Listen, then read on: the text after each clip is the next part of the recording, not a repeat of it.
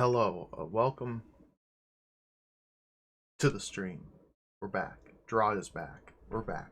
DROD is back. Hello, good day. Happy Tuesday. Welcome, everybody. We're going to play more DROD.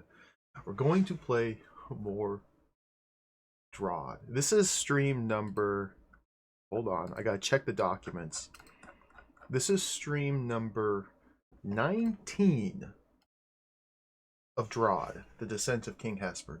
Stream number 19. This is the longest single game I have ever played on this stream by a wide margin now. And we're going to keep playing it. There's still a lot more to go. I'm excited. Hello, good day, good day. Happy DROD's Day. Hello, Dracatos. Hello, Dana, Chris Alice. Hello, Summer B.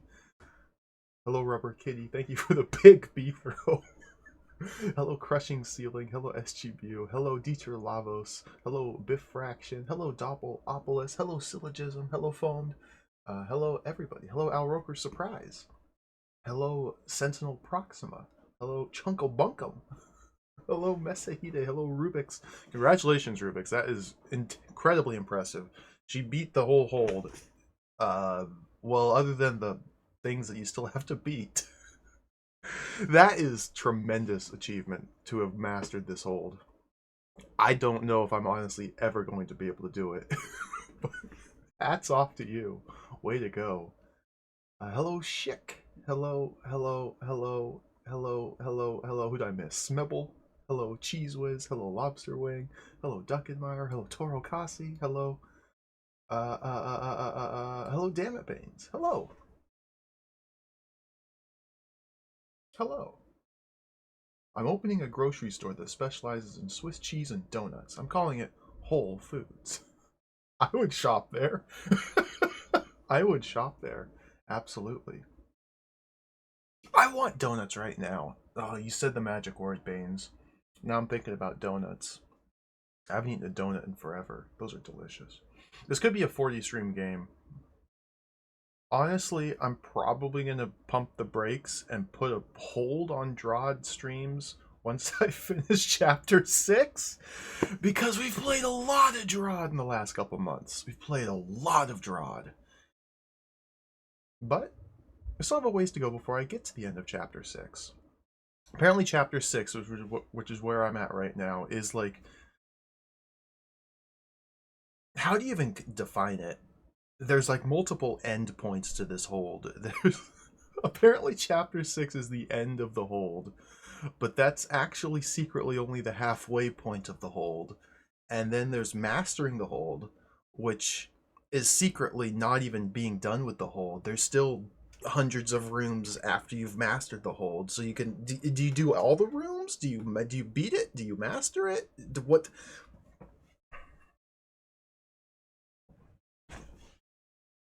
It just doesn't stop. It's a feast of DROD. It's a feast of DROD.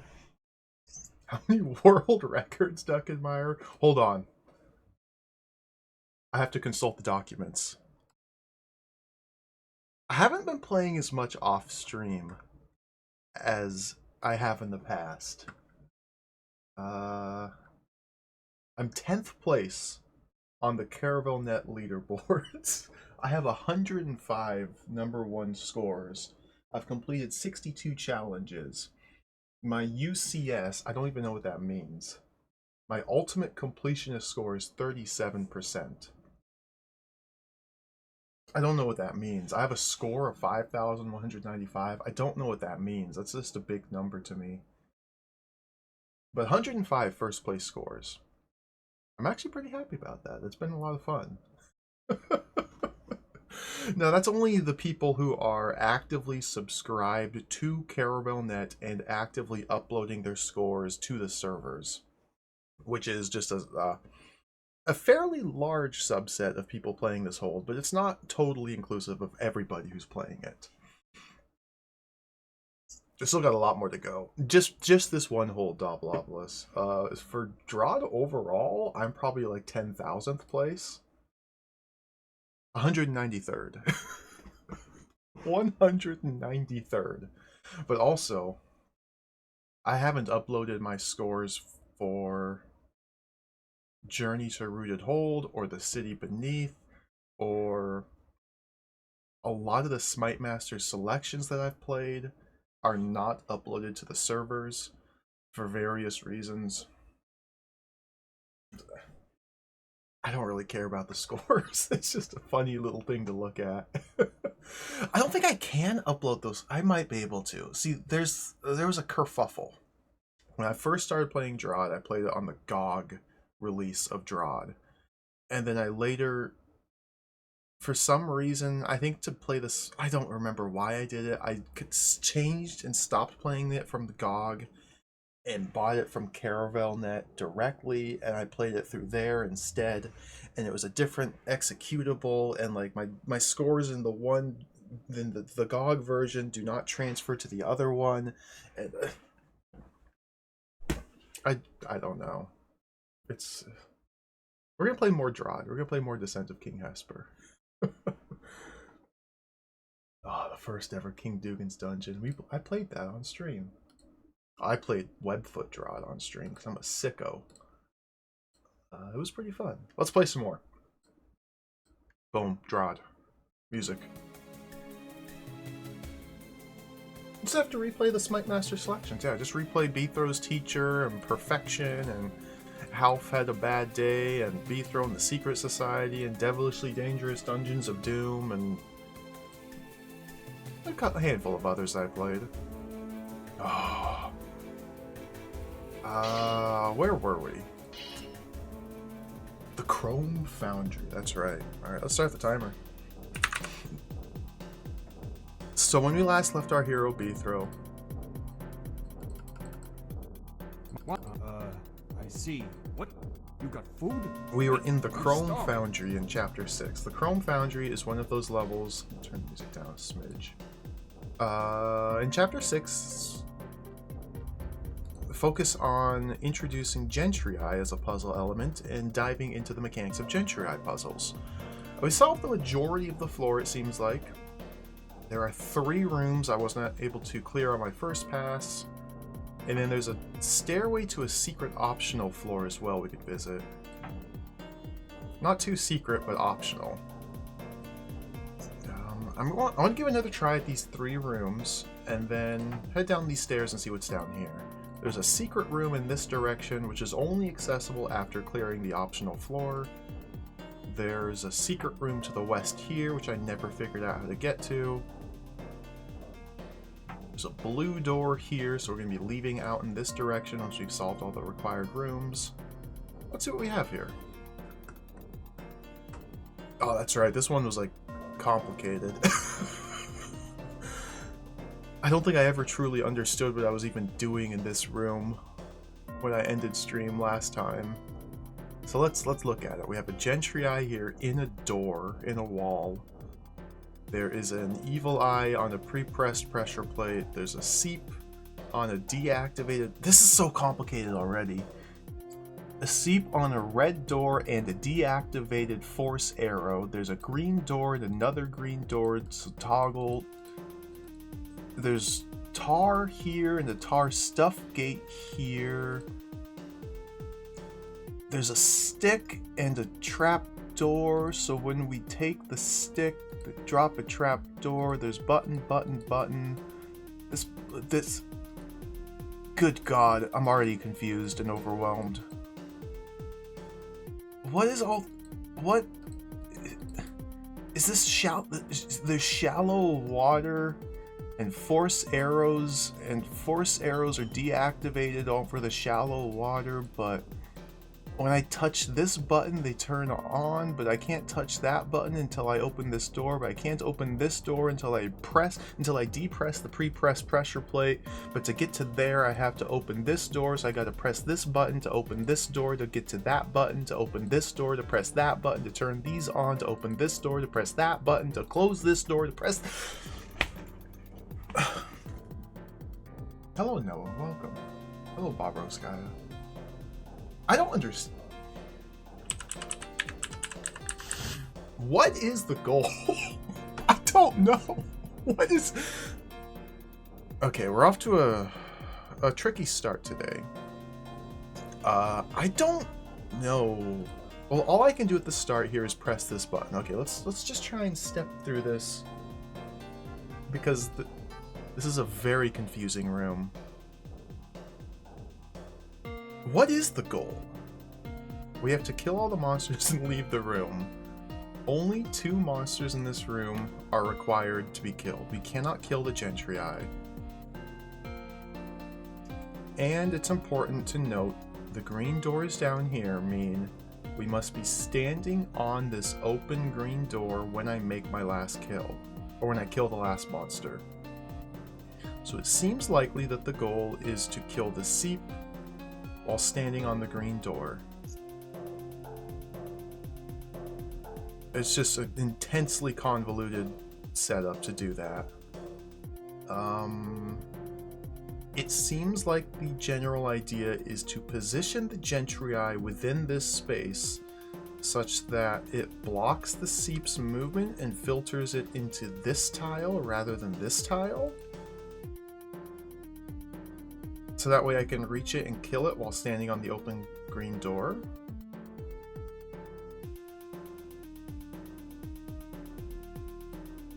I'm still very confused about everything.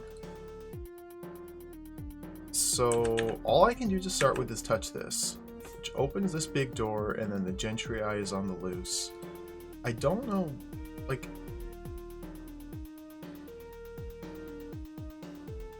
How do I get to these other buttons now?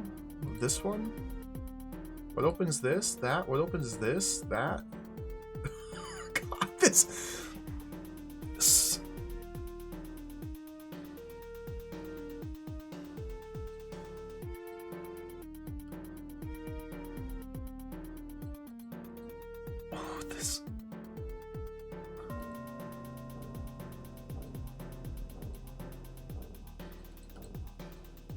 My name is Beethro.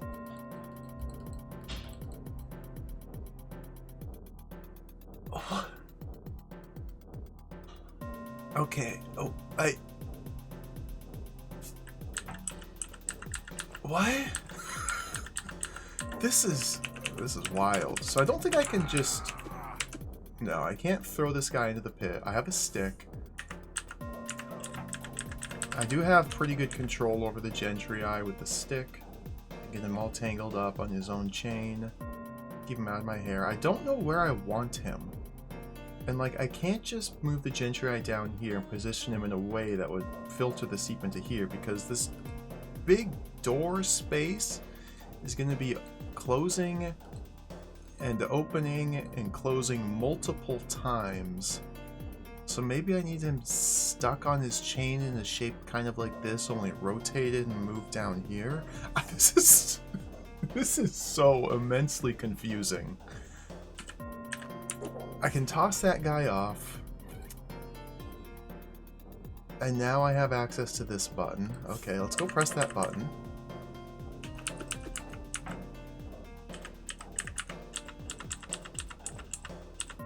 I get the sense I don't want him to go up here. Well, can he? He can't, okay. So now pressing this button has turned on these force arrows, so I can no longer get into this space and do things and then get back out unless this door were open, but this door doesn't open until this gets stabbed. But there's going to be a force arrow on this.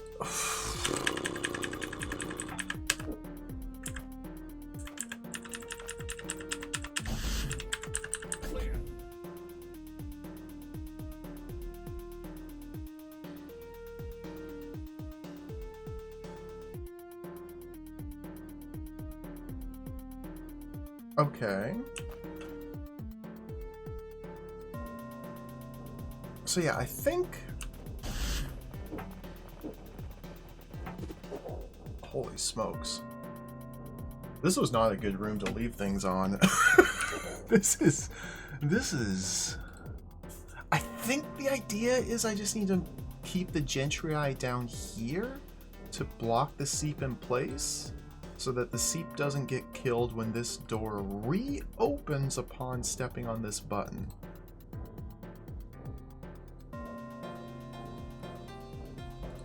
I think... Oops, don't do that.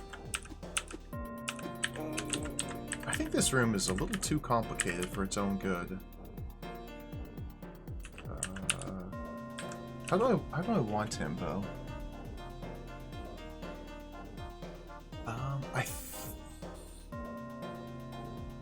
Well, the seep can't be on this space at all, or up here when I press this button, because the seep needs to stay alive until I can reach it down here. But somehow, the act of me...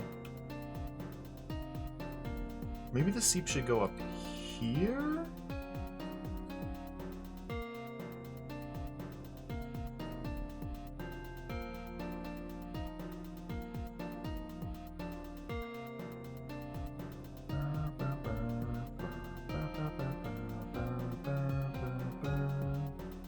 Okay.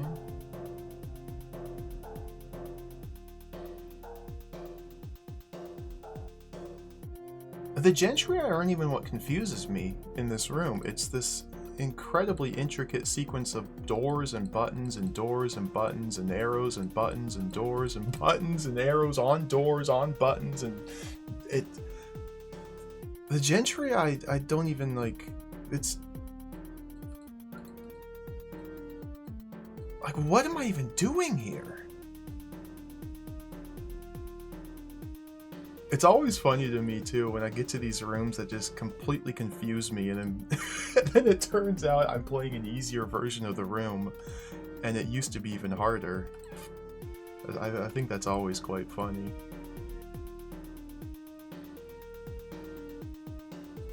Like, this opens, but red turns... off? No, turns on the force arrows on the doors?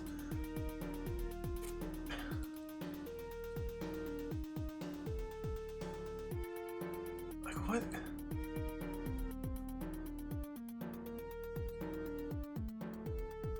I think...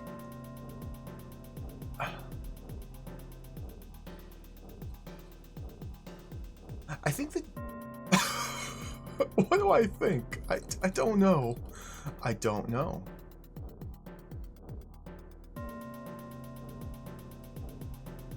I think... I keep trying to start a sentence, then realizing I don't understand what I'm trying to do. So I can't say what I'm trying to do because I don't... Oh, I gotta step through this again. So what happens? I press this button and these arrows turn on. And that's the only way to press this button. Why do I want to press this button at all? To close this door? Because I have to keep the seep alive because I am forced to drop this trap door, which opens this red door, which kills the seep, and I can't kill the seep if I have to kill the evil eye, and I can't keep the evil eye alive, so I have to keep the seep alive, because one monster has to stay alive until I reach this point. So, I think once this door closes, I need the seep to arrive on this door, and then I drop the trap door. What turns this force arrow on? That button there? Okay, so I need the gentry eye. What closes that and this and that? Okay. This is so confusing. Did not need to make the room this confusing. I think I need the gentry eye to be placed in a way that allows the seep to arrive on this tile while I am... Or to allow the seep to stay on this tile while I walk over here and touch this button.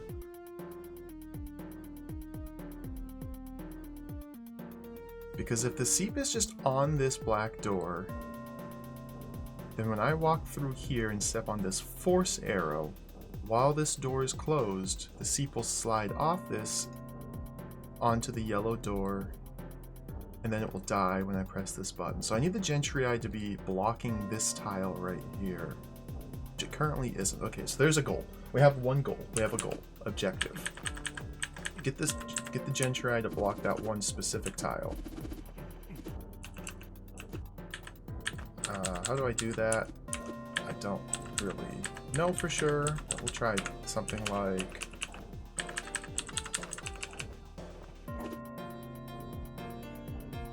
Actually, if I do something like that from the other side... Gentry are very weird creatures to try and manipulate. I don't have a handle on them.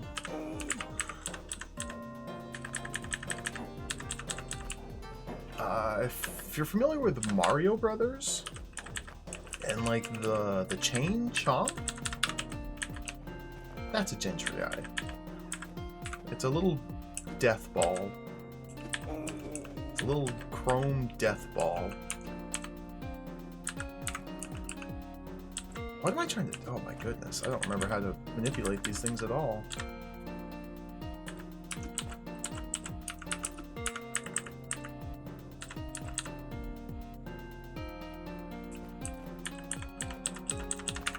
Okay, this doesn't work and I keep trying it. I want this tile blocked with either Gentry or chain, so I need to do something here. Something different. I think I want to be on this side of it. Have it following me like this. That's not quite what I want. That might work. I can go like this.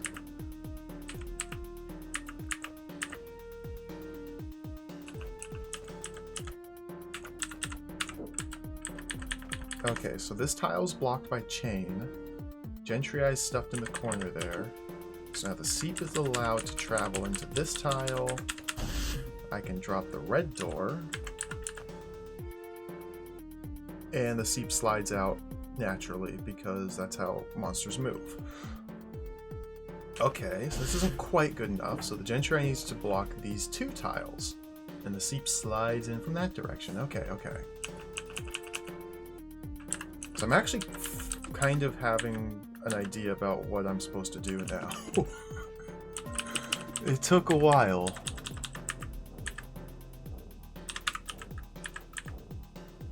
I don't think this is good enough because he's gonna slide there. Yeah. I need to get him caught somewhere. Rather than having him slide like that. I don't remember how to do that.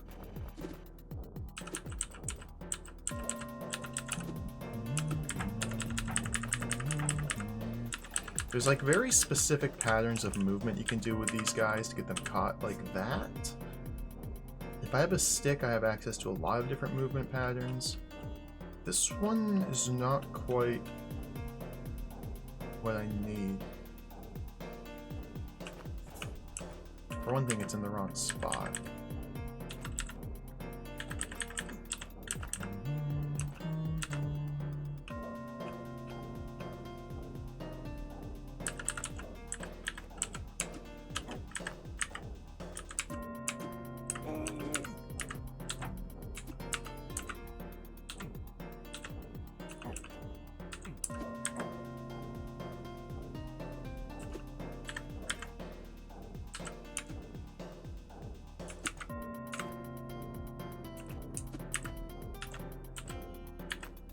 Close, but this tile needs to be blocked as well.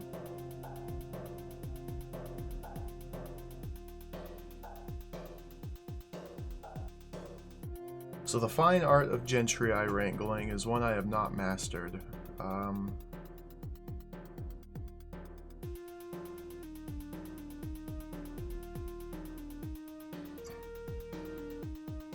Some of these other rooms force me to use a technique similar to what I'm trying to do here to get a Gentry caught in his own chain in a very specific way to allow you to sneak by him.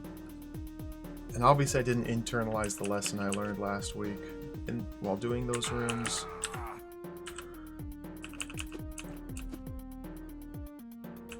Like, what the...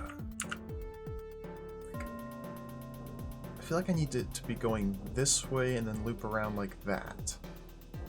So I need to run the chain through here and then have the head like caught like that.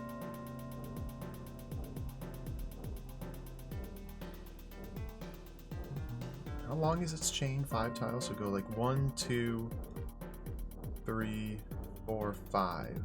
Like that sort of pattern would be perfect. Head right here, chain, chain, chain, chain, chain.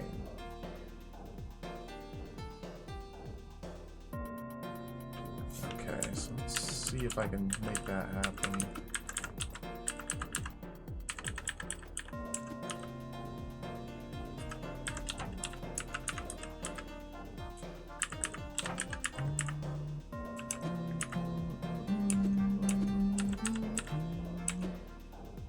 So we have chain, chain, chain, chain, head.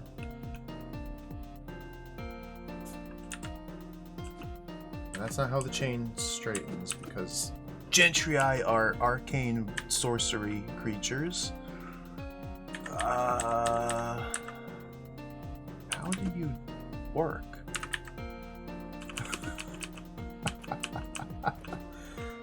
The heck?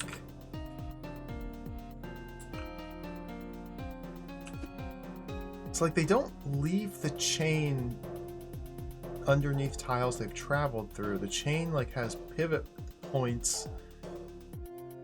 I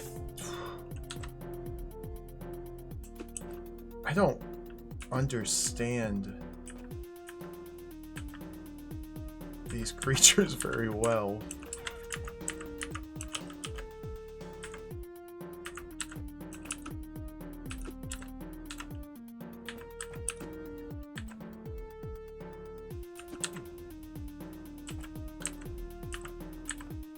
Dear Lord. This is really awkward.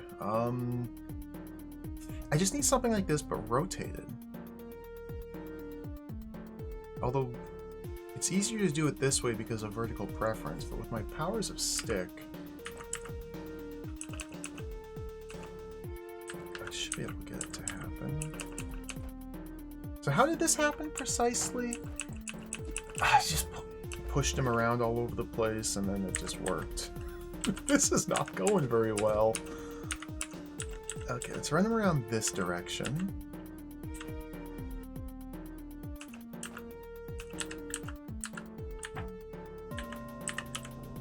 That's close. That's actually really close. That's really close as well. Can I get him down?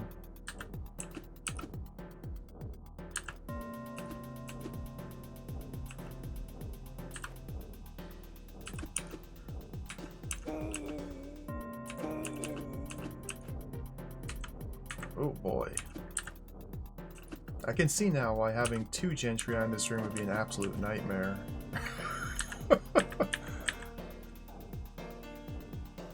Okay, like this is close. He needs to pull his chain one more tile. In order to do that, I need his head to move. Like if I get him into this spot right here.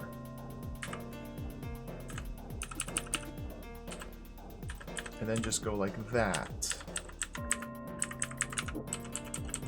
And the problem with this is...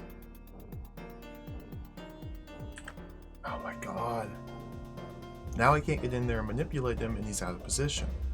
So, like, I need to find a position where I can stall the Gentry such that it's stable when I go up here and up this way.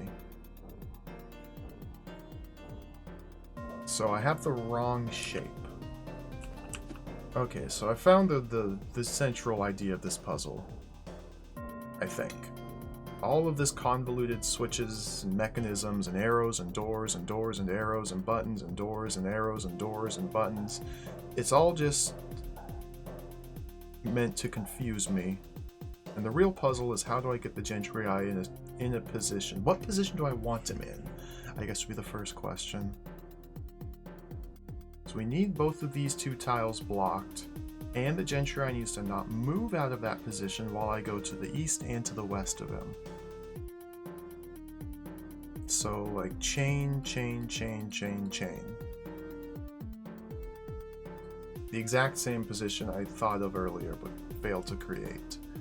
That would work here. Okay. So let's go back to when the chain was still in this tile. It's not in this tile.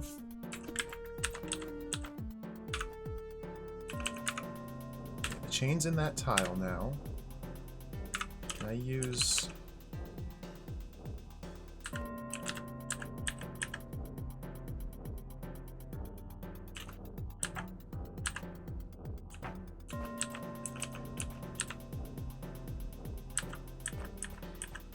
that. Alright, it's okay. It turns out it was just a little easy. It was just a little easy. You just go like that. And now the seep is still alive, and here comes the gentry eye. So do I need to tangle them up anywhere here important? I don't think there's much I can do.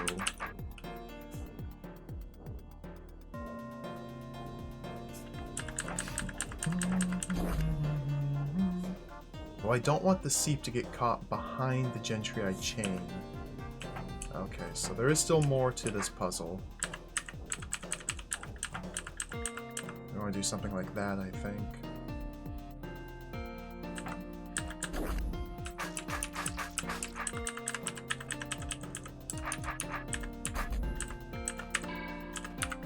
Whew!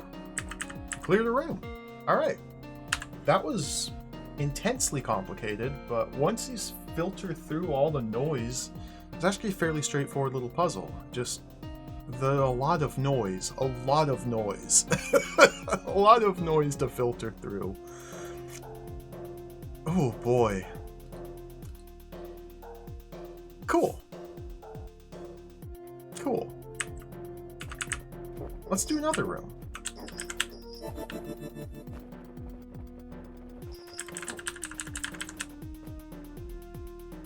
I'm stuck. I can't go that way.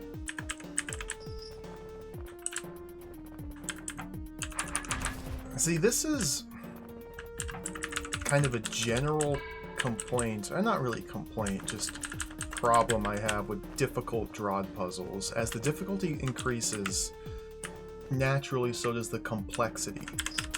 And as the complexity increases, it becomes much more about sitting there and staring at the room and like untangling this really intricate wiring mechanisms and all this nonsense, and you spend ages just trying to figure out what the heck you're looking at, and then you get to start solving the puzzle.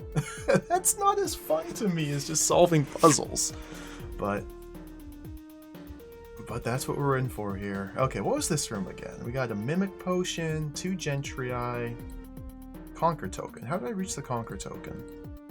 Okay, I remember this one.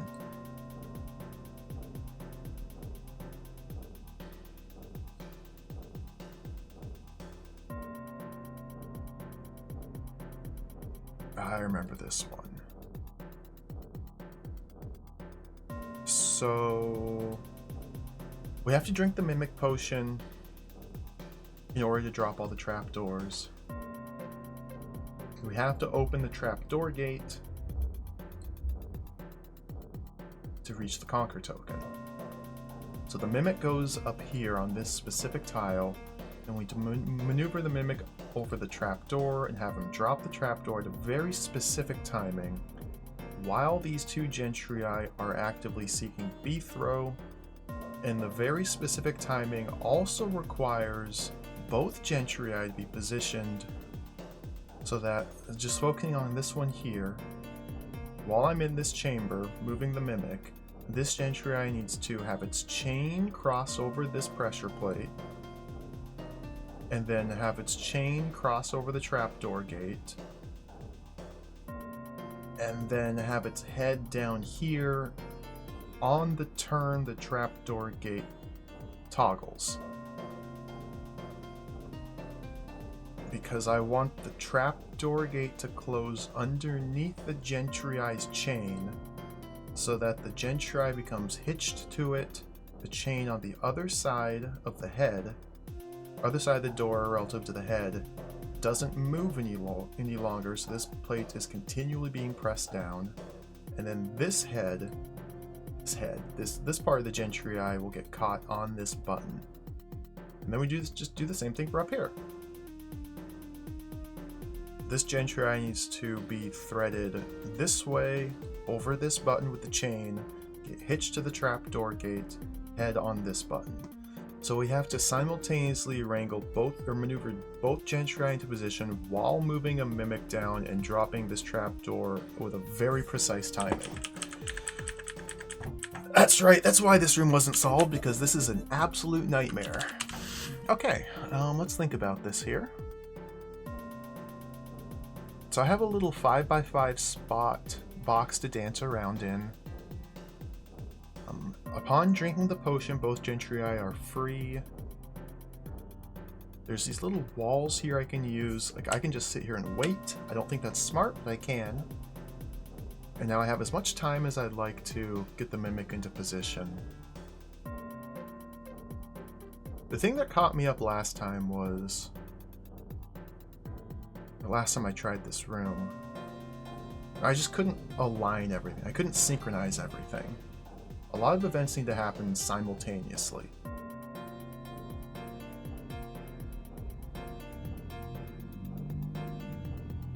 So I should probably begin by trying to get the Mimic closer to its trapdoor. I can't have him drop this. And so I can't have him step on this tile until I'm ready to drop it.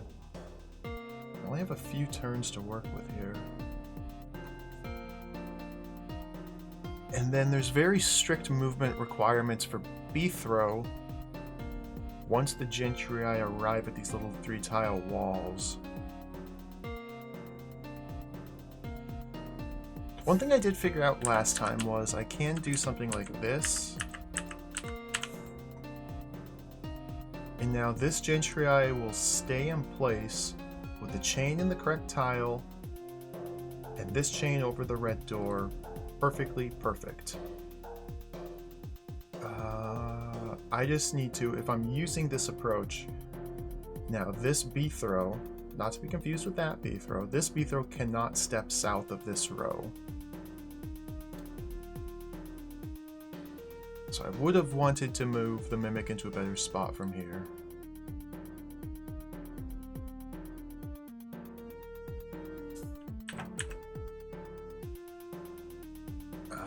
Can I do that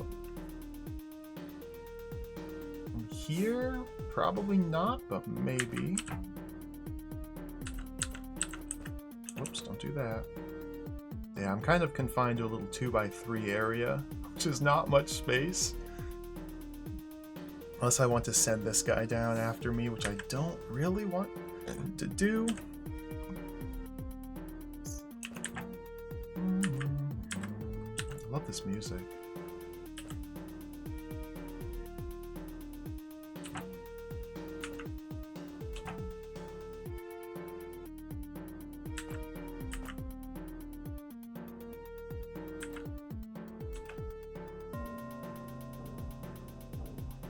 I think I needed to have moved him a little bit more instead of just standing still waiting for this to happen.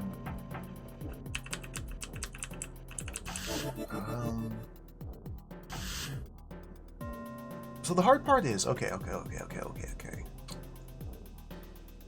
Let me ignore this Gentry on the right for a moment. So the one on the left.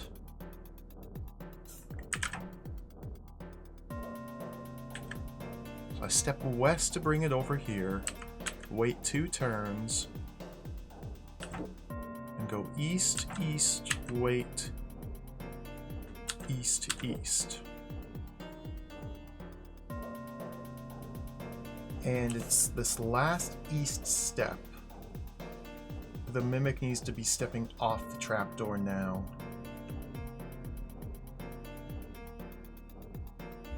Or would it be here?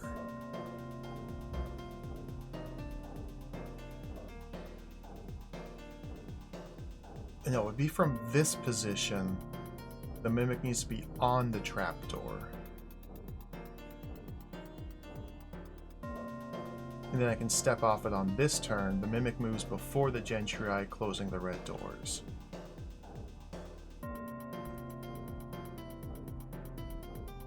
So it's a lot of eastward movements, and there's nothing blocking this east wall here. So I think I need to maybe get the Mimic, like...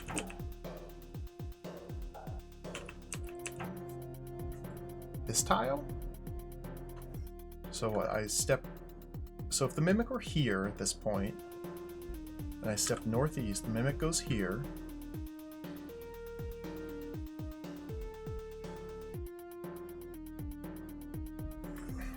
Well, if the Mimic were here, I can step west. I'm confusing my directions, but I can step west, the Mimic goes here. I can wait, southeast, the Mimic slides vertically into this spot, okay. And then I can go north. No, I don't want to go north.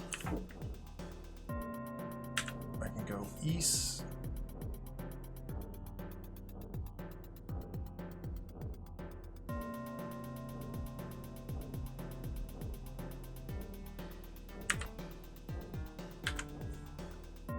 He's still here.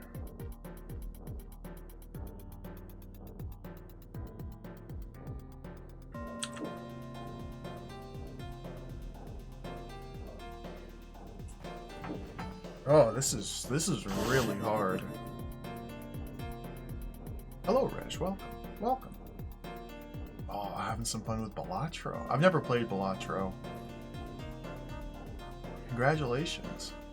I don't know what a Stenkel Joker means, but it's a funny word.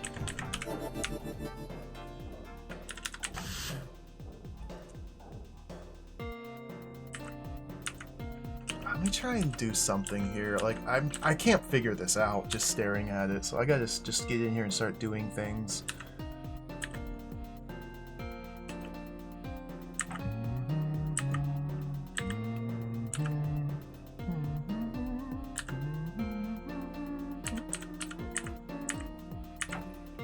This doesn't seem to be that good. But maybe it's still fine from here. I don't think I can get him down to here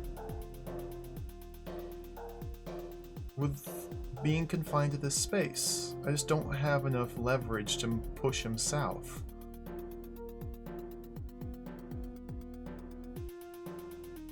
Do I want him there?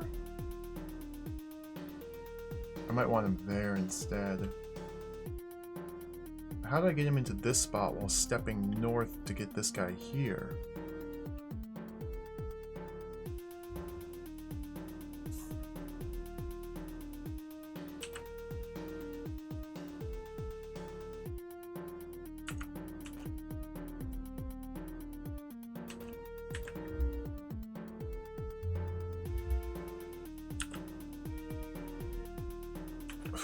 Man, this is really confusing.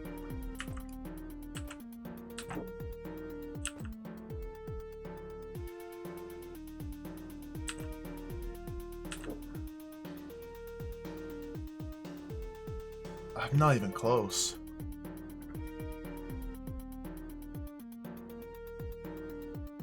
Stenkel is a paper cutout of an object that you draw around the edges of the inside to have the object appear on another sheet of paper. A stencil? Oh, stencil. I think if you mean stencil, that's spelled... I think that's spelled differently, yeah. Okay, I follow you now. Stenkel. Sorry, I was misunderstanding.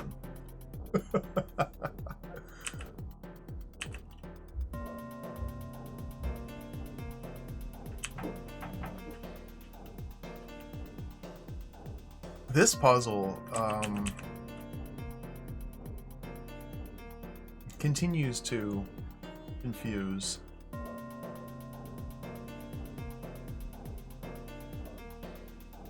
Like, I feel like I need to get the Mimic in a very specific spot. I just don't know where. There's only a few places I can even try.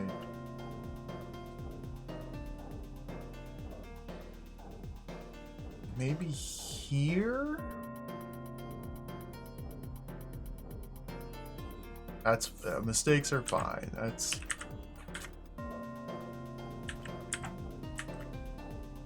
let me go here and then go. Oh, I jacked this guy up. Yeah, we can't do that.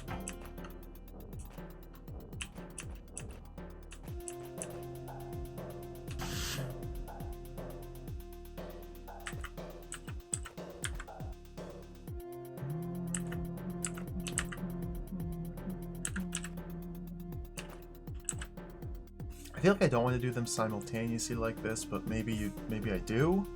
I feel like I really don't, because I need to stay on this row. Well, I could move up, but no, I can't stall this one in the same way I can. This one has no wall to rest against. Whereas this one can, so I think I want to do this one first.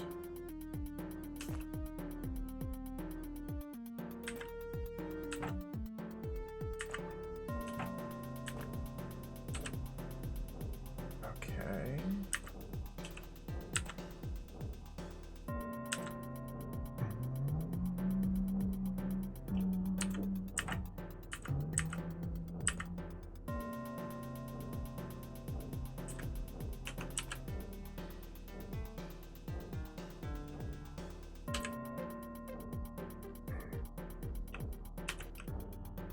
This guy's just not quite where I want him to be.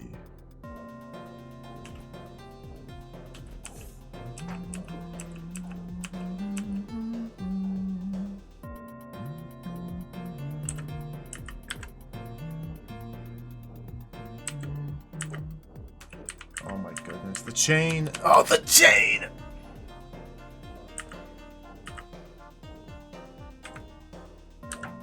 The chain, there we go.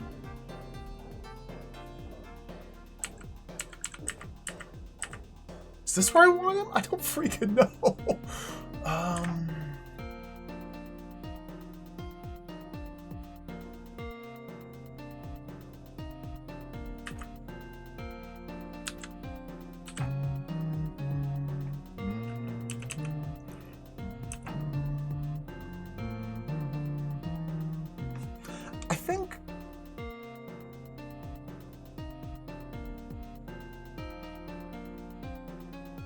I think I want the mimic on this tile, while B-throw is one to the north. I think. And then I can step southwest. The mimic can arrive here, B-throw can arrive here. And I think that would work? Maybe? Can I have that happen? I get the mimic into this spot.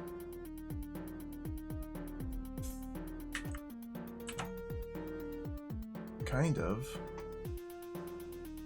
I mean, by kind of, I mean not really, but kind of.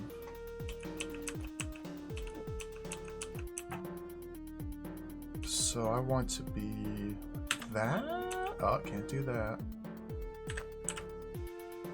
Oh, this is... This is really hard. Oh, what am I even doing here? This is kind of a nightmare of a puzzle.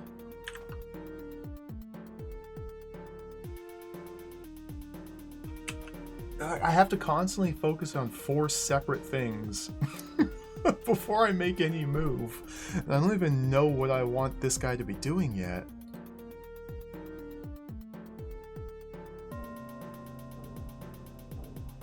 Like,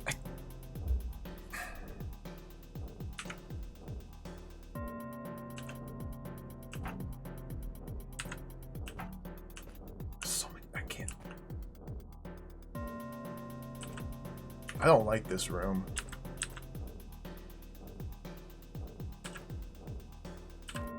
So I can't go, well, maybe, can't.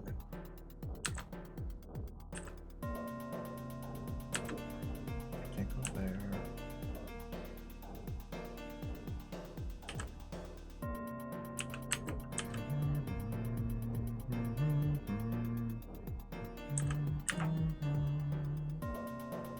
See, now again, this guy's too far away from the trapdoor in this position. So this doesn't work.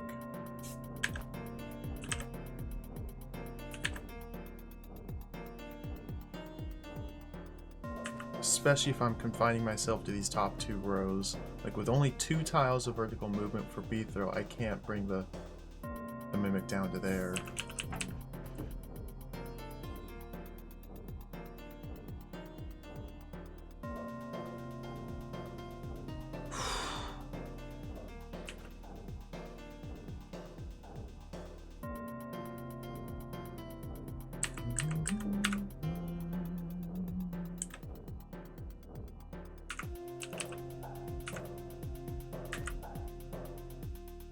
The same thing happens here. Well, that's almost what I want.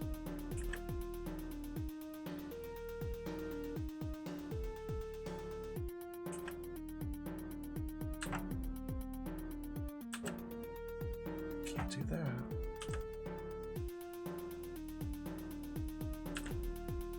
I find this room to be unpleasant. Like, I'm forced to move east to thread the Gentry over this door, but by moving east, I'm getting the Mimic farther away from where he needs to be. So these east moves need to be blocked. My only choices to block eastward movement near the trapdoor are to have the Mimic here, or here, or here.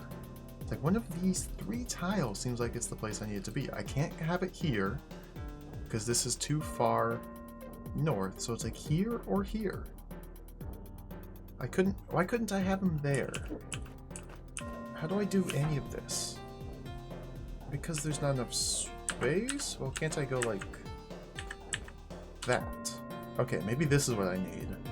Maybe everything's fine now.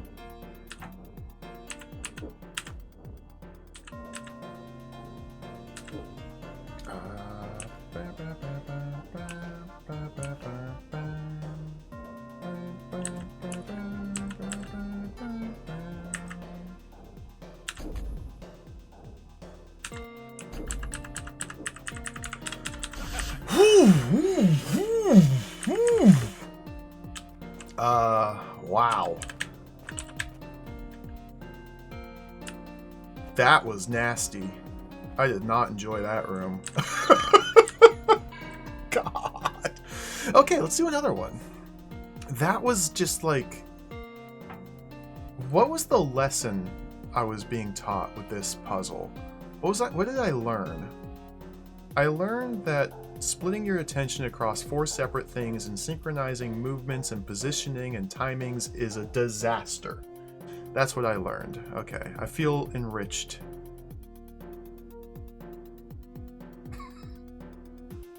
I was told by one of the top DROD players in existence that sometimes when you're stuck and getting frustrated, it's best to think about what is the room trying to teach me.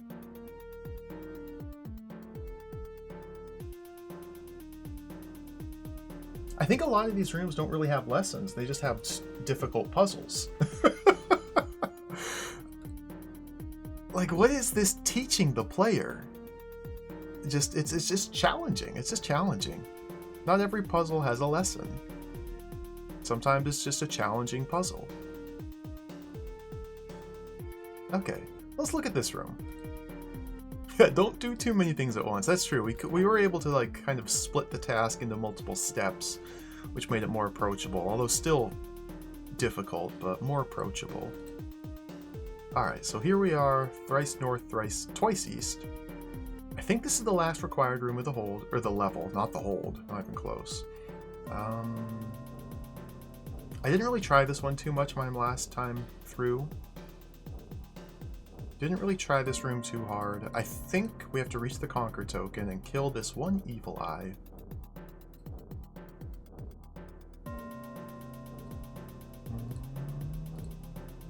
To reach this Conquer token, we have to press this button. This button must be held down. Okay, I think this is teaching me And look at the room in terms of what lessons are being taught. I think this is teaching me that I can hitch a Gentry Eye on a force arrow. Because I think the only way we're going to get this pressure plate to be held down is if a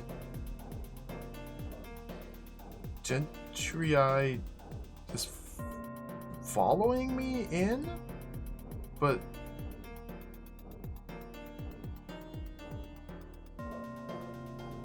I just have to assume, because I can't really think about this effectively, I just have to assume that if this guy's following me, I can like sidestep this button and have the Gentry Eye's 1 tile long. No, I need the Gentry Eye's 2 tile chain. Why is there? I don't. Okay. Let's. If I walk in this direction, there's nothing I can do, so I have to start down here. Let's just start down here.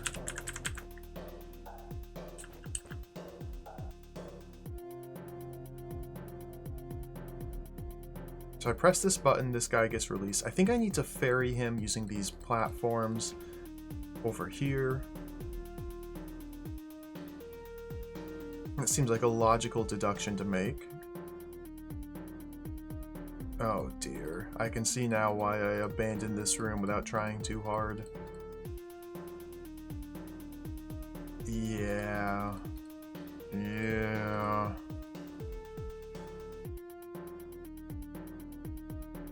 Alright, so let's ferry the Gentry Eye across using these tiny nothingness little platforms.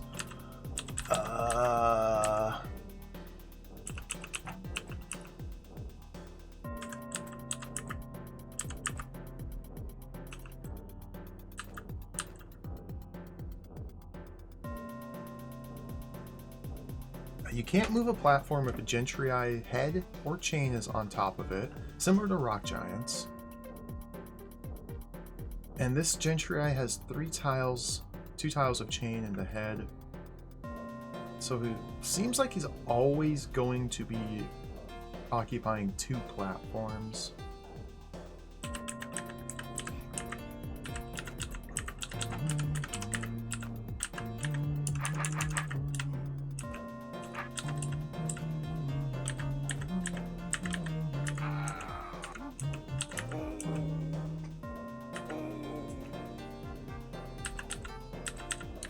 Awkward.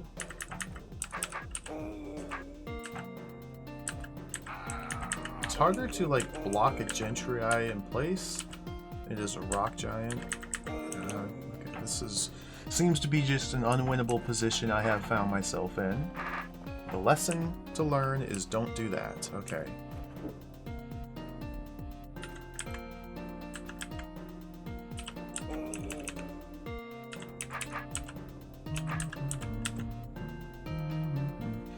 Do that instead.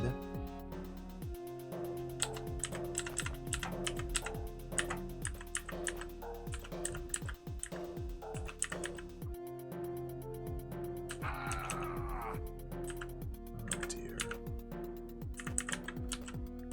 These rooms that involve like manipulating platforms in very confined spaces just kind of make me feel claustrophobic. Like, I just have no room to work here. And every platform I have available is so small. The little teeny tiny guys. Okay, this might be okay. Although I might have wanted a 2 tile and not a 3 here. In fact, I think I do want a 2 tile and not a 3 there.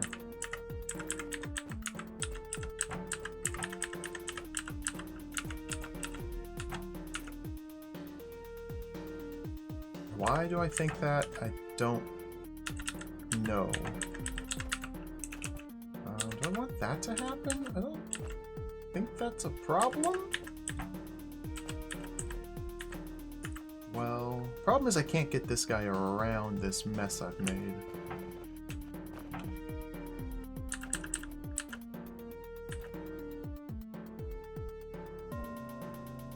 Okay, if I could do this with this guy prepared as an escape wrath, that might work.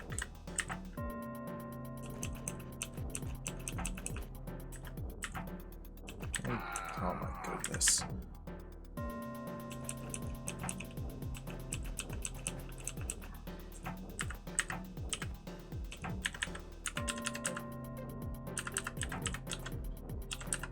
Okay, put that there.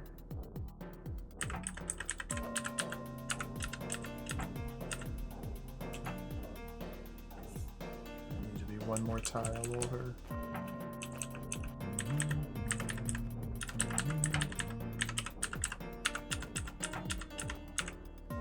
Alright, that seems like a good start. Now I can snag this guy.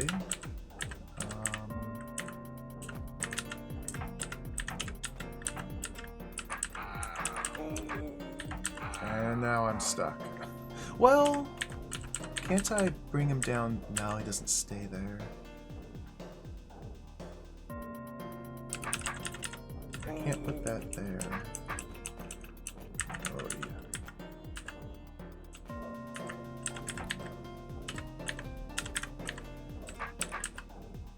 I think I want to do that. I don't know what I want to do. Oh my goodness. I wish I had platforms that were like usable. I just have to figure out the right pattern. This is just a pattern. Just there's a pattern.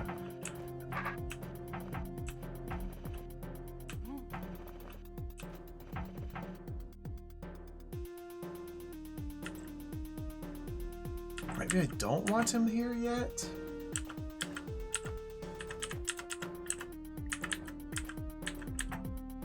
But then I can't move that there unless I do a fancy little diagonal step like that.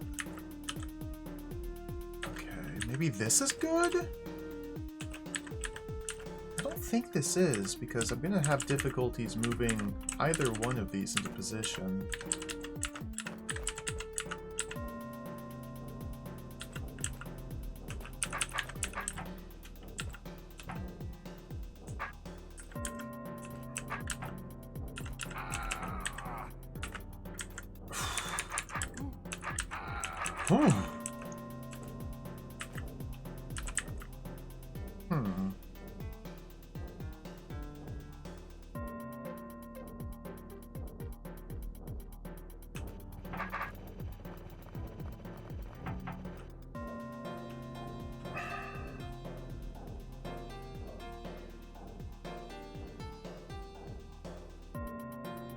So the hard thing about doing this is the hard thing about doing this is I can't figure out how to do it.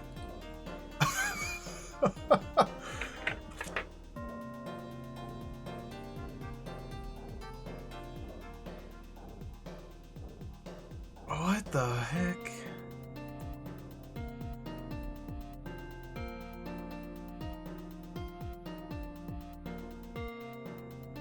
10 horizontal tiles to traverse, and only a total of 8 horizontal in all of my platforms. So we're going to need to shuffle some back and forth.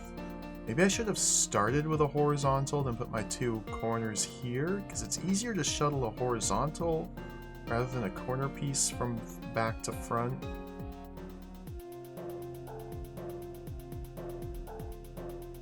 But these kind of imply I should be moving at an angle, although not necessarily.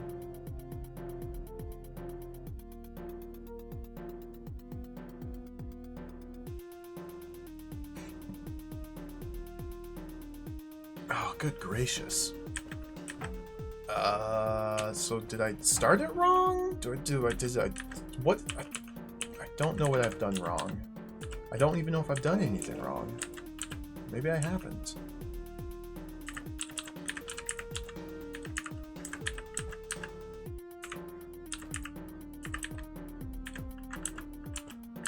So I can go like that.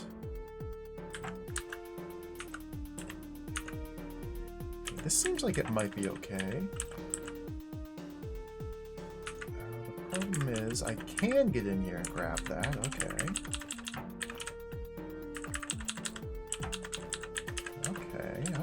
Okay.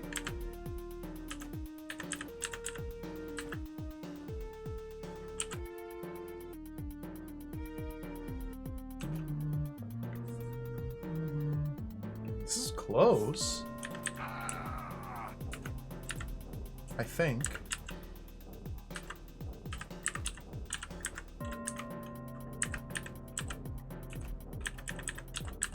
There. Okay, cool. That was very fiddly and awkward, but it only took 216 moves. Whew. Now what am I even doing? I don't even know what the rest of the room entails. I might need to create distance so that the Gentry presses this button so that he hits... No. I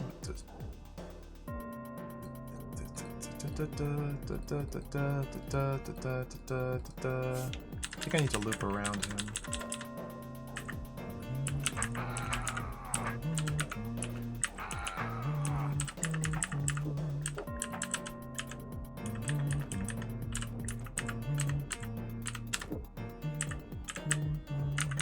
Okay.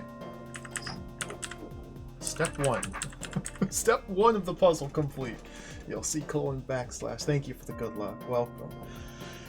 Oh, I need all the luck I can get here.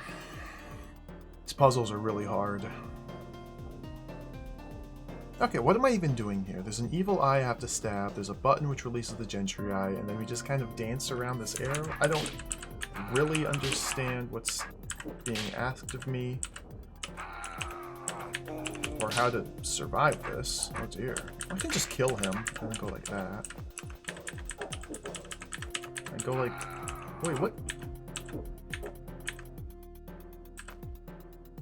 Oh. What? What is happening here? What? Bethro steps on this pressure plate to turn off this force arrow. The Gentry eye slides onto the plate, keeping the force arrow off. I step down here, the chain is now on the plate, the force arrow is still off. And then this magic happens. The Gentry eye moves here. The chain slides onto the force arrow, releasing the pressure plate, activating the force arrow. And now we have the Gentry eye hitched to the force arrow because you cannot pull a chain across a force arrow. Interesting. Okay. I feel like this little mechanism is pretty slick. It just took a lot of work to get there. Oh dear lord, we're done.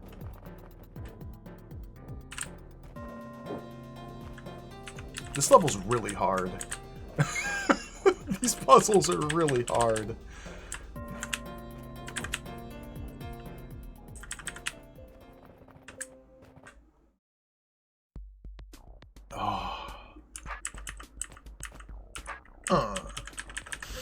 Clear. So let's go back in.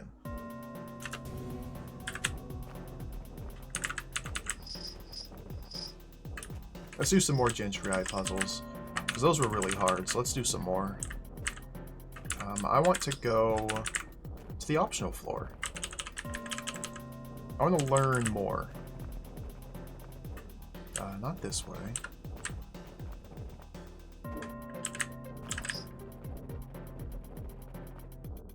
This may be a terrible, terrible mistake, but I want to go over here and see what this is all about. This way for an optional level that will teach you more about how and when Gentry straighten their chains. This is advanced knowledge. It won't be needed anywhere else in this hold. I still say that is a false. That is false. I think knowing how and when Gentry straighten their chain was immensely helpful in solving these puzzles in this floor, but The Wrecking Yard by Dragon, Fogel, and Spleen. February 9, 2022. This is the most recent level we've seen so far. The end result of any manufacturing process is a certain number of finished products with a certain number of defects. Instances where, for example, the pathfinding module has gotten mixed up with the taste detectors, so the whole unit has to be scrapped just in case when it gets switched on. It immediately decides that its creators must be rather delicious. However, when a monster is designed to be as near as possible unkillable, breaking it up for scrap is no easy task. The most reliable and repeatable procedure is to have another Chrome Colossus ram the defect head-on until it falls apart. This requires making yet more of these metal monsters, some of which will also be defective, and so even more must be produced to get rid of those, and so on. I don't think we've seen any levels by Dragon, Fogel, or Spleen so far, so this was interesting. Oh, I'm already instantly confused and overwhelmed. Okay, let's press the button. Oh.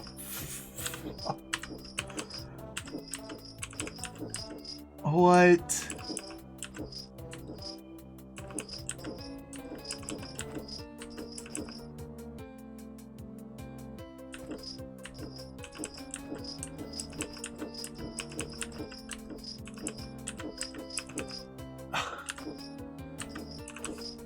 So, like, I understand in concept what's going on here. We press this button to close this door, so the Gentrii chain is hitched to this tile. And then the Gentrii is trying to move towards me, and it tightens against where it's hitched. Like, it's hitched here, and it pulls taut against this tile, therefore the chain straightens. The chain does not lengthen, the chain still exists in 3 tiles. Even though visually it shrinks, it still exists within 3 tiles, so it's the same length of chain. It's very confusing how these things work, because... And it's not tightening now because it's not hitched to anything. It's just a loose chain. And so the Gentrii is not pulling against anything to tighten it. It's just ramming its head into the wall, unable to move. The chain doesn't move because the Gentrii doesn't move, nor is the chain hitched. Doing that hitches it here, so now when the Gentrii tries to move to B-throw, it bumps into the wall, which is pulling taut against this tile. And again, the really confusing thing is how the chain, it's still only 3 tiles, but obviously it's a greater distance here in this triangle shape than here, but it just works because it's still 3 tiles. It's very unintuitive to me. Okay, well, so what are you doing here? This is a similar concept, it looks like. So this hitches that. I don't know what's going on. I can press and depress and press and depress, and so I want to like depress it there.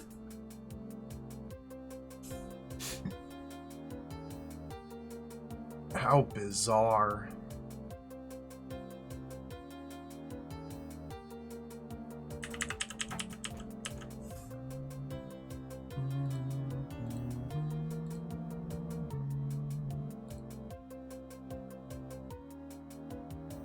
This is confusing.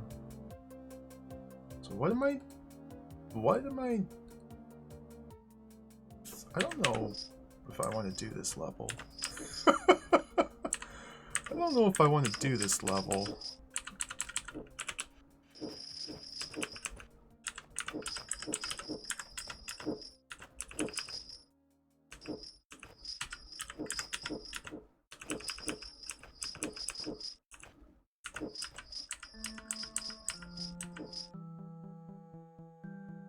What?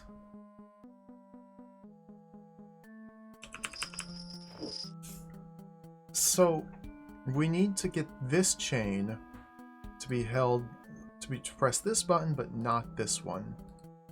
And the mechanism to do so is these 3 buttons, which release these 3 Gentrii, which take a different amount of time each to reach these buttons, but these buttons also close that, which causes this to become tightened, and then these, when they reach there, opens that, which prevents, and then this reclose. Oh my god.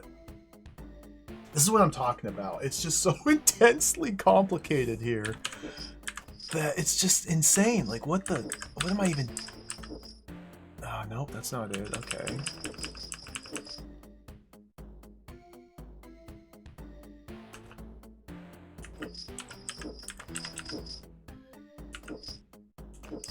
It's like, this one's got the longest timer, and then middle, and then shortest. So we need to, like, burn this longest timer first. And synchronize that with that, and then they... Eh? No.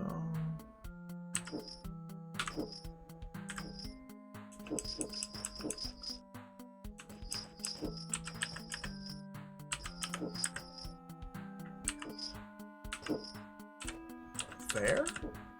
Sure. Sure.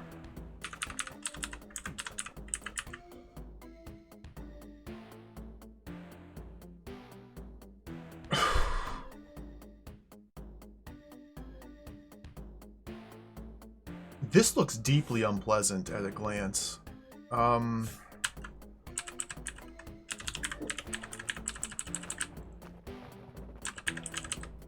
gonna walk out of here. I'm sorry.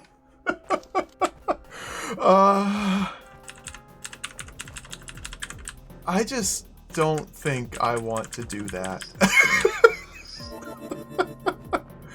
I bet there's a lot of valuable information there that I could learn to be a better person, but that looked terrifying. Like, what the heck?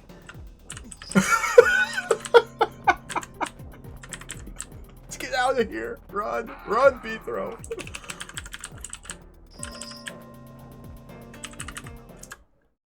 That's one of those floors where, like I was just talking about, I would have to spend forever in every single room just staring at buttons and switches and connections and wires and orbs and pressure plates and depressed pressure plates and this and that and toggles and doors and...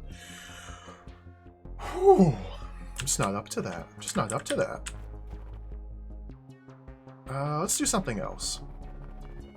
We have speed potions. We have pickaxe. We have brain.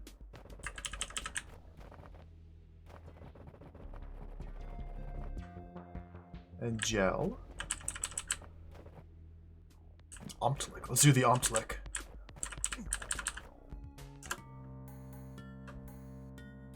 Excavation site by Hyper Me.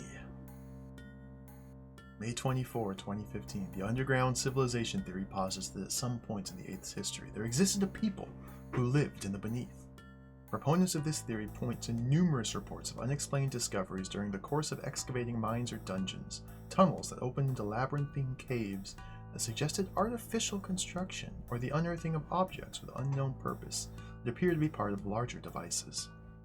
The Dungeon Architects Association has consistently poured scorn on these so-called discoveries, pointing out that although they keep meticulous records of all dungeons whose construction they officially sanction, there have always been rogue architects working outside their scope, so that many, if not all of these findings, may simply be the result of a new construction stumbling upon the remains of a long-forgotten dungeon.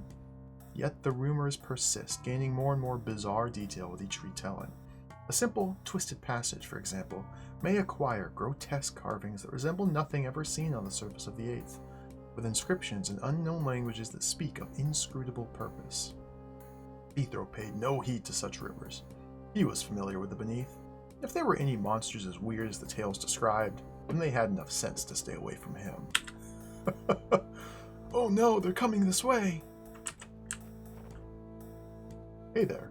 Ah! Well, thank goodness you're not a monster. Why, do I look like a monster? No, I just heard footsteps. Sorry, we're on edge at the moment ever since those things... What things?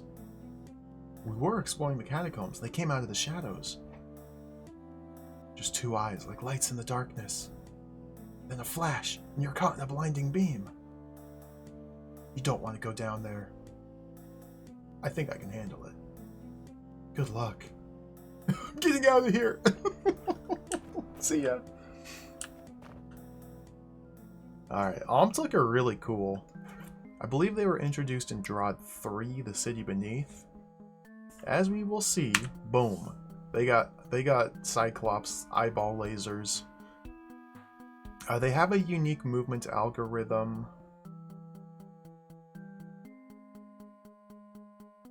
Which I believe rock giants share, although rock giants are shorter, or one tile rather than two, or rock giants are 2x2 instead of one. the beam stuns you. So we're in our stun state now. B-throw has turned slightly red. If we're struck by the beam, we're stunned, and you cannot move while stunned. You can move in the sense that you can still rotate. So for whatever reason, the beam prevents you from stepping to a different tile, but you can still move in the form of rotation. It's just don't worry about it. If your sword blocks the beam, then you can move by. And the sword, more importantly, has the power to, I can set it up, reflect beams here. So this Omplic is now stunned because its beam is firing up against my sword and reflecting back into it. And this guy is now stunned. They're very cool monsters. They're very, very interesting. They also have the power to sidestep obstacles. Although this guy is failing to do so for reasons. I think they'll only move like a grand total of 1 step out of their way to sidestep. And so like here, this man, this Omplic, this creature wants to get to B-throw, but B-throw is 1 tile to the east, so he's not willing to step northwest to go around.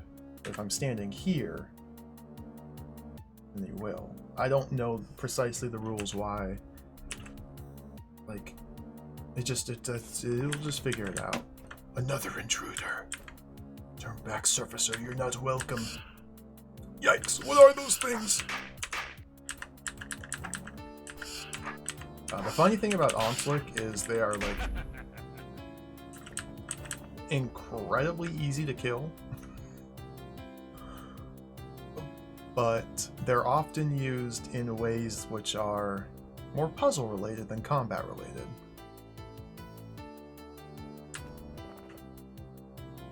Like here.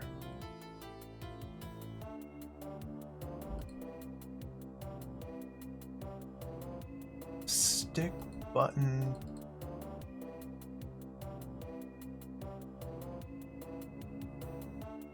So I think I need to get him stunned. Turn back, Delver, or perish. Like that. Mirrors also reflect Omplic beams, as you would expect. And a Omplic who is completely frozen in place like this can do nothing except die. Bit of a problem, though.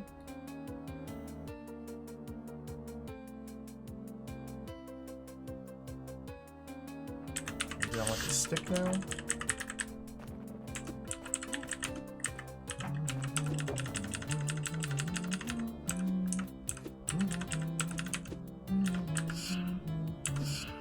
Bit of a problem. Okay, problem solved. Go like that. Get my sword back. What's this do? I don't know. Oh.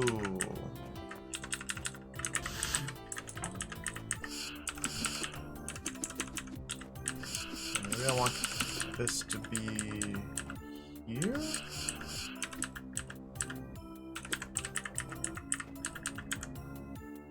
And go like that?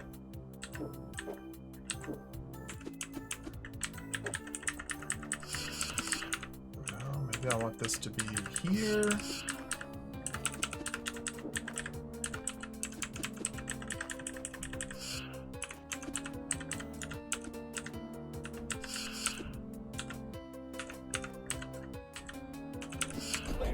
Clear. Okay. Interesting.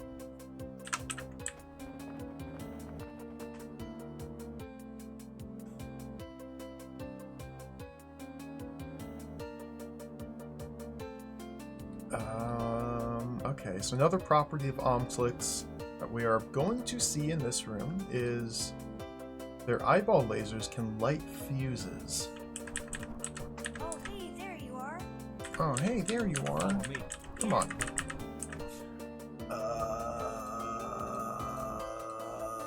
Open the door, Half. Got it. Watch out for that beam!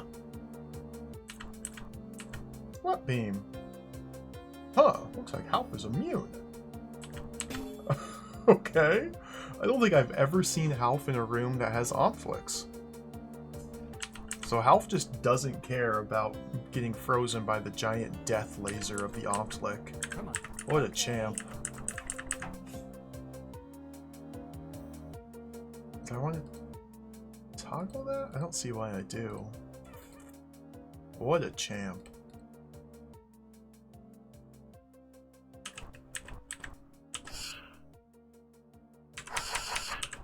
Wait here. No problem. Maybe I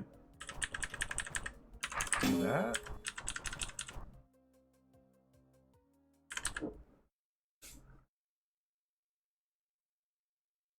Okay, so I need to be able to... Okay.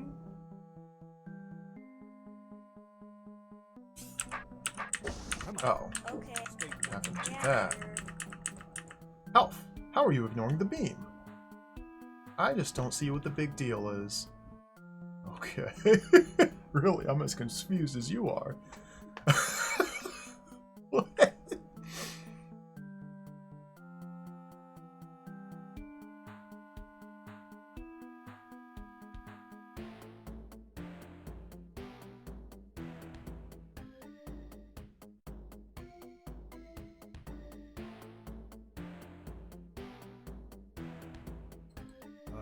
What's the deal with this? Like, what? Okay, well... So I need this Omflick to light this fuse to kill this guy. I need to grab this platform to kill this guy. To grab this platform, I need to open this door, which means I need to strike this orb. I can't get through this passage unless I grab the spear and put the sleeping evil eye here. That seems plausible. I don't know why the golem is here yet. I don't know. Oh.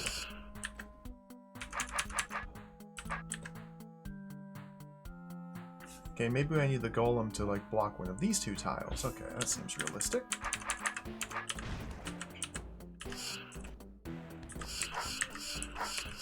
Can I do that? Like that, okay.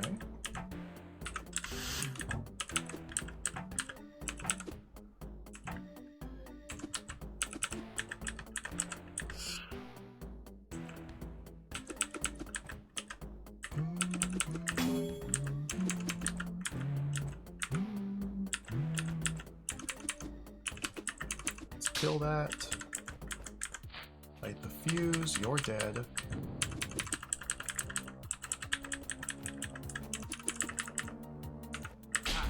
Okay, cool. Come on, Hal.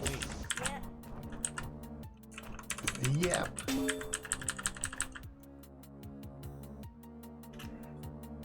Okay, Wraithwing, Evil Eye. Wraithwings can also block... I'm reminded of Gigantic Jewel Lost, which had an entire floor, a small one, but an entire floor dedicated to Omflix and Wraithwing puzzles. Wraithwings can block Omflick lasers as well. And since Wraithwings by themselves, with no other Wraithwings in the room, are always passive towards V-Throw, and sometimes you have to use a Wraithwing to block a beam to get through tight quarters. There's a lot of stuff going on here, though. A lot of complicated stuff. What is all of this? Invisibility, shallow water, 2 mirrors, some crumbly walls and bridges, and more mirrors that... orbs and invisible... I don't know. I don't want to do that. Like, what are these even for?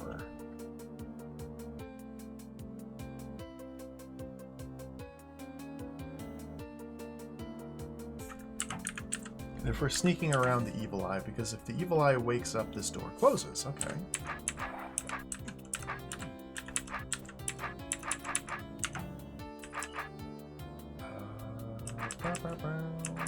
We're going to go like that.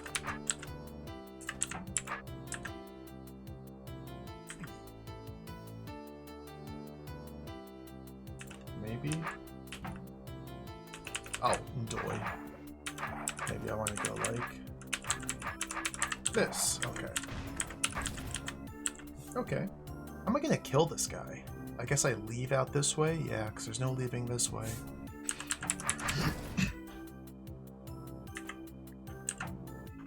We can sneak through like that. I can sneak through like that. Sound effects are modified when frozen by the beam. Everything is like pitched down. I guess we just kind of have to do this and get stuck.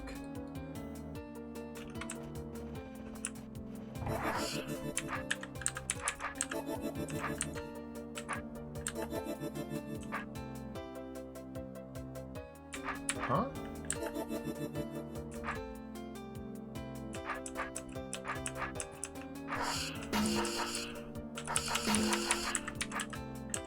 There.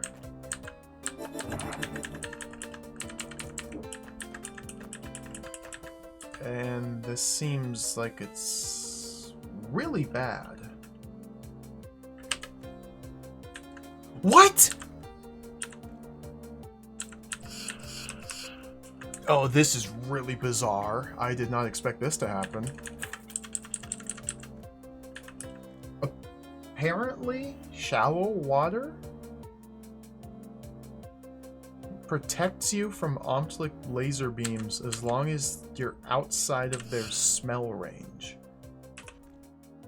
This is just insane. Like, the what? Yo, Bo Rizzle, welcome.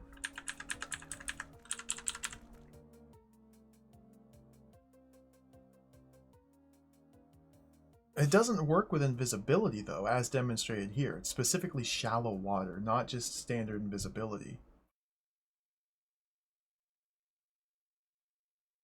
Very odd. Okay, well, this is just DROD things.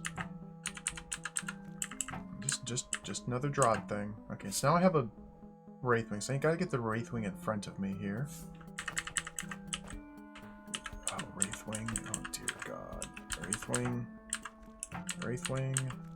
Can you just do exactly what I want you to do without me fussing about it? That'd be really sweet. Wraithwing. Okay, there. Now we can go here. Go here. I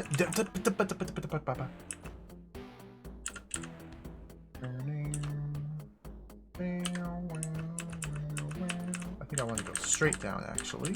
Like that.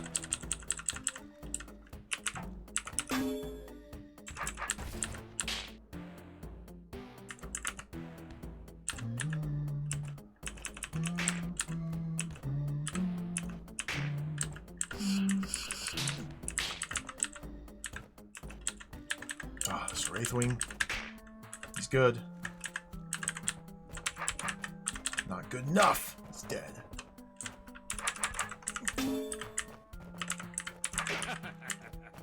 Cool room. What's going on? This is a cool floor so far.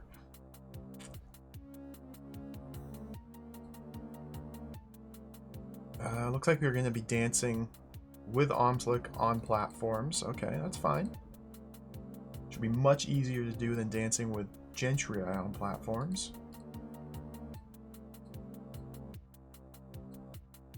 Yeah, I think this is generally a room about leading Omtlik around.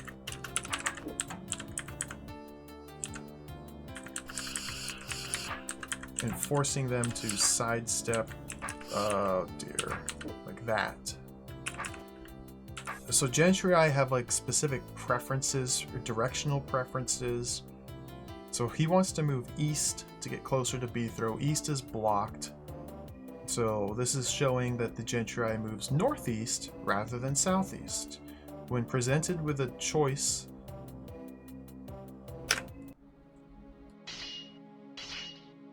let's see if it's explained here. Oh dear Lord.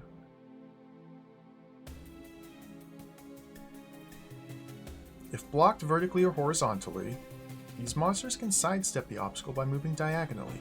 If given the choice, they will choose to move north over south and west over east. Okay. Yeah, it's pretty simple.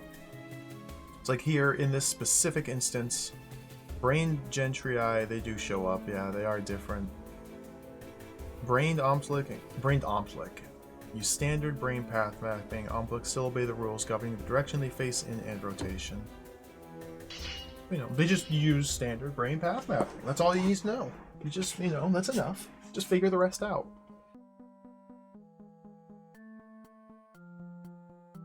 Just standard brain path mapping. You know, standard, perfectly normal standard. Oh, so yeah, here I'm blocking his east step. He prefers north over south, so he moves diagonally to the northeast. And similar to how you dance around guards, because guards have to waste or spend turns rotating before moving, you can do the same thing to Omplic and just kind of dance around them indefinitely.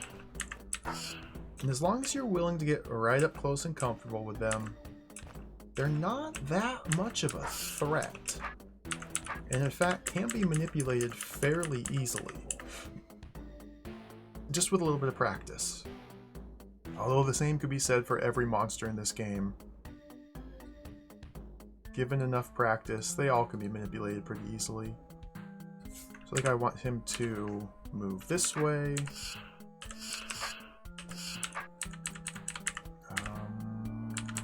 Do that by going like that. Oh dear.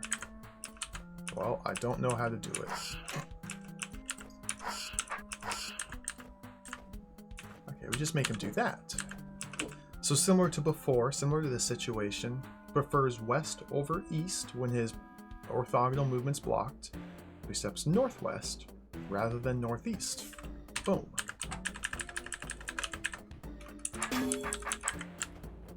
I think he's got to come on this raft with me, yeah. Alright, come on, buddy. This is when things get a little bit more precarious here. Oh dear. Oh dear. Oh dear. Oh dear. Oh dear.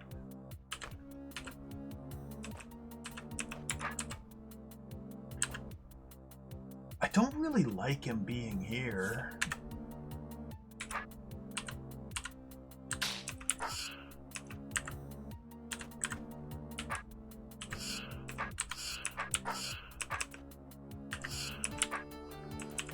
Oh, weird.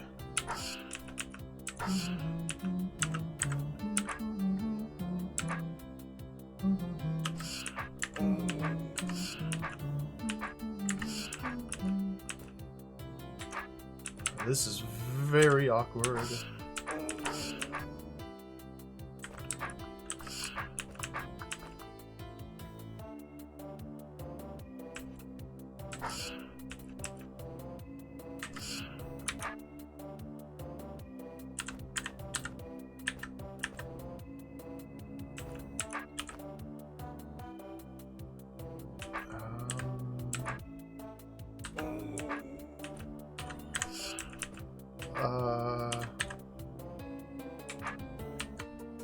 Something like this? Okay, I think I've found the repeatable pattern. There we go. This game is all about finding those repeatable patterns. So now we need to force him south. And he's going to prefer north, so this is not trivial.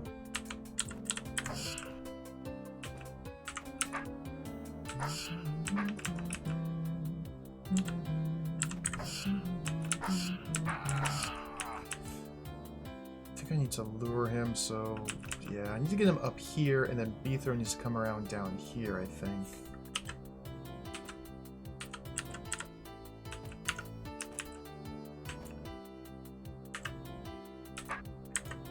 That. Because again, south is blocked. Preferred orthogonal movement is blocked, so he prefers west over east, sending him this way onto the force arrow. Cool. Alright, that was a cool room. That little dance around Omplic is awkward, but not too tricky. That was good stuff. 12th place. Decoys swords also reflect lasers, as demonstrated here and here.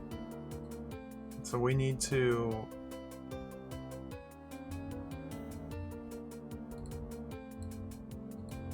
hold all 4 of these buttons down. So I need Omplic on one, held in place by decoy on another.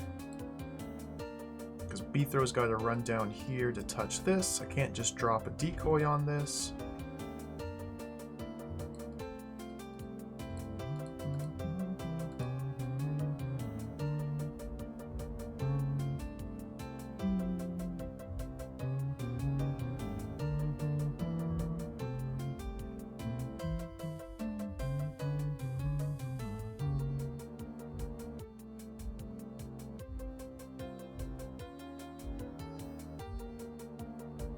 Okay, I see. It's not explicitly stated here, but I think the goal... Well, of course it's not explicitly stated. What kind of puzzle would it be? The goal is we need to get Omplic and Gentry. I keep saying Gentry. I mean, you get Omplic and decoys on these buttons, and we can reflect Omplic lasers diagonally as well as orthogonally. So if I set a decoy here and move this Omplic here by disrupting that, get him onto this specific tile, and then give him the runaround. Okay, this is not as easy as I thought. Boom. Give him the runaround, and then he's shining his laser into this sword, which is reflecting it diagonally. So now he's stunned. And we can do the same thing here. This here. The floor kind of indicates that this is the sort of pattern you need to use. Just a nice little touch.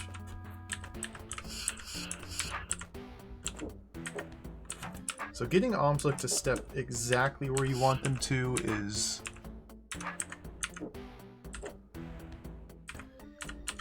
oftentimes quite annoying.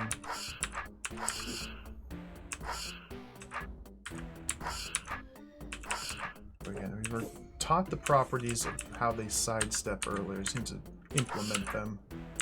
Just need to implement the properties. Property implementation is failing. Okay.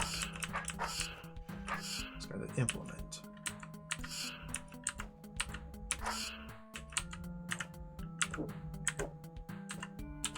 Get implemented. Just implement. Just get. Just get implemented.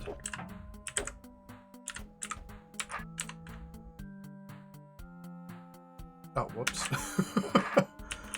Might be easier to bring this guy up here.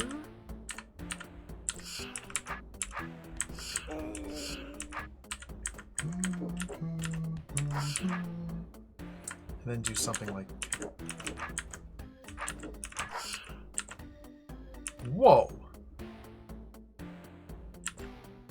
Oh, decoy. Of course, he's going for the decoy instead of me. That's odd.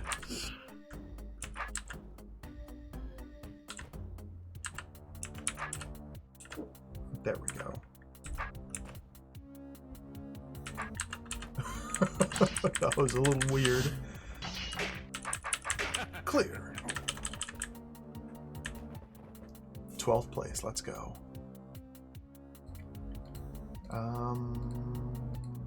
Okay, another property of Omplic being demonstrated in this room. Omplic can break orbs. Specifically cracked orbs. I believe... Okay, yeah. So we need to reach the Conquer token. The only way to do that is to have something holding this button down so that these doors are open. And then these orbs have to be removed without being activated.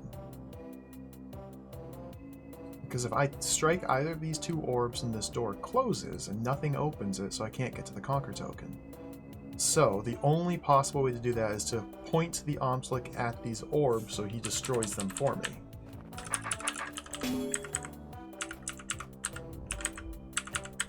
So just do, there we go.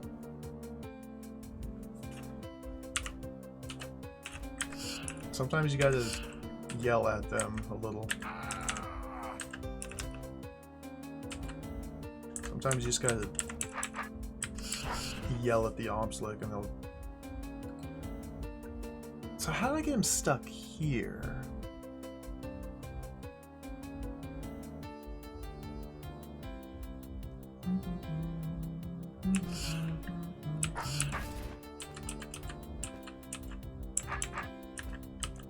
Maybe we want to bring him over here now.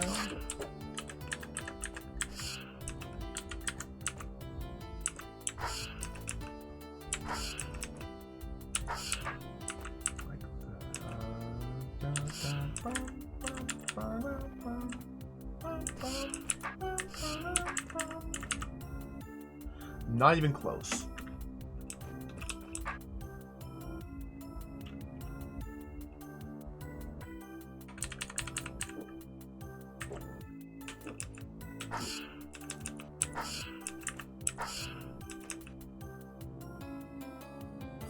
What's this do? What's that do? How in the...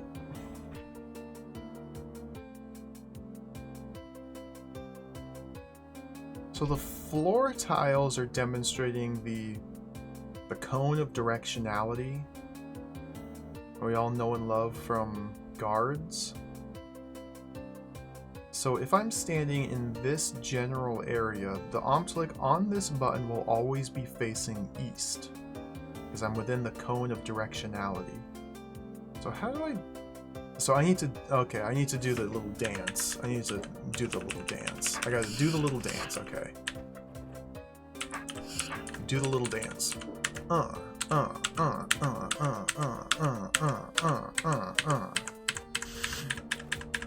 I love to do the little dance.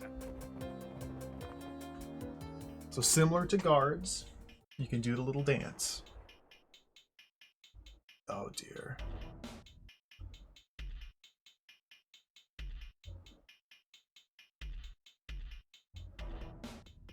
Yo, Pygmy Ninja, welcome. Yeah, Omslick are pretty fun to manipulate if you have practice with them. If you know the different ways to get them to do what you want them to do, then they're really fun to manipulate. If you don't know, well, it can be a nightmare. So what am I doing here? It looks like a horde battle room of some sort. Get to the 4 orbs. Why do I even want to use these? Because the only way to kill these Omslick wrapped in Briar is to grow the Briar. But there's another Briar thingy. What the? Okay, this will let me leave the room to the south. I think I want to get in here and kill these guys. I don't think I'm on a timer per se.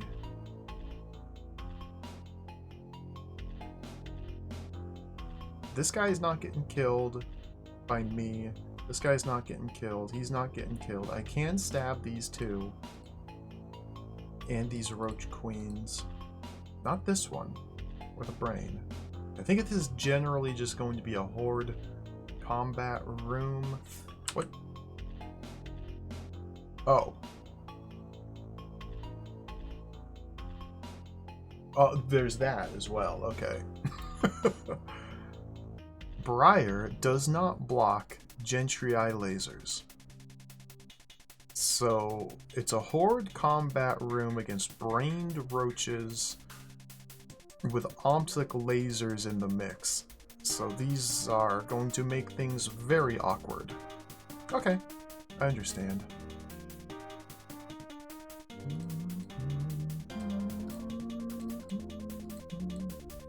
So the goal is to strike these 4 orbs, and then the room will get cleared. Assuming I have already stabbed these 2 Omslick and these 3 Roach Queens. Then once I strike the 4th orb and the Briar connects, then the room will be cleared. Okay, so let's restart. Oh, those guys are going to advance towards me. Okay, let's restart like this. And I'm going to try and make my way to one of these queens. Oh dear lord. Okay, I'm going to try.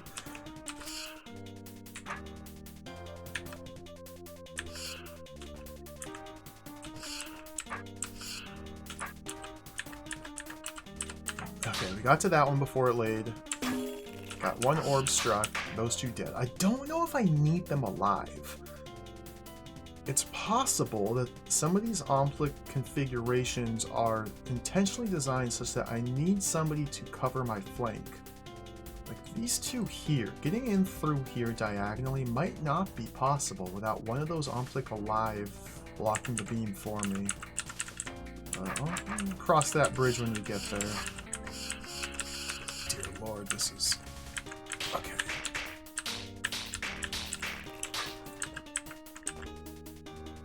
Let me run to... whoa.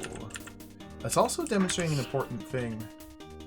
When multiple Omplics are present in a room and you're dodging laser beams, this sort of situation where you are in the crossfire of 2 laser beams from 2 different angles, this is very bad. Because I can only use my sword to block one of the 2 angles. So we definitely want to avoid that. Although I might be able to use these roaches to disrupt the beam.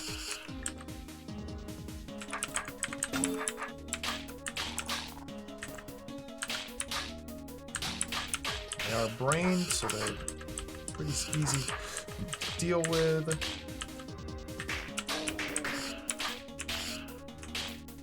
Well, I say as I get destroyed by them. Okay. Like, what is even going... Okay, so it's possible to cross this without help. It's just time consuming. I don't really have a lot of time. There we go. This is a really funny room. I like this. Oh dear.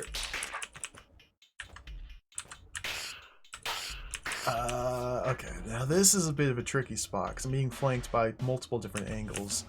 Let me try to run down this way instead.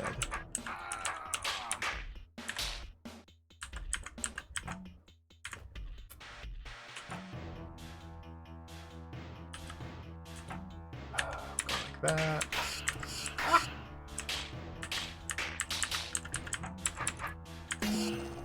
Boing.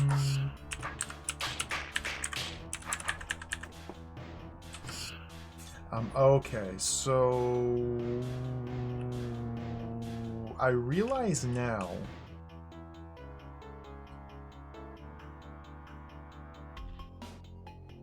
well, let's just see what happens.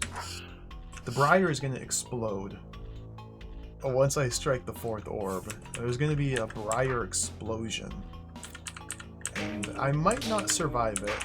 I may need to reassess my approach. But I want to see what happens. Oh dear god, there's more of these.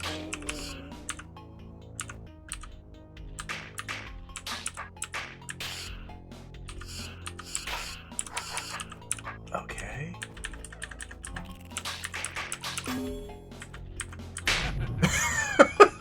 I'm stuck. As expected. Okay, the floor tiles demonstrate the path of growth for the Briar.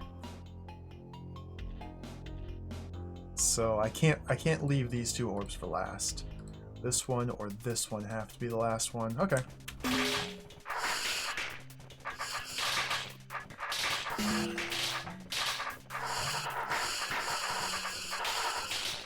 there a queen down here? No. Okay. We'll go in now.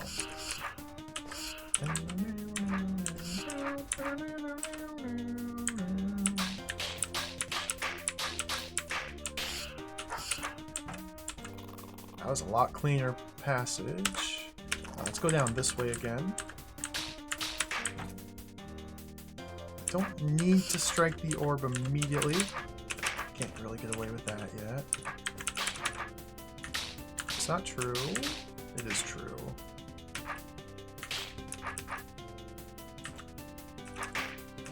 Just deal with these guys.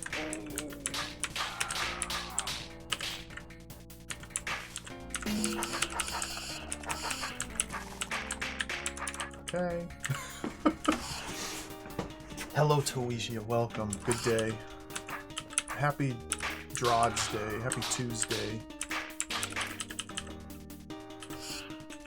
I'm still at it. Still at it in this DROD. This mad DROD hold. Like this. Nope. Like that. Ugh, I'm stuck.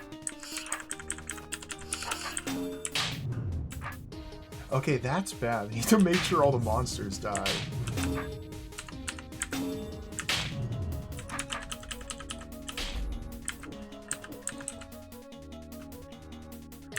Well,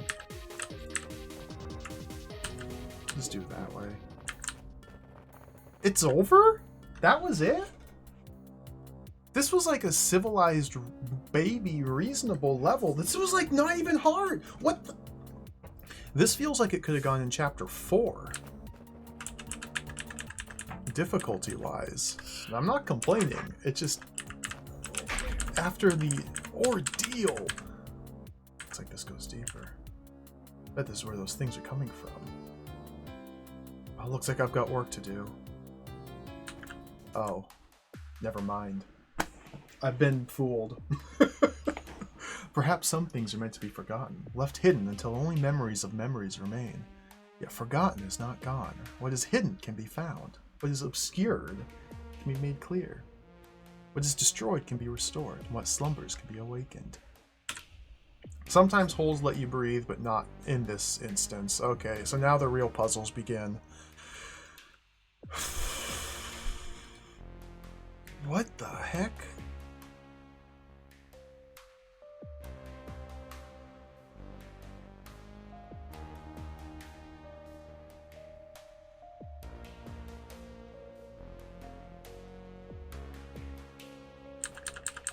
Okay, looks like I've got to put him there. That was the tutorial, yeah. We made it through the tutorial in record time. So... what's the deal? Okay. So this is what, just a trapdoor maze? Is there any puzzle to speak of? I guess demonstrating how mimics also get frozen by optic lasers. Cool. I can use directionality to free the mimic. Alright, cool.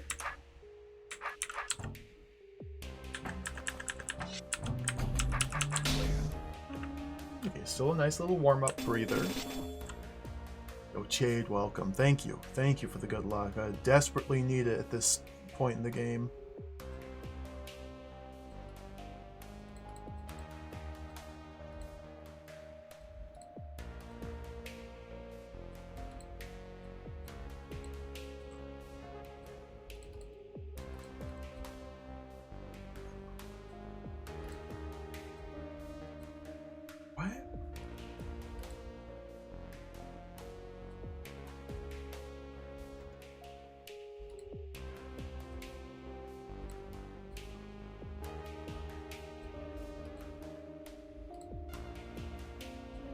Okay, so there's a briar timer growth thingy-mabob over here. The only way to kill this monster, this evil eye, is to allow the briar to grow in this space to kill it. The only way the briar is allowed to grow is if both these doors are open, and these are tied to toggles on these pressure plates.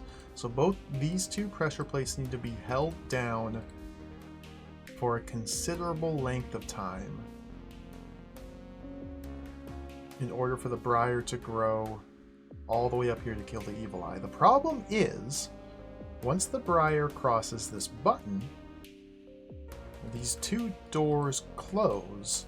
Like, I can see a situation pretty easily obtainable where, like, I put this Omslick on this button, it was facing diagonally on this mirror, so he's stuck. Do the same with this Omslick on this button, diagonally looking here, stuck. But that only works for half the length of the timer. I don't quite understand how to do the rest of it.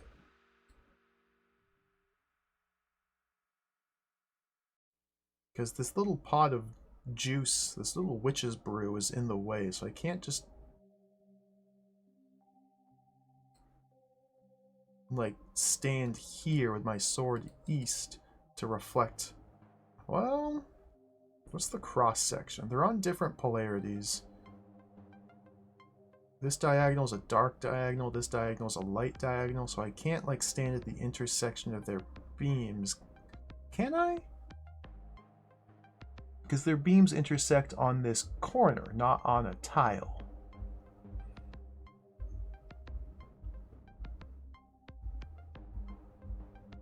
I don't know. Oh, let's investigate.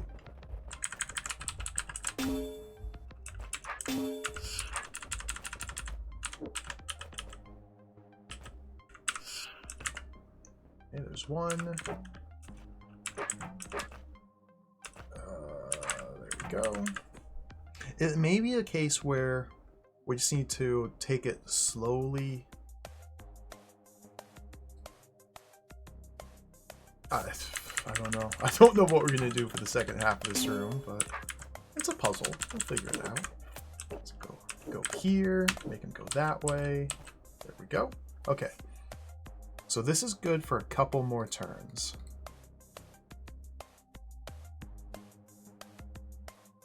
Then we still need to keep both of these pressed? That's just not going to happen. I can keep one.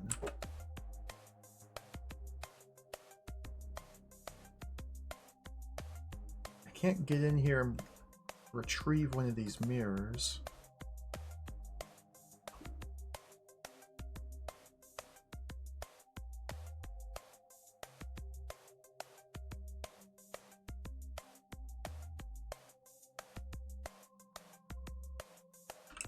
This is mystifying.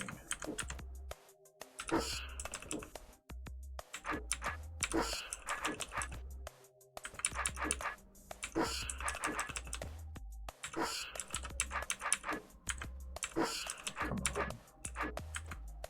on. Oh, cone. We got to. Okay. I see.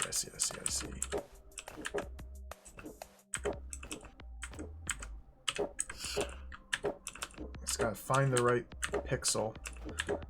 Find the right pixel. Where's the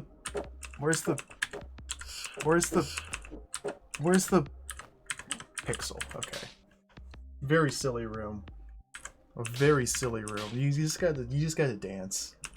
The trick is to find the right pixels and just dance. Okay. Very silly room.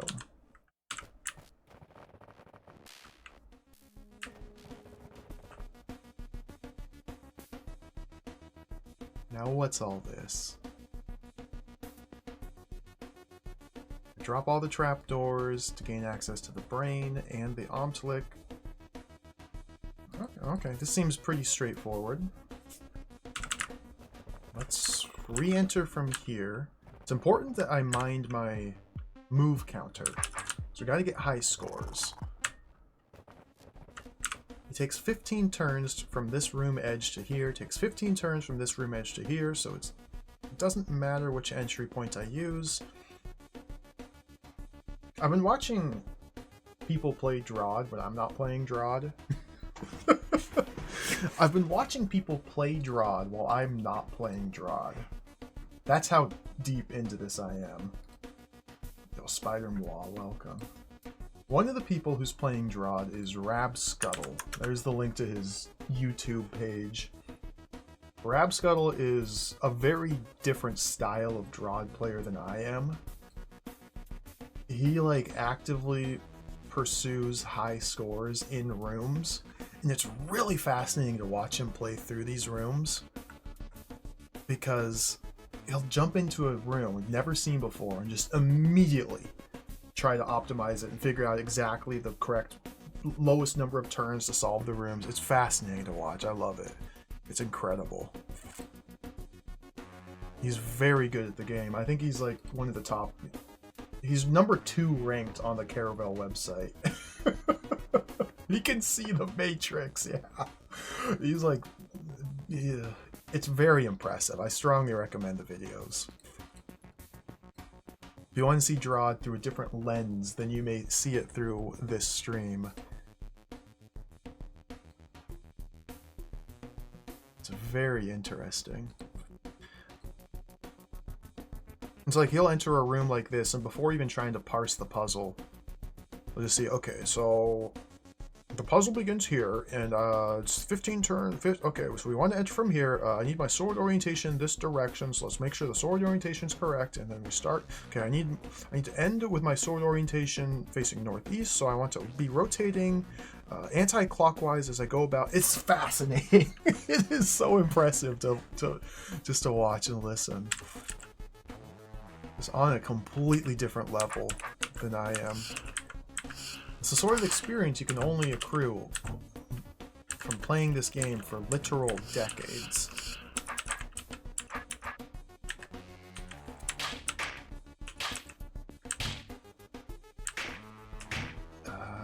So there's a fair number of roaches here to fight off, but not too many. It's not untenable, although having them flank me like that is quite bad. So yeah, the goal for this room is to drop all these trapdoors, kill the roach queens, kill the brain, kill these guys and leave.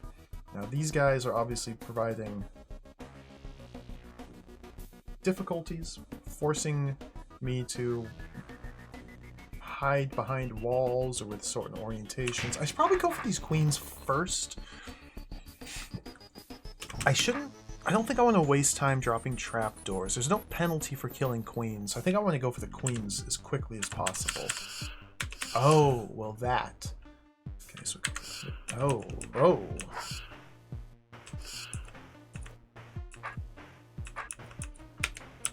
So we want to enter with a north sword. Get through there quicker. Rotate.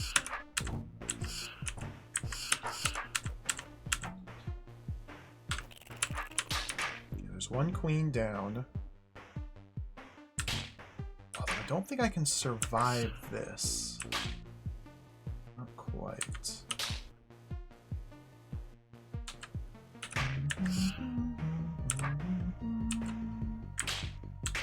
I love this song. Okay, that was pretty clean. I like that. Get you taken care of. See, this is one of those really bad spots to be in. And in fact, I have to go back to the north around this direction now. Okay. Oh, well, we can take this line.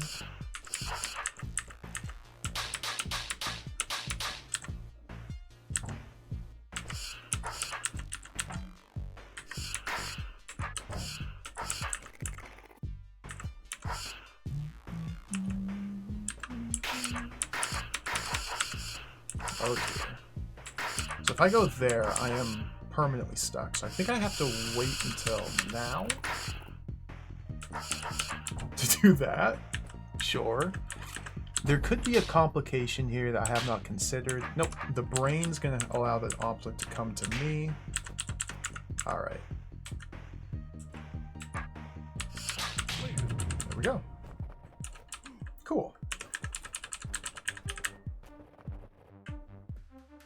Doesn't...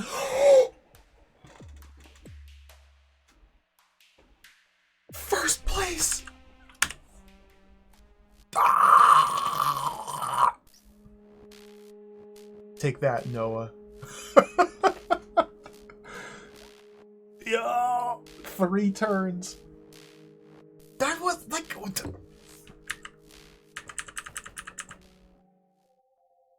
Good stuff. A lot of these rooms, I would say the vast majority of these rooms are ones that people have not actively tried to find high scores in. So things like that will just happen.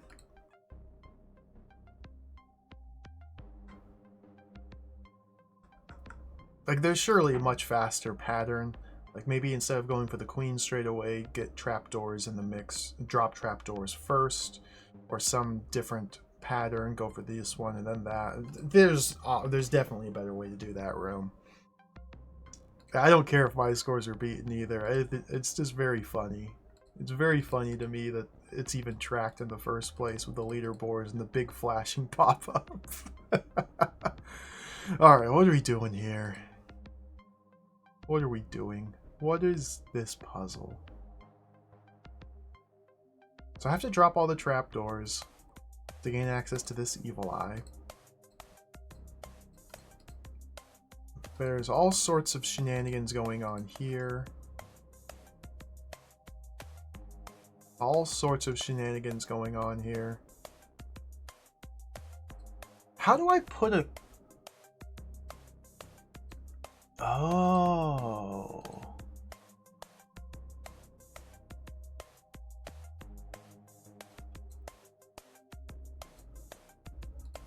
There?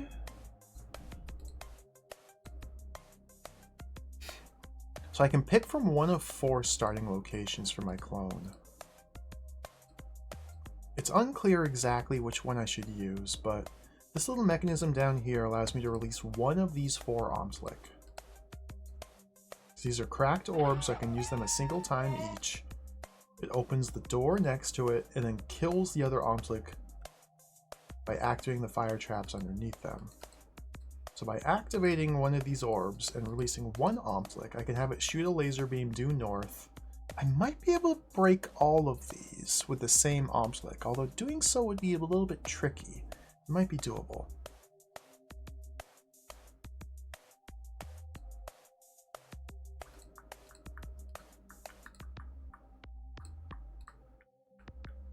Toeplan, hello. Thank you for the 5 beans. Thank you. Searing Depth Force. I think I did that one last night. I was gearing up to get into DROD mode again, so I played a little bit of DROD last night. 4 south, 1 west. Yeah! This room was pretty cool. 169 moves. That's 13 squared, by the way. A little piece of trivia for you math people out there. I think I kind of bypassed the intended solution to the room by being able to kill golems on these spike traps. Just did it quickly. It's a fun little room.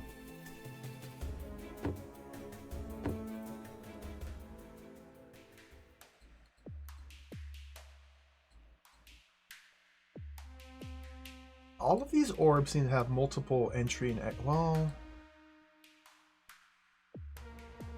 Oh dear, this is complicated. This is complicated.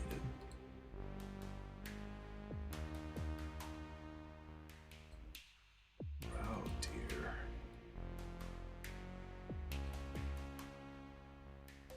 Okay, so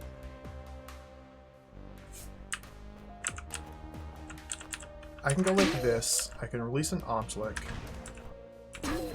I can have the Omslick break an orb. I need to have him break that orb. Please, please break that. Please,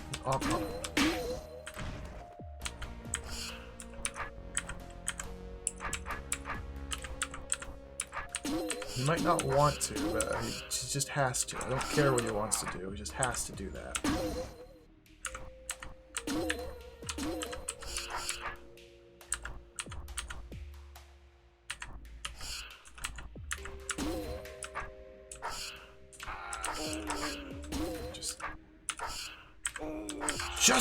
Just!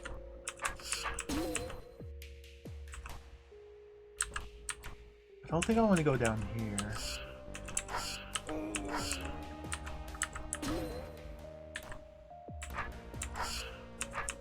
I only cracked the orb, I didn't break it. And I don't think I want to crack multiple orbs. I think I only want to break one. And then leave the others unbroken. Because there's cracked orb, and then there's broken orb, and then there's nothing at all. Broken orbs can no longer be used to open or do whatever they're wired to do. Cracked orbs can be used a single time. And I think I need to use these orbs to open these paths in order to drop all the trapdoors. In fact, I know that's true. This door here does not necessarily need to be opened, nor does this one. But this door does have to be opened, this door does have to be opened, and this door does have to be open. These three must be open. And if these three must be open, then that means this orb must be used, and one of these two must be used. So I'm going to try and leave this orb and this orb alive. This one can be destroyed. This one can be destroyed. So it might be easier to do things with this Omslick rather than this one, but I'm going to try and do this one. Well, if yeah, I could, I don't know.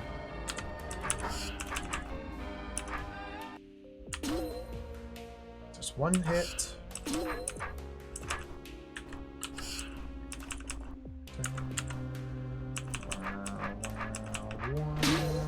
Let me try to do this slightly differently.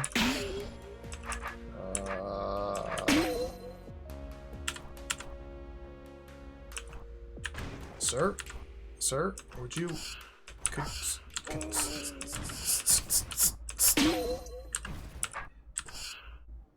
Oh. Oh, it's that easy. Okay.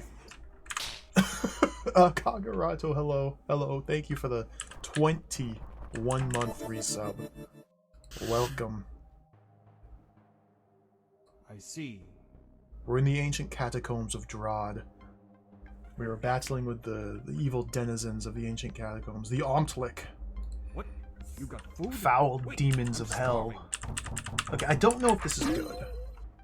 I don't know if I've done this correctly, but it might be okay.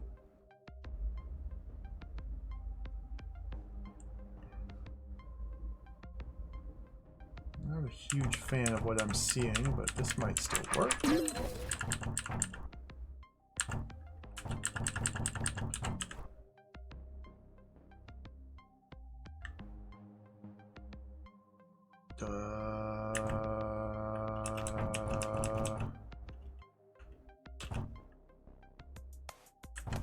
We go like that.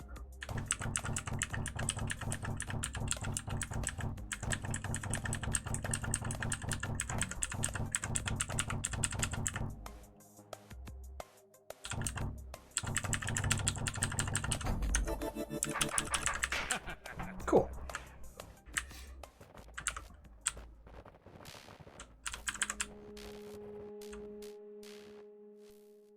Scroll. Challenge. Go north. Or go down the north passage. Go down the north passage. Before breaking all three crumbly walls. Go down the north passage. North is up, but we go down the north passage. Okay.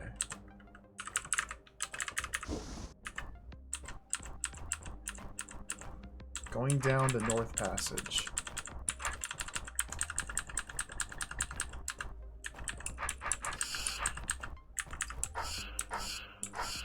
What the heck? Oh, he's stuck. No, wait a minute. No, what the heck?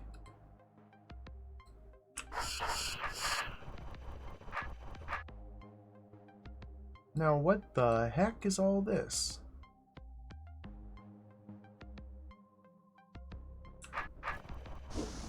Go down the north passage before breaking crumbly walls.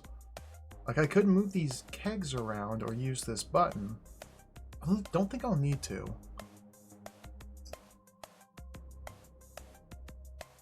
So that means I have to prevent this Omslick from getting caught in the force arrow, because I need this Omslick to fire A northeast beam. What? While standing here.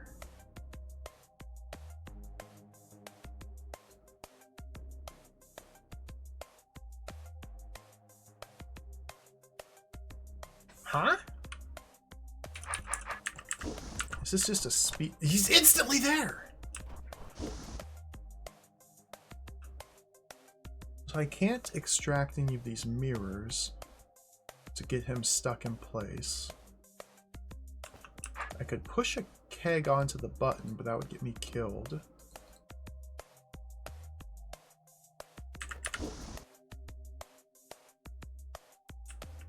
Oops, didn't mean to do that.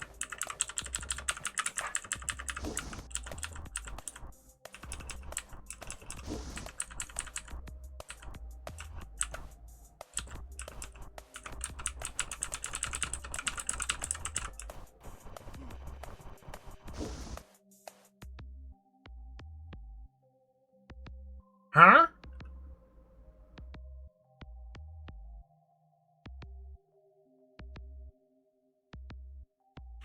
If I go down the North Passage, the only way I'm getting back out is if I turn this fire trap off. To turn this fire trap off, I need to kill this roach because the roach is on the pre-pressed pressure plate. The pre-pressed pressure plates must be depressed. This hold uses so many pre-pressed pressure plates. I've never seen this used as a puzzle element before. And like almost every room, I feel like the majority of rooms have pre-pressed pressure plates, which is just fun to say. Pre-pressed pressure plate. So somehow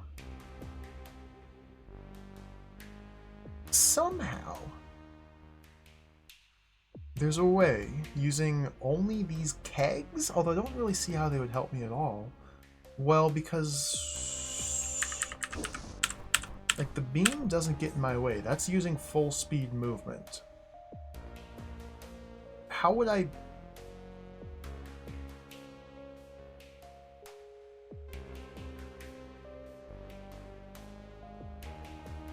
What? So in these one, two, three, four, in these 4 turns where I am constrained to this hallway, there's a way to prevent the Omslick from moving north? Huh?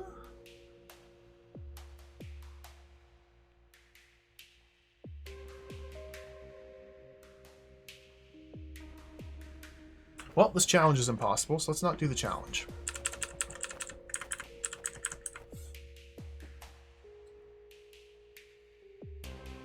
That's clearly impossible. Like he just goes. And I can't get the mirrors out. The kegs don't reflect. Can't use the guard because that involves breaking the broken wall. And like the force arrow here seems to clearly indicate guard, sword, block laser. But we can't. Not for the challenge.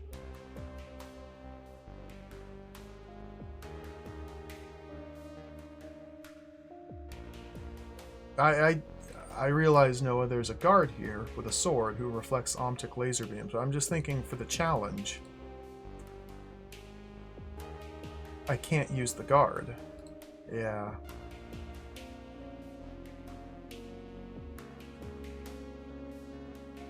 This doesn't make a lick of sense. I realize I also just said I'm abandoning the challenge, but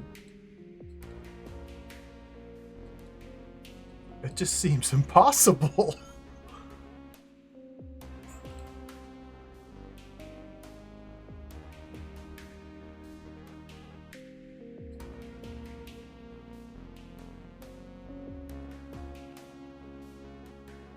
That's weird.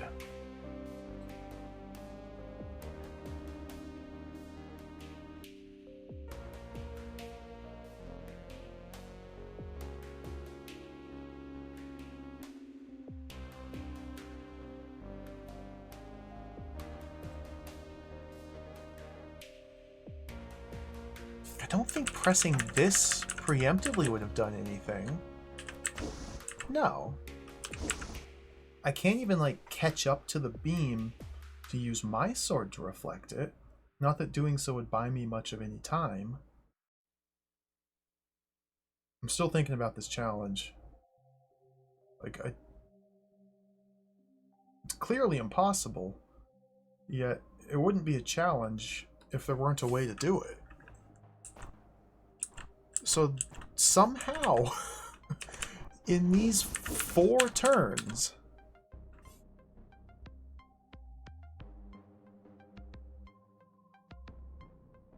I need to prevent him from moving. Or prevent him from moving in the first place. Does anything close this door? No. And like pushing a keg onto that just gets me killed because this button activates a fire trap.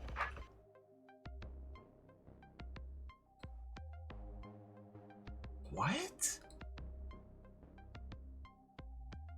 Let me see what happens. Okay, so this line. Let me just confirm.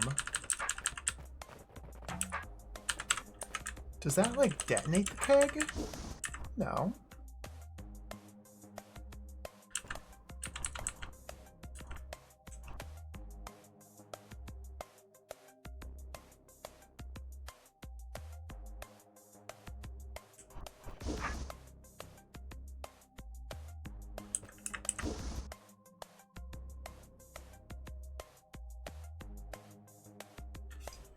I don't really have a way to remotely, like from this position, break these broken walls.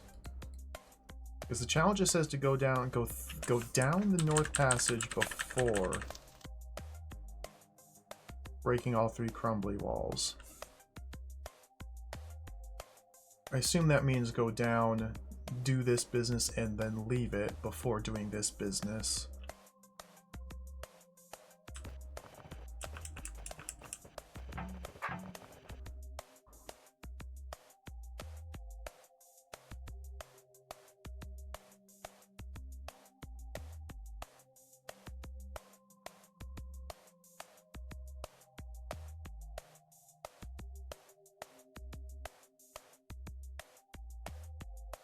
What?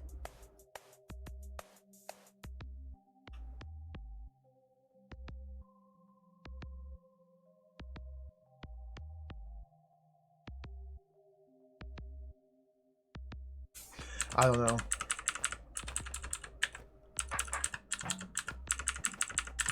I don't know. Like, it can do this. It can just do this. I can just do... There. Wow. I can't do that. But, you know. You get... You know, just do that. I think I can just... do...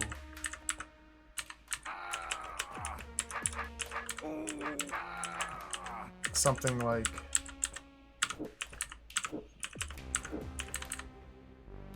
that.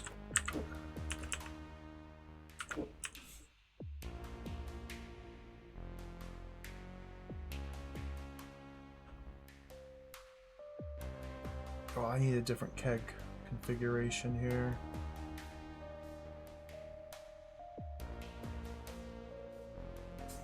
Interesting how he stays in place here, but if I activate the force arrow by stepping northeast, he sidesteps around.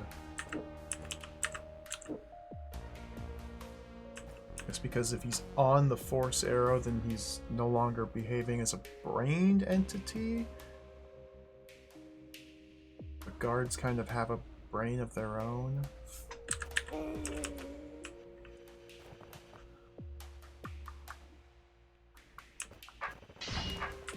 I need these kegs slightly different. Maybe that one like there.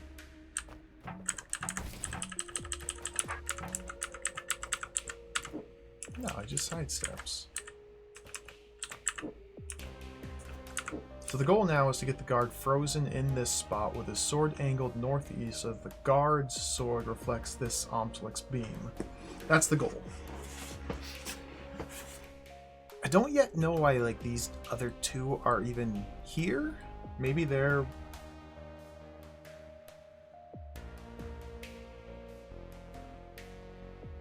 Maybe they can be used to like freeze the guard? But what's gonna hold them? No, the mirror? Okay, this is a very confusing room. I thought it'd be simple. Not going for the challenge, but no. Do I need...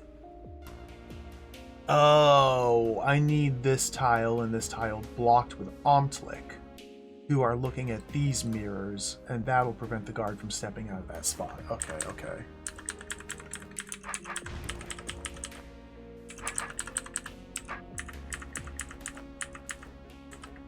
So a very delicate little procedure here. Very... Just gotta... Just gotta... Just... Go like that. Okay, there's one.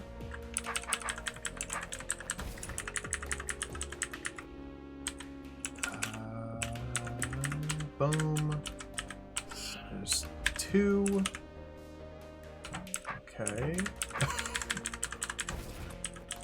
Come on, don't you break those laser beams.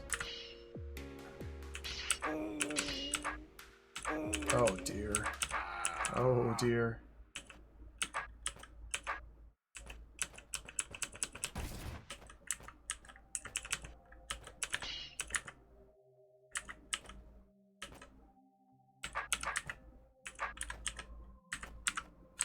Don't! I can't really run. Oh dear. Ah! Ah!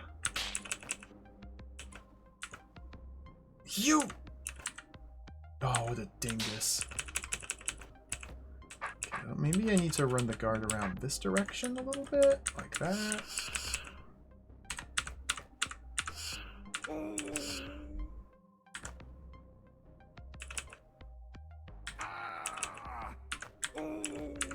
What are you doing, guard? Okay, there's like a magic... There's magic. I just have to cast a magic spell. I need to cast the spell of guard behave now. And don't misbehave. And it's not a very popular or effective spell. This!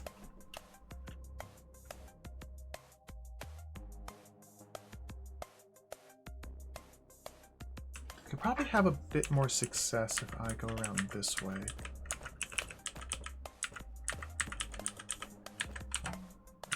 That. Almost. Almost.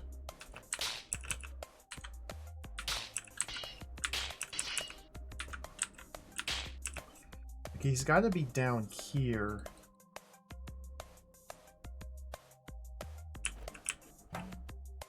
With his sword angled northeast. So I need to be in the northeast section of...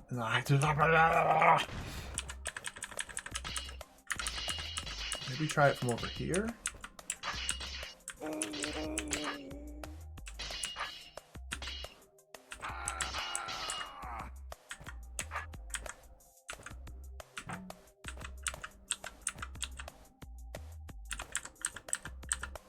You! You!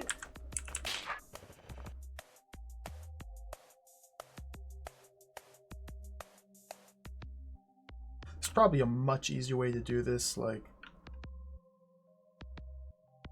by not setting these Omtlik or these kegs here first before doing all this.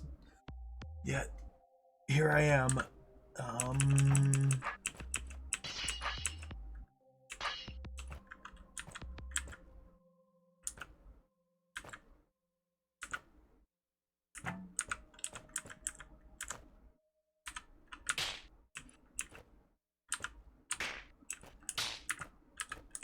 Not even close.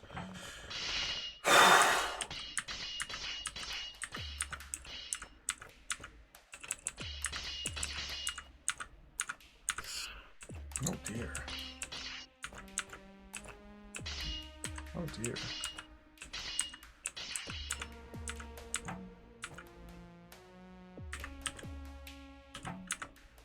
Oh dear. Okay, this approach is not working. I'm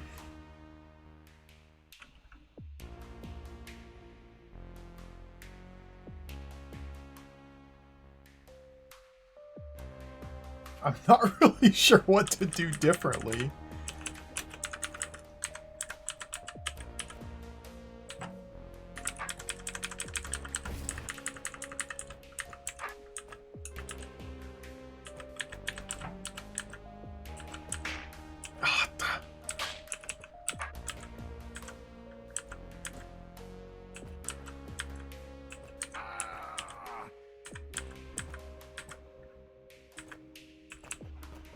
Holy smokes! It's like I need to get the guard on this tile here, then rotate northeast and just have him go bloop bloop bloop.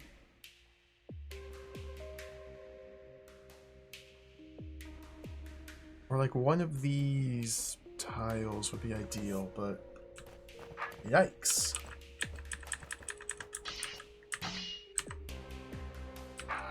First of all, getting him into this tile without disrupting the Omslick beam is not easy. Okay, there's that.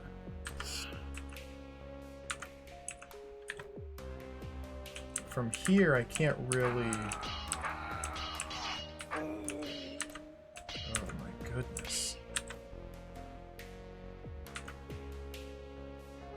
It's like, okay, there's northeast. This is exactly what I want. If this barrel weren't here,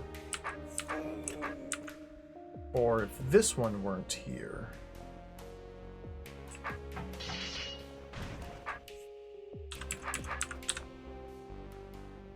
then I could escape out like that. We'll try this.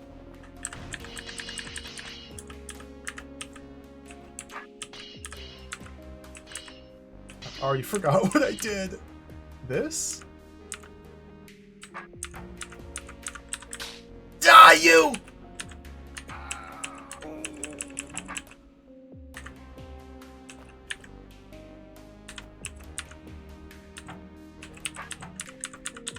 Ah!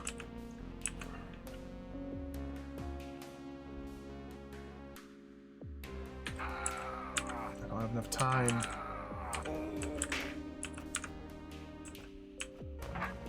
This is quite awkward.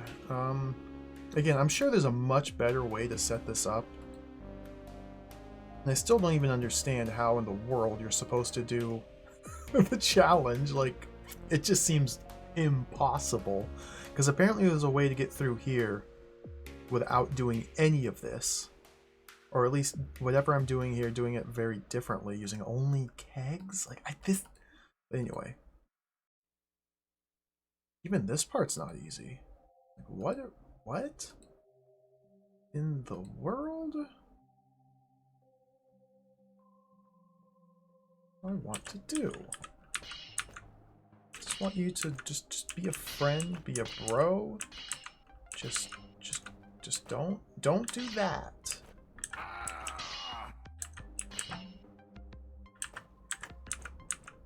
Or that. He did exactly what I asked him not to do.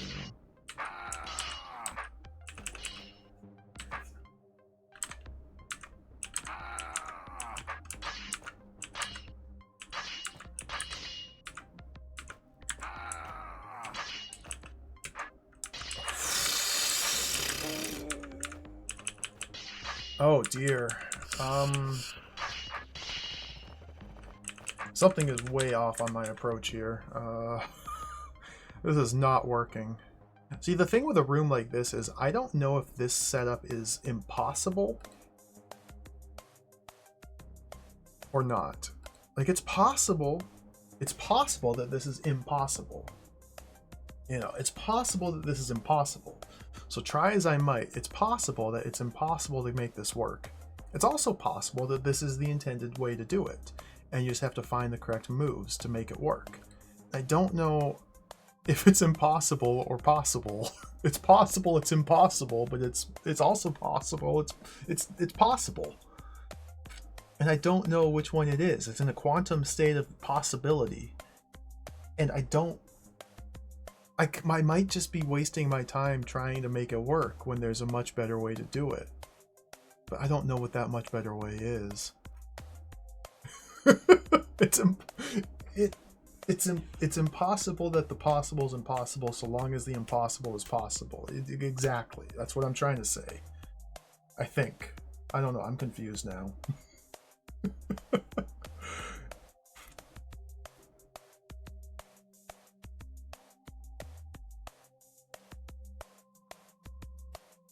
It'd be a lot easier to run out this direction.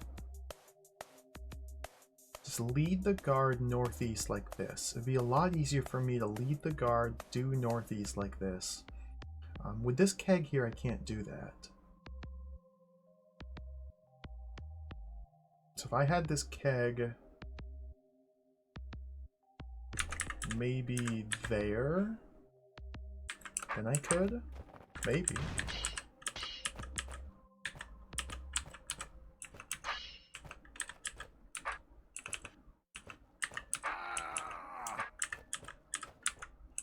How did I get him in here before?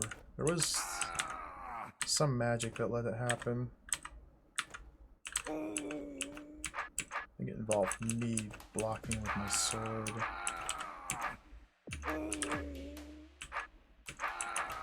Oh my goodness.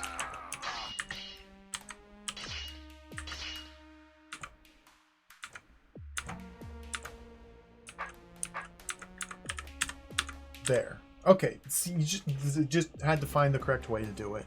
Move this barrel out of the way rather than this one, so I could escape out in this direction with a northeast sword, not be forced to take a different direction with a different sword. And this one's quicker to push, to block, and he spends turns waggling, and you just do it. You just make it work. Okay.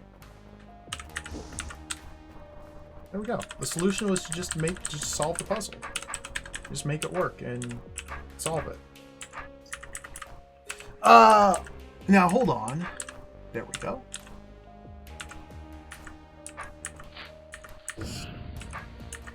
Okay.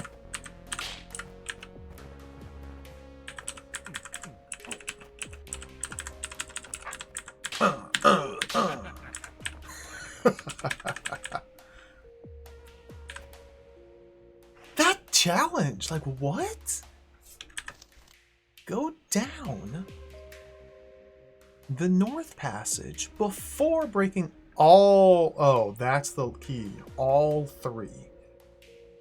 That's the key to this whole thing. I was thinking I couldn't break any crumbly walls. No, I can break one or two, just not all three. That's the key to the challenge. Why did I do it? Why did I do that? Alright, we're going to do the challenge now. So that implies that there's a way to get the guard into this position using only one Omtlik as a body block. Because we definitely need a guard on this arrow still.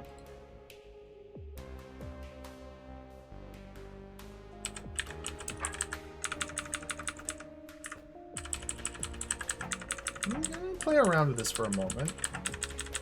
We may revert back to the other solution again, but I want to play around with this for a moment.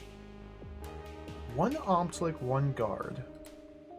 So the guard wants to... Maybe if I just put an Omtlik here, maybe this one that was over here is completely unnecessary. We want this keg to be there. Yep. Yeah, very sneaky. I got tricked by poor reading comprehension. A devilish trick.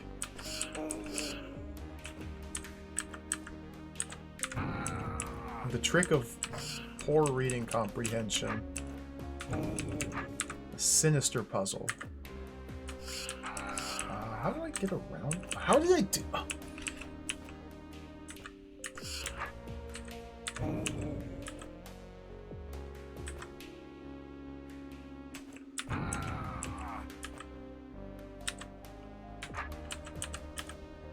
just push the keg, man. Just push the keg. There we go. And let's see how this plays out. I get the feeling this is not going to work, but it might.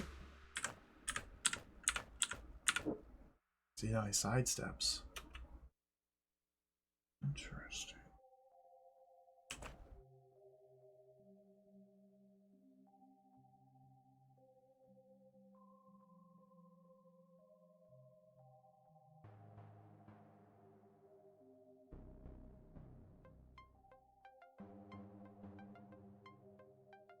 If I had an Omslick here rather than here, he would just sidestep in the other direction.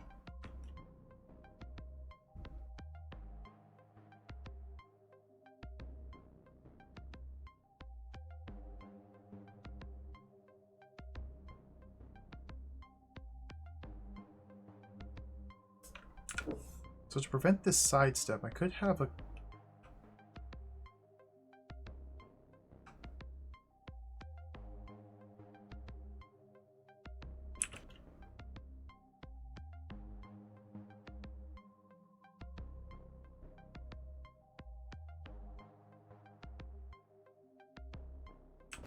What if...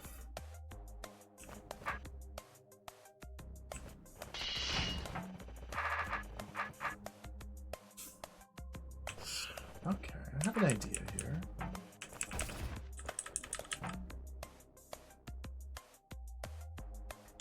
Let's move everything up.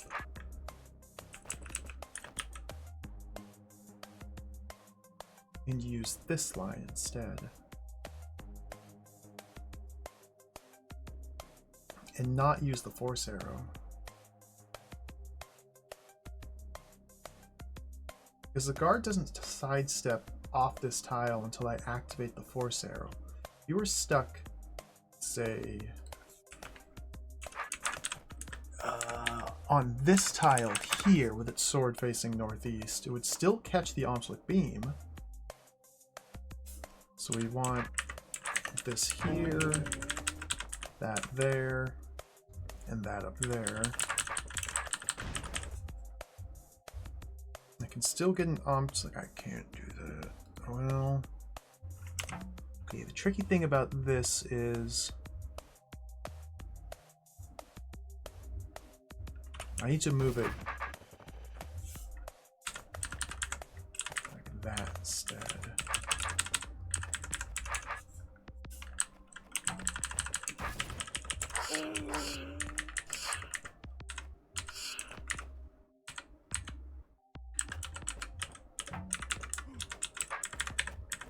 Let's see if this works.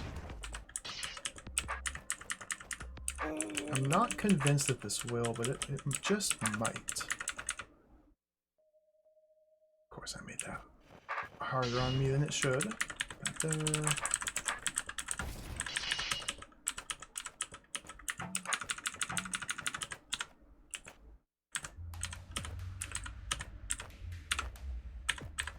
Like that. Oh, he still gets out. Unless this were blocking him from making that back step. Oh, ho, ho, ho, ho, ho. That's sneaky. Cool. Ah.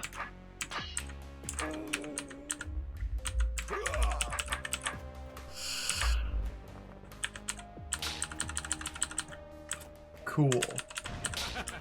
Moderately escapable force cage. Alright. That was a good little challenge. I like that. That was pretty slick. Yo, Nivnov, welcome. I love DROD as well. That was impossible until all of a sudden it wasn't.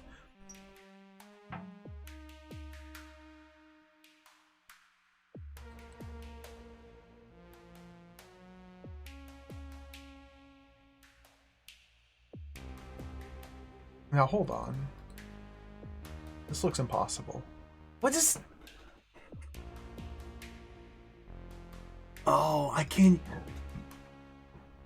Disabled force arrows are here and here. I couldn't even see those.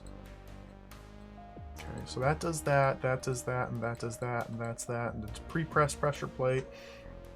The pre-pressed pressure plate will trap me in here if this door is still open when I come in here to kill the evil eye. So the act of me walking in through here must be set up such that whatever's holding this pressure plate down steps off it once I'm beyond the... What?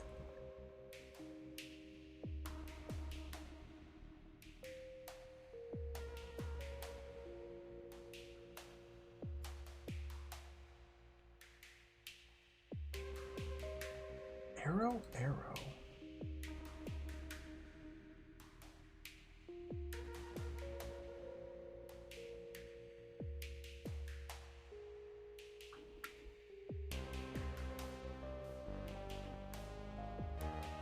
Oh, this is very confusing. I have no idea what I need to do here.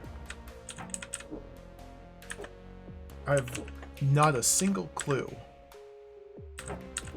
what the objective in this room is. You absolute buffoon! Okay, that's a way that we could potentially... Oh no, a guard can't stab the mirror from here because of aura mites.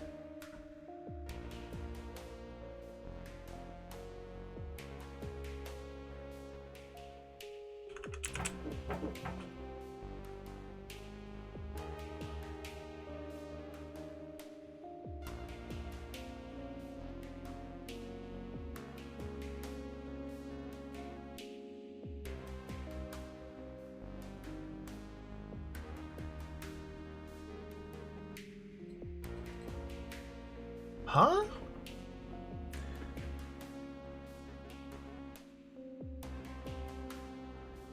Oh, so let me try and step through this again. We need something to be on this pressure plate. My goal is to kill the Omslick, the guard, and the evil eye, then leave the room. The evil eye is the difficult one to reach. To reach the evil eye, these 3 doors must be open. I guess there's a way to slide. Okay. These 3 doors must be open, not simultaneously, or not at the same time, but they all must be open to reach the evil eye. Okay, this door is opened. It toggles with this button and this button. This button is pre-pressed, and it's an on-off pressure plate. So the pre-pressed on-off pressure plate, when depressed, will activate and toggle this door. So that's a complicating factor. But to open it, to get in, we just need something to be holding this pressure plate down. This door is this pressure plate, same story. Something needs to be holding this pressure plate down. And once we're in here, using the vertical space available, I need to be able to shake off whatever's holding this pressure plate down.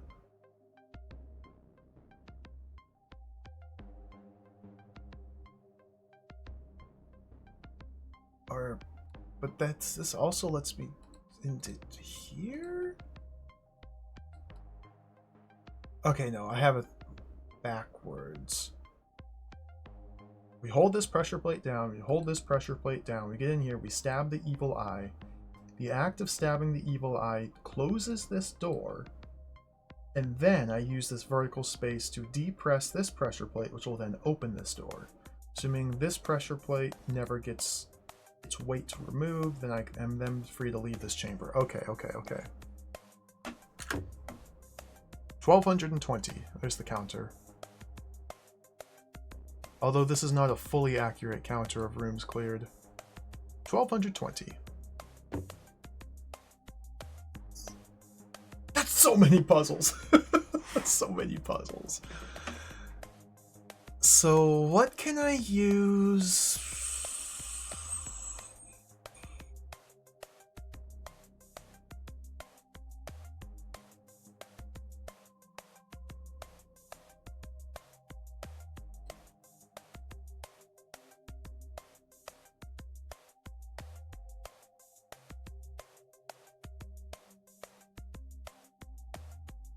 I can't just put an Omslick here and a mirror here. unless I have a way to remove this mirror from this tile while in here. The only way to do that would be with the guard's sword. I could never convince the guard to point his sword in a westerly direction while I'm over here. So it doesn't seem like the play. Hello, Pyranoid. Welcome.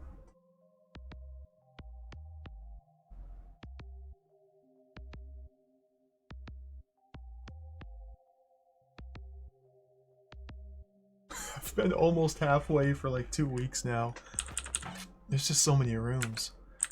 I realize I'm not really doing anything at the moment in this room. I'm just kind of like staring at it, trying to figure it out, but this is very complicated. It's only 3 buttons and 3 doors. 4 buttons and 3 doors, but this is very complicated, and I don't really get it.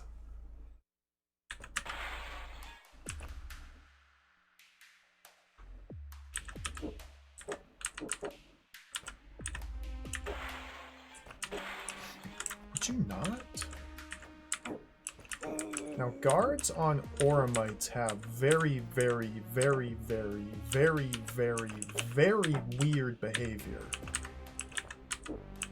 And we may need to use their very, very, very, very, very, very, very weird behavior to our advantage.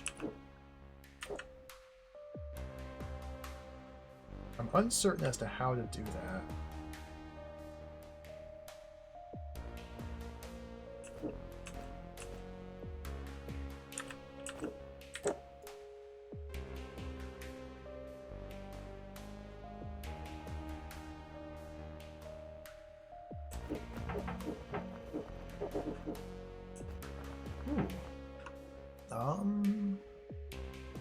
Hello, Floors Lava. Welcome.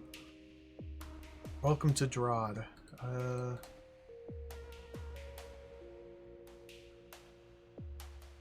I'm currently stumped. Like, I don't know why I want to release these guys or how to use them in any meaningful way at the moment.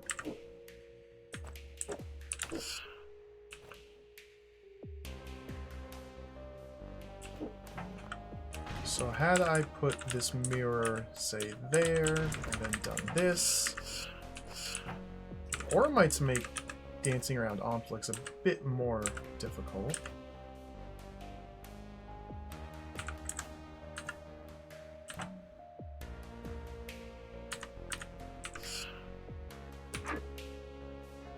If I do something like that, then now this button is just taken care of. I used some of my resources, 2 of my resources, to weigh this down. So I need to...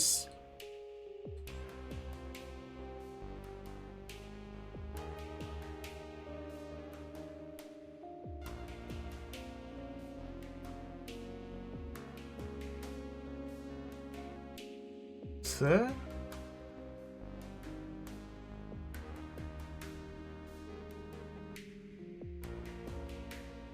Right?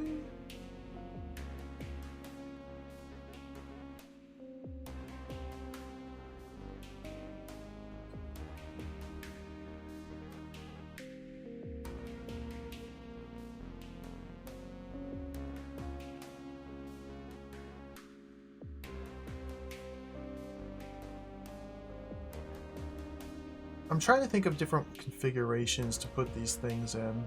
So if the mirror were instead on this tile, and this Oramite, or this Omplic were looking at the mirror there, that'd be pretty cool. Maybe? And if another Omplic were on this tile, and the force arrows were turned on,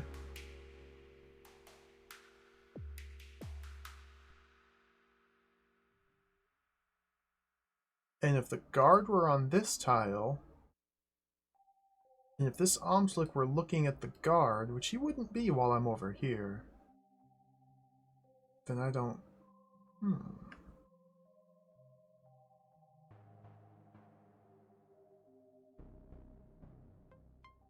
Guard here facing southeast. reflecting this Omslick's beam back at it. Omslick. Like I feel like I need something looking at the Omslick, or looking at the guard on this button. I feel like this is a guard button. Guard goes here. Like one of the Omslicks somehow is stunning him in place, and then the act of me moving up or down here causes that Omslick to turn away from the guard and releases him? I don't think that's correct.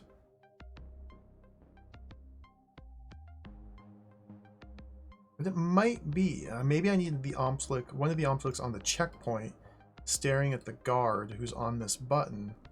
While I am to the east, it'll be fine. And then going north or south far enough will cause the Omslick to turn in that direction. Well, he's just going to move, though. He's not going to stay in place and not move.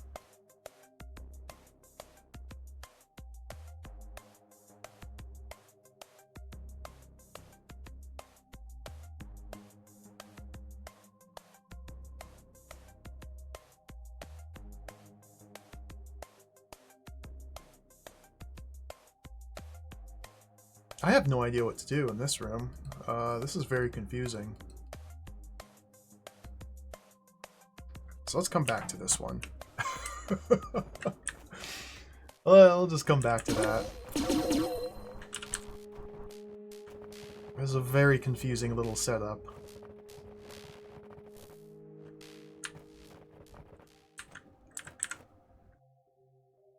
Alright, what do we have here? 4 buttons that must be held down simultaneously with 3 monsters in a mirror. So where's the focal point?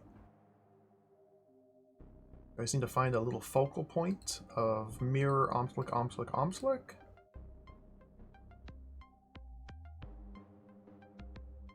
Okay, these 2 are on the same diagonal. These are on the same horizontal. U.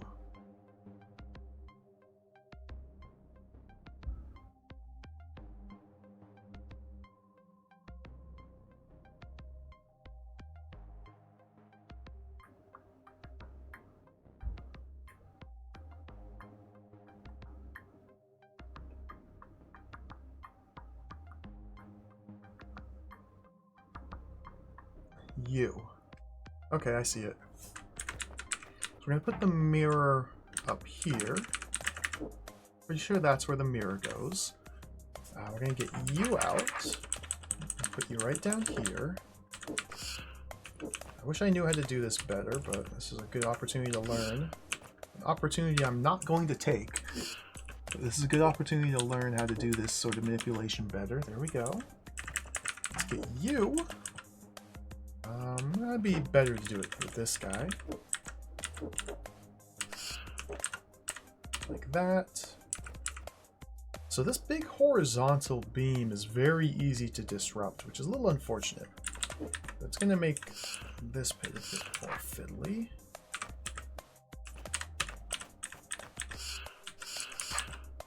Okay.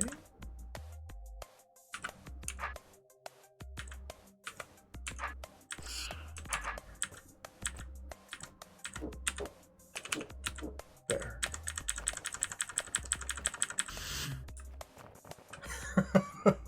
Cool. So yeah, there's not a single focal point where I can send all 3 to look at the mirror, but this just happens to line up with the diagonal beam reflection. Cool. Clear. Oh, this is a huge floor. All right, let's do this one. A Fagundo.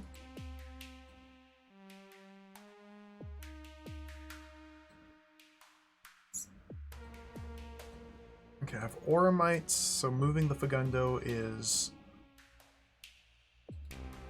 very easy.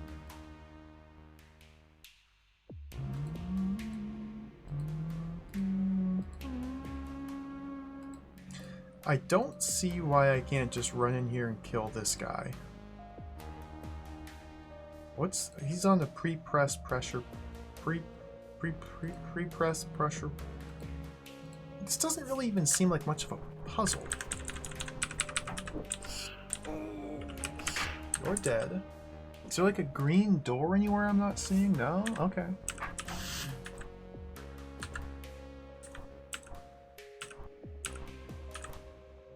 Wow. Okay, I'm getting owned here.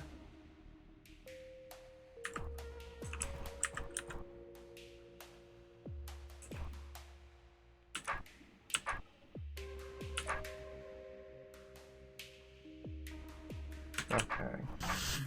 Well, it's not trivial. Not trivial. So, first things first, I have to get the Fagundo onto here. I don't know why there's an Omslick here. Like, I might need to use that Omslick for something. I'm unsure what. But we need to get the Fagundo here to open this door. And then the Fagundo needs to disrupt this beam to allow this guy to move west. We use the Oramites to prevent the Fagundo from crashing into the wall, just simply moving south and immediately turning and moving north. And that will disrupt the Omslick beam because the Fagundo moves first. And the Omslick will step onto the fire trap and incinerate himself, depressing the pre-pressed pressure plate. And then the Fagundo can come out here, use this orb, and then I kill the evil eye and just walk out of the room. So getting the Fagundo through here is not simplest task, but it should be doable.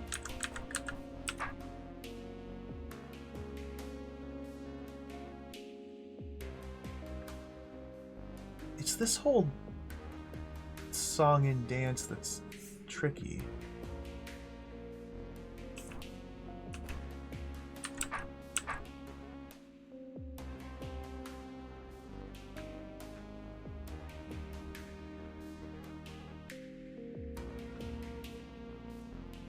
It doesn't seem possible.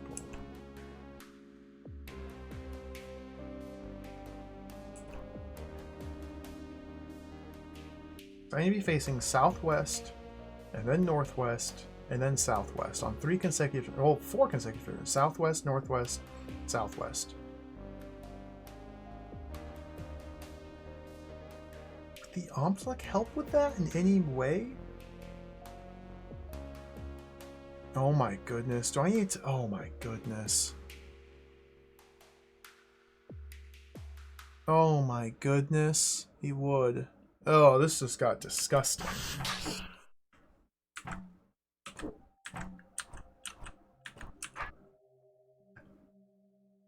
So the way to do this, the only way to get the Fagundo through this little path here, is I need to be standing on Oramites and have something to bump into. So that way I am able to reorient my facing direction without moving off the Oramites. And the only thing I can bump into would be an Omslick. Oh my god. So I need to get the Omslick, say, here or here. While the Fagundo is in the correct spot, step onto the Oramites while the Omslick is still there and not facing me, like actively in the...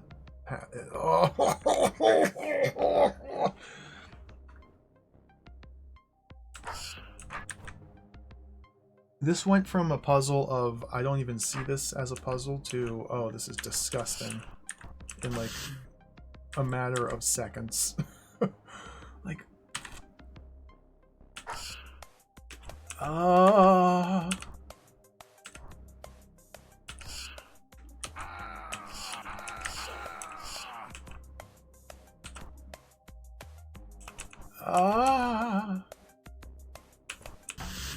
I think I need to get the Omslick in a better position before I embark on this little adventure.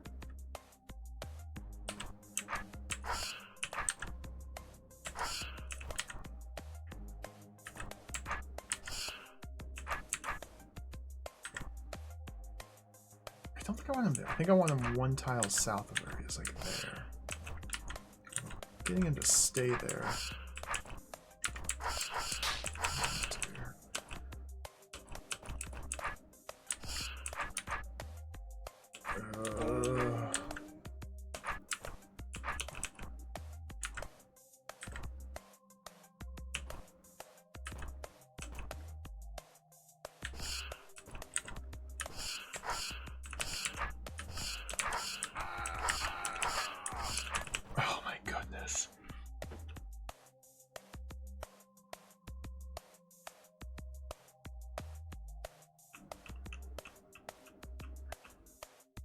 I want him here instead. Because I want to bump northwest. And then step off the Ormites to the southwest. And rotate, rotate, rotate, rotate, rotate. Hopefully that kills this Omslick. So I want him here. I want him right there. And I don't want him to ever move from there. And he's...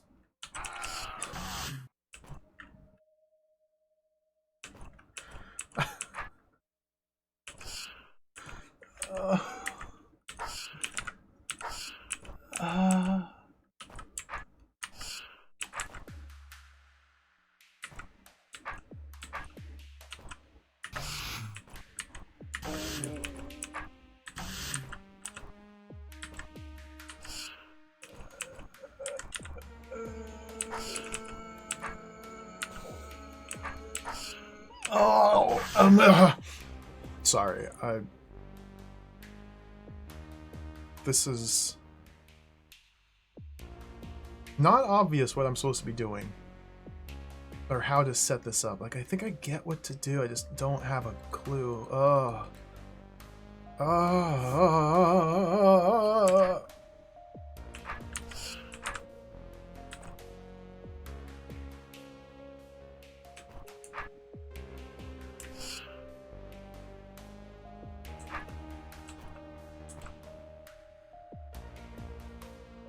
Like, how in the... Okay, I'm sorry. Stay calm, rational, let's think, use brain. So in the 10 rooms I've solved, you should have an intimate, deep knowledge of Omslick behavior by now. So we just need to utilize said knowledge to create the situation I'm looking for. So, when I touch the power token, Beethro's sword must be facing north.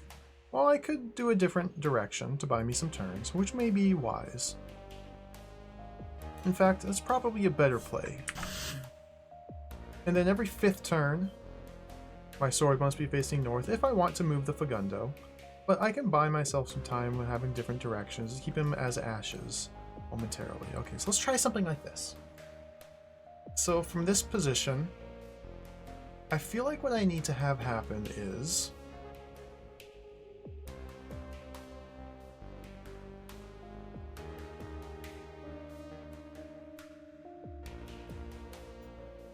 Well, that's as far as my train of thought goes.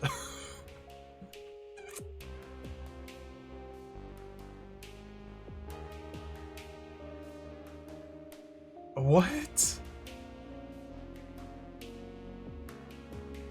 So I can rotate my sword to get the Fagundo to this point here. But the mere act of rotating my sword is not enough to keep this Omslick pinned into this tile. So I feel like what this is asking me to do is, while the Fagundo is ashes, I need to like set up a situation where within 1, 2, 3, 4, 5, 6, 7 turns, the Omslick will end up here, facing a direction other than southeast, and Beethro will end up here. I think I need to try and anticipate this 7 moves out. I think. I don't... Like, what? What?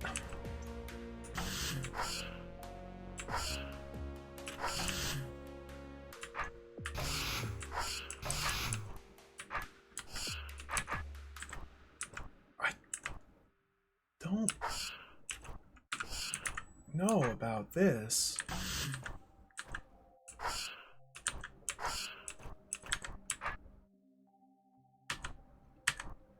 He's going the wrong way.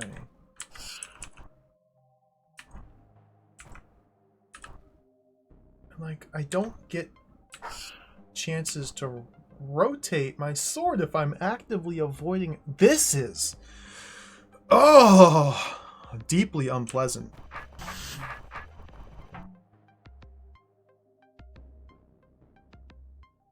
What the hell?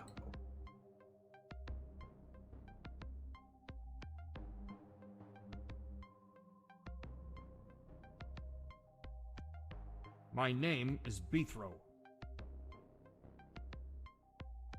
Well, let's... We'll leave that room for later, too. Let's try a different room. This seems like agony. This room just doesn't make sense. Alright, what do we have here? I can't do anything. Go in here. Looks like everything here's been burned. Must have been those creatures.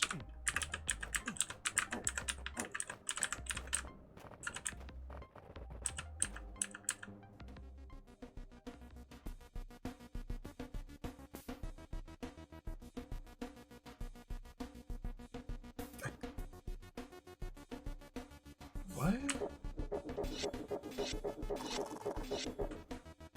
Okay, I think this is tremendously complicated as well. But it's also kind of the complications are on autopilot, if that makes sense. Every 10 turns, spike traps toggle these doors open and closed. Every so many turns, these just a lot of stuff happening. There's just a lot of stuff going on.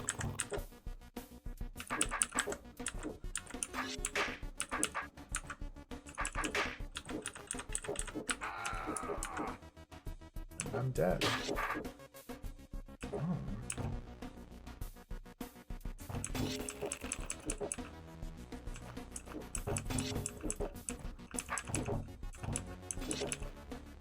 Okay, so I need a south sword to start with. Bypass these. Whoa. That. Then this requires a north sword.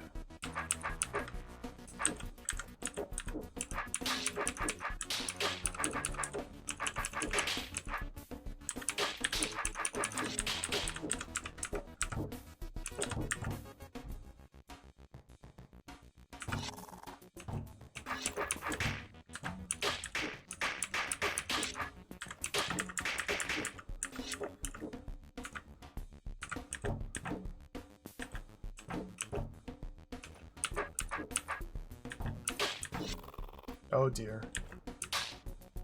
Oh dear.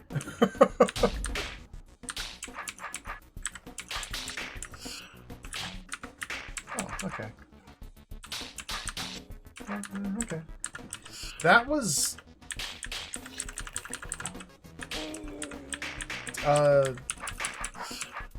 certainly a room. I don't have much else to say about it other than that it is absolutely one of the rooms in this hold.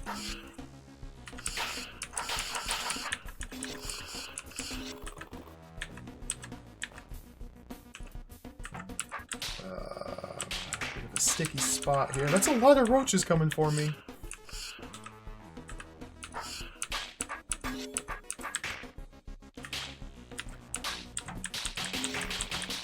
Dealt with.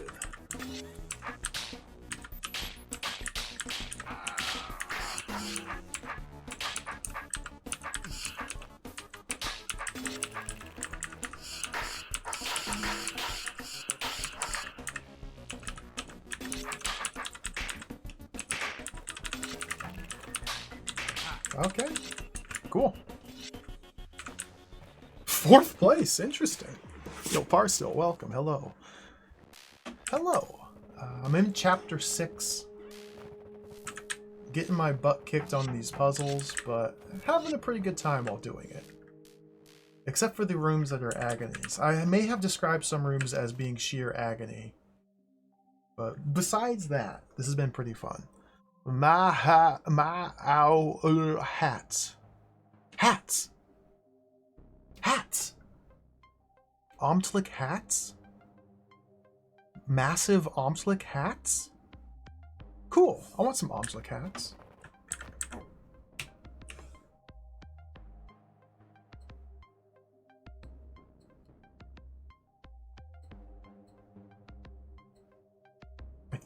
think.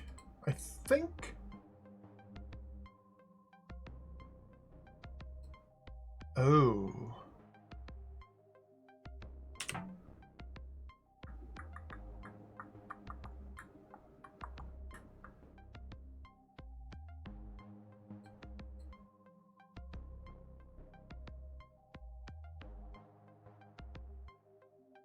I think what this room is saying is we need to use the Omslick to light these 3 fuses on 3 subsequent turns. Because I need to divert the Briar, which has 4 roots, onto this button before it reaches this button. And all 3 of these bombs open this door. They also open these doors.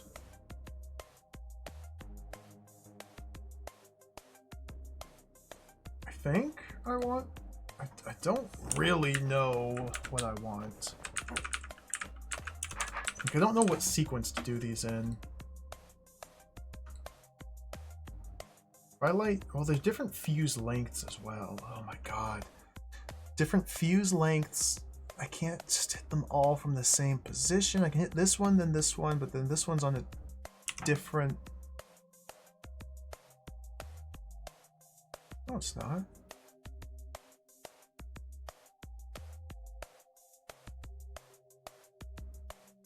Here.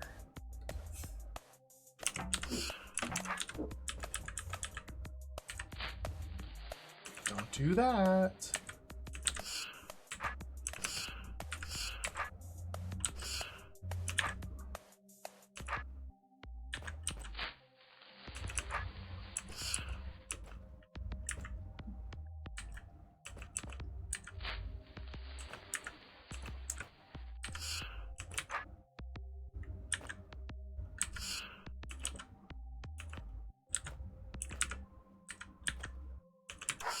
Oh my goodness.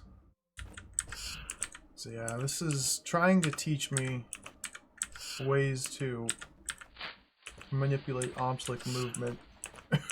And I'm just a little too thick to comprehend the lesson. Like what? What?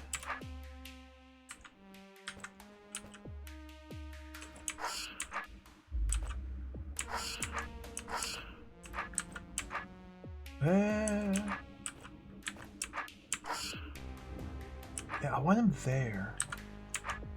Not there. There.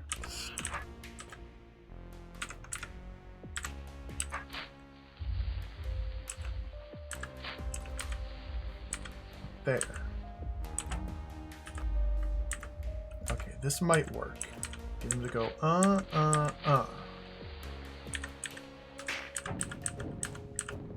That was wrong. Okay, let's get him to go the other direction.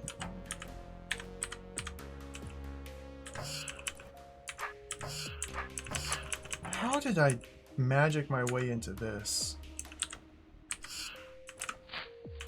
Oh dear.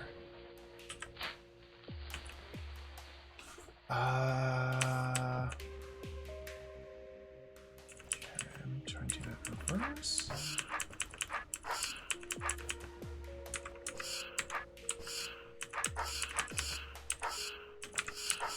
Oh my... Obviously, Omslick manipulation is not my strong suit, and it is...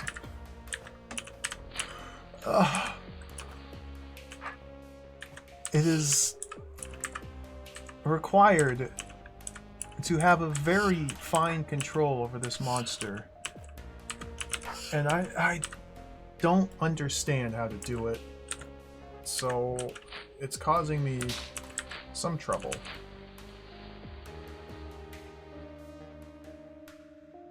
Like, I want to light this fuse and then this fuse and then this fuse on, so that way these all 3 detonate on the same turn. So I need him to be stunned looking to the west while I swoop around in this direction. So he rotates anti-clockwise and goes boom, boom, boom. similar to what I had before, but I had it on the east going clockwise, and I needed it on the west go anti-clockwise. So, I mean, knowing where I need to end up doesn't help me get to where I need to end up.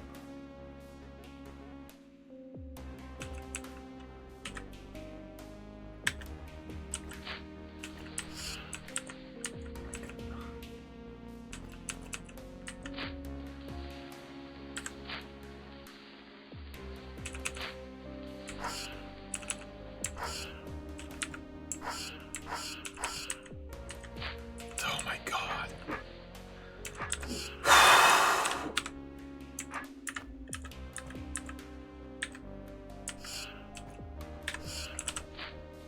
It just feels like I'm just brute forcing this. Just eventually these moves will work. And obviously there's a way to actually think this through and set it up. But I have no idea.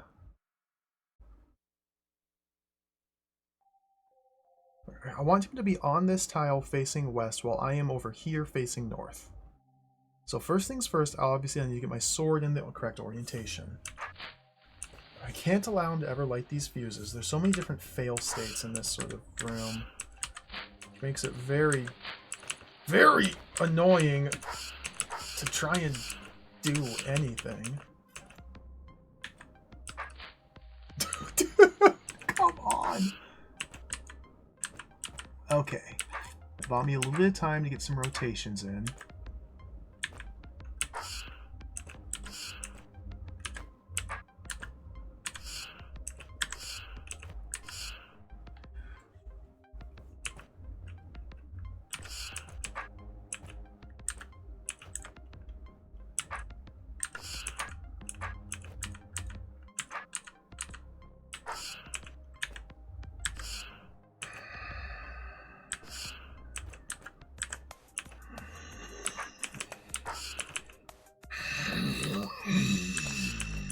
I don't like...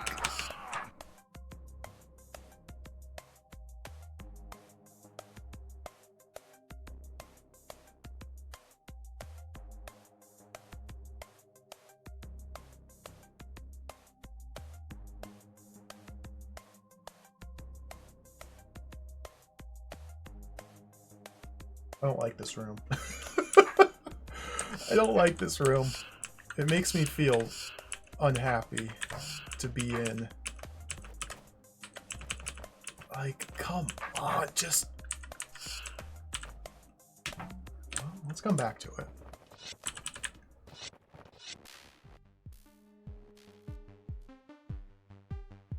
Okay, this looks like another one that... a little terrifying at first glance, but probably not. There's so many rooms!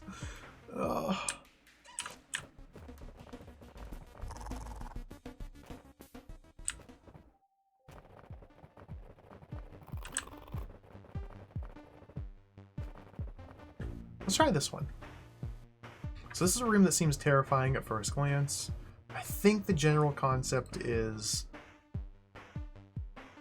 terrifying. So we have two mirrors to drop a whole bunch of trapdoors. So I need to be... Oh my god. These rooms just are not fun.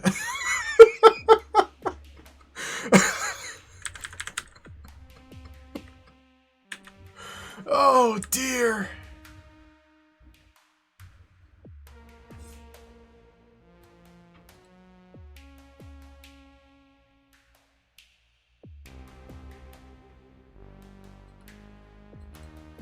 Let's try this room.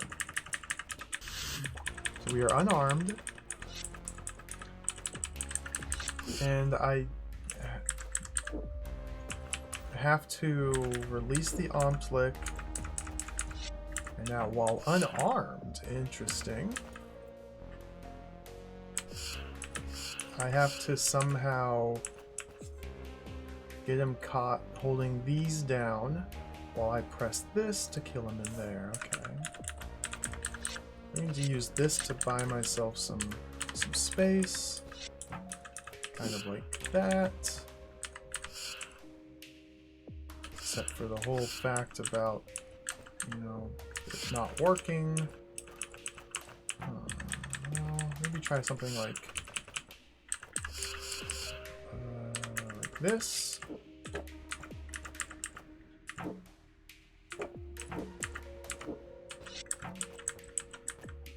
See, I remember this trick as being something you can do to keep an Omslick behind a 2-tile wide bar. I only know that this trick works because of DROD the Second Sky.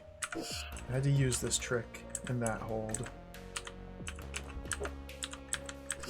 So if I didn't know that that trick worked, I would just have to figure it out in this room. Might be possible. I'm sure it is. Okay. That wasn't too bad.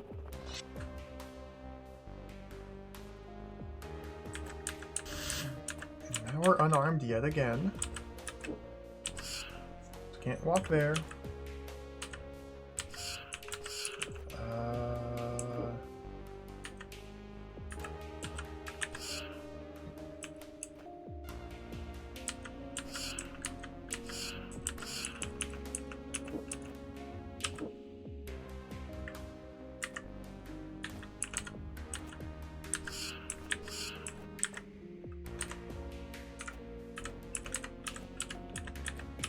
Okay.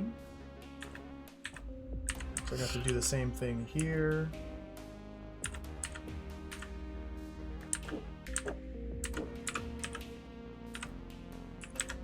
Just dance till that gets pressed. Okay. Now I'm dead. Cut that off, mister. Stop killing me, Omslick? You want to... Okay, there we go.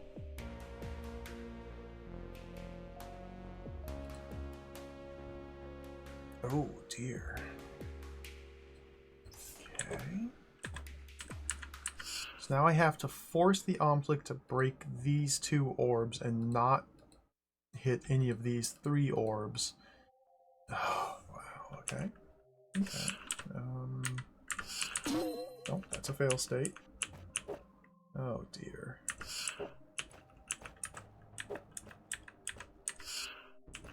Can't do that.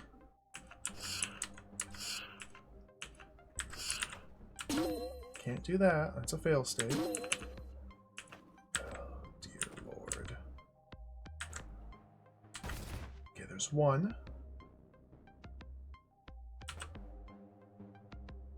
That's a good diagonal to hit that one. Okay, perfect.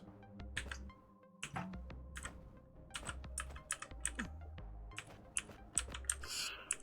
we already know that Beethro is immune to Omslick lasers.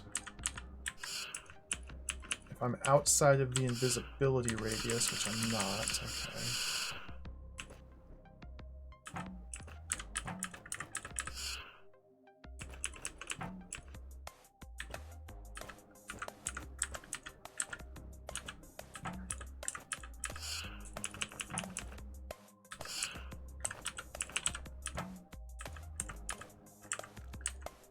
Can't seem to get through here.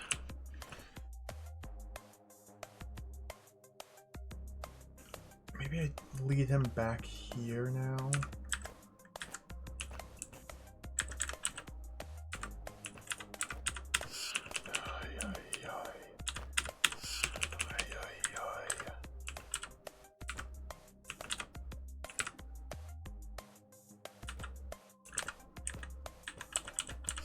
Oh, okay.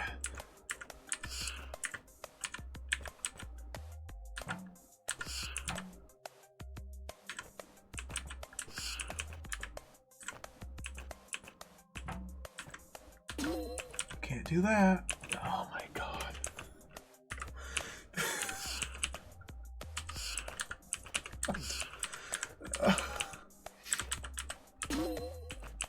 Can't do that. Can't go that way. There. I'm not. Can't do that. Can't do that. Can't do that. Can't do that. Can't do that. Can't do that. Can't do that. Can't do that. Can't do anything.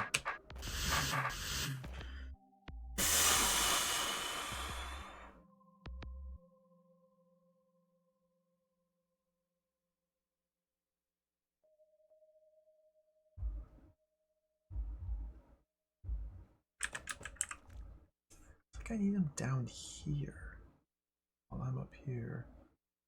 We can use the powers of invisibility.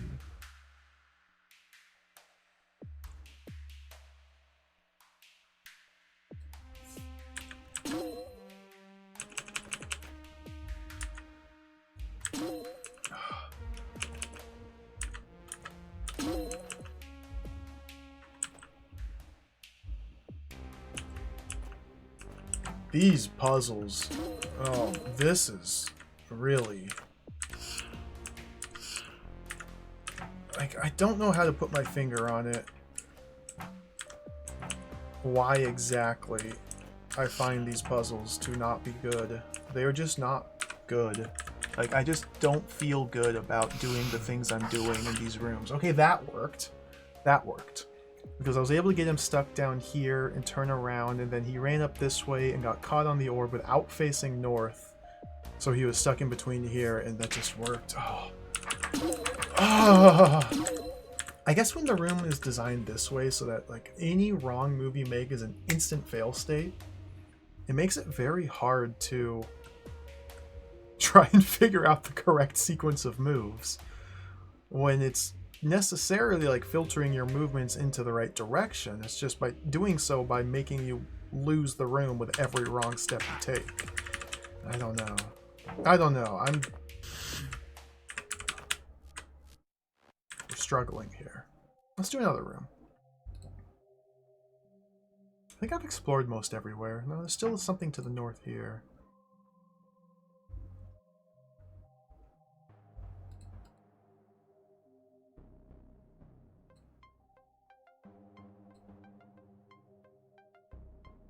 Disarm?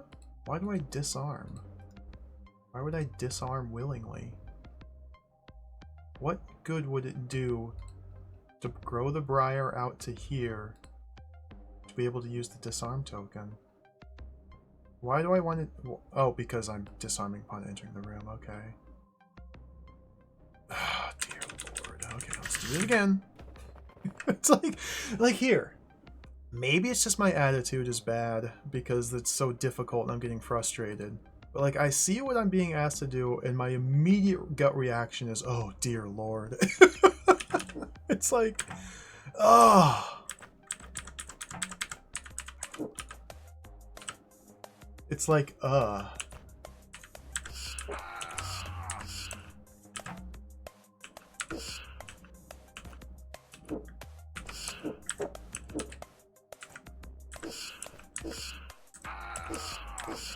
What is even happening here?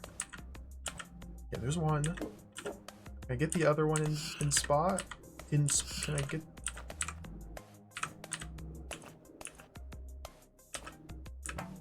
I don't think I can get him in spot.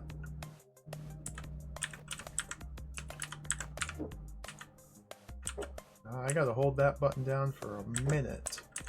Okay, maybe I can get him in spot. Oh, come on.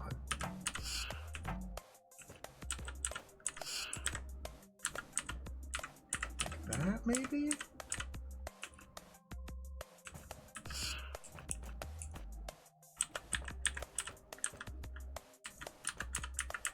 Maybe I just...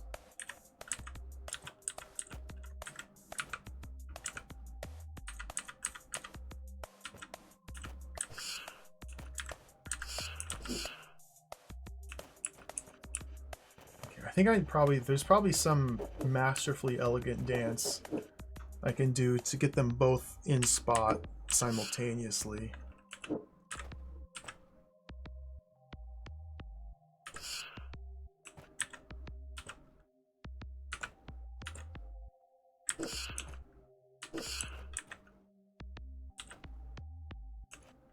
there's the other one.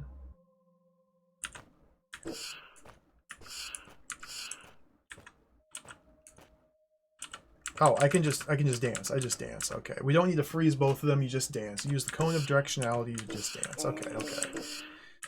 Okay. I just gotta get to my I just gotta get to my sword. There we go.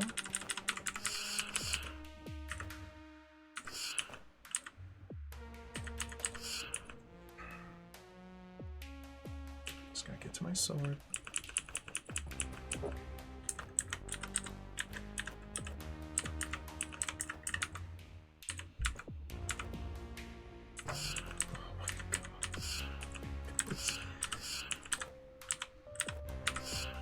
Oh, dude. Okay.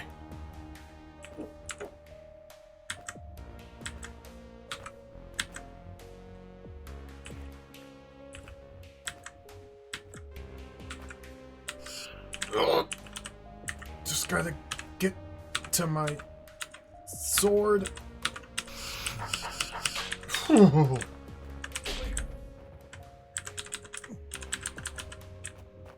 Clear.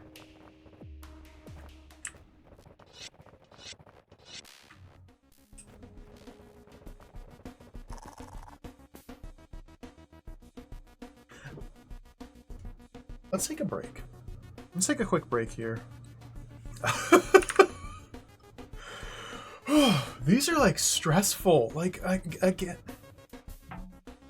again, maybe it's just my general state of mind while doing these puzzles, but these are like just stressful and not fun.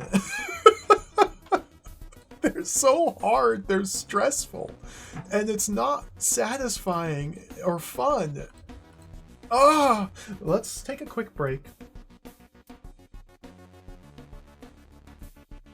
I like it when games are fun.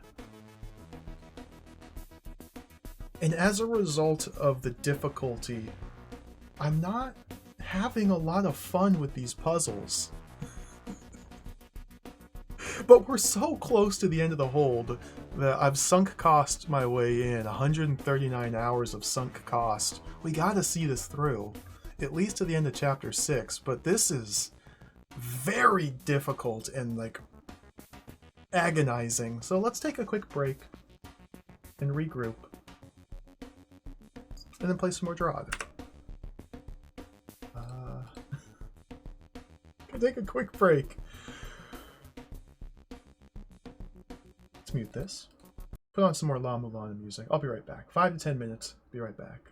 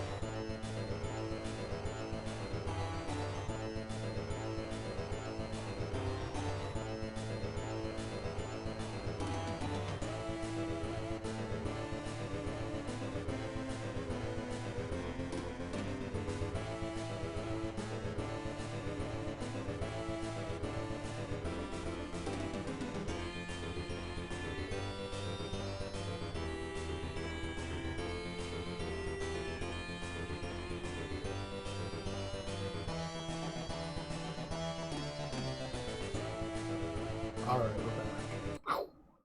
Oh, Shadrock, thank you for the raid. Welcome. Hello. Good day. Hope you had a wonderful stream. Thank you. Welcome, Raiders. We're playing DROD.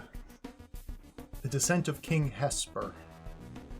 We're 139 hours into this hold. This DROD level pack. And I'm losing my mind. Thank you for the raid. Welcome, Raiders. Welcome. Hello. Let's play some more. Let's play some more. So in this room we have a dagger. 1, 2, 3, 4 roach queens. 1, 2, 3, 4, 5, 6 Omslick. And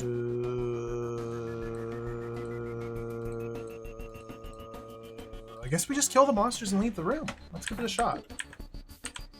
So the dagger does not reflect Omslick laser beams back at them.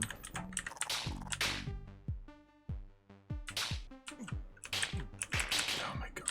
So you have to be very careful here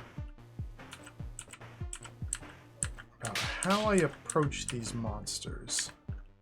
I need to use corners to get the drop on the Omslick. Like that. I don't really know how to deal with this sort of situation that's brewing here. In fact, it looks very bad. I don't know if I can deal with it without some sort of help. So let's try and do it without using any help. Oh. Oh. Oh. It wasn't bad. You just win. So the dagger doesn't reflect Omslick laser, but it does block it from stunning you. Okay. Cool.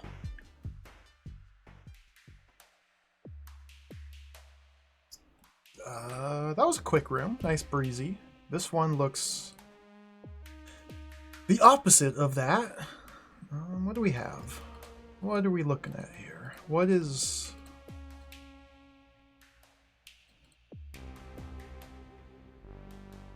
going on in this realm? What? What? How... What? So I can use the tunnel to come up here. I can press this button to release an Omslick. I can bring the Omslick here and face him south so that he holds this button down, which closes that? So do I want... What direction do I want the briar to grow in? This... I want the briar to grow in this direction, not this direction.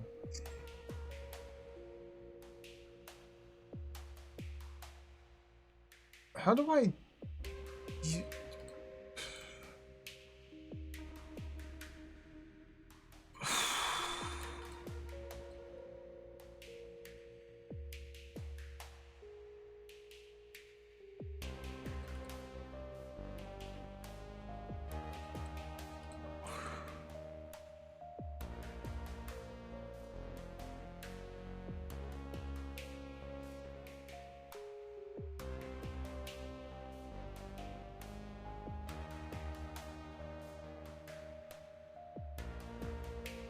I don't know what I'm looking at, so let's just start doing things.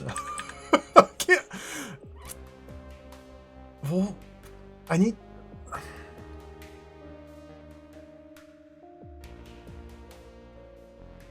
What? What? Oh.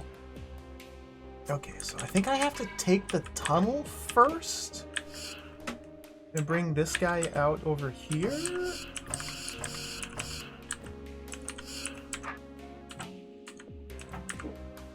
I think?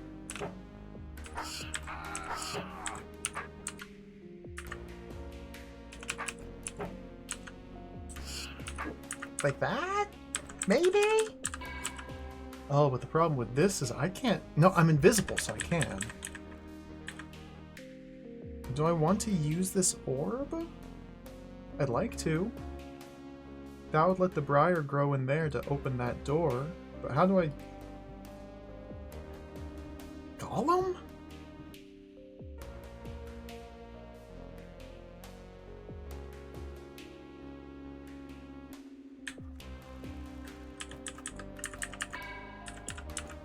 What is...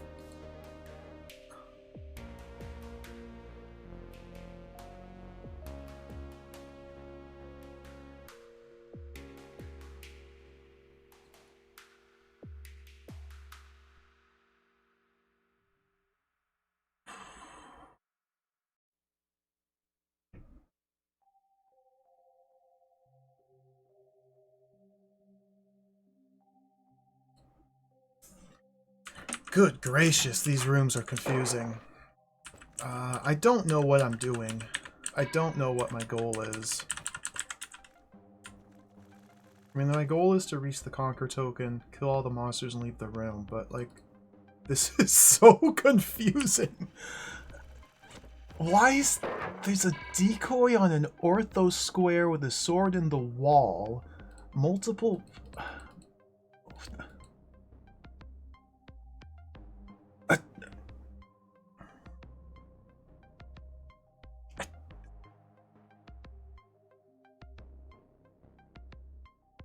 What? Force arrows on top of doors?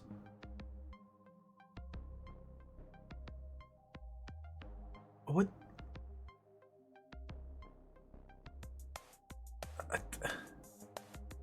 Okay, in order to use this orb here, to unleash the briar, I need to bring a rock golem all the way in through here and kill it in one of these two spots.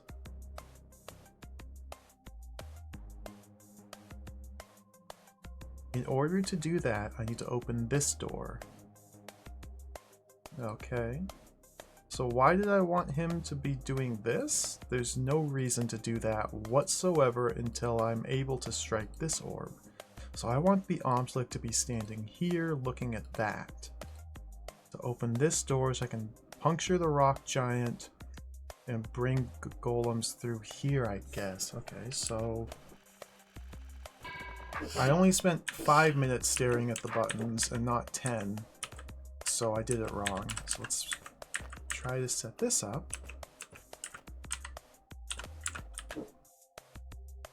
I don't know what this is about. I guess... Okay, I guess the idea is if this laser beam gets disrupted by, say, golems passing through the water, then the Omslick will divert its attention from this direction over towards the decoy and you'll light the fuse. So there's some puzzle going on here. There's some puzzle I have to solve that I don't even know what it is yet. First things first, how do I dance with this Omslick to get him to cooperate? It's that move. Okay. Oh, can't do that.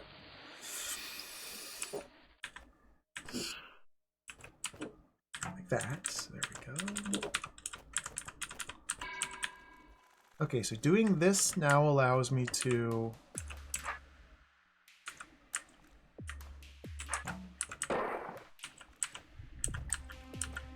do that, and that is... now the room is lost. Because if this orb, if this bomb goes off, it strikes this orb, it closes this door, and I've got no way to reopen it. So...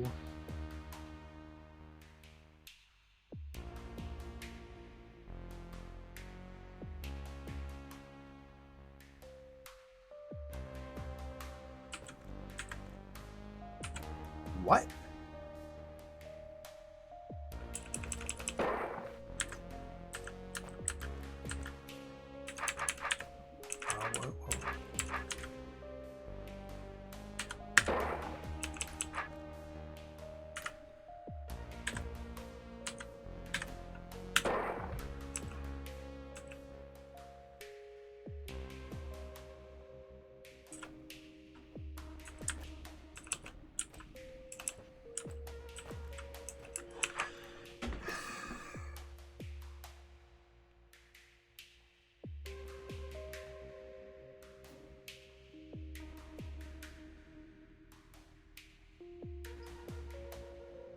don't know what all this is about here.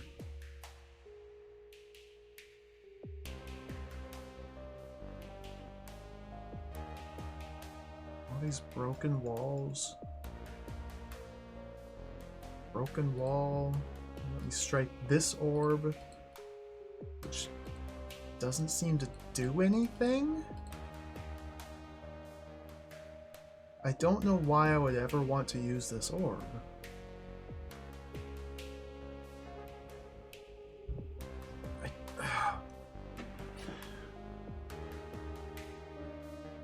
So what's my goal again?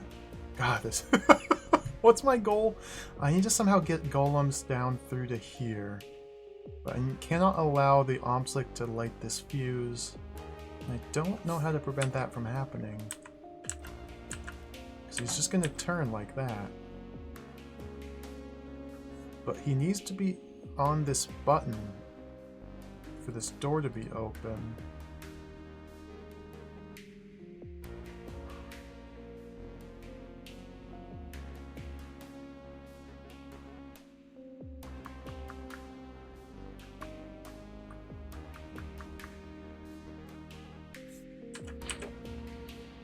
Fail state. Sorry, I got really cold all of a sudden. I had my window open because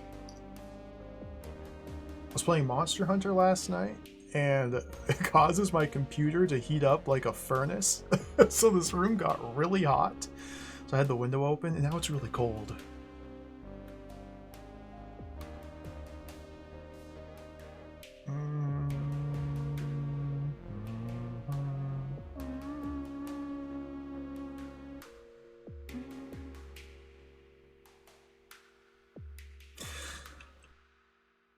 This seems like a big problem here. And maybe I'm approaching this in the wrong way. Perhaps I need to...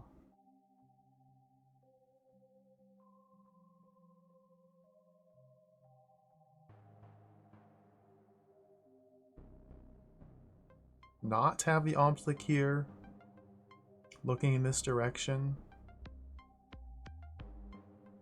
And instead, first bring the golems down to this chunk, and then position the Omslick here, and then swoop around this way and pull the golems through. Like that might? Okay.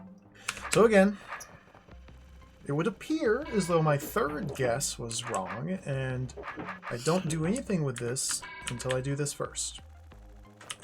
So I only spent 10 minutes staring at the buttons and the switches and the wirings instead of 15. That was my downfall. So let's try this again.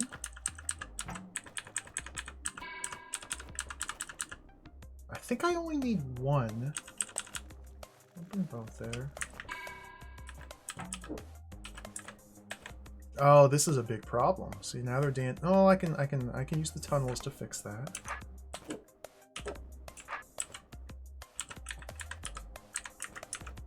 And then was it like this?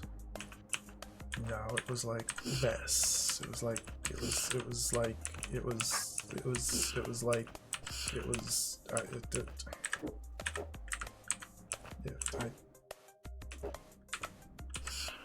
go.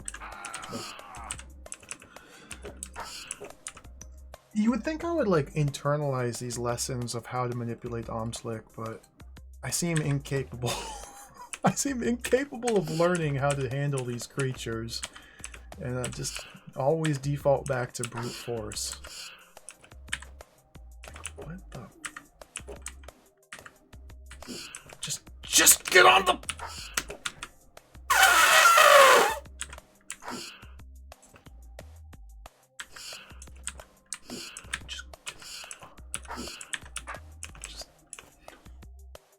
Okay, we just did this.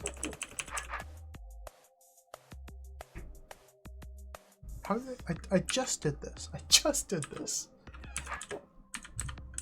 He steps that way. I get it. I would step that way too.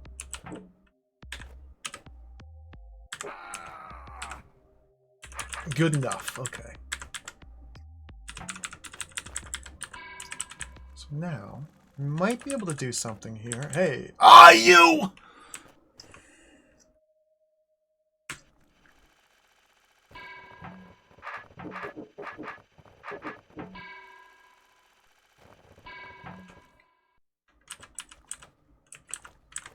Agony gaming. This is agony gaming. It's like every quarter step forward, I have to take 10 steps back because I didn't take into account the third. Okay, let's do it again. Like if this is the general experience of playing difficult DROD rooms, then I'm good. It's like there's just so many gotchas and just nonsense. Okay, hold on.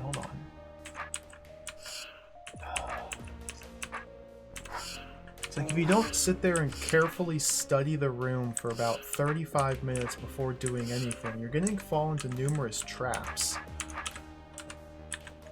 that are easily avoidable if you spend time just sitting there staring at the room forever.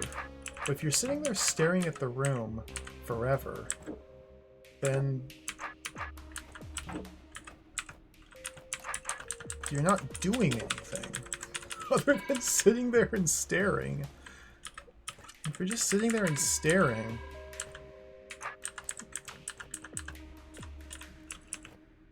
okay, now how do I, okay, now we gotta do this.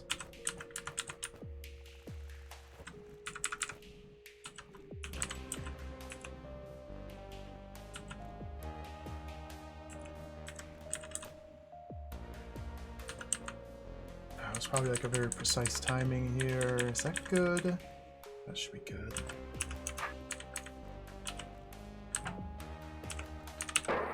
Okay.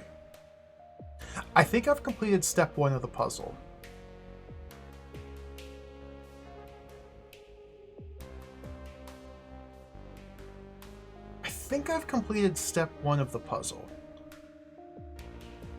It's very possible that there's something I've overlooked. I think that's step 1.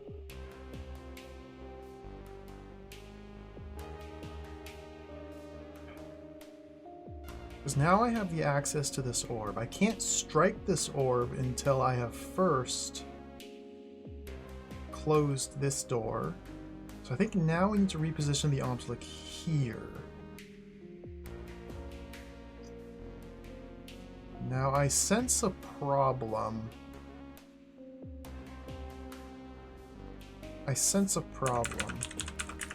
Let's see if it's actually a problem or not.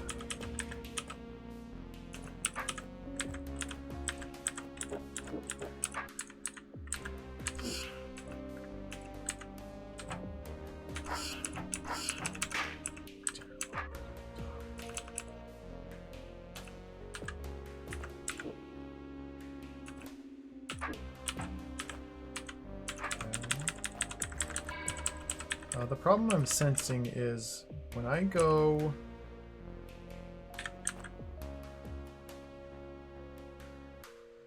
to use this orb, I'm going to get owned like that.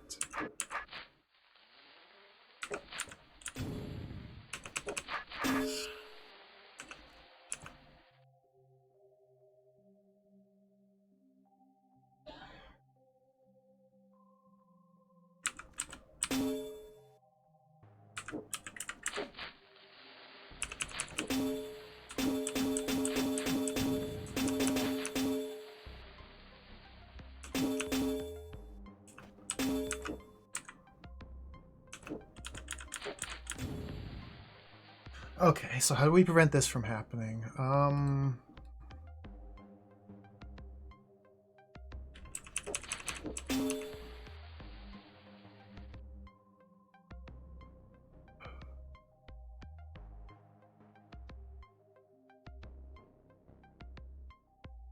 might have to somehow bring a golem in through here? And that's why all this nonsense exists, and this...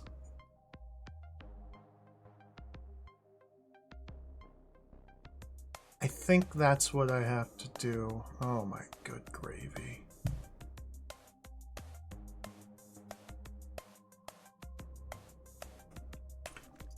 How in the world will that happen?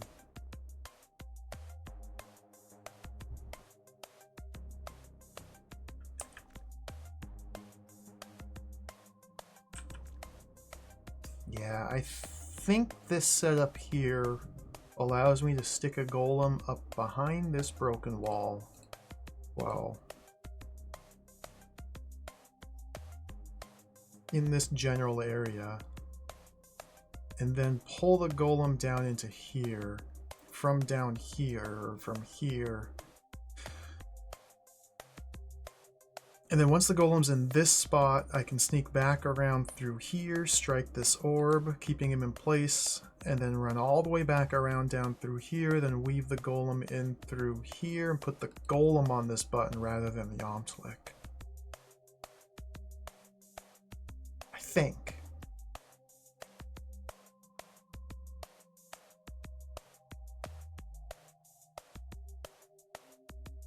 Just kill the golem on this button. If that's true, then I might be able to kill the Omslick now. Do I need him for anything else? I don't know. I've already misread this room like 6 times, so I might still need the Omslick for something. I just don't know what. Getting around these guys, I only need the one, so I guess I can get away with something like that. Can I? I don't figure it out.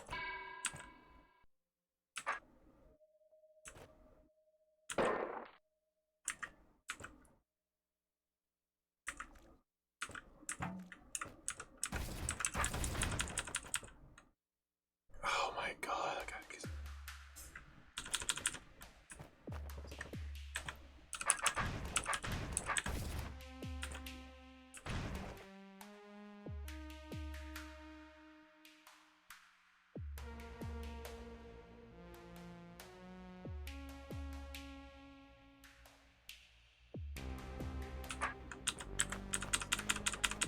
I'm gonna sit and think about that for a moment. Okay, you go up there. There? And then I go like that. Okay. Oh, what a tedious room. This is like sheer tedium. Oh, but the Omslick can't be here looking down because I need to use this space. I'm just gonna kill him.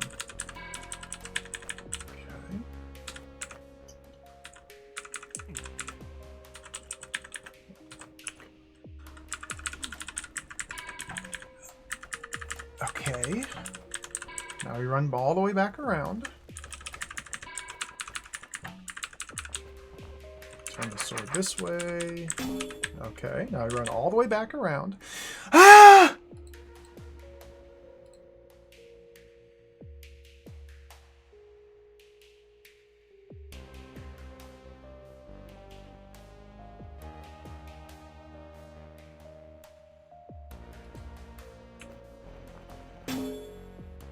Don't tell me.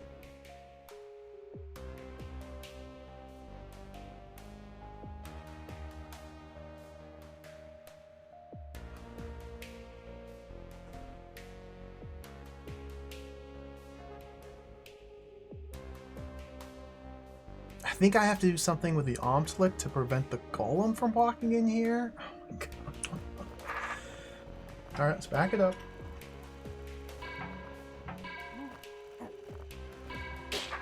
Okay.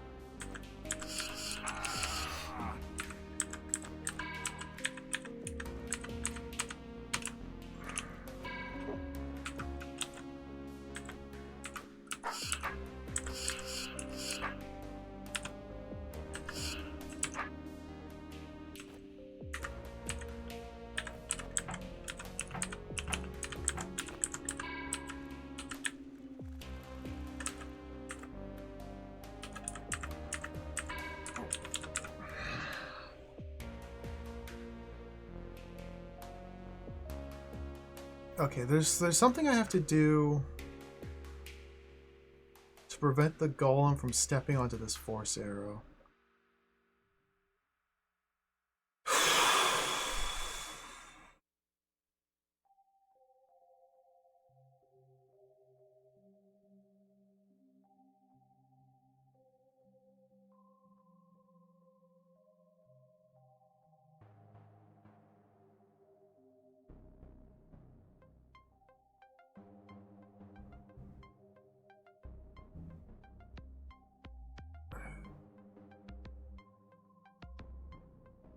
I feel like I need to get the Omplic here without lighting this fuse. But like, this amount of space is just not conducive to doing things. And he's gonna want to look southwest before he moves southwest, especially if he's attracted to this decoy. So I still don't understand what I'm doing here.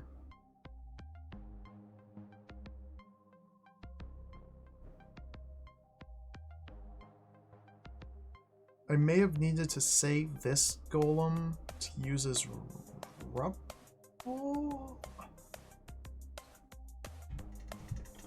How many more hours of total game time before I make the DROD Death Face IRL? Ugh, at the rate we're going, about 2 more minutes. Oh, God.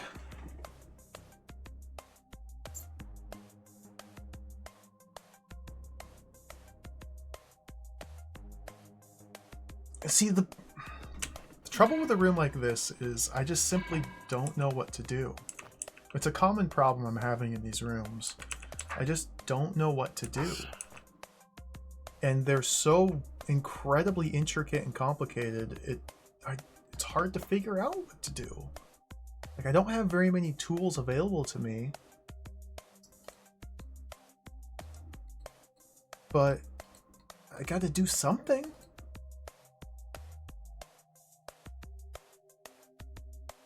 So the current problem is, how do I strike this orb while this button is being held down by something? That something doesn't seem like it can be an Omtlic.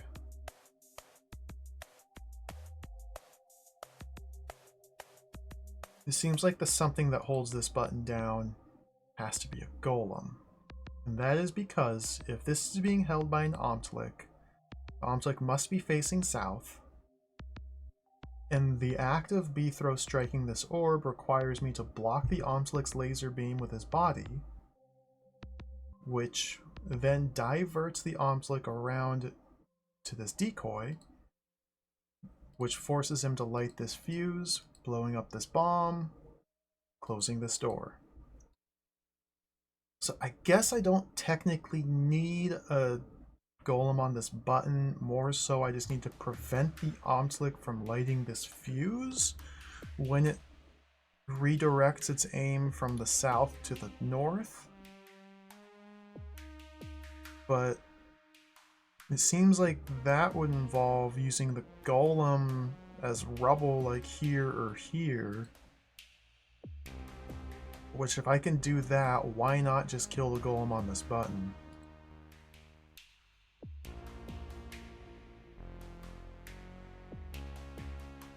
I can't... So the orb to open this door is here. And then Bthro has to walk all the way around like this to get inside this chamber, during which the golem will redirect its attention towards this decoy, sending him in through here and making him completely irretrievable. That's fine. It's been fine this whole time. Dear God, this room. I just got bamboozled. I just puzzled. It's fine if he goes in there. In fact, I would say it's good. It is good for him to go in there. Alright, let's get the Omtlic onto his button, because now he's standing on the fuse. So he's going to block the fuse from getting lit.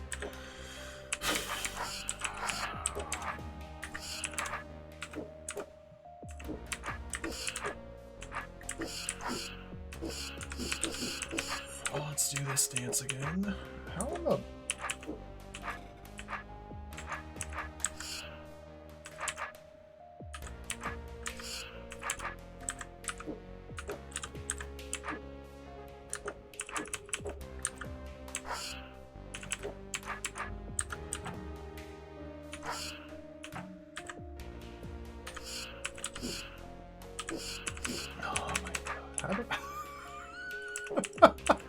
Again, you would think by now I would learn how to efficiently do this.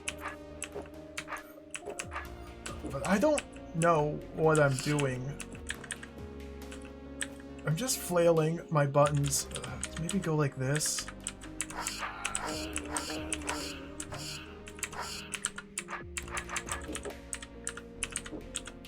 Okay, you just flail your buttons and then make it work. There we go. Okay. So now this gets pressed before this one does. This is blocked, so he can't light the fuse. Touch the conquer token.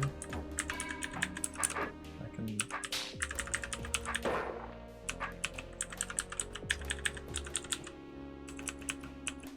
I can't... Of course. Of course, it's not that easy.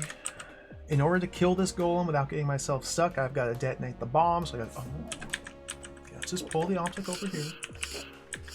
I'm losing my mind. I'm losing it. It's just okay. Get him on this button. It doesn't even need to be on that button. That would be easier if he were. You didn't need another trick. This room has like 1,000 tricks already. You did not need a final trick. That's just my opinion. But then again, I would say most of these rooms don't need to be nearly this complicated, and they would still be quite fun. And they would in fact be a lot more fun to me if they were not so god dang difficult. Alright, let's go around this way. Do that. It does that. Okay, now go back in. Kill this guy. And the room is clear. Is it? Am I forgetting anything? Conquer point. Conquer token. Monster's dead. Okay, he didn't say ha. Whew.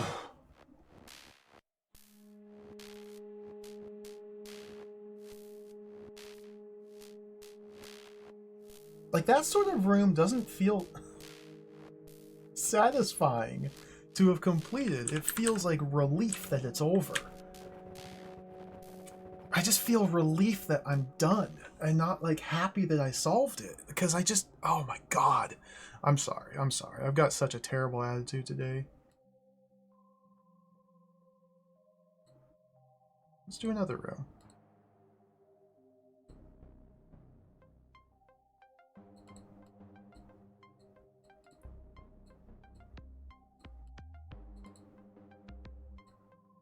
Secret wall to the north. I don't need to do any more rooms.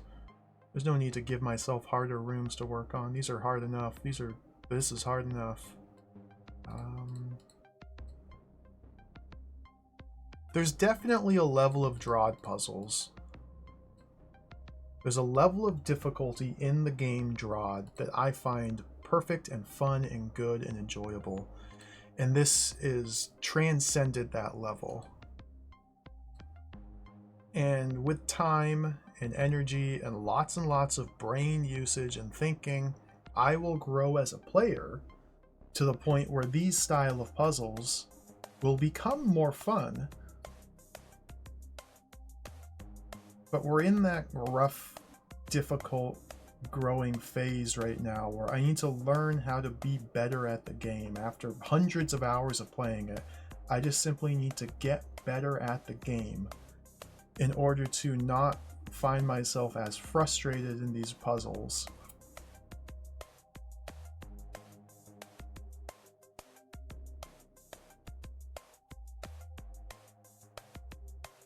Or maybe I've just reached my limit as a player.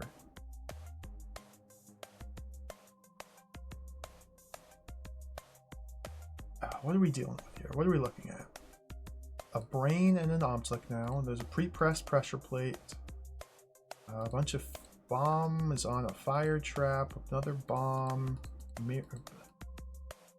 Seating beacon needs to get turned off before I clear the room. There's a whole sequence of buttons and plates and... What are we doing in this room?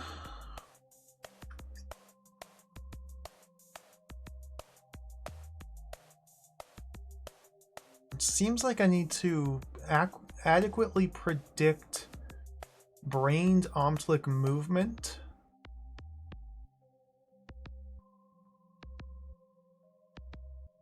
So that while I am in this little stretch of the room turning off the seating beacon,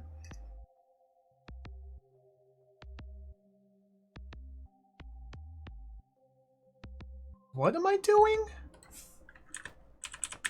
Wait, why can't I just get in there and stab it? Like, what is any of this? Can't I just do... Oh, because I can't get out. Oh my god, of course. So the only influence I have over the remainder of the room from this state is to press this? And I need the act of me pressing this button to clear the room. But not immediately, because this button also closes this door, so something needs to press this switch. Omtlic. Okay.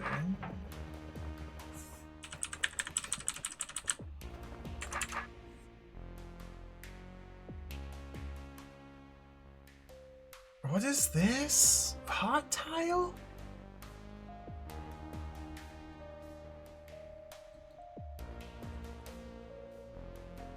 I don't understand this.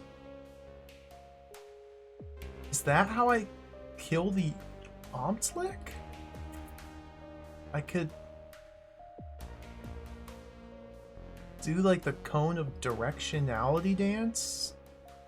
Like here, maybe? If it...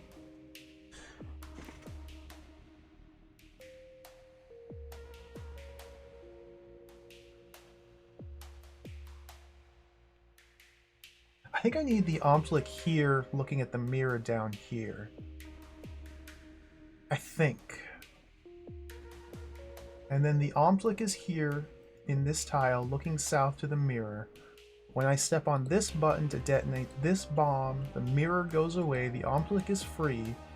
He moves like this, presses this button to open that door, slides down around through here. Once he reaches this tile, I do my cone of directionality dance, if that's even possible, to get him to turn while he's standing here rather than move, and he dies. I think that's all I have to do. I think that's all I have to do.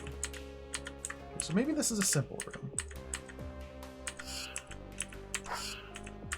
Now, of course, the first question is how?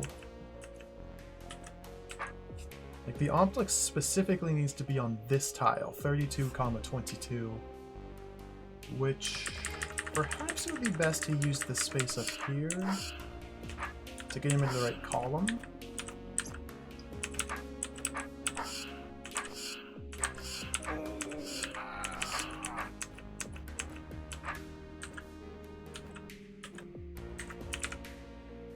No, that's good.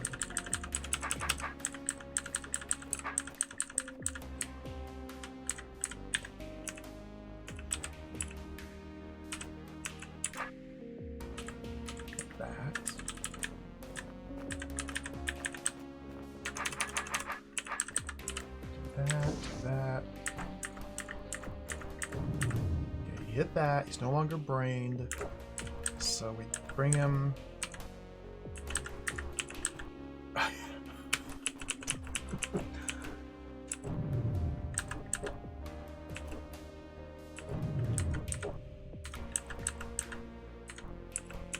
Huh?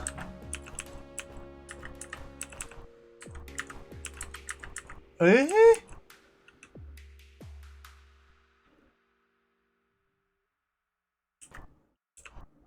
Eh? What?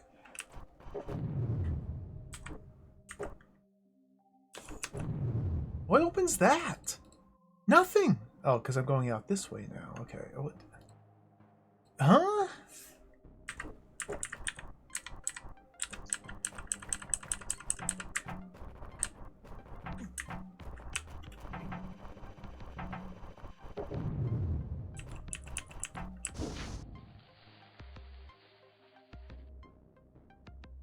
He doesn't. Okay, I have him in the wrong spot. I should have known. Okay. He has to be closer to this spot because I need to do something different. I don't know where. Like what? How would I know?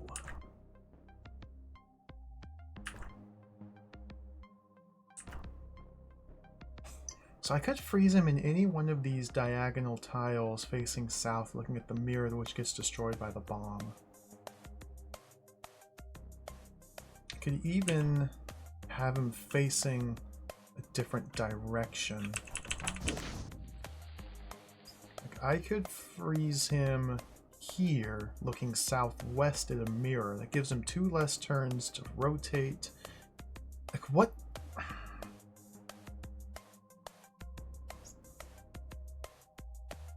That's probably all I need.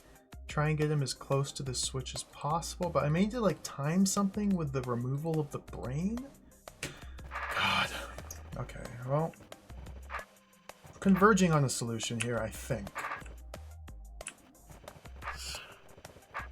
Just another one of those rooms where every time I look at it, I've read it wrong.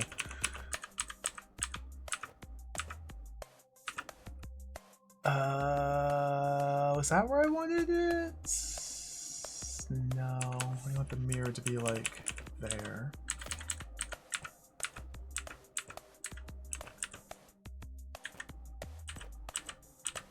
That, okay. So this should buy me the most amount of time, or have the Omtlik get to me the quickest way possible. He's already got 1 rotation and 2 tiles of movement. I don't know if this is what I want. Like, I don't know what I want in this room. So let's do that.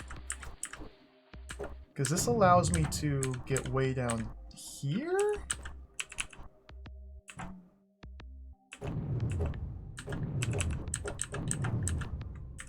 So, okay, I need to be able to do this, but he needs to be there. Like, what?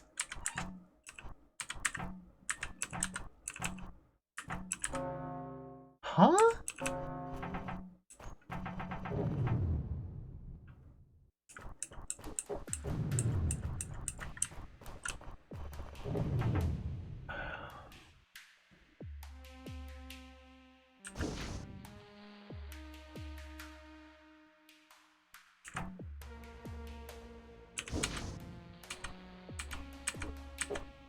Okay, it's another turn faster, but like, it just doesn't work. It doesn't go on that like, I need to be like in this same row to pull him west 1 and then run south. I don't know what to do.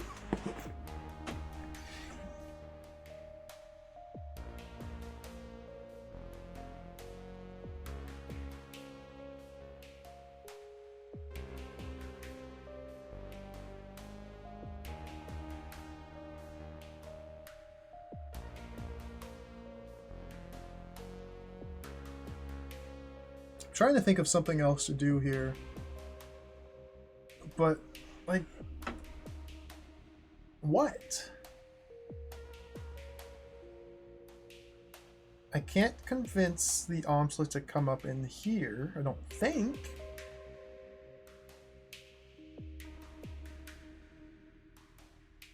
Oh, maybe oh, he's got to press the button.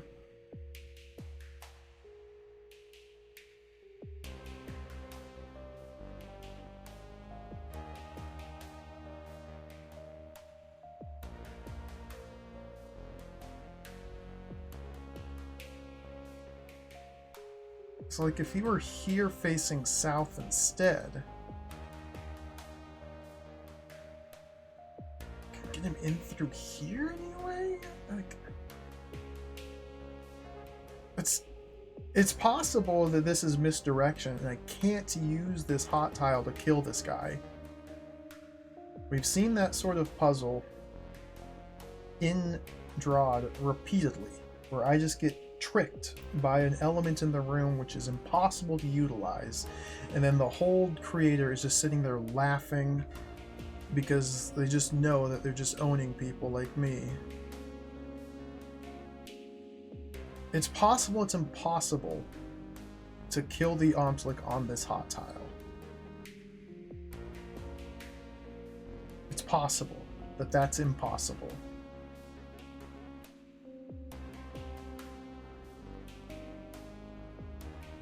If that's impossible, then it seems like the only other way to defeat this monster, while also allowing him to press this button for me, is to brain path map up through here?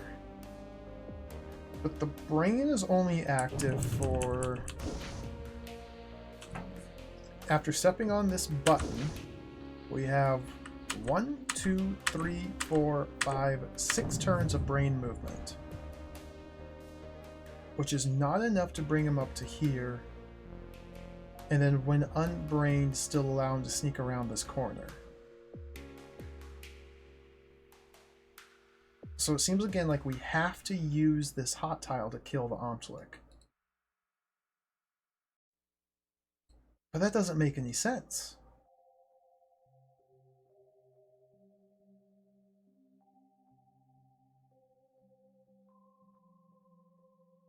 Could I have put the mirror here? And not use the mirror at all for this setup? That seems highly unlikely.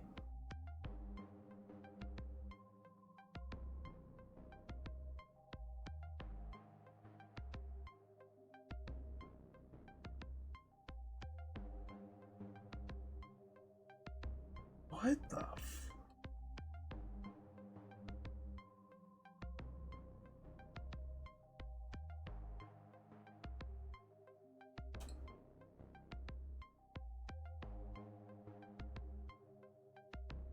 These rooms are too hard.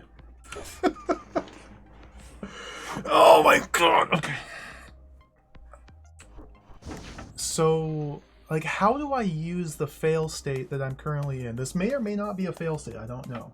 How do I use the information provided to me by this puzzle to modify my approach to make it work? Like, what is this room teaching me? What is the lesson I am failing to grasp that I can apply to this room to allow this guy to die? What opens this? It's me pressing this. Okay. Nothing closes this. I need to press this button. Why? Because that's the only way to kill the brain. If I don't press this button, I'm never killing the brain. That's not true. That's not true. The Omslick can look south and burn this fuse on his own to kill the brain. So maybe I don't ever need to press this button until the Omslick is, say, here. And then he'll diagonally walk across the line onto the hot tile, and maybe I can just magically kill him.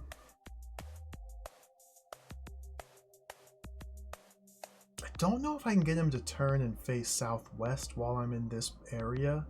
It just doesn't seem like it lines up just so, but it might. I think this is still in the west cone of directionality.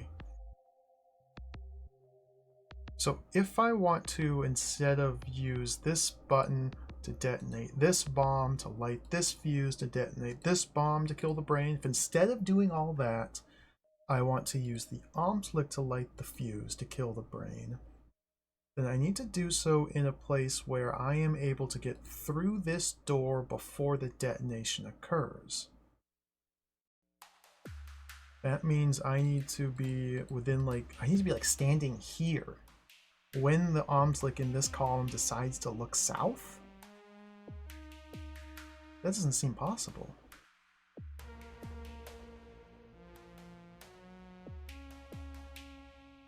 And if it...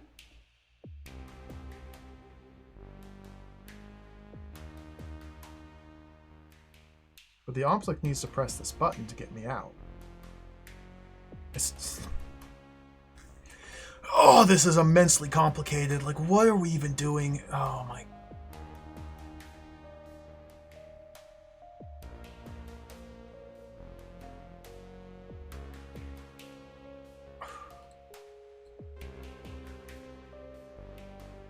So I have a variety of different positions I can put the Omplic in.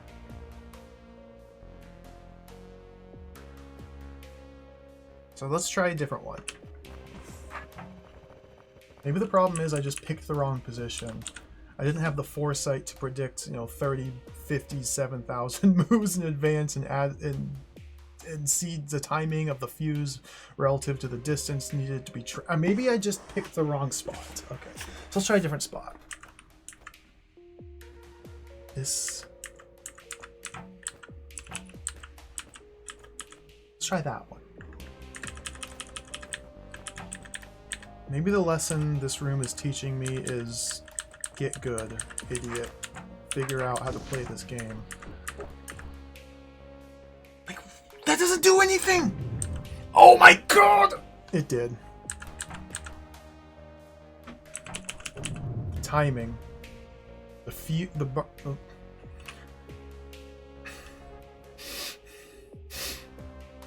Omplic takes an orthogonal step here rather than diagonal because the brain is still active when he arrives on this tile. Now.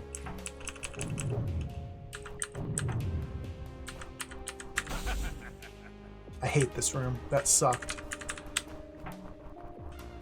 Again, I should feel happy that I solved it, but my process of solving it was not through the act of learning. Like, God! I'm dying. I'm dying. I'm dying. Too much DROD. It's jacked. Let's do another room. This looks pleasant. So, what was the lesson of this room? I guess read the room and count your fuse lengths and time things and set things up so that it just works. I guess. Like, the trick is forcing the Omplic to step west here rather than southwest, which is only possible if the brain is active.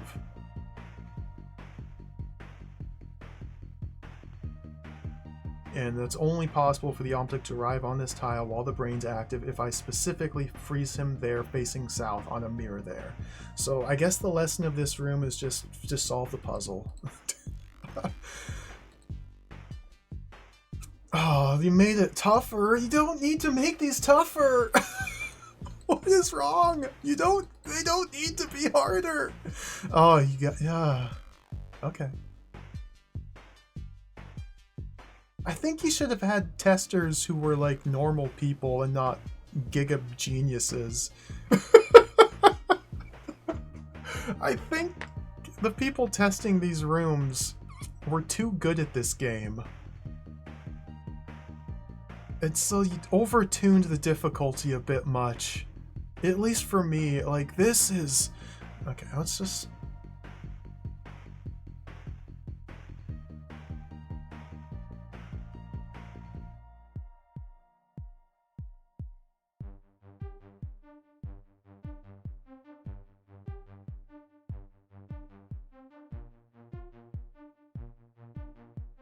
This looks terrifying. So the goal for this room is to drop all the trapdoors and then kill all the monsters, then leave. The problem is we have Omplic lasers everywhere, and the only way to defend against multiple angles is if I'm moving around the room while bringing these mirrors with me and fighting off swarms of roaches.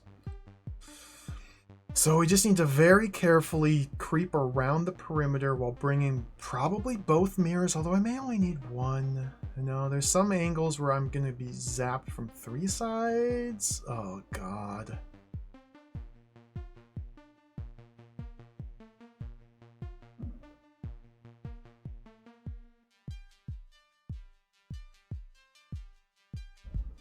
So there's not really much of a puzzle per se in this room. It's more just a protracted battle of attrition. You can use mirrors to freeze Omslick or bring them with me. I can freeze 2 if I go like that.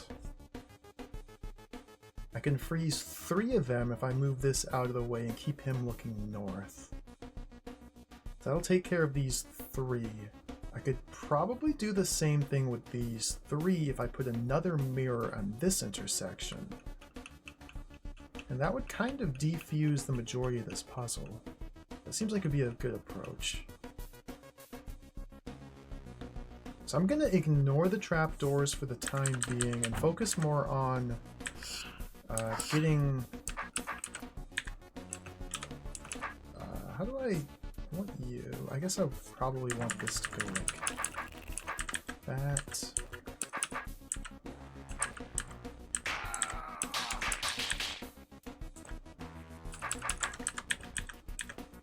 Okay, so these 3 are taken care of. I want to do the same thing over here. Getting to some of these trapdoors will necessarily involve breaking these beams, but that's fine.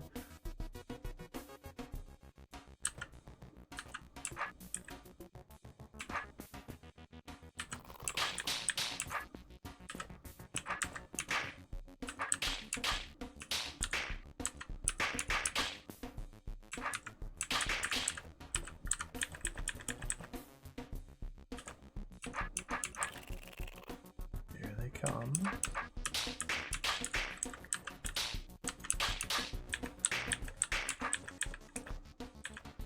So I want this to go right there. Okay, so now all the Omslicks are shut off. Now again, I'm going to have to break their beams to drop the trapdoors, but I'll be able to deal with just 1 at a time rather than 1,000 million. Okay, so this room's not that bad. Not that bad. I think I can handle this.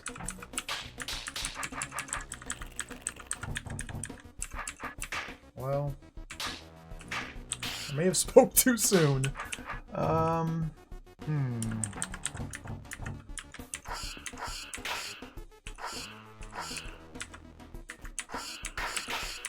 There we go.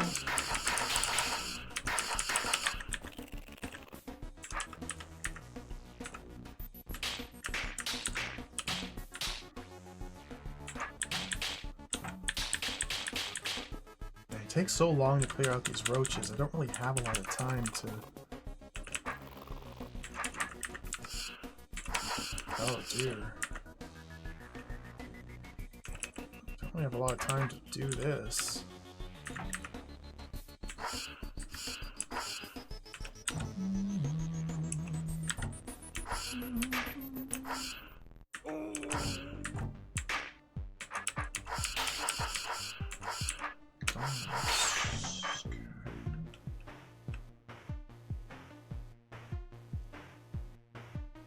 Awkward.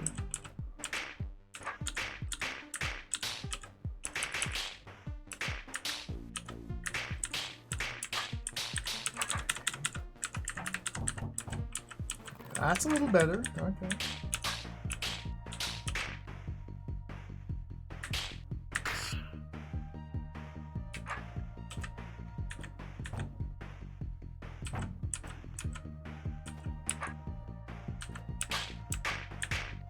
Let's wait here for the next spawn.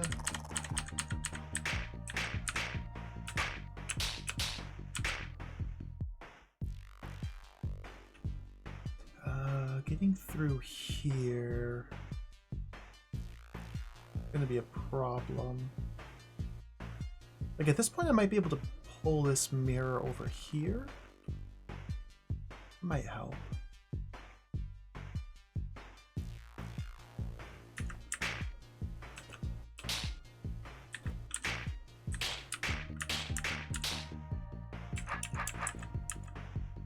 Yeah, I can't get through here.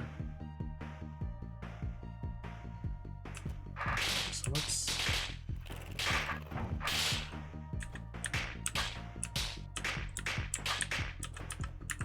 do that.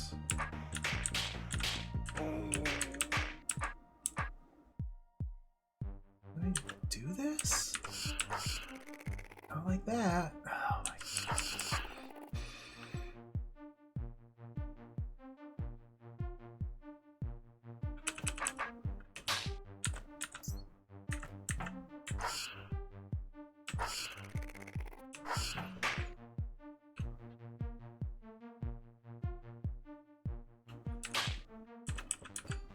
I don't know about this.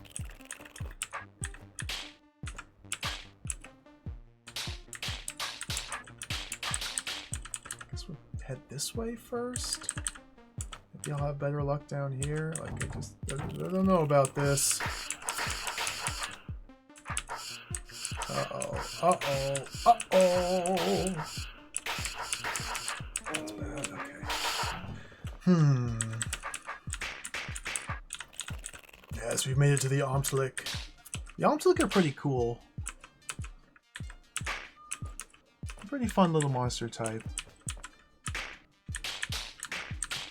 What with the laser beam and the freezing and the paralysis and the stunning and the mirrors and all that fun stuff. Omslicks are pretty slick.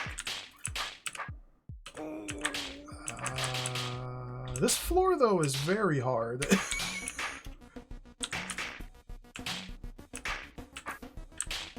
I don't know if I can survive this. Gotta fight them a little bit better.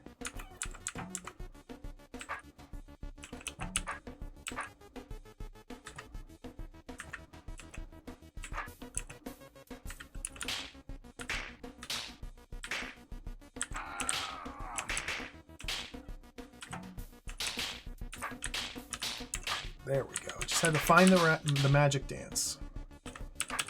Sometimes the trick to the room, the puzzle, is to just find the magic sequence of dance moves that works perfectly and solves all your problems.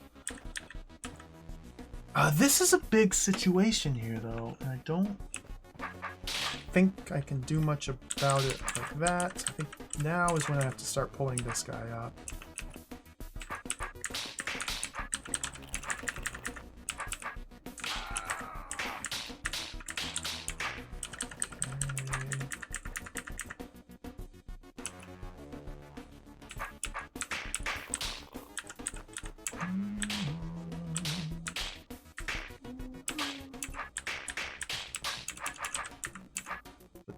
There, that lets me sneak in like this.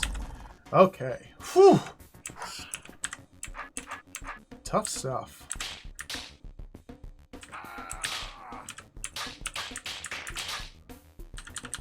What am I doing? Just go straight for these queens.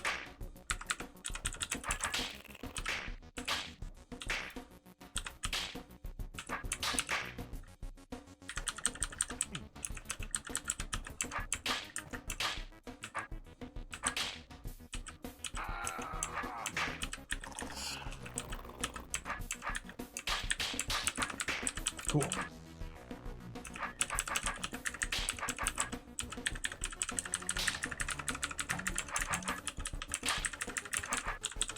All right. Not too bad. A decent little puzzle. It wasn't so bad. No, it wasn't so bad. I'm just priming myself to get frustrated. 11th place. That wasn't so bad. So we just have a couple more to work on. Let's head back to this impossible one up here and see what I can figure out this time around.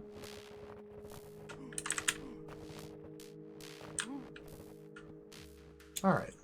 I poked at this one earlier but couldn't make sense of it. Like, I just couldn't figure out what to do. And it's one of these rooms which is very simple, in that there's only a few buttons and doors and elements to work with. I just don't really know how they all combine. What is this room trying to teach me? What is the lesson I'm meant to take away from this room? We have 2 Omslick, a guard, an evil eye, a mirror, multiple pressure plates, some deactivated force arrows, some oramites, some doors and toggles and pre-pressed pressure plates, toggling when depressed, and toggling and doors and arrows that toggle and doors and arrows and doors and toggles and buttons. 140 hours, I know. It's... We're not even halfway through. I don't think. But I am past my limit as far as difficulty goes, so I'm just gonna get to the end of chapter 6. That's my goal. Just finish chapter 6. I don't want it to get any harder. I don't want things to get harder. I don't even want to try chapter 7 or chapter 8 or post mastery. Like, this is already unpleasantly difficult. I like to have fun.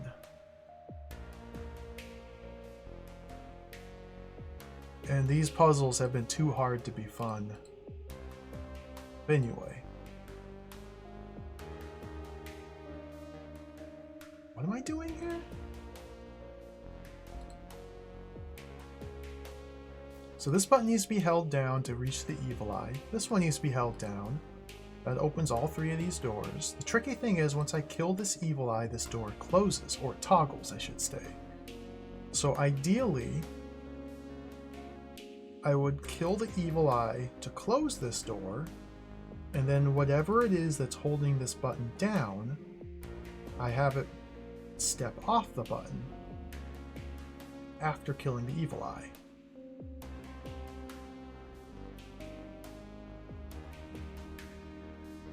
That would allow the toggle to occur, reopening this door, letting me back out. So...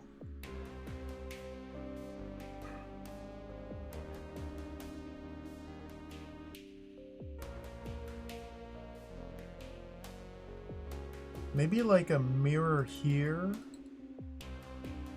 Omslick here looking north, Omslick here looking northeast.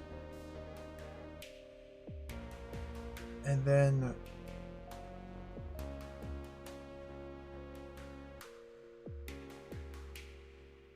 I don't know how I would time it.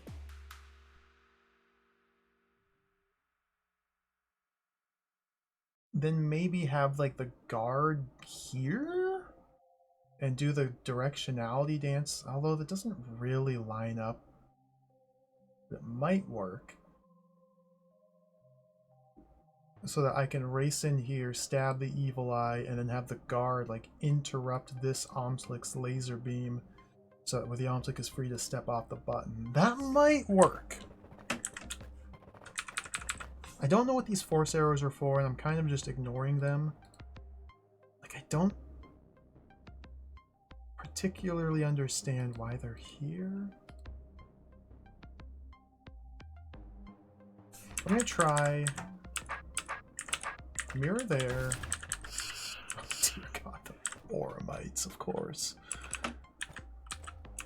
Oh,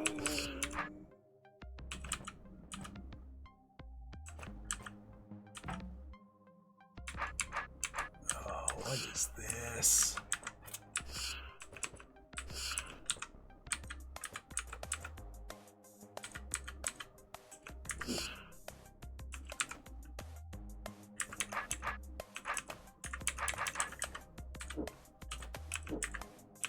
Oh, that opens that. Okay, let's do it in the other order then. Let's get you out first.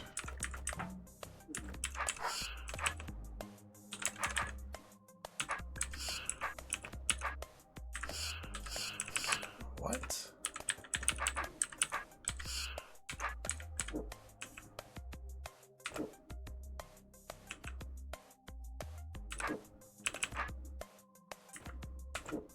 There. Okay. I don't know what these are for. Don't know what these force arrows are for. Or why they're in this room. I'm sure there's something I could be doing with them.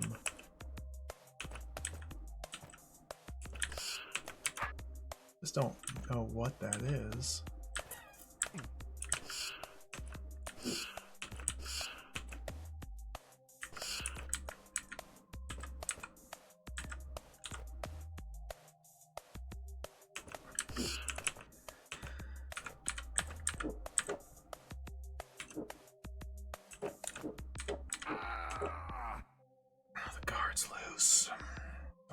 happen yet.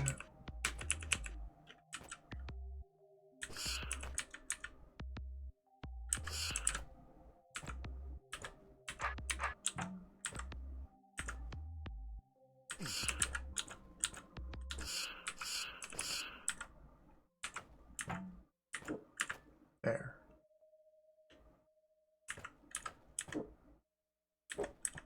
You.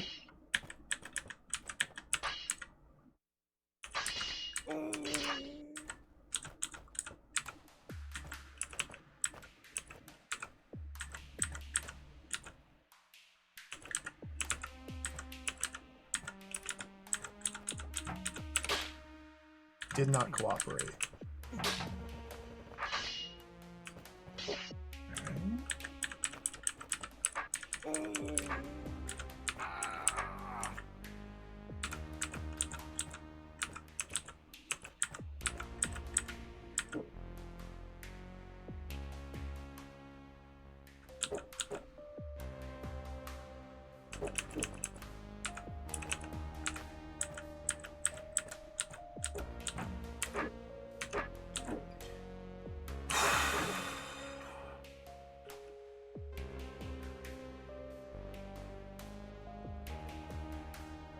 I don't think this is the correct approach.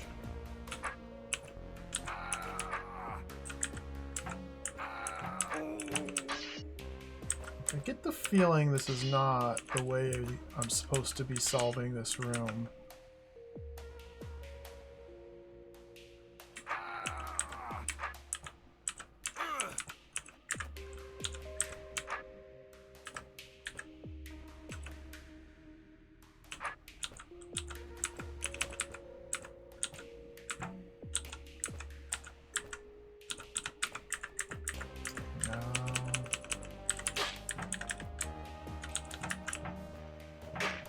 Well, I guess if they were... Okay, I guess if they were...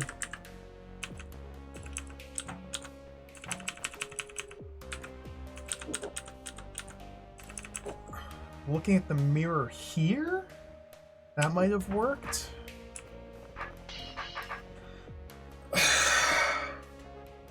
Maybe?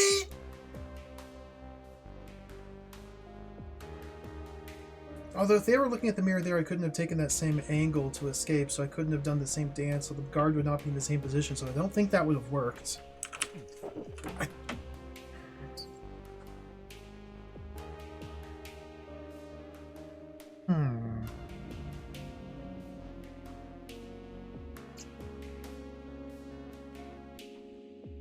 I still don't really know what to do. Which is certainly a problem.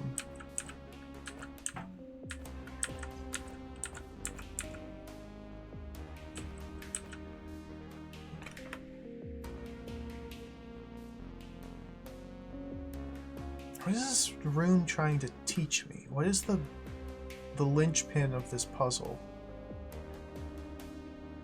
What is any of this allowing me to do that I have not done in different rooms? What novel interaction between Oramites, guards, Omslick, multi-use on-off pressure plates, and mirrors am I not seeing here? And deactivated force arrows that can be activated.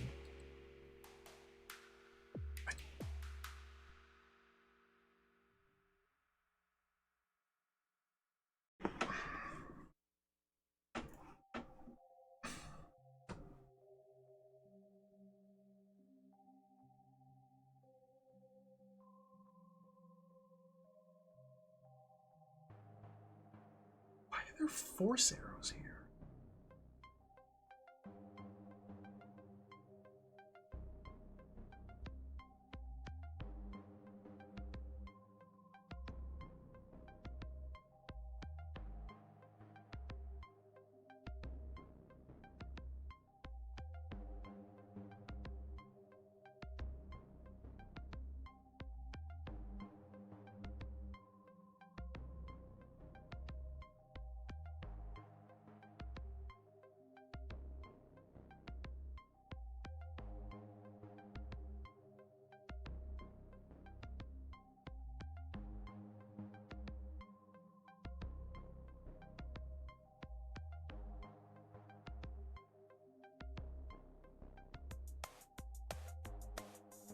the mirror were here, if the force arrows were on, if a guard were here,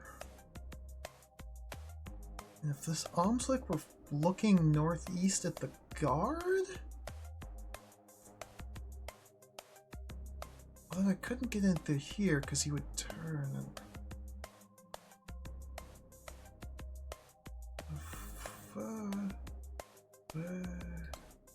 pit.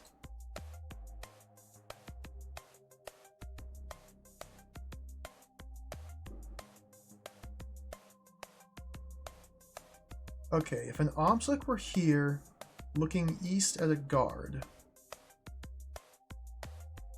so that the guard was frozen here, or vice versa. If a guard were here and an Omslick were here, an Omslick looking west, no, that one wouldn't work. It's got to be Omslick here looking east at a guard on this button.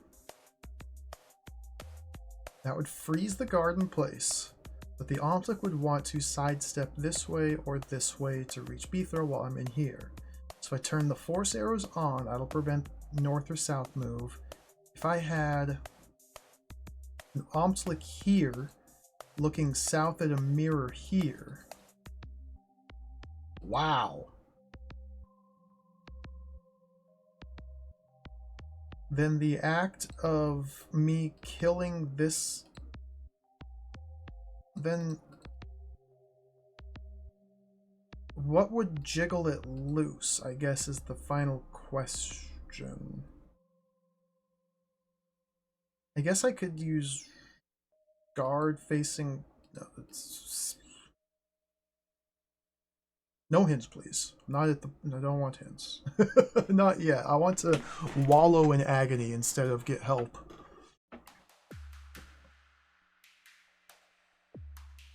I think something like that may work. I just don't fully see how.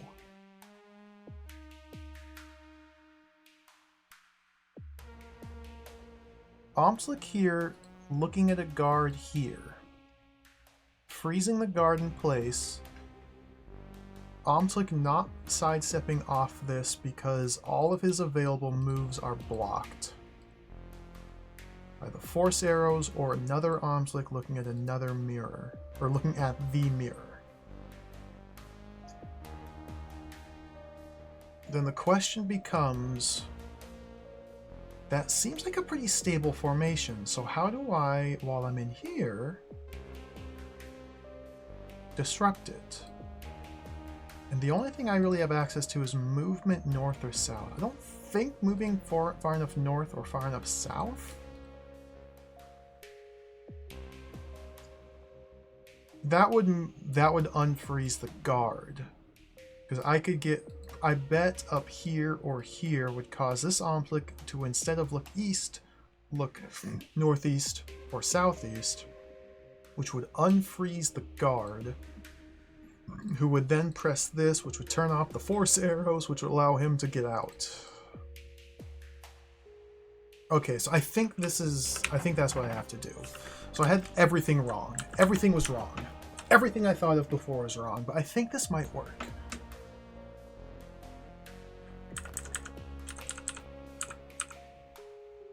So let's try, I don't know what order to do this in. Let's put the mirror there. Get him owned.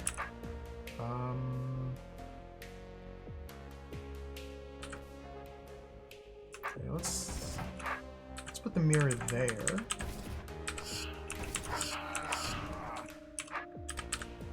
Get him owned. Disrupt. Disrupt, disrupt, disrupt, push. Okay.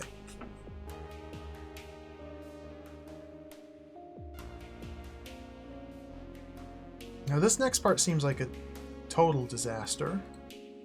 So let's...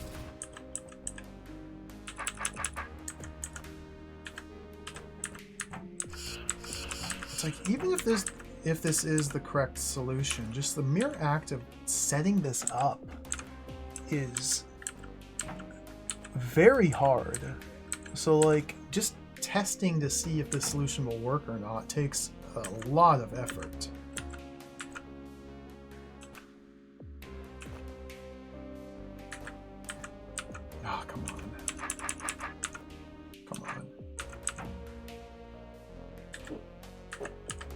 guess I can free the guard myself? Do I want to do that?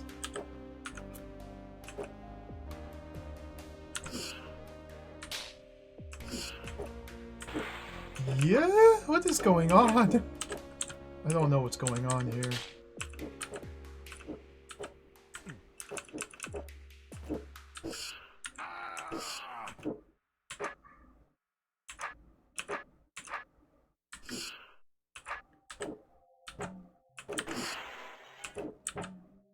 Good lord.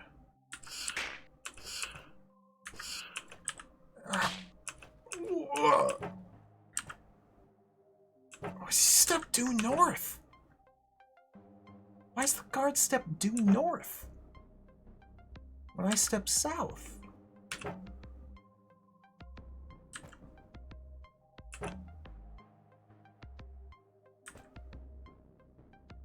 Insane creature.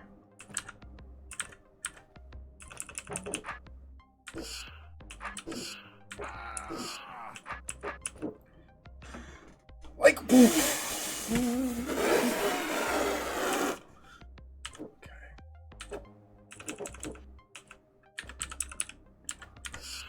just gotta do something better. Ah! Okay, go like that. This hold is insane. This is like, come, what the? Okay, go there. You stay there. Don't look at that.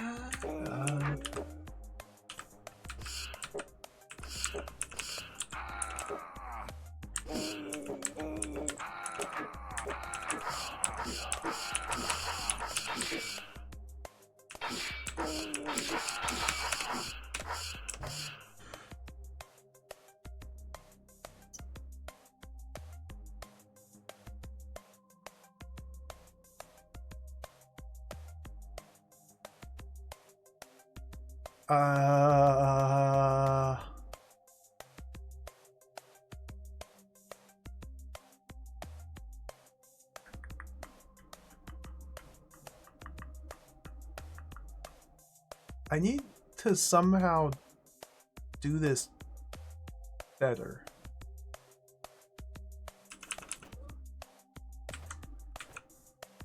That's all.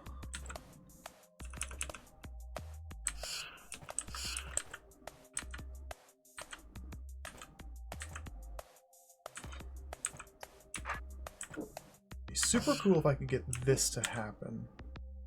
And then just have the Omplic just stay there. So if the arrows were already on, then he would turn them off. Okay.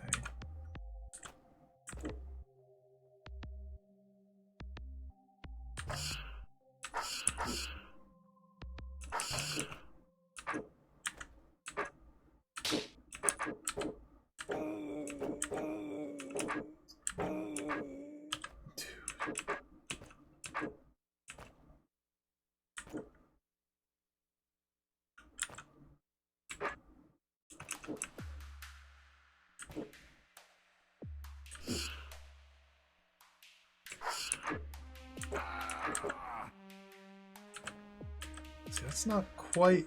Like, he gets on the button, but... he has to be facing a different direction, and the Omplic needs to be shooting him and not stunned.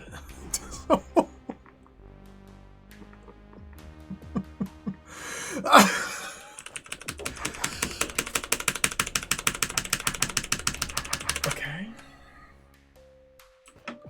So again, I don't even know if this setup I'm trying to set up is the correct setup to solve this room. It's unclear to me if this will even work, if I'm able to get it going. It's unclear to me how to even get it going. Like, maybe I shouldn't have put these guys here first, but I need something here and here to keep him in place. Like, these ones have to go first. Maybe it needs to be in the other way around, like mirror up here, Omplic down here for reasons. I don't know.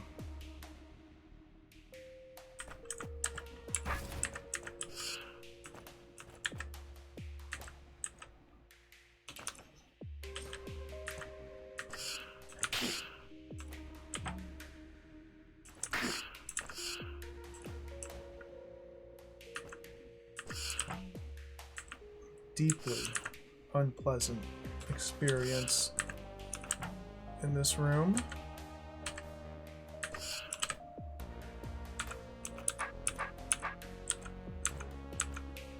Those aura mites are so annoying.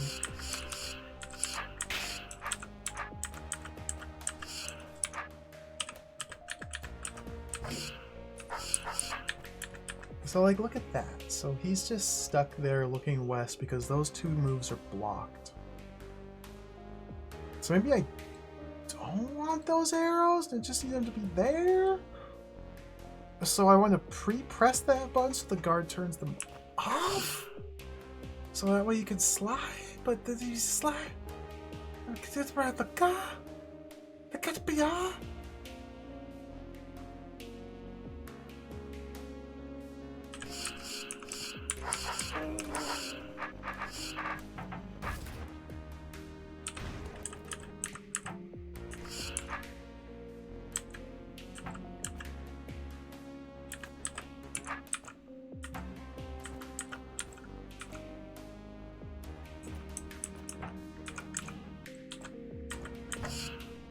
That.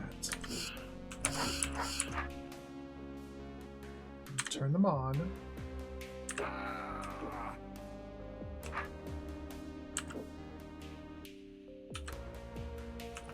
I have to go this way, so that way he doesn't get stunned. Now I need to bring the guard onto this tile. Okay.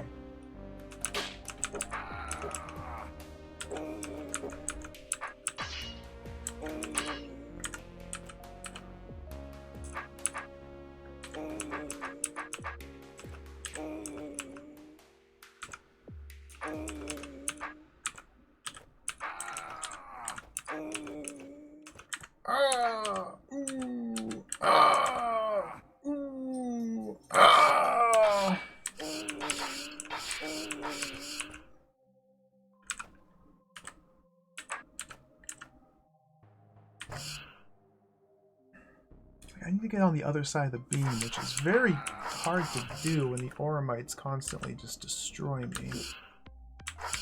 That works, okay. There. He doesn't get stunned! Guards don't get stunned by Omslick laser beams, so that's good. Okay. So the entire thing I was trying to set up for the last 30 minutes just doesn't even work. So on a fundamental level, it's a, oh my god. Okay. Well, that's good to know. Guards don't get stunned by Omslick. Stalwarts do, I'm pretty sure. Well, I guess that's the lesson of this learn. I guess that's the lesson of this room. That try as you might, you will fail to solve this puzzle because you don't know how this game works.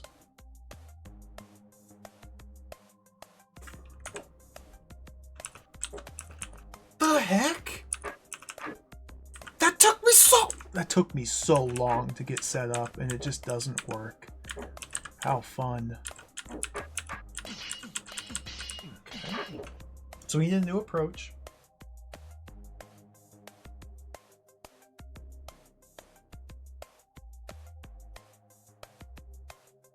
So I guess the guard has to be here.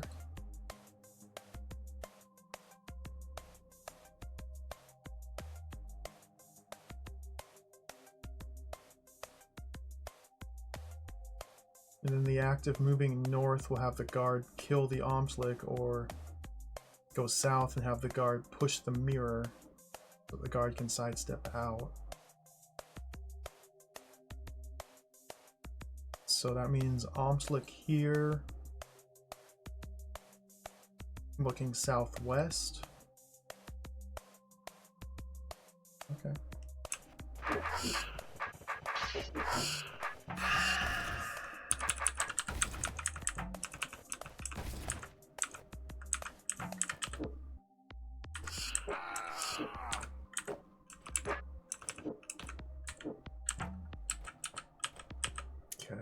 Hey, I'm getting better at it. Getting better at this. You!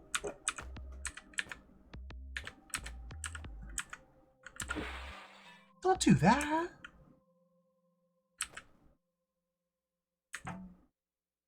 Look at this guard. Guards and ortho squares are a mistake. There.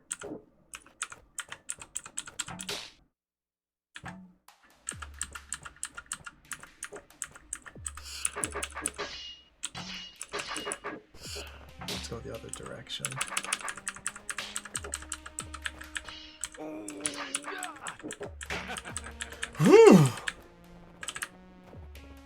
Okay.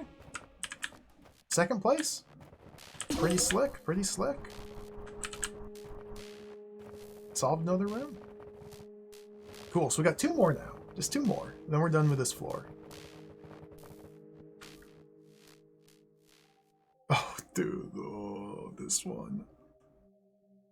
Okay, let's look at this one again. How was that second place? I guess I kept like restarting and undoing rather than just continually struggle forward. So the final demo, yeah, 7 moves slower than first. There's definitely more than 7 moves to squeeze out of that. Like that's nowhere near optimal.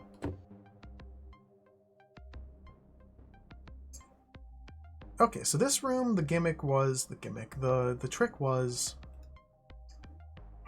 getting the Fagundo through this little narrow passage and onto this button. It seemed like in order to do that, I needed to execute bump inputs while standing on the Oramites in order to turn them quickly enough. Now, the only obstacle I have to bump against is this Omtlik. So this was absolute hell.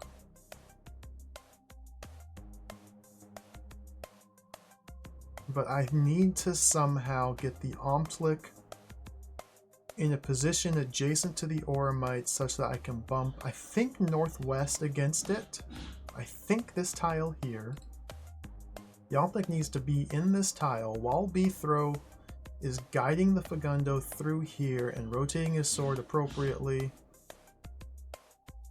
And then the Omtlik needs to, there's nothing to freeze the Omtlik against, so the only reason he's going to be staying in place is if he is actively freezing B-Throw and moving towards him. That's not staying in place. It would be he's rotating to catch B-Throw, which means I need to be moving.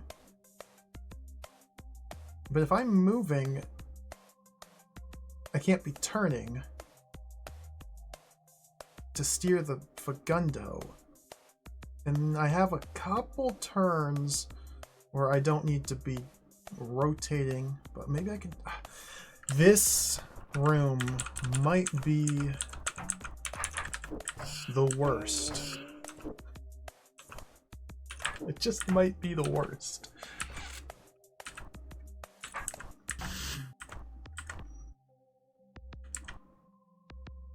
Like here I have to rotate and now I'm dead.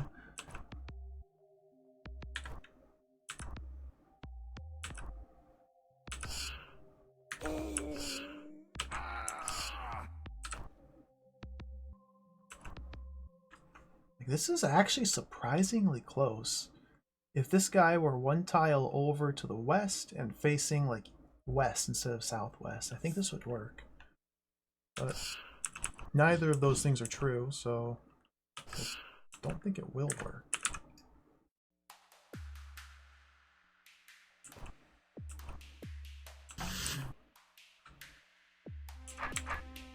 One thing I can do is that to buy myself a little bit of time here. I'm going to just make an orthogonal step. Who doesn't like to do that?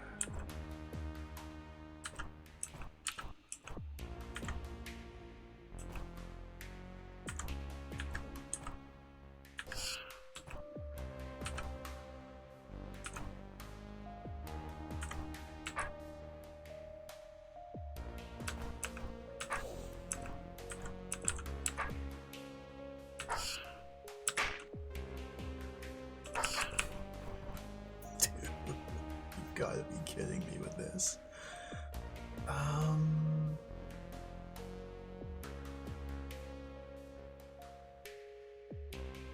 Okay, maybe it'd be a little bit easier if I brought the obstacle over here.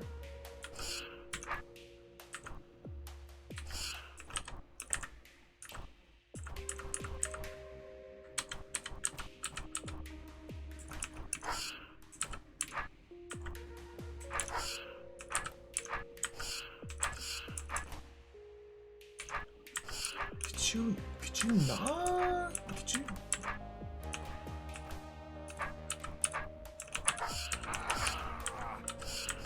Could you not do that? Could you please just? Oh my god. Okay. Conflict are not very good listeners. There. Okay, go like that. So now the obstacle is there. Okay, so it's face north. Get the checkpoint. So maybe the idea is I can go like this and die. It's like I.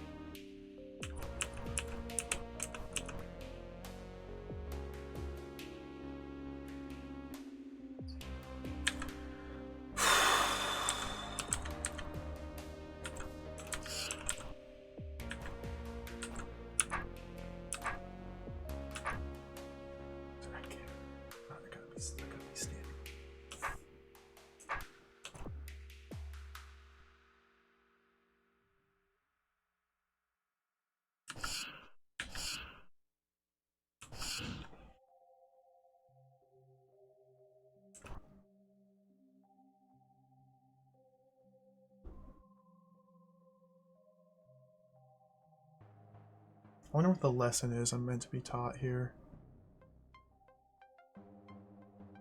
It seems to me like the lesson is sometimes getting an conflict to cooperate is a real pain in the neck. That's the lesson I'm learning.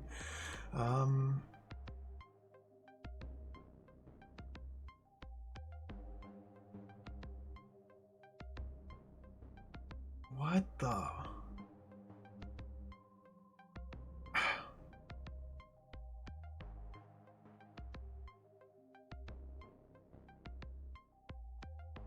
Yeah, the only way to get the Fagundo through here, Ether has to be facing southwest, then northwest, then southwest in 3 consecutive turns. I cannot turn quickly enough to make that happen, so I need to use the Oramites.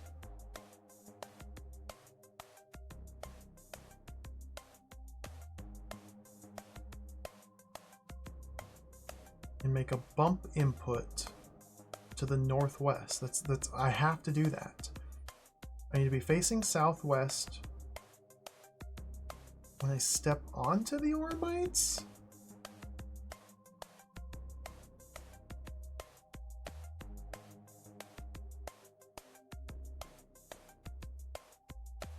No, I need to like use this corner tile that would appear. Like I need to be facing north here and then bump west.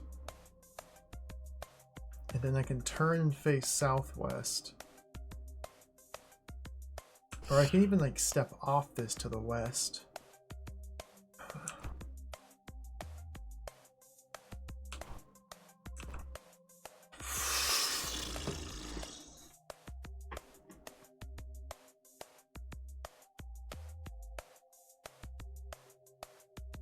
The main problem I'm seeing is I don't understand how I'm ever going to keep an Omplic in this tile.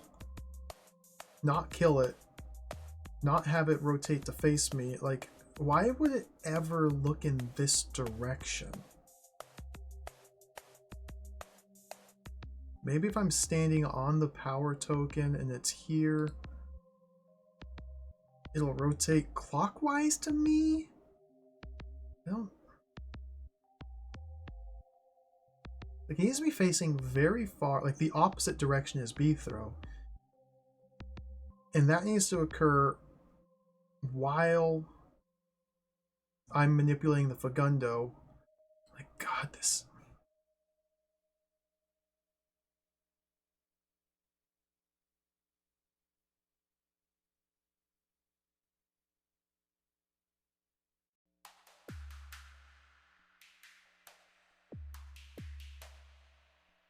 Because the only way to use this orb is with the Fagundo. The only way to get the Fagundo out is to get it here, and then here, and then here. The only way to get it through to here is to use this. It's just... Step 1 of this room is seemingly impossible. Oh, well, obviously I just have to try a little bit harder here.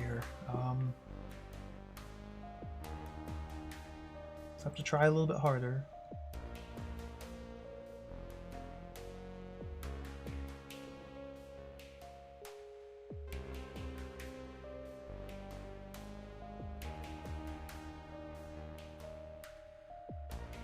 This sucks. That's my review of this room as well. I'm not I'm not into this puzzle. I think this is unreasonably difficult to set up.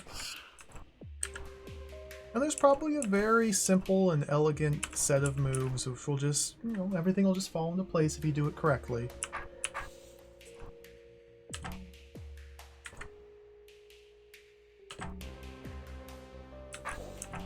I don't know how to do it correctly. I don't even know what I'm doing here. Like, what?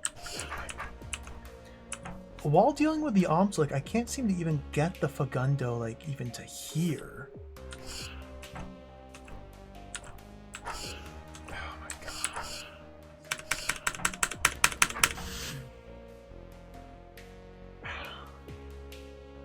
You've got... Okay. I think I see something. I think I see something that will make this room actually possible to solve. I think I've been going about this the wrong way. Surprise, surprise. I did not fully understand the room. I think I want this. There we go.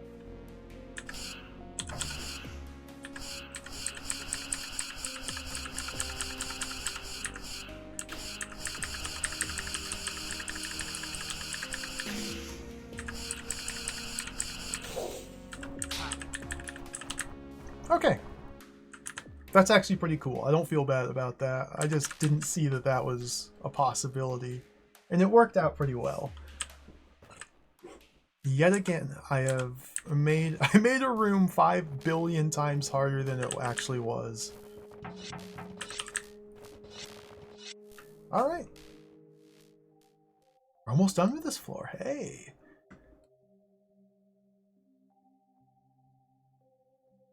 This says something about Omslick hats. Like, hats? Omslick hats on this scroll? I don't know why they're talking about hats for Omslick. Something about Omslick hats. But we gotta solve the room to find the hats. Maybe the Ancient Catacombs has a gift shop at the end and we can buy some hats. Okay, so I think the idea for this room was to put the Omslick into this tile, then rotate him anti-clockwise. I think. And I tried once and failed to make that happen. And now that I am a seasoned Omslick manipulator, we'll just do it. We'll just do it right away. And not complain about it, and just everything's just going to work. I'm just going to do it.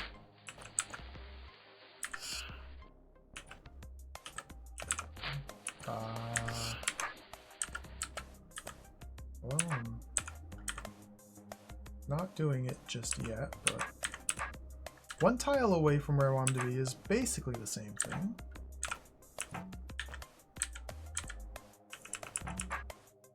I think it'd be best to try and do this dance.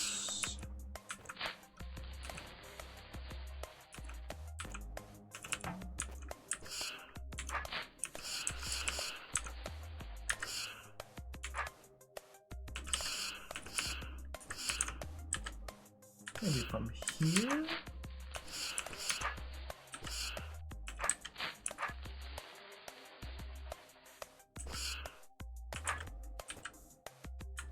Oh, there's always a harder way to do things, Noah. That's the one major takeaway you should have from watching me play this game.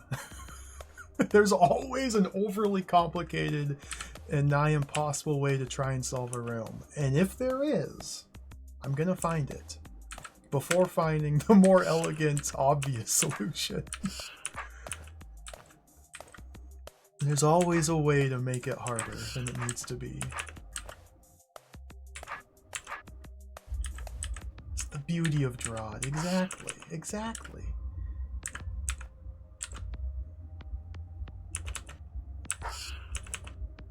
Take, for example, this room here. I'm doing this the hardest possible way because this Omslick is just a big dingus. Okay, let's get him on the right parity.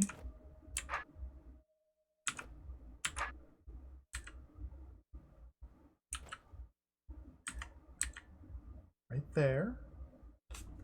So the problem is I think I need my sword facing north from here. So I want to try and swing him around anti-clockwise. So I can stun him there, but I swing him around clockwise. I think I want my sword to the north.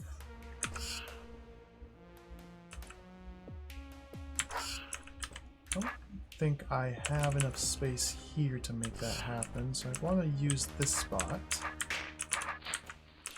Ooh, not like that.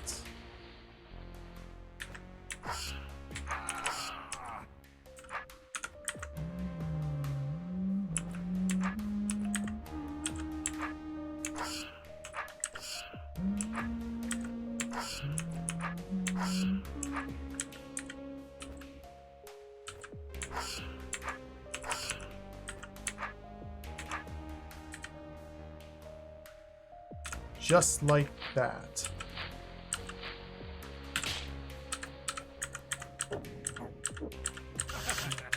All right.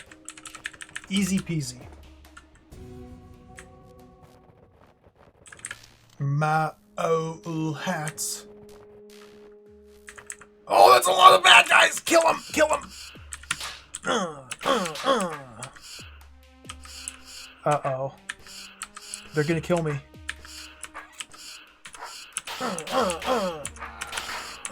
Oh no! That's a lot of bad guys! Use the corner.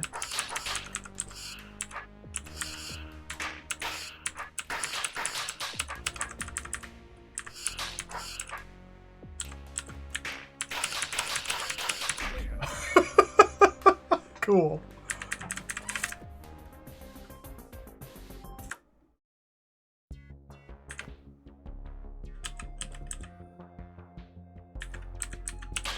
Clear. All right. Excavation site, ancient catacombs. That was pretty tough, but we made it through. It wasn't unreasonably tough. It was just pretty tough. There are some really tricky puzzles, and I'm not that good with Omslick manipulation, so it felt quite bad at times, but we made it through. All right, Omslick, Gentry Eye, time tokens.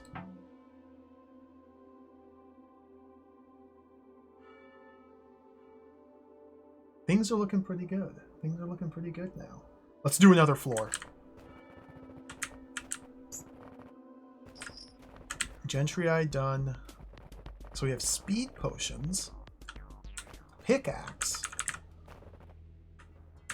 I want brain. Let's go brain.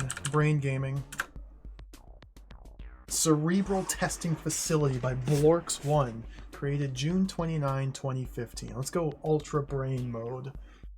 To one side of the laboratory, a stairway led down to a lower level, dimly lit by a series of sconces that held crystals glimmering with a soft blue light. Moving down the lower corridor felt like receding away from the natural world of the sun and stars, into a place where time was held frozen. At intervals along the corridor, there were windows into other rooms, but they were too dark to see inside. There were sounds, but they were so faint, Beethro could not be sure whether he'd heard the whimpering of some creature with its sleep disturbed, or the last cry of a desperate voice before it sank into the long silence of solitude. This, Beethro realized, had to be where they were keeping the monsters and creatures they were experimenting on. Someone had gone to all this trouble to dig out this facility, and housed all these monsters in order to uncover the secrets of how they behaved. Beethro wasn't sure why anyone would do that, but one thing was for certain. It wasn't out of any kind of benevolence or desire for the greater good. Oh dear. Oh dear. Oh dear.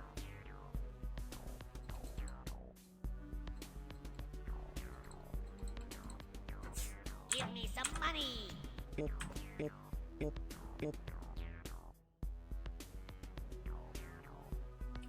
What? Thank you for the gibberish TTS, Basil. Thank you for the $3 for gibberish TTS.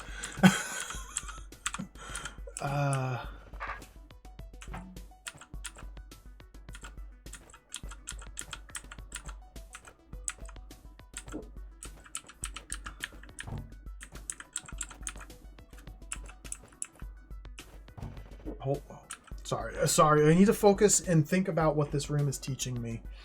What am I even looking at? What did I do? What did this button do? Open these. Oh, here. Okay. What am I doing? We can't kill all the monsters in the room. So I can't open the green door. I need to open the yellow door to move to the east. So we need to get the roach to press this button here to open the yellow door.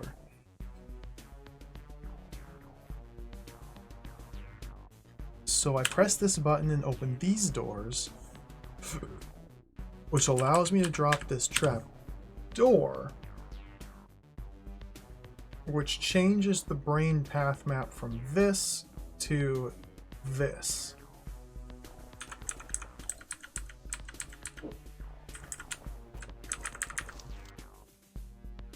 Research log 1 of 4. At the moment, our best understanding of the brain situation is this. We believe that brains use a very simple algorithm, sacrificing perfect pathfinding for greater speed. Specifically, the brain labels the square its target stands on as 0, adjacent walkable tiles as 1, tiles adjacent to those as 2, and so on. Got numbers. Monsters then prefer to move to the tile with the lowest value. Brain labels square its target stands on as 0. Adjacent walkable tiles is 1. Okay. The system would be unable to handle the complexity of force arrows and ortho squares, so all force arrows are treated as walls regardless of directions. Ortho squares are ignored, treated as open floor. In the event that the brain cannot find a path from a monster to its target, that monster will revert to unbrained behavior. This hypothesis accounts for all observations so far.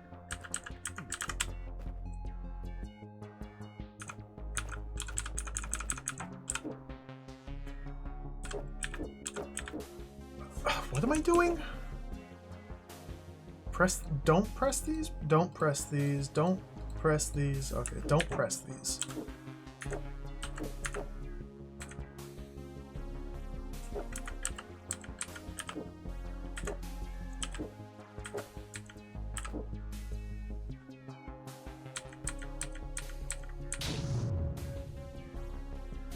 What? Don't press these, but synchronize them to arrive at the same time? Now hold on.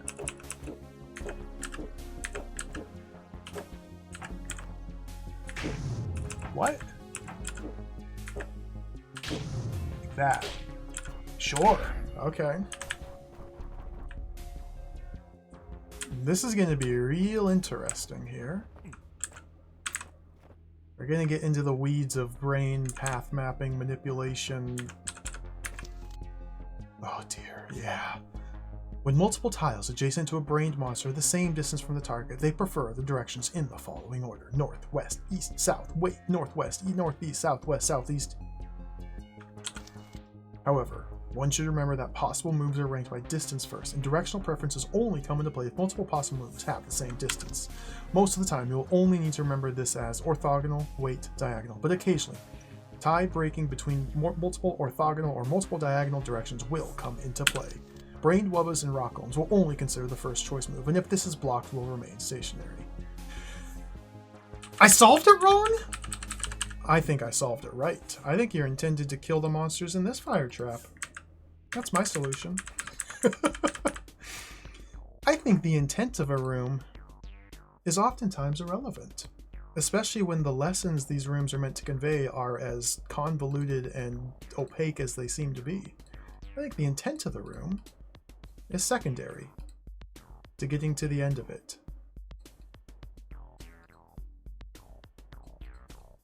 If the design of the puzzle does not adequately convey the intention of the designer, then I would say that any solution that works is an appropriate solution.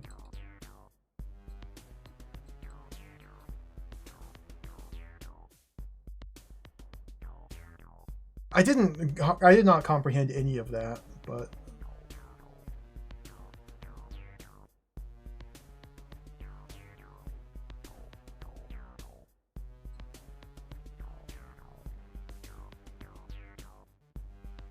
what am I doing here?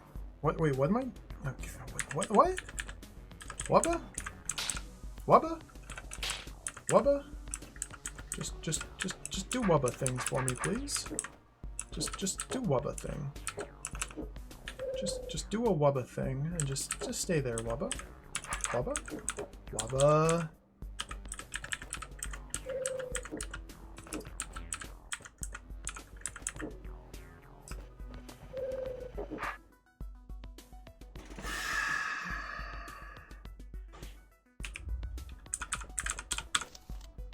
When multiple tiles adjacent to a brained monster are the same distance from the target, they prefer the directions in the following order.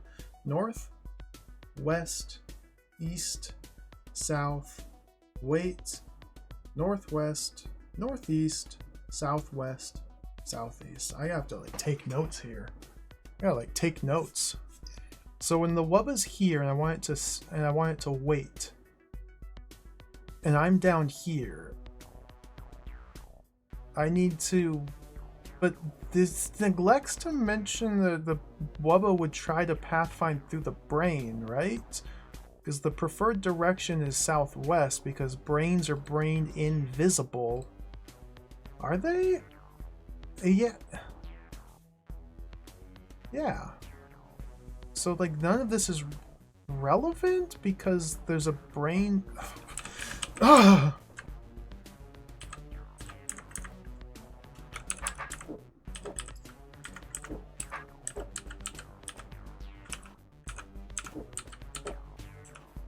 So I don't want him to step south. Like I need to be over here. I think I need. Okay, I think I need. So by going like that, I make west more appealing than south or southwest because west closes the larger of the two orthogonal distances to B throw.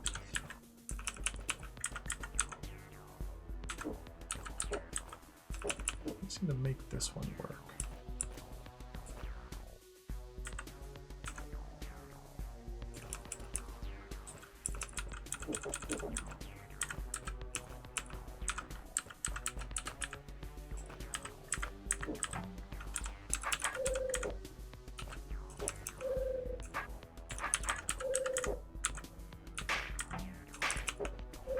Well, this room's impossible. Let's head in a different direction. Oh, never mind. Okay, we have to do this room.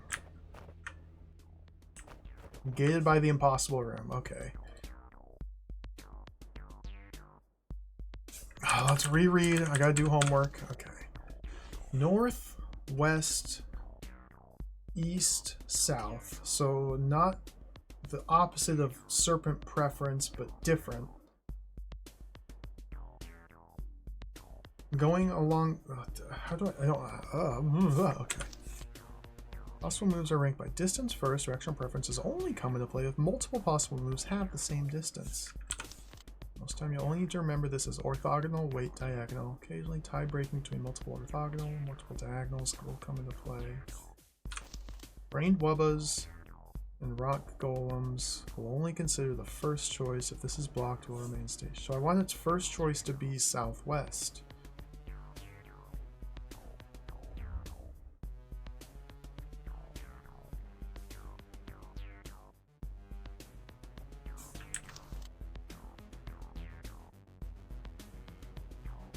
And that needs to be blocked while I'm in.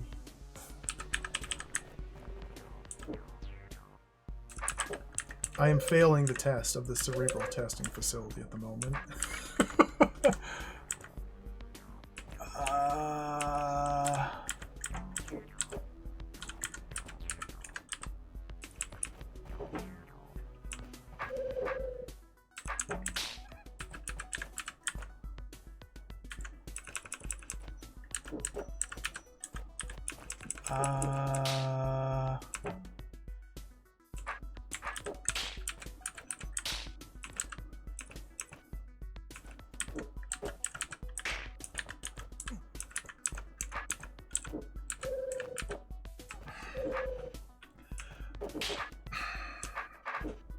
What?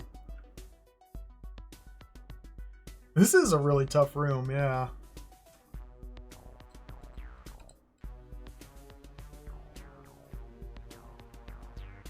Like there must be some magic dance. I don't even know. I don't even know if it's a magic dance I need to do or if I need to like get the wubba caught. Like up here?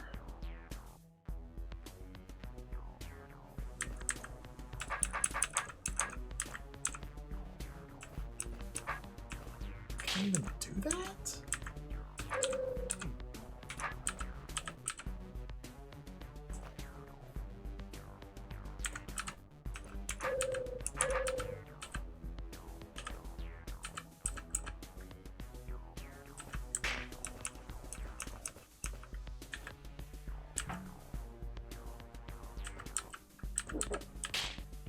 Oh, you dingus.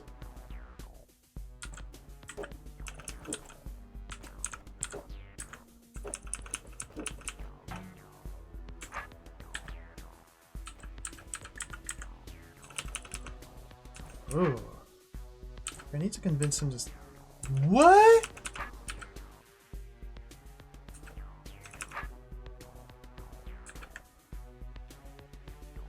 What? Okay, I need to figure this out. So when I step southwest from here, Beethro is standing here. The wubba decides to move southwest to follow me.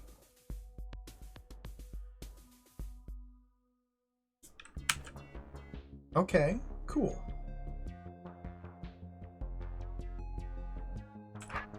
Now we have the exact same formation, with the exact same distance relative to one another. When I step southwest again, the wubba moves west rather than southwest. But I thought if the wubba wanted to move west from this position, wouldn't that be blocked and it stay still? So I don't understand why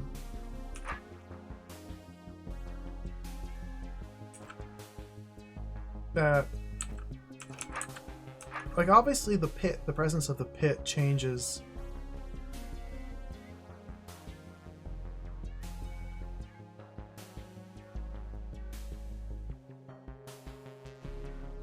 something. Oh,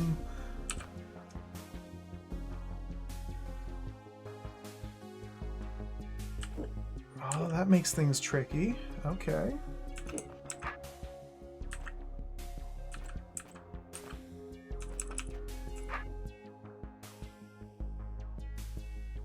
Well,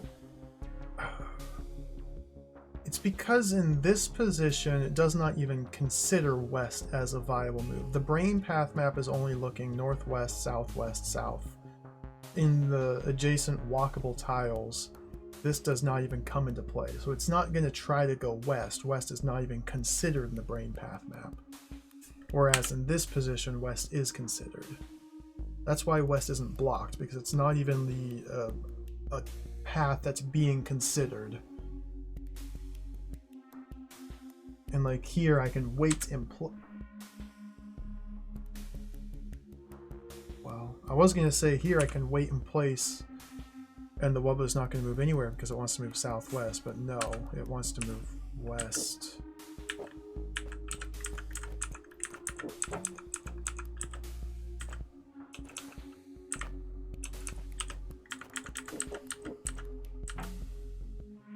Oh! Well, there's the magic. Okay. The magic is do this. Okay. Good work, Wubba. Now do it again.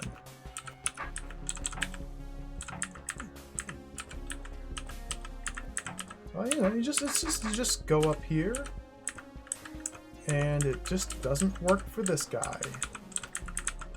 Excuse me? Is he unbrained now? What? What?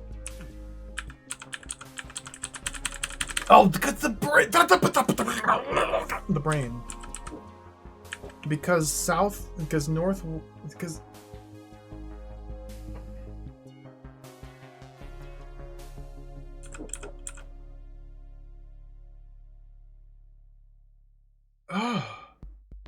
Asymmetrical solution. Because, yeah, northwest is the preferred diagonal, so when the web is positioned here, and I get high enough to the north, it goes north, even though north, what? Jesus. I thought I understood brains fairly intuitively.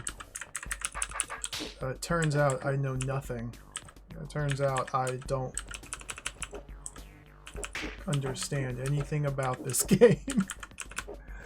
What?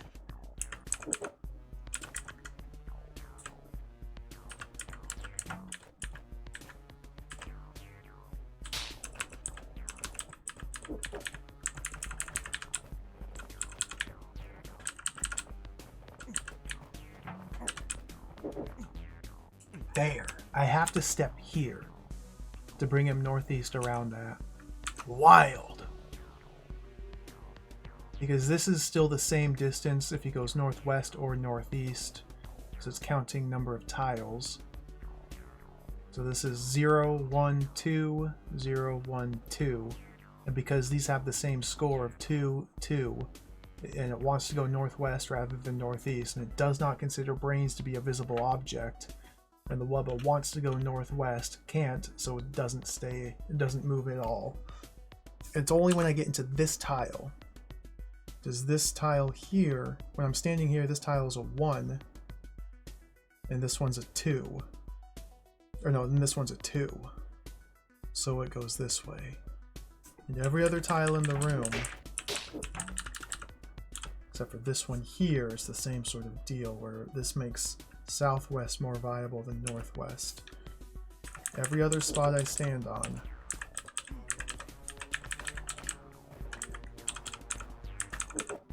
Okay, so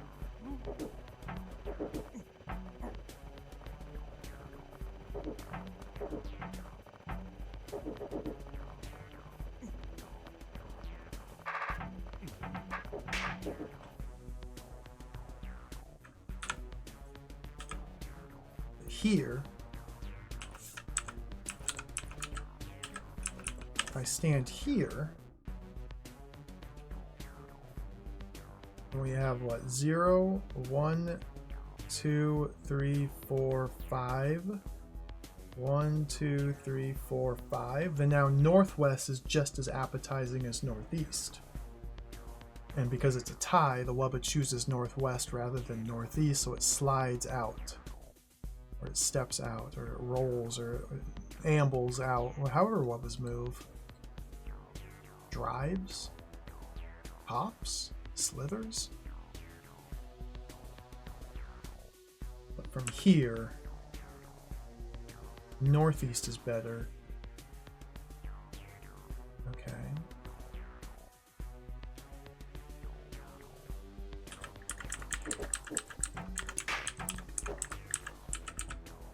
So, still not really sure how to do this part.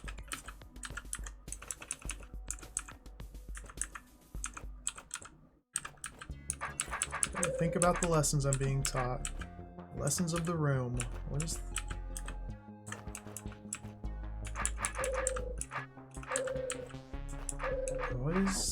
the goal? Oh my god.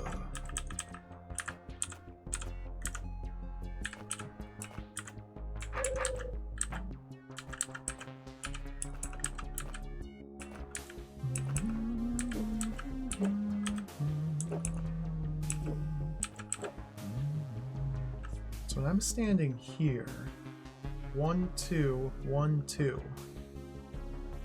But orthogonal is higher preference than diagonal, so it moves south rather than southwest. Okay. So what the heck?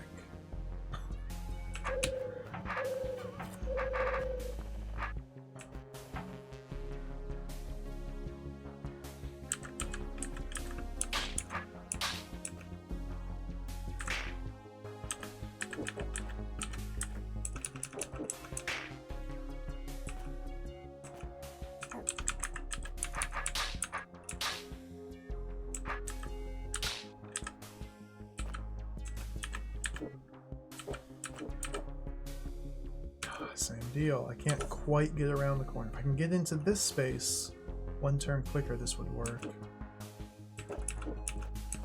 It's like I need more than one tile of distance between the two of us. And while the rub is in there, I don't think I can get more than one tile of distance. I feel like I need to somehow use these. I don't have a plan here.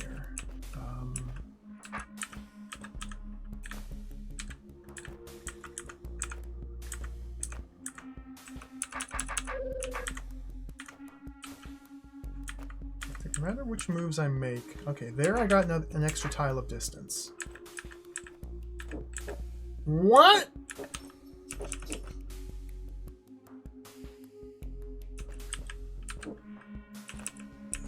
Okay. What? So it's preferred southwest move is blocked. And so I can creep away until I reach this tile. When I reach this tile, then west and southwest have the same score. Because right now this is a 2, this is a 3. When I step here, it becomes an equal distance by the brain path map, therefore it moves west rather than southwest because of preference, directional preference. And I'm able to just walk this, nope, I have to slide up this way to keep west higher score or lower score than southwest. And there we go. Wow. Wow, that was really hard. All right, let's do it again.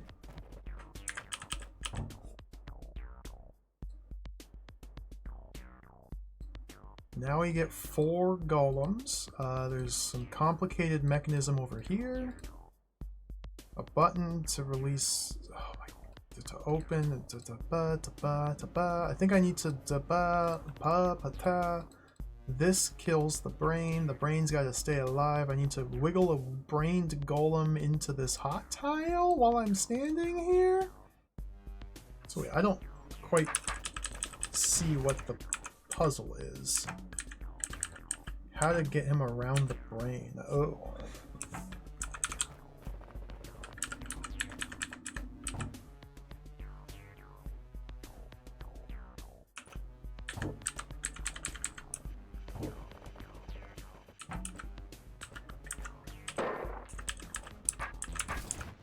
Again, similar to the Wubbas, because orthogonal is the preference over diagonal, the golem always wants to move east out of here, through the brain to reach B throw, unless I'm able to cut to an angle where northeast or southeast is shorter than due east. So I need to get up into this space or this space, and then he takes that diagonal move. I do this 3 times.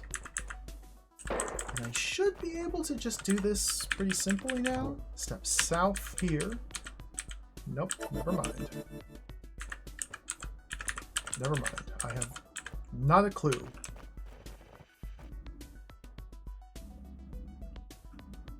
I wonder why stepping into this tile got one golem to step through here, but not this one. I guess the pit here changes the calculus? Now, why is he not moving?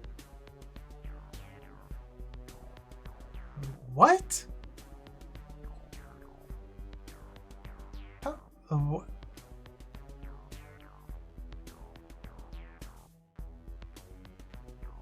What? Now, hold on. With a brain golem standing right there, if I stand into this space, because he's unbrained, that's why.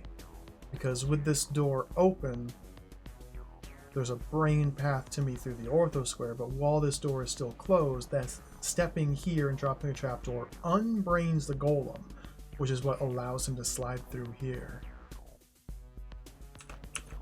Okay, so what the heck do I do then?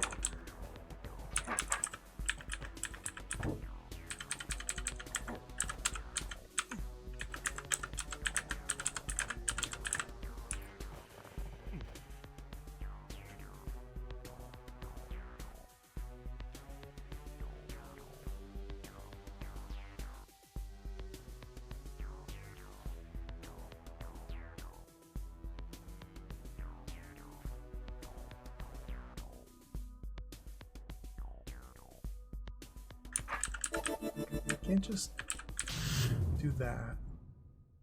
Using the decoy potion, well... Can't I just do that?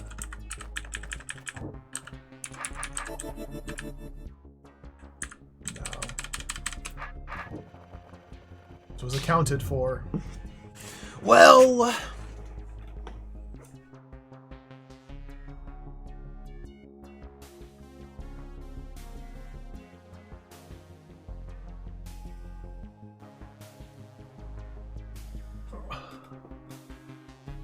So I guess I need to kill these golems in specific positions to lengthen the east path to B throw, but not the southeast?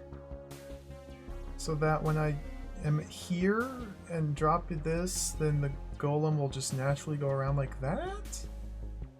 Is that even doable?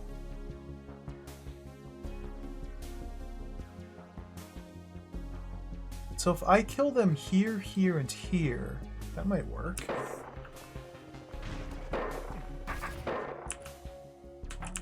Let's see.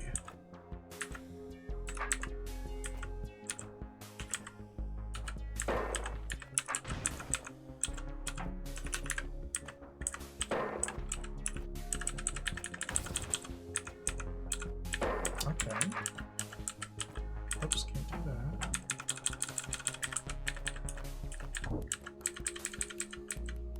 Oh, it still wants to move east to reach me because east and southeast is the same score. Same number of steps to reach me.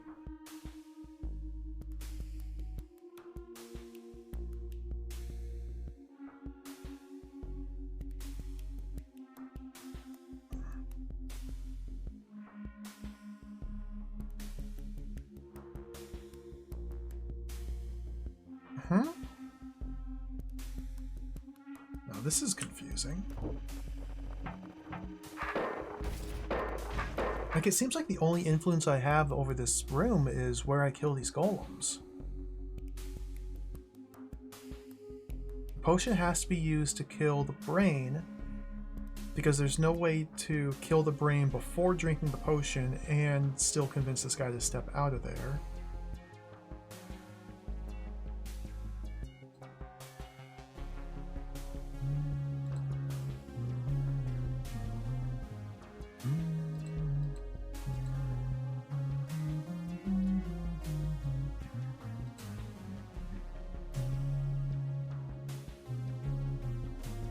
Golem needs to be brained to come through here to die under this hot tile. Okay, there has to be a path.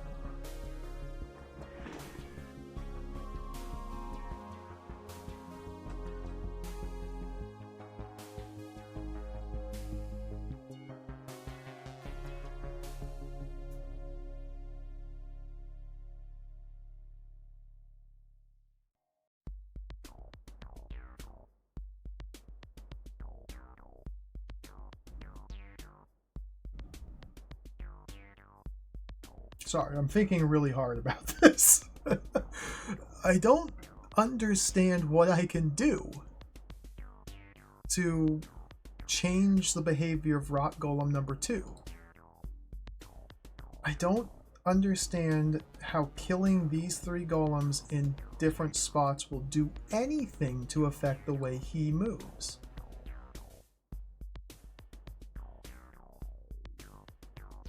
But that seems like the only thing I can do.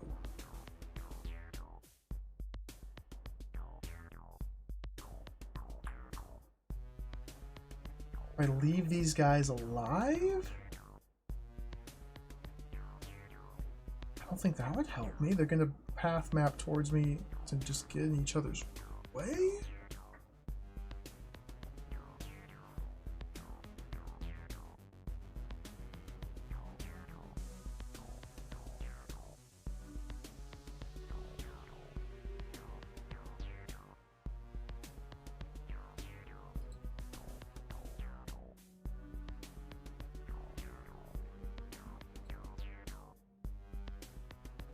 This is entirely unclear.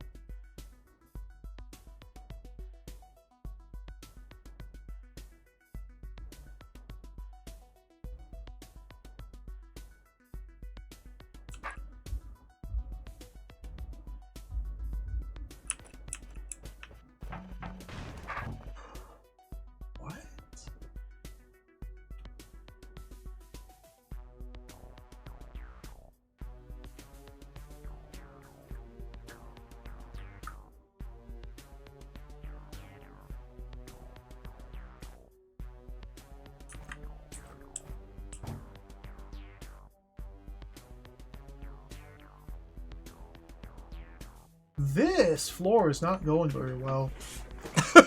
For some reason, I thought I might have some luck here. And perhaps make rapid progress.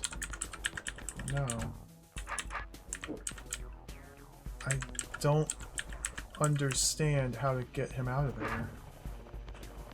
Like, since I can't just kill these golems in here rather than out here, and since all this space exists, it seems to imply that there's some way to put these golem corpses out here to affect the pathing of this golem.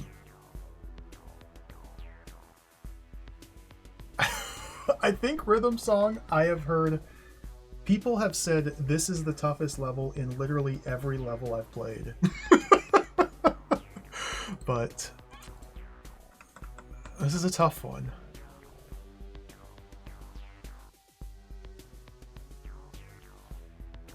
This is indeed a tough one.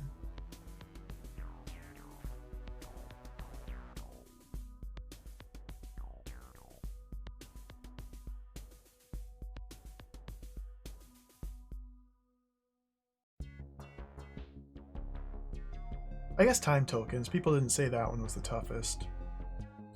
The Gentry one and the... I don't know if anyone said the Omslick one was the toughest. Maybe I'm exaggerating.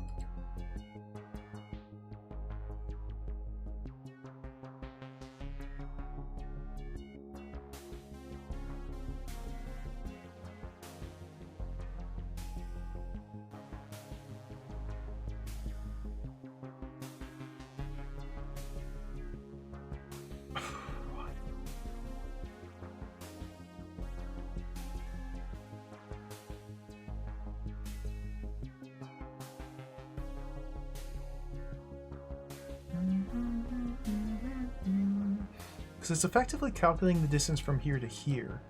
And here it's a choke point into there. So if this is 0, then we can just, I guess, just... Then these are all 1s, and then these are all 2s, then these are all 3s, and these are all 4s, and those are all 5s, and those are 6s, and 7s here? This is 0, 1, 2, 3, 4, 5, 6, then this is 7, then this is 8, then this is 9. But some of these are 10s and 11s and 12s. Okay, I counted to 13.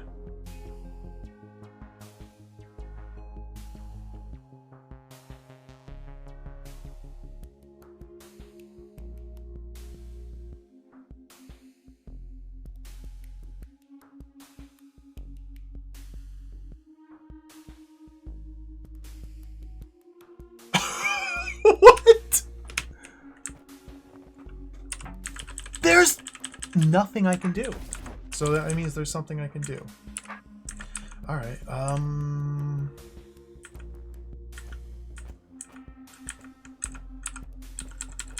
Let's put you there. And let's put you there. And let's put this guy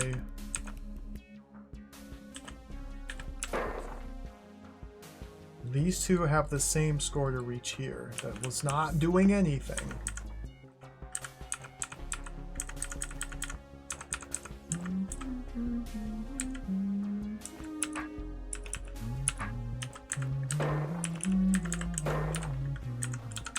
I don't think this would change anything.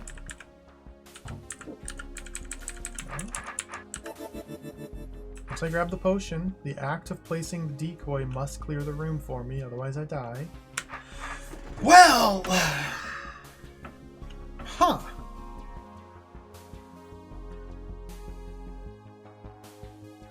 Interesting.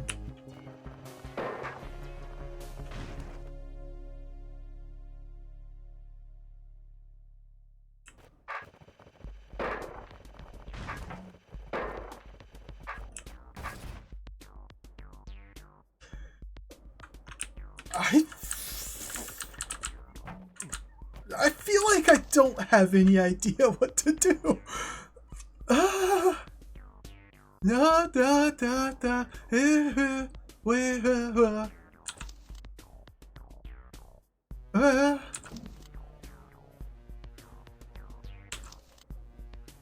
What?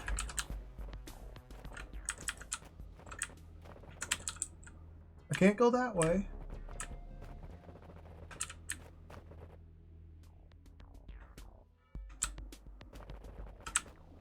No, this is the tutorial.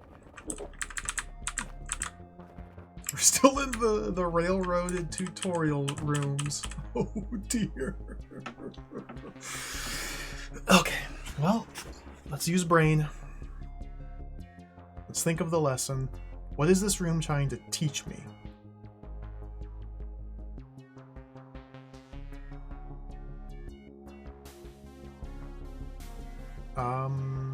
Well, the answer to that is very unclear.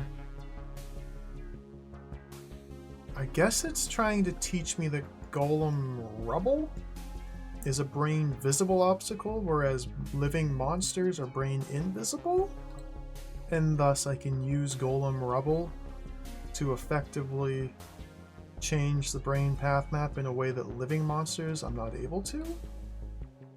But saying I can do something is a far cry from understanding how to do that thing.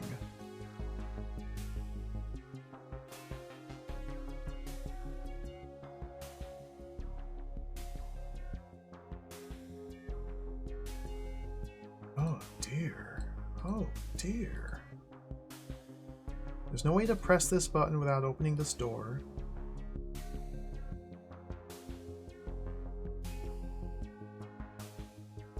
The only thing that opens the door is the button.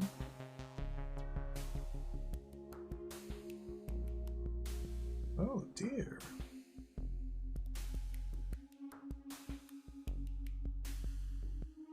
So...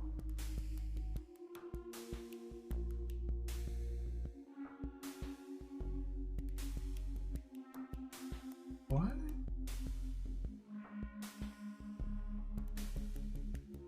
So the problem I'm having is while I'm in this chamber, there does not seem to be any way to effectively allow a brained golem to choose a diagonal step over an orthogonal step to get around this brain to reach me. And based on what I understand, with brain path mapping and calculations, the only way I'd be able to do that was to make the act of stepping east put him farther away from this point here than southeast or northeast. And that does not seem like the sort of thing that is possible to do. So I must have a misunderstanding of that rule, or that rule is not applicable to this room and there's a different solution using a different rule of brain path mapping that I'm overlooking.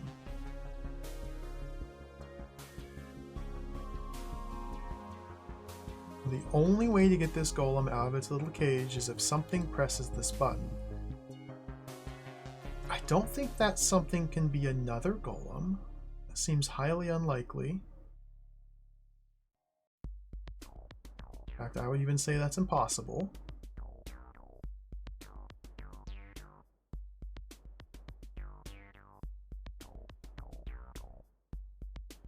The only way a golem is getting through here to die on this hot tile is if it's brained, so I can't kill the brain ahead of time.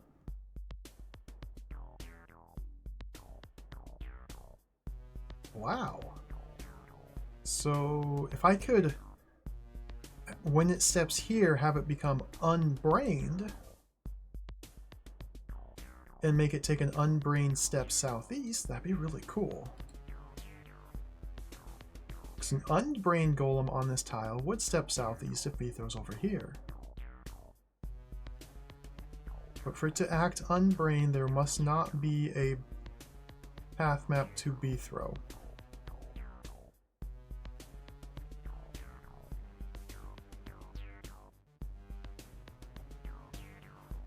But then I would need it to be re-brained once it comes out here, and that's the part that I don't get.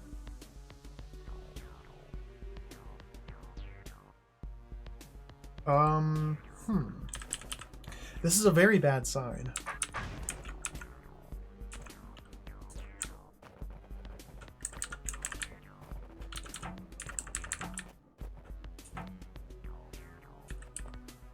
My inability to think of anything to do here is not a good sign for the prospects of the rest of this floor, especially considering this is still the tutorial. So there's a lesson to be learned here that I don't know what it is.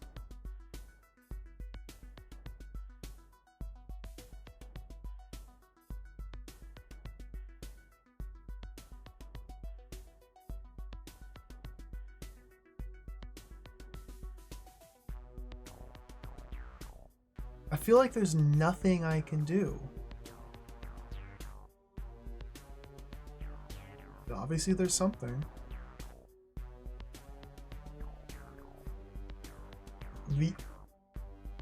Like, the only actions I seem to be able to take are releasing these golems and killing them in appropriate spots, or leaving them alive in appropriate spots. Like, placing these 3 golems is the extent of my ability to affect this room, I think.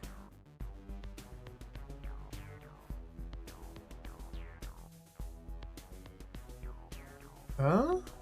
How do I... There's 4 checkpoints in this tiny space? Like, what?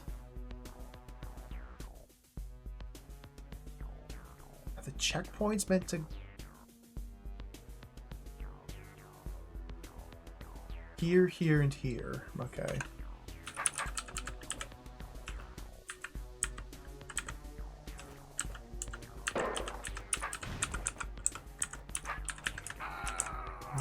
Just gotta do the math. Just gotta crunch the numbers and just see the answer.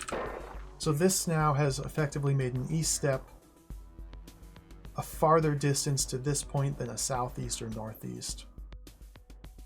Okay. It's just a puzzle. Just a puzzle. Just have to use your brain to solve the puzzle.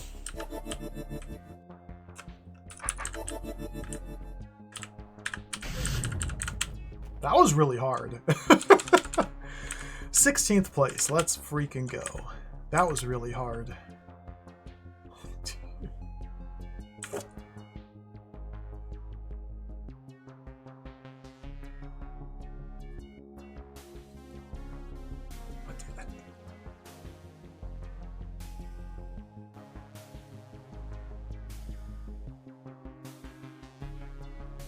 What is...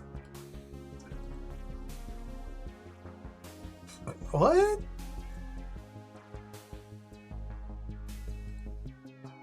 Wait, what?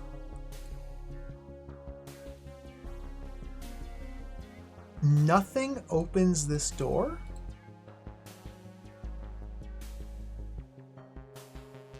Things... Oh, I entered from the wrong angle. Okay.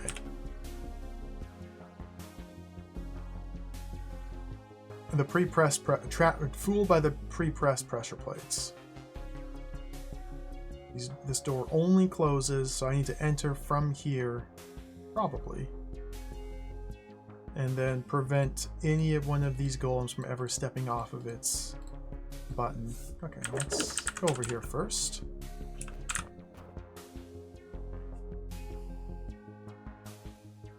Don't drop all the trapdoors. Kill all the monsters.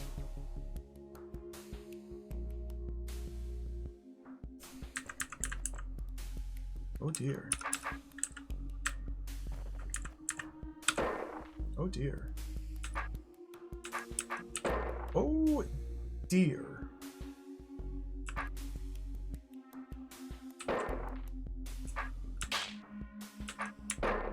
Oh dear.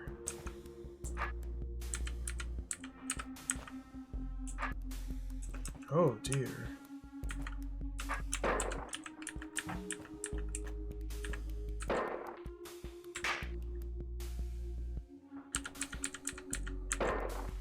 Oh dear.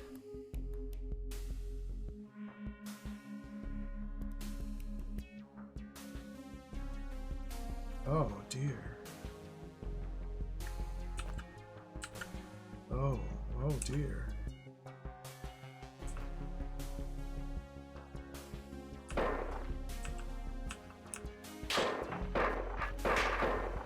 What?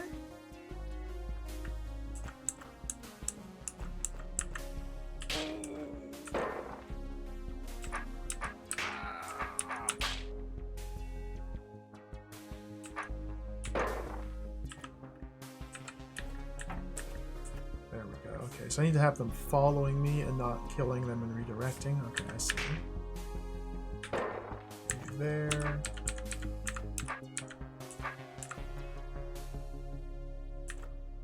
That's gonna redirect them, so let's get at least one kill.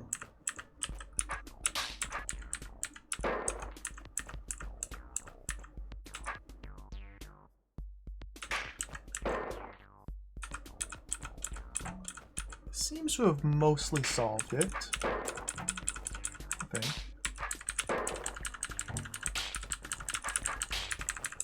Okay. Okay.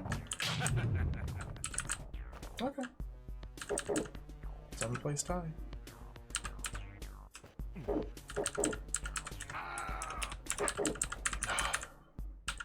So there's some sort of shenanigans going on to the east, which I can use the clone potion to go visit. I can't clear this room from here, so I just have to pass through. Challenge. Conquer the room without killing any golems on top of pressure plates. Well, that seems just straight up impossible, so let's not worry about that too much. So I could clone my way over here.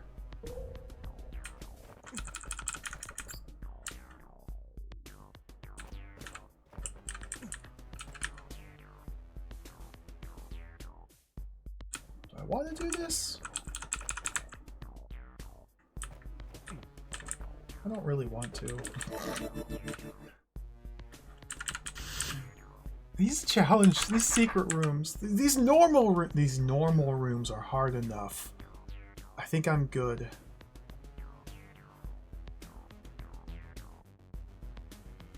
On secrets.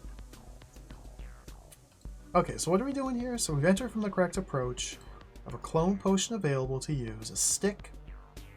I cannot allow these golems to ever step off their pressure plate. So the easiest solution would be to kill them. Hence the challenge. I can kill these brains as well. In fact, I need to depress these pre-pressed pressure plates to open these doors. And stick. So if I put this there...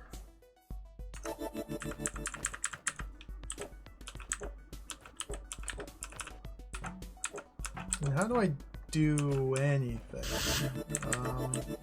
If I put this there...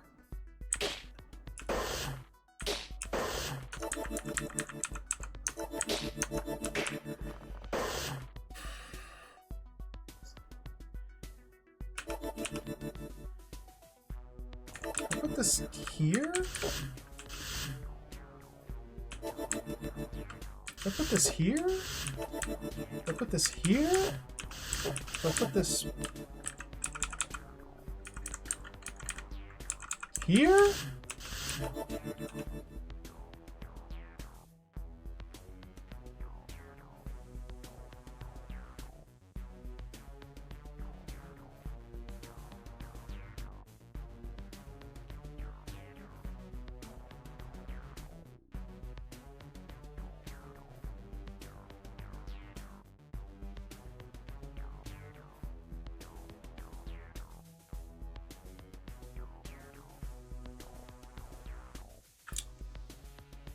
I don't really seem to be able to do much in here. So hold on, let me investigate. So that one guy comes loose, or that guy comes loose. Okay, so I can take care of one of them like this. Immediately swap, and then take this path up.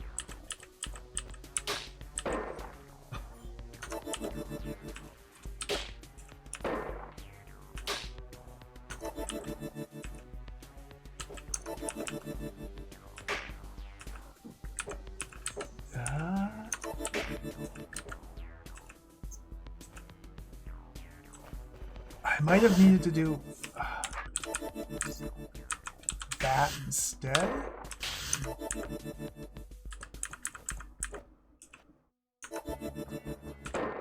Oh, I might need to do that instead.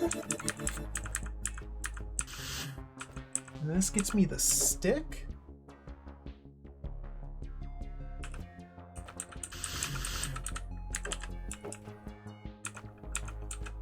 Then with the stick, I think I need to push the inert clone around?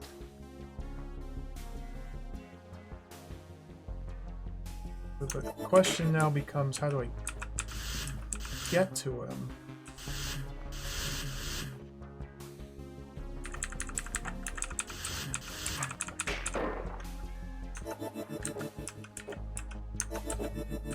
Oh, I can just do that. Okay.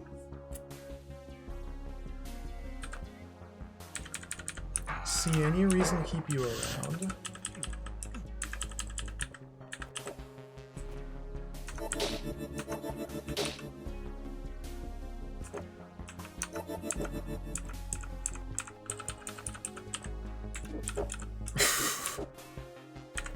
What is going on? This is awesome.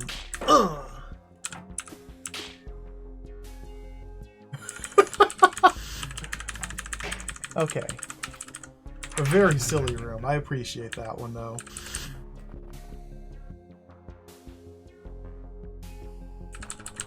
More scroll. Research log. Oh, dear Lord!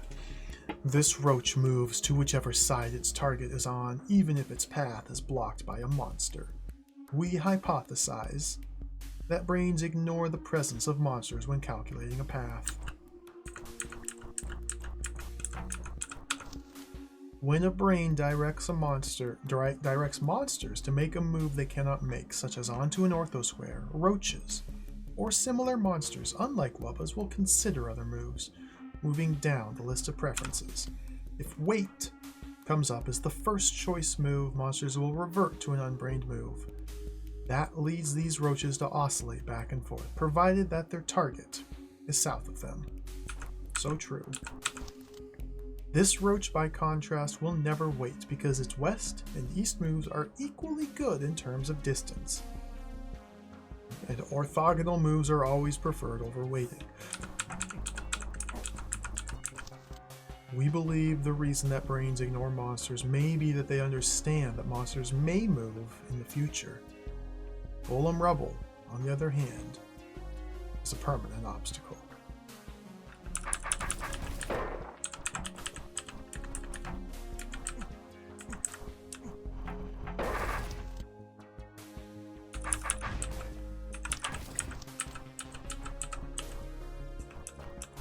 So that's cool.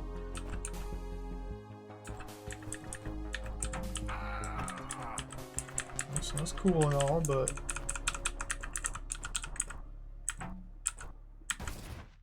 I guess I can just do that.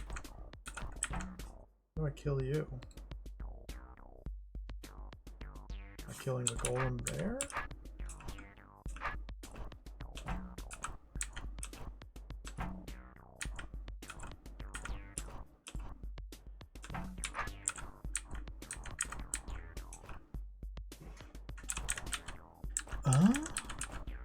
Maybe I kill him here?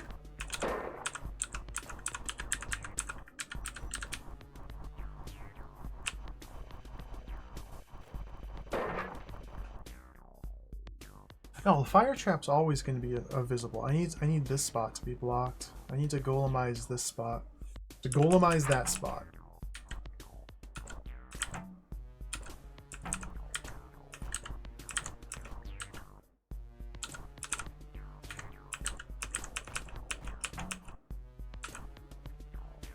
Gotta golemize this spot. How in the world?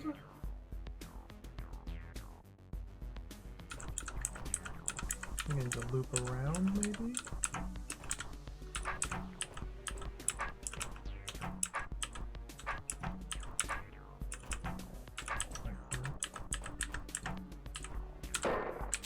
Okay.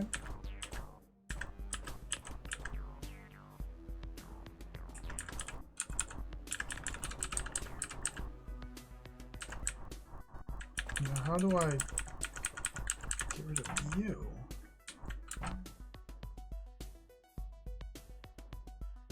Do I need to... I don't have a stick. What's the pre-press pressure plate? Like, what? Gotta stand there to stab, to kill him, to close the door, but then I gotta kill him first? Roach? Roaches will not block that.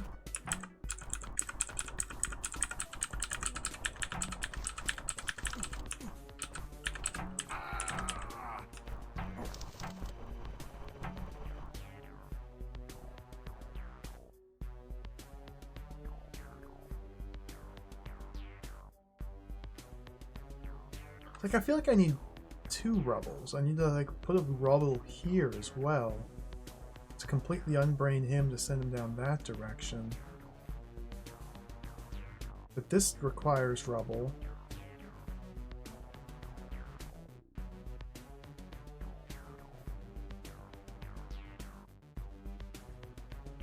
Unless it doesn't. And I was tricked. And unless I can kill this roach by pulling it onto this fire trap, if I've debrained the room, and if the roach is while oscillating is in this tile, and if I'm south of it. Yeah, makes sense. So we want to go like that. We want to go like that. Like that. Like that. Like that. And then wait for the correct timing now. Okay. Okay, cool. Things are looking up. This...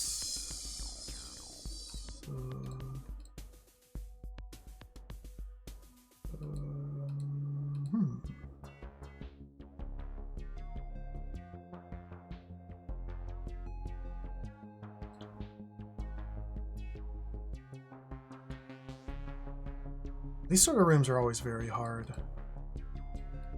And so the goal for this room seems to be drop trap doors such that when I step on this button, this roach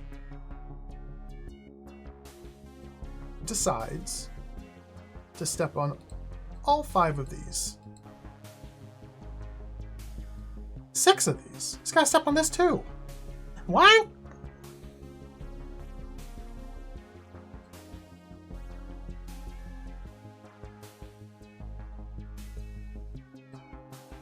Oh, this looks immensely complicated. Oh dear. Spider. What are you doing over there, little pit?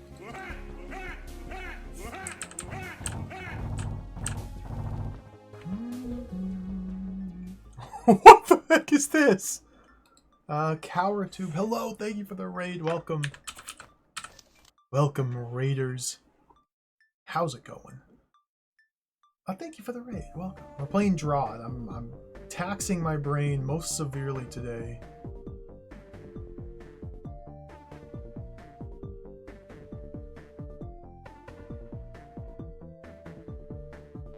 I don't even know where to begin with this room. It's a secret room, so we don't even begin with it.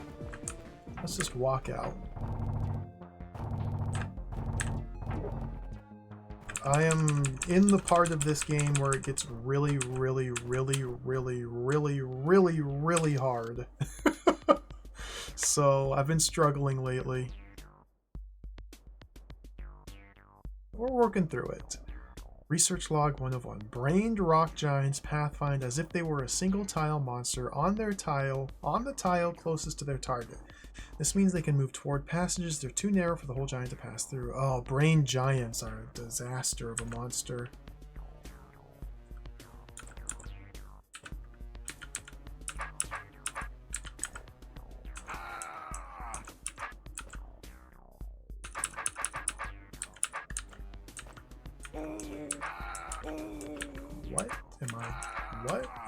What am I doing in this room?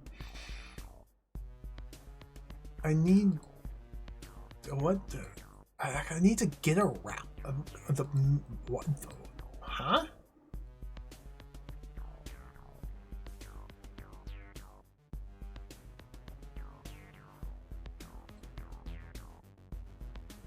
Yeah.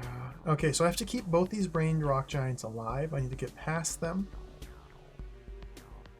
And get one caught here, one caught here. And then when Beethro walks in through here and touches this button, these 2 doors will open. The brain giants will come over here, press these 2 buttons, letting me kill the brains. And they'll die to the hot tiles and all will be well.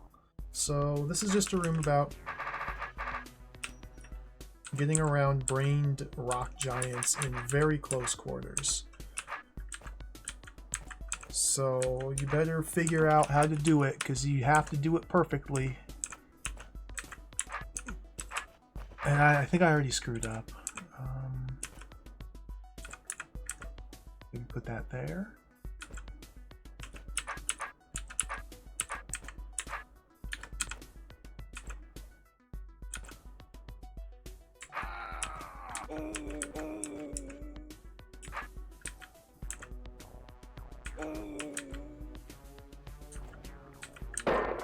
Can't do that.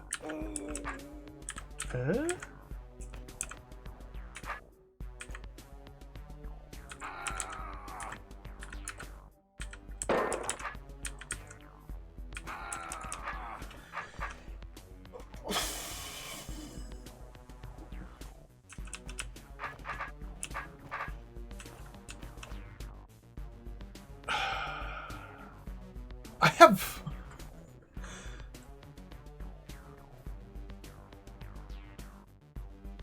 have no idea how to do this.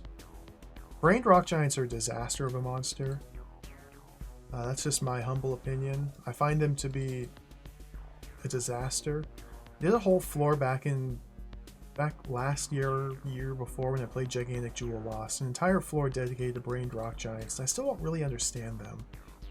I know because DROD, in open space, I can stick them at the tip of a northwest sword and have full control over them because DROD.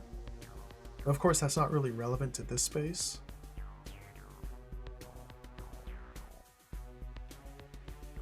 So I guess I just need to use this information here, these two sentences, to understand their behavior well enough to figure out how to use these mirrors to help me get through these chambers.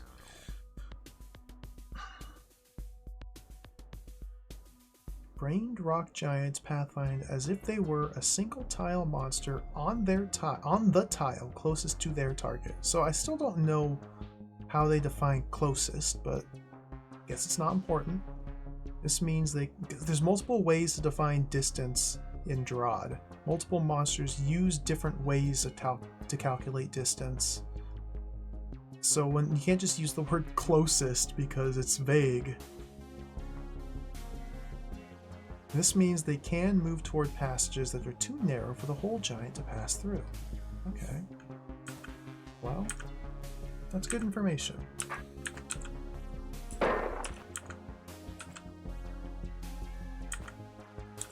So maybe something like this is all I need. Okay.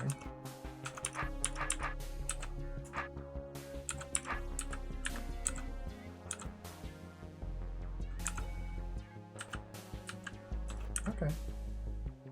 I think I found the repeatable pattern here. Okay. Love a good repeatable pattern. Ah! Ah! Now, the pattern's gonna break down here. Or is it? Maybe not.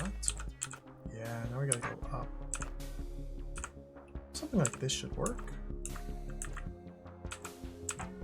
Let's do that. Alright, hey buddy. Let's do that.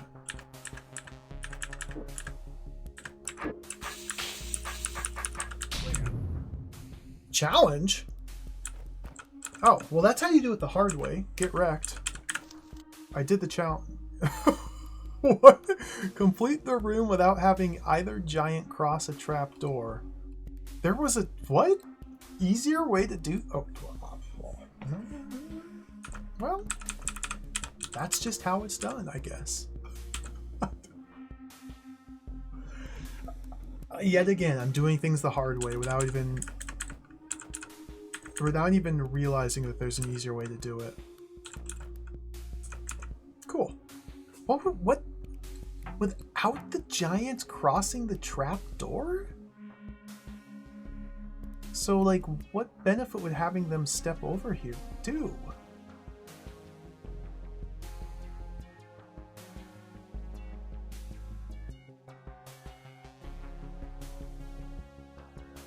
Oh, if I use the mirrors to block these two, then this giant, because it's brained, go around like that, and then I bust through here. Okay. See, that's clever and smart and simple. And it makes this puzzle very obvious if you know to do that. I didn't even consider that.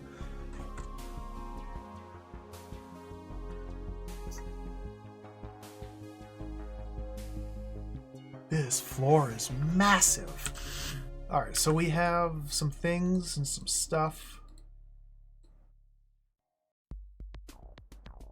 Not much. I have a single brain, a caber, and a single roach.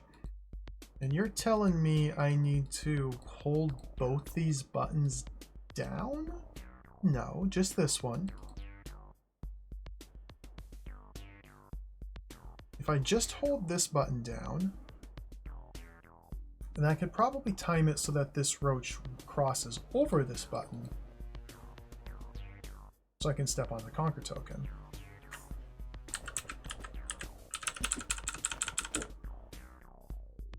Oh, weird. Stunning the brain unbrains all monsters in the room. Now that is weird. Stunning the brain by pushing it unbrains every monster in the room. Okay. Assuming this is the only brain in the room. So if we just push it from here, here.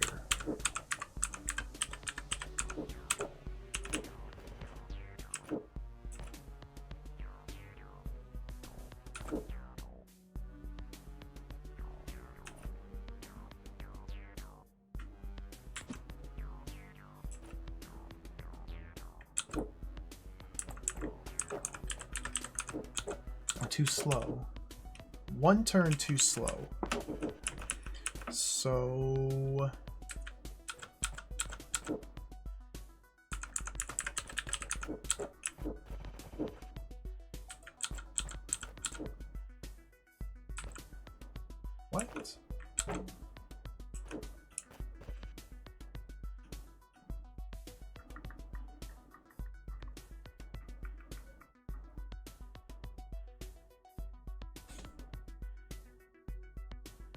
Gotta do it from the other side. Sneaky, sneaky, sneaky, sneaky. So if I have the brain like there, whoops.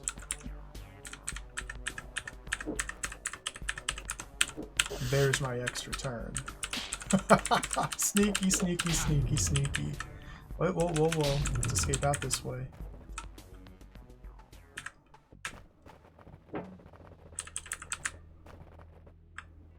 Dear God, there's 1,000 rooms!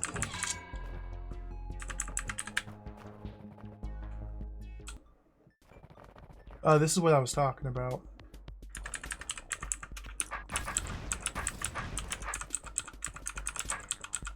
And it's explicitly being shown to the player. See, look at this is DROD. Look at this nonsense. This is nonsense.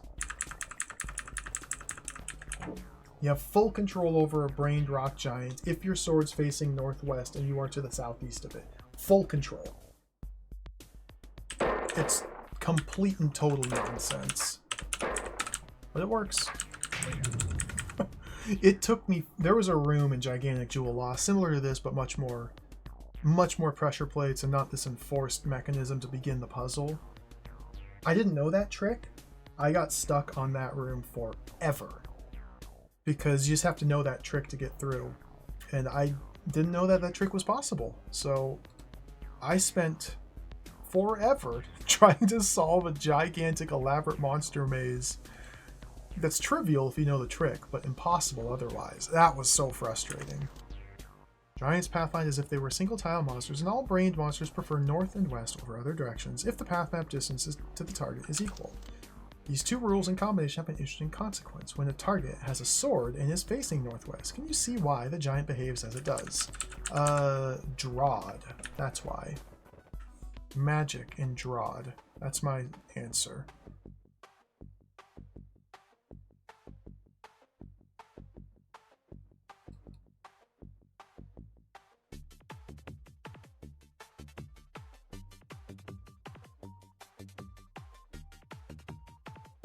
Oh, there's my trapdoor.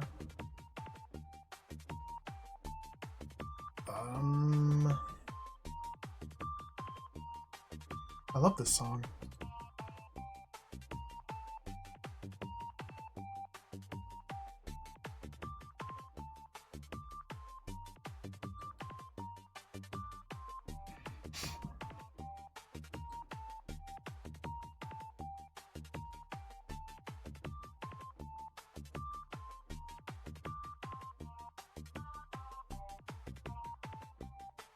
What is this? What am I doing? Kill the brain. Kill the tar mother, leave the room. The only way to kill the tar mother, because I can't cut through this tar, is for something to press this pressure plate. Turning on these fire traps and opening these doors?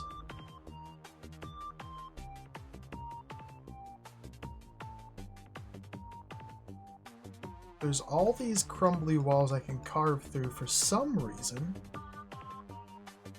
I have no idea what's going on in this room.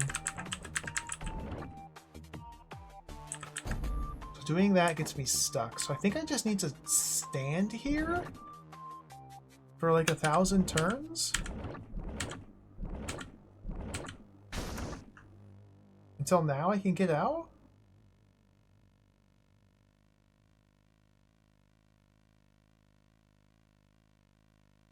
But I can't get out because I'm trapped.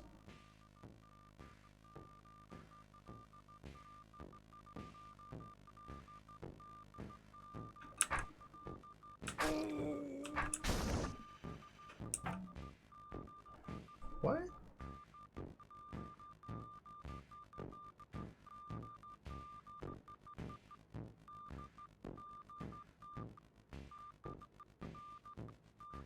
Somebody a while ago when that song first came up and I was playing, I think The Second Sky or City Beneath, whichever game introduced it, said it sounded like 3 blind mice, 3 blind mice, 3 blind mice, 3 blind mice. And so it's always been 3 blind mice for me.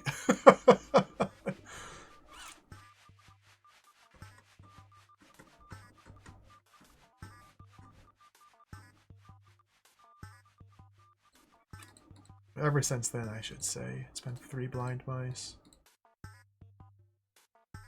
I don't understand what I'm being asked to do in this room. Like, I have to stand here in position while the tar grows? Why do I have... What am I...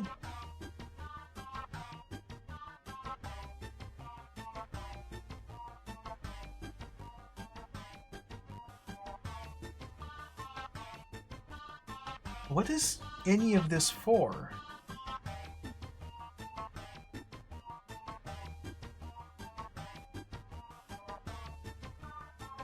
What?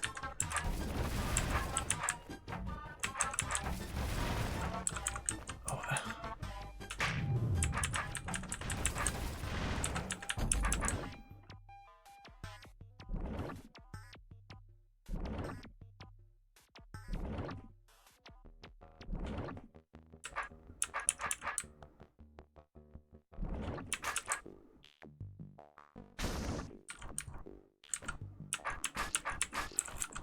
And now I can't get out of the room.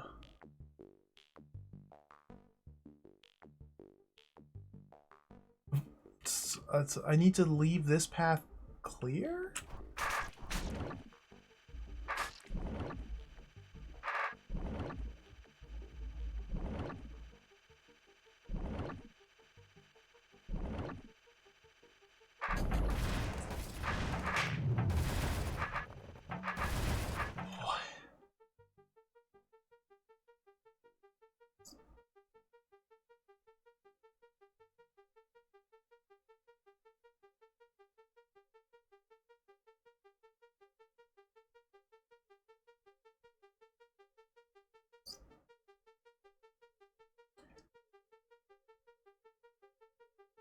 This, This is one of those rooms. It doesn't make any sense. There sure are a lot of them. This is one of them. Like, so what am I doing? Carving walls. Why? Why do I have a stick? Am I meant to grab the brain and the stick and bring it in here with me? I can't do that. So I could like stun and unstun the brain to brain and de-brain roaches for some purpose, or babies? But that's not possible because I can't bring the brain in here while I have the stick and also drop this trapdoor. Do I need to carve a path to Bethrow and then plop a brain in the path to Bethrow such that roaches, or tar baby, will try to pathfind through here to Bethrow, but brain is blocking it, so once they reach the brain block, they'll turn around and then oscillate, and once enough of them accumulate... Well, why would they ever go around this way rather than just straight up to Bethrow?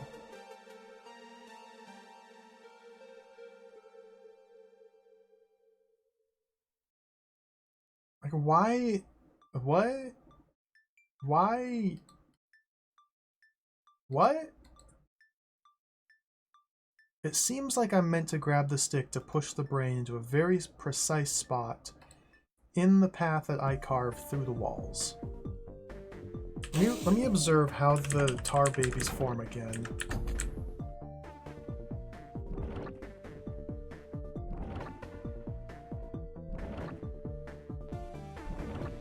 Okay, so there's a problem already.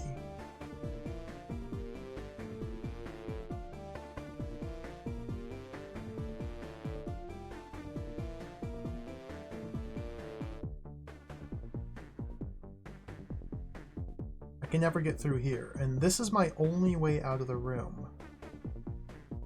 Through here. So I cannot allow tar to grow onto this hot tile section, at least not these two. So I need to somehow, over the course of the X number of turns while it's expanding, I need to force a tar baby to be grown.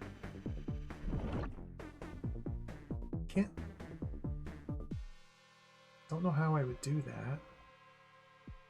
And then keep the tar baby on the hot tiles? How do these walls help me with anything?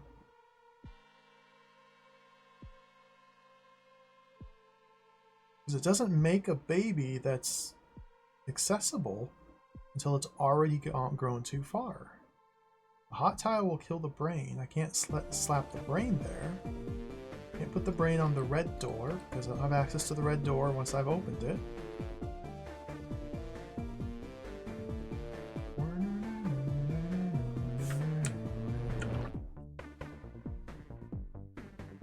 I could put the brain here,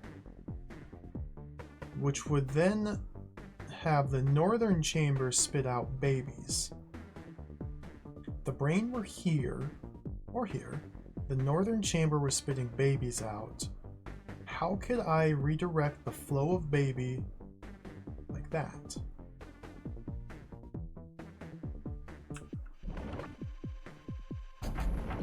So I want the flow of baby to go like this.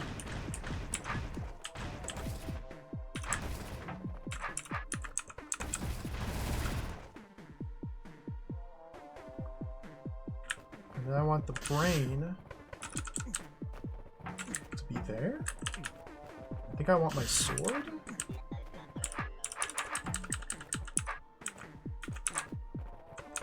Okay, how does this feel?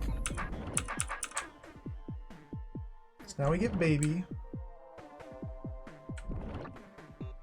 Oh, okay, we need to elongate this path such that this baby arrives here or here in 30 turns from now. So I need to elongate it by 12. Oh, interesting. or 11.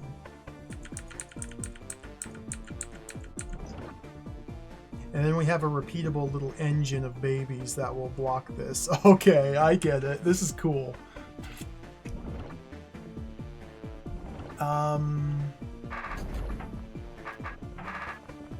Wild stuff. So how does something like this do?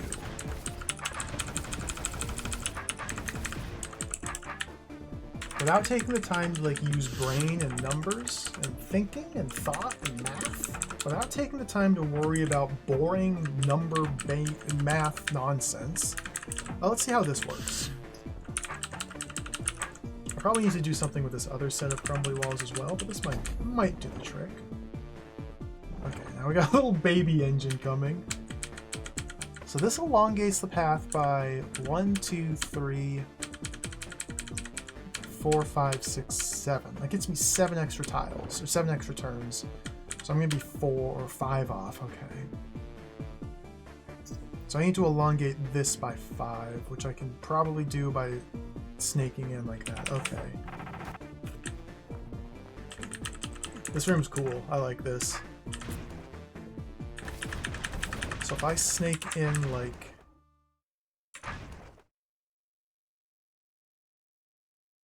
Awkward.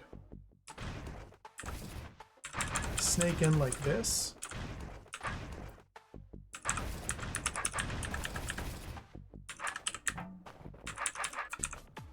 Let's get a checkpoint. And let's see how much I need to elongate the top path with the full snake in effect. Again, I could like count. I could try and count.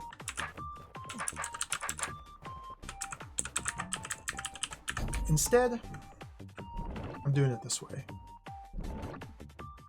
So we have the elongated the baby engine. I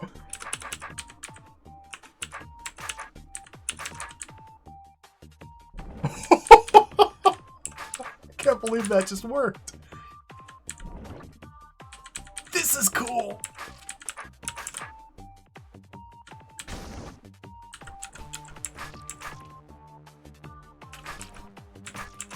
That was a pretty good little baby engine.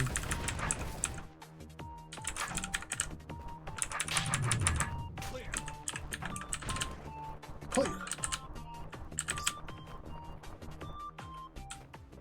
That was a cool room.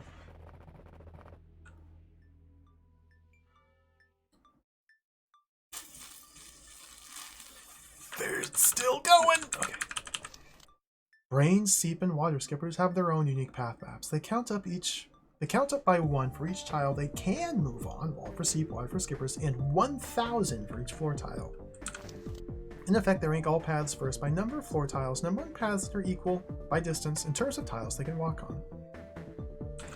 This means that even if they cannot reach their target, they will move through a massive wall or water to the side they perceive to be closest to him.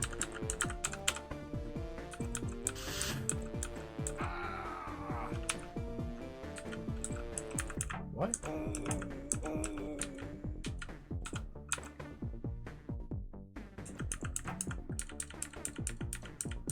Weird.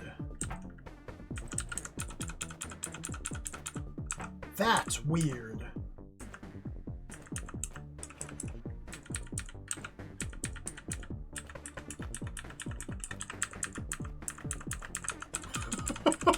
Weird. Cool, but weird. Alright, that was the tutorial. Now prove that you understand deeply and intimately every facet and nuance of those rules. Okay. This is a mega complicated room.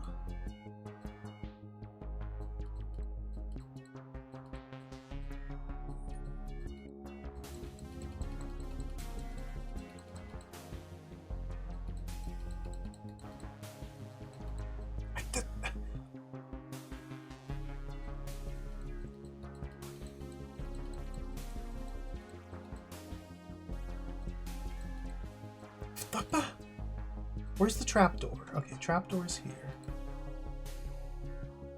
What?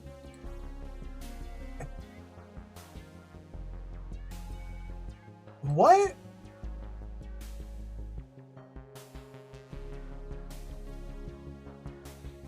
Hold on. What?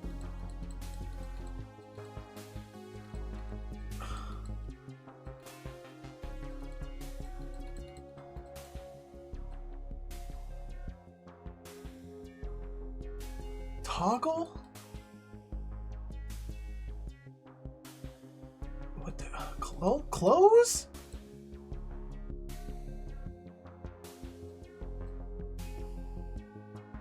I have okay. Well, what? So you have to kill the Seep, kill the 2 evil eyes, kill the brain, then walk out of the room. I can just walk over to the brain and stab it. Just walk up to the Seep and stab it. Specifically,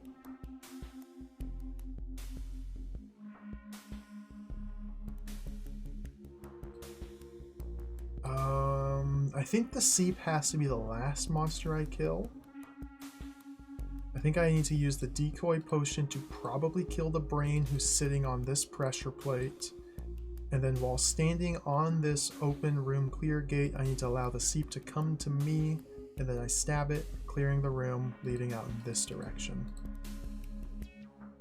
Which means I need to figure out how to get the Seep from where it currently is, which is this little island, onto this greater wall, or this greater wall, or just outside of this little island, without getting it caught on the Force Arrows.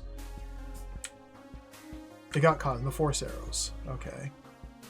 Well, if you stand here and do nothing, then you fail the room. So we are on a strict time limit to figure out what to do. There's all sorts of nonsense here. So let's try and peel apart this nonsense. There's a button here which opens these doors. To get to this button, I need to drop the trapdoor gate, which means I have to first walk through here to disarm B-throw. If I'm disarmed and I touch a weapon token, what happens?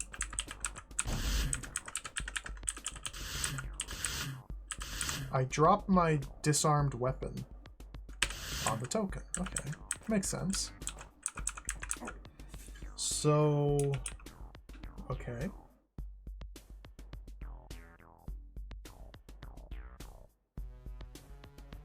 So, first order of business is figuring out how to kill these 2 evil eyes.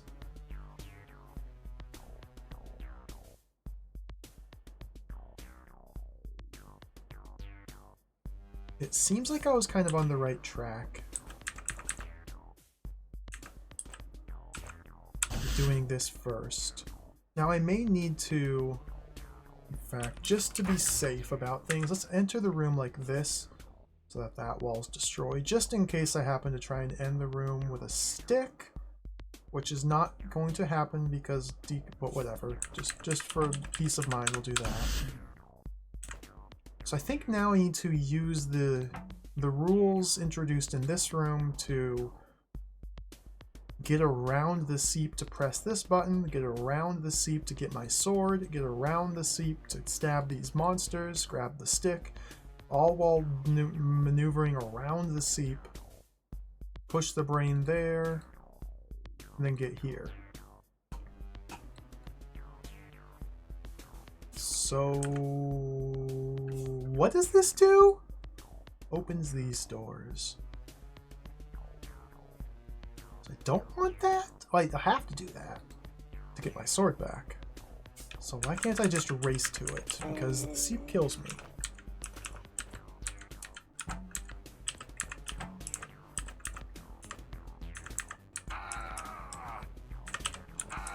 The Seep kills me, I can't kill any monsters. Or leave the room, because I'm dead. Okay. So would you, like, try not to kill me? I would really appreciate it.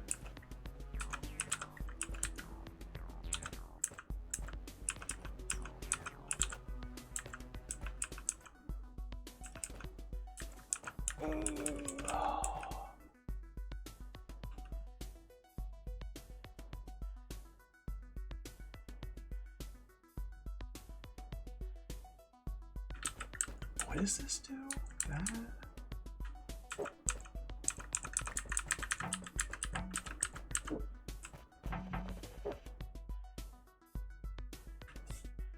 So I can send him up to these tiles. Once he reaches there, he gets unbrained and goes there, and it's a fail state.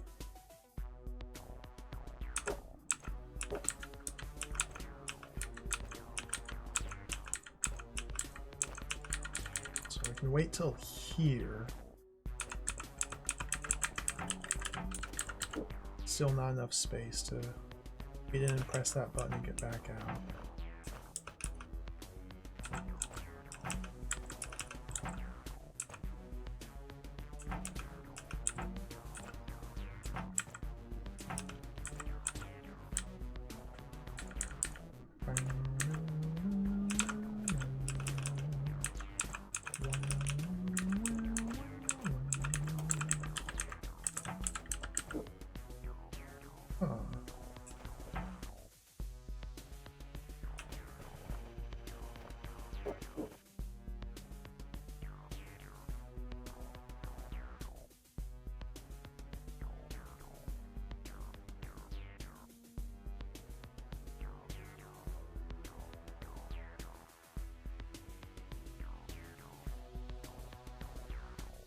Huh. I got no idea.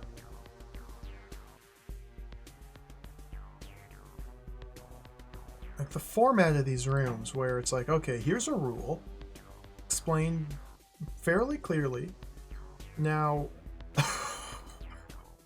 now I hope you understood completely and totally everything that that rule means and the implications and the how to everything. I hope you understand perfectly, because the next room, the very next room that you come across, requires a mastery of that rule we just taught you.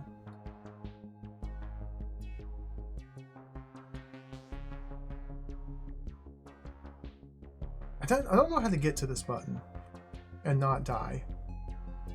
The maximum distance the seep can travel to reach this area, it's like from here, but that's not quite enough.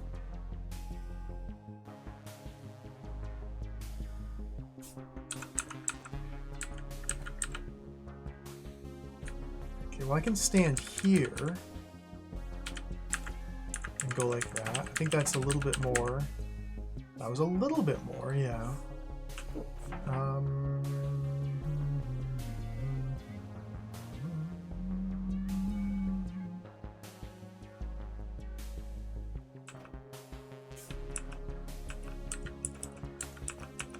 Because while here, the closest tile to breach B throw is one of these.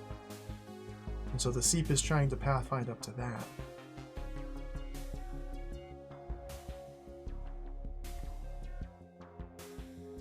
I don't seem to really have any other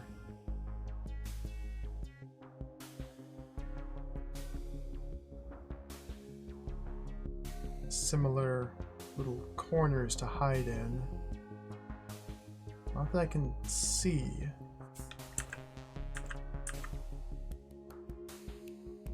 If I had a stick to be able to unbrain the seep, I could buy myself a little bit more time, but can't get my stick until I get to here, which involves getting to here and then to here. So like...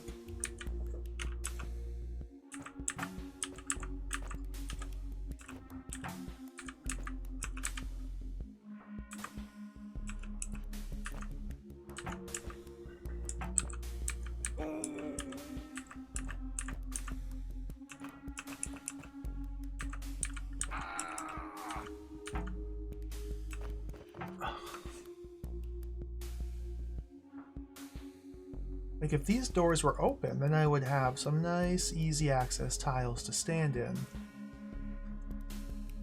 But they're not. I gotta get here and get back out before these are available.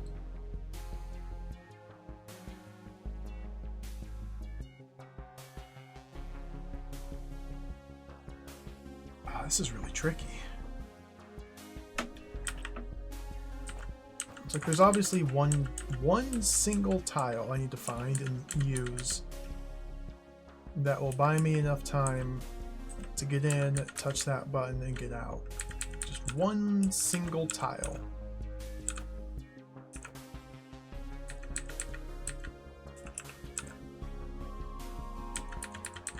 If this isn't it, then how do I get more distance? Like, there's no way around him from this point. And I would need to be 1, 2, like 3 turns faster? So I'm missing something.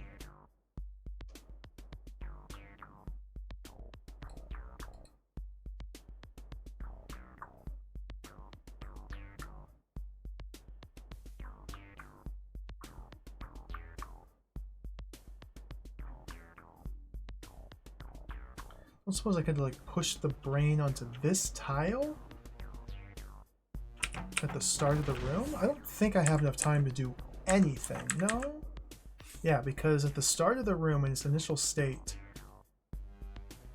since these doors are open, the only path that the Seep sees to me is through these ortho squares. And since he can't pass through the ortho squares, it unbrains onto these force arrows. Unless I can get to the point where I'm farther west than I am south, which is impossible with the shape of the room. Seep don't have vertical preference, but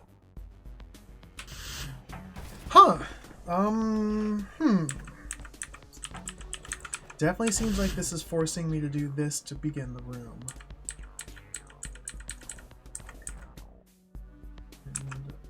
And once more, it seems like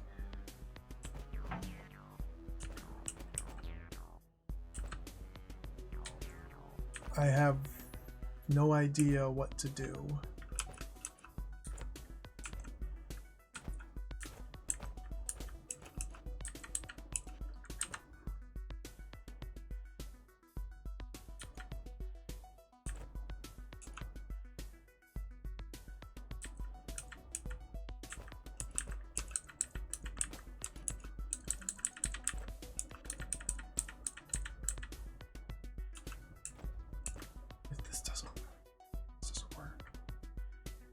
Start working now. It doesn't work.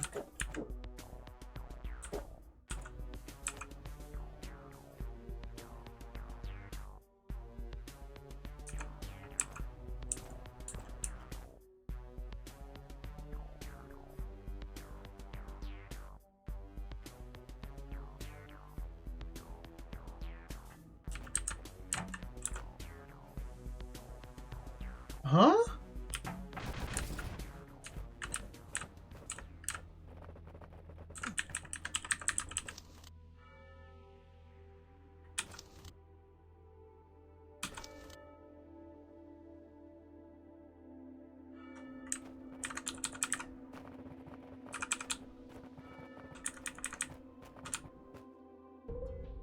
Secret.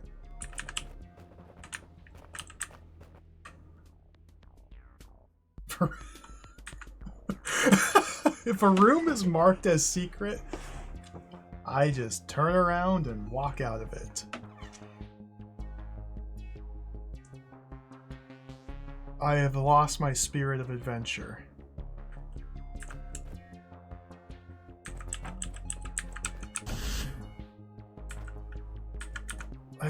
If I am struggling this much with the required rooms,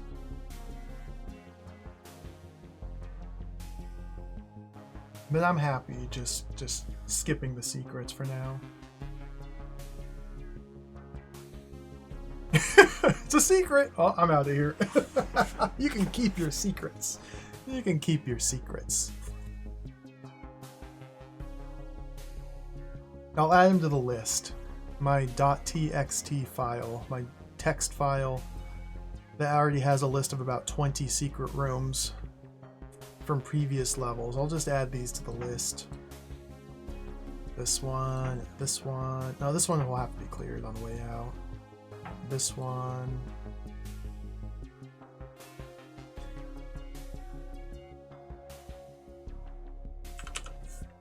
I don't suppose standing here helps me. No. I don't understand how to make any more progress in this room after doing the very first action that's required of me.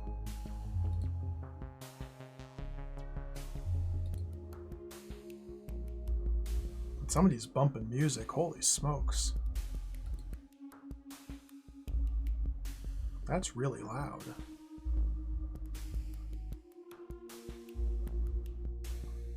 It's like a car outside.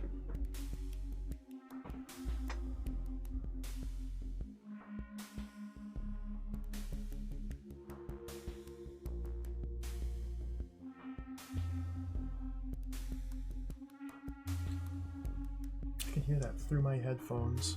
I think it's even being picked up on the microphone.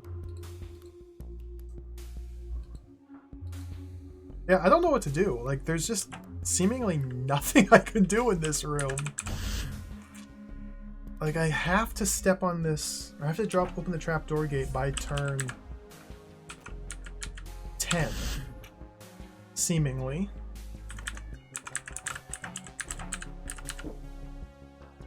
And from this point, oh, excuse me. And obviously there's something I can do, and it's just gotta figure it out.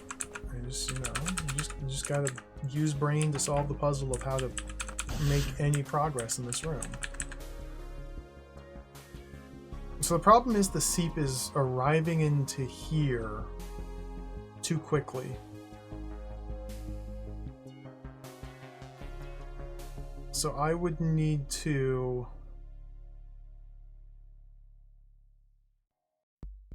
move faster?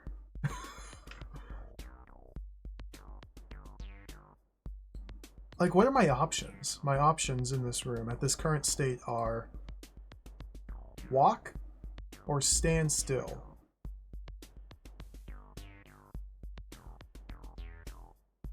So quite limited. And I need to get into this button and get back out. So by walking or by standing still, I need to be able to delay the movement of this seep by like three turns, I think. So this distance from here to here, I need to find there's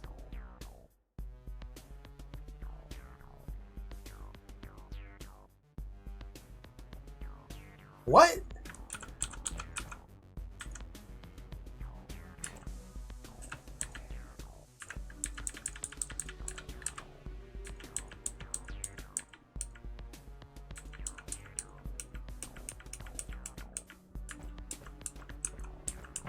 Nowhere I can stand or walk after I've sent it up here between this tile and this tile. I see. Nowhere that I can stand or walk causes this man, the seep, this creature, to turn around and go away from me or to wait.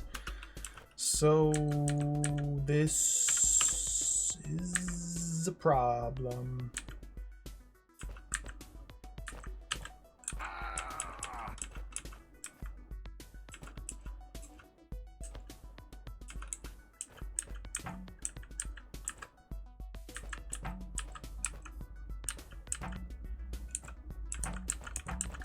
Dance around it all day.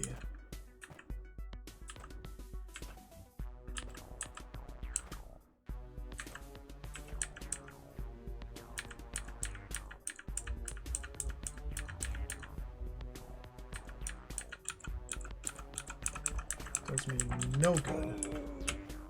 Yeah, I don't know what to do in this room, so I guess we're just gonna leave that one. This room did not adequately prepare me for this room. Oh, wow. Okay, what was this? I didn't even, like, pretend to try this room. What is... Now, what is all this? Scripting. Recently we've discovered that brained roach queen. Oh, it's brained roach queens. Okay. Brained roach queens are a big problem. Recently we've discovered that brained roach queens seem to calculate the path that a brained roach would take towards a target and prefer a move opposite to the first step of that path. However, if this procedure dictates a horizontal or vertical move, the queen will instead prefer a diagonal move towards one of the halfway lines of the room.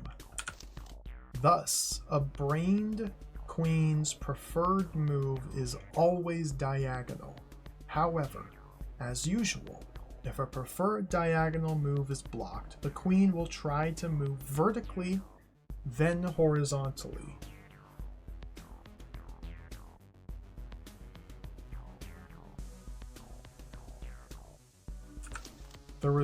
This results in a situation where if a queen is on the edge of a chamber and already touching one of the halfway lines of the room, she will oscillate back and forth over the line.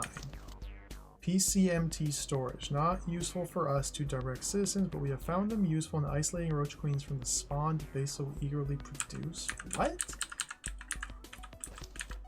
Why? What is...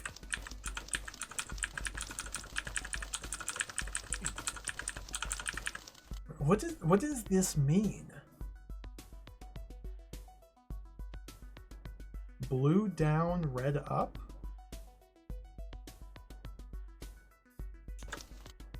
Blue down, red diagonal?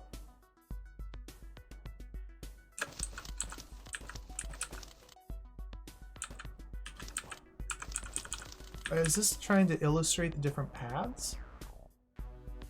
Like the brained roach would want to move south from here, so the brained roach queen would go south, would go northwest instead, I guess. Beats me.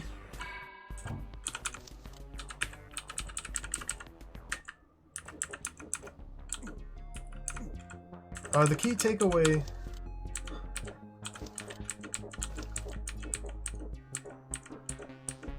The key takeaway to brained roach queens are that they are inscrutable disasters of a monster that should never have been allowed to be created in the first place. So we're just gonna kill them. I can't, right? No, I need to. Okay, never mind.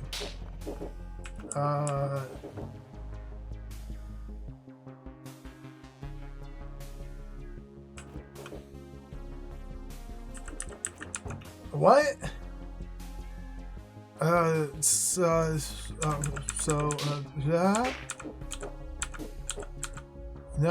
So I need one up here oscillating and one down here oscillating so I can go in. That's a pit! Oh, I just need to wake the evil eye up. Okay.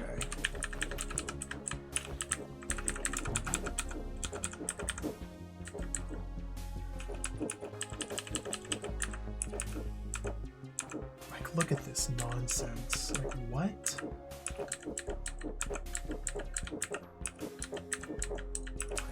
What?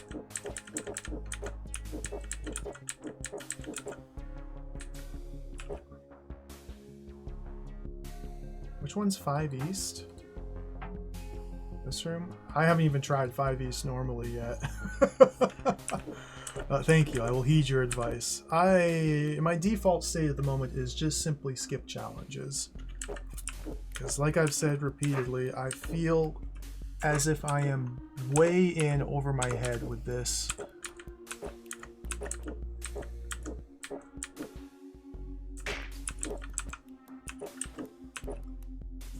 What? How about the...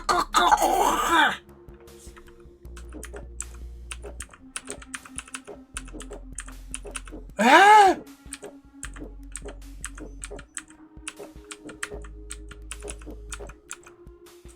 What?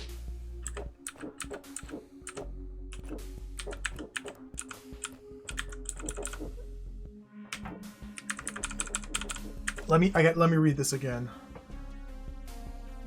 Blue arrow, red arrow? Okay, I think this is saying that the blue arrow is the brained roach path, the red one is the queen, taking the opposite. I think this is saying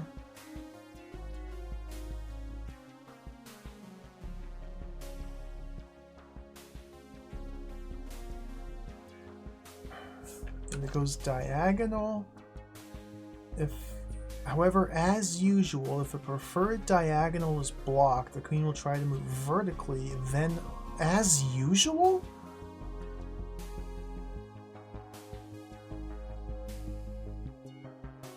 Vertical preference?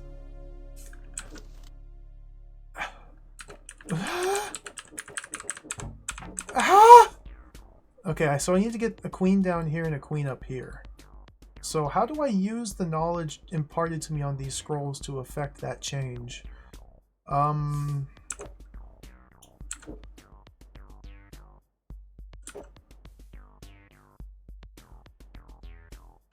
don't.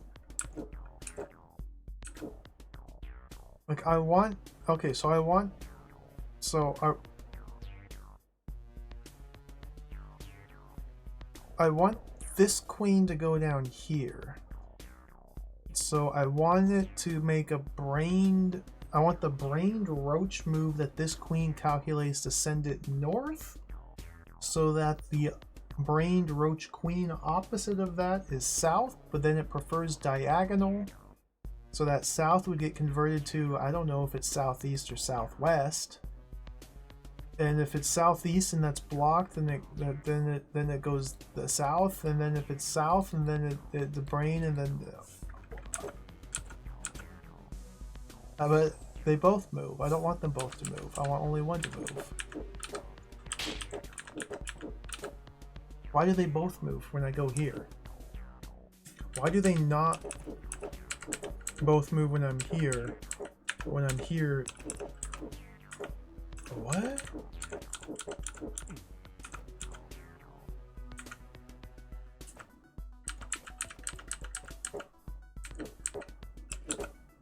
Oh dear.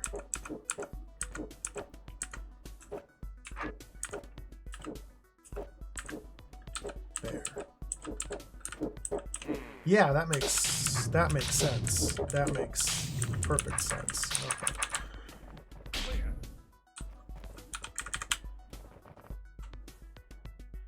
Oh dear. Oh dear. Okay, now take that knowledge that we just gave you, the cryptic, esoteric knowledge, and demonstrate that you have a complete mastery of it. All right. I didn't learn anything. I learned if you complain and go like this, and then you split, and then you go like that, and then you go like that, and then you go like that, and then you win. That's what I learned in that previous room. So I need to demonstrate my knowledge to the full extent here.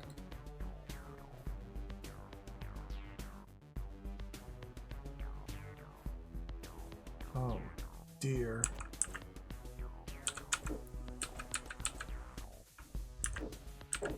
Oh no, wrong parody. What are you doing? You... Da ba hoo-wah. Yup da da da da da. Sorry. I went caveman mode for a moment there. Wrong timing.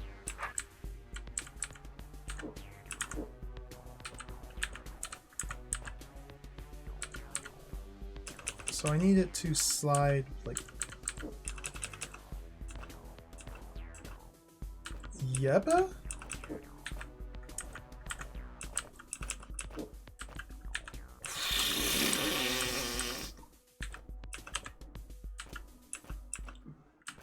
Excuse me? There. No! I just have to do that dance but faster. Okay.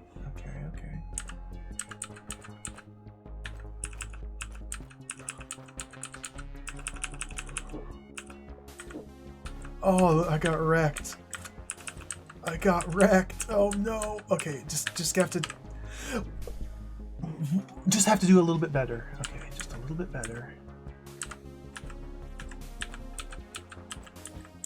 I don't know if this is better.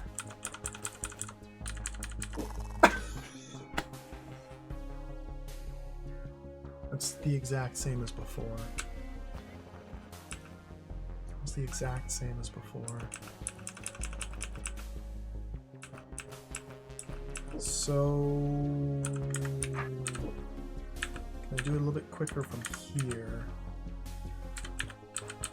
Not with this sword orientation. I think that's a little bit slower, and it's the wrong parity. Oh dear. Oh dear.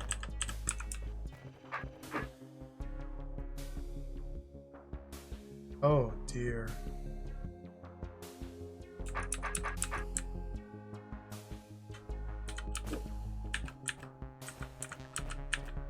So I have to slide it against the wall to change its diagonal parity so that it's set, so that it's going through here on the dark tiles rather than the light tiles. This didn't work.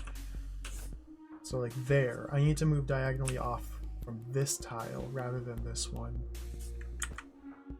So what will coax it to go diagonally from there? Literally nothing I do. Why is that? What is the Roach Queen doing right now? It is saying Brained Roach would go this way, so I'm going to go this way, but I'm going to take that way and turn it into a that way because the center line of the room might be like around here, so I got to head in that direction rather than this direction. And I can't move in that direction because there's a wall there, so I got to slide in that direction. I think is what the queen is saying. So that means I need to slide it back and then launch it that way. Because while I'm standing here and the queen is there, when I step south, Brained Roach goes east, Brain Queen go west, but it must head toward the center line of the room? How big is this room? Why does it... Where's the...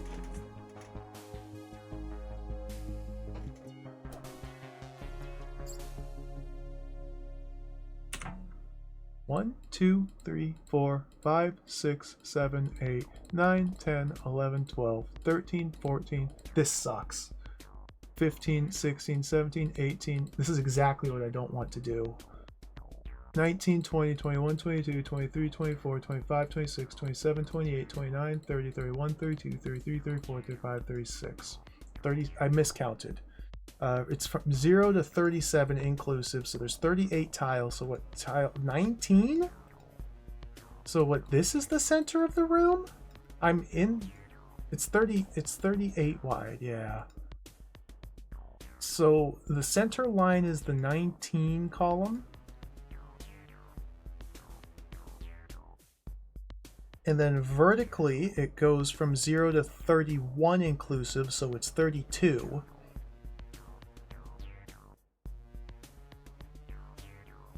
What is this nonsense? 18, 19, and 20? They're both considered the center line? Why 18 and 19 and not 17 and 18? I guess it's irrelevant. You just had to pick one.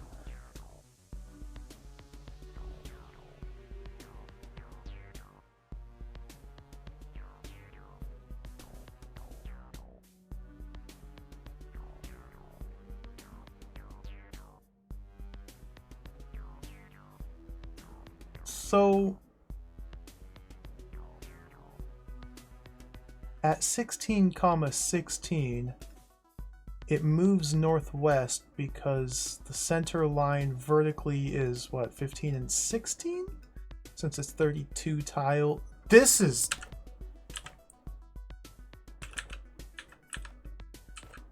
Like I said, I think Brained Roach Queens were a mistake. I'm still one turn slow.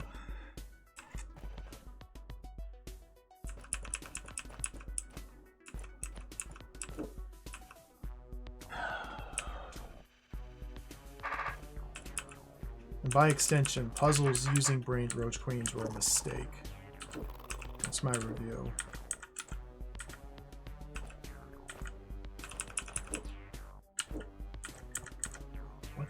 What is happening?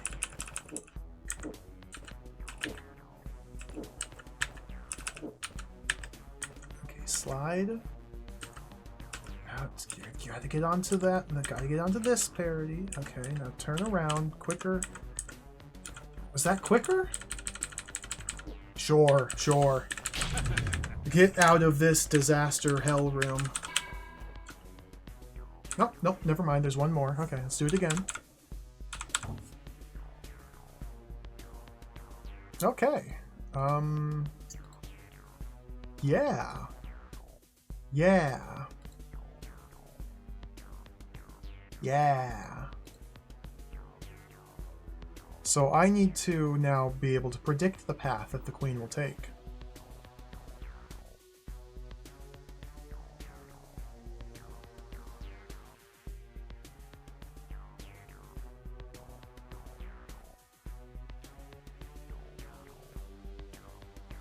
So I have to step on this button to release the queen, turn off these force arrows, and then while standing still,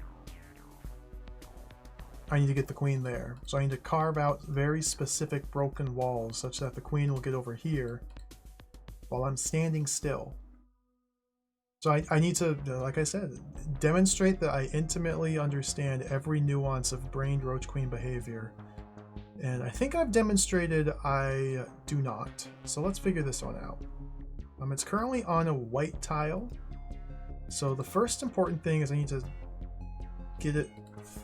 I guess we just see where it goes. So it can't go there. How would I not? Like what? What? What? What?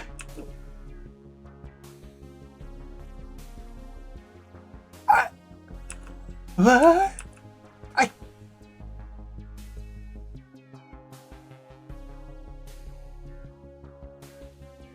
I can't move.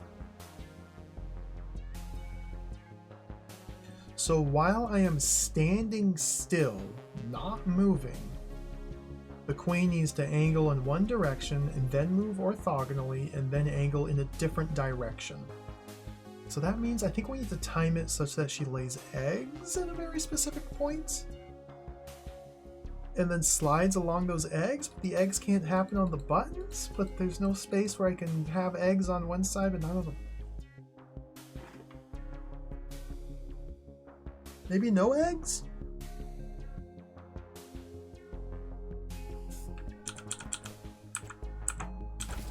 What happens if I just do that?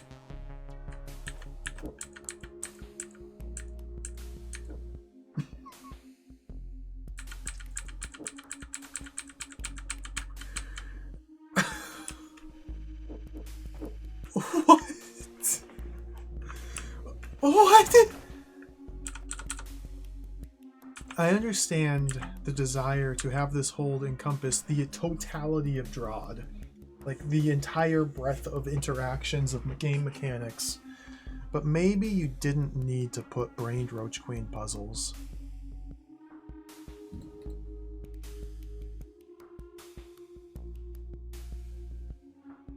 Like what?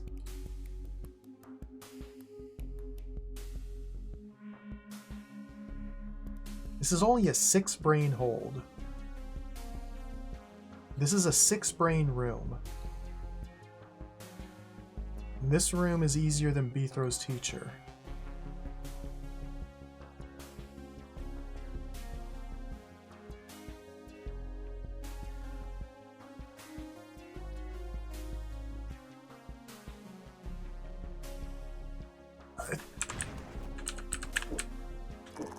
I don't see any possible way I can adequately predict and plan for its movement. So I'm just gonna start stabbing some things. So that sends it there. Okay, so how do I get it to go north there, rather than south there. I don't know. I don't know. Let's break a couple more walls. Maybe like that one.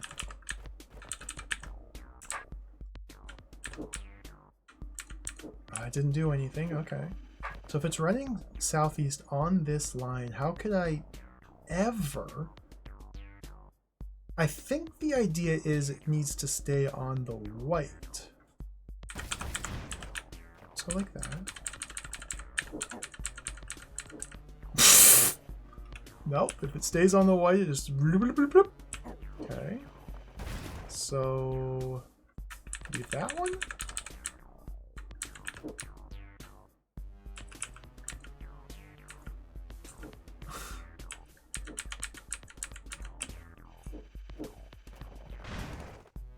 Yes, so...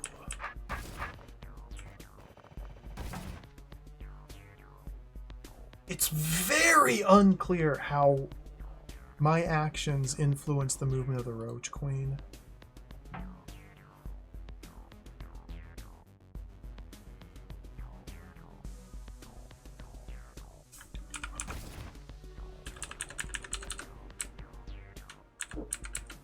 So doing that, it'll slide north.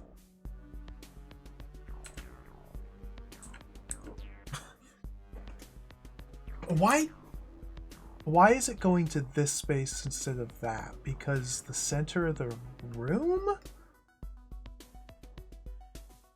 is here? So how would I ever prevent it from heading to that? What?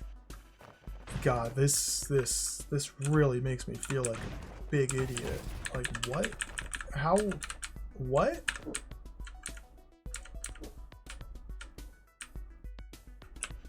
What?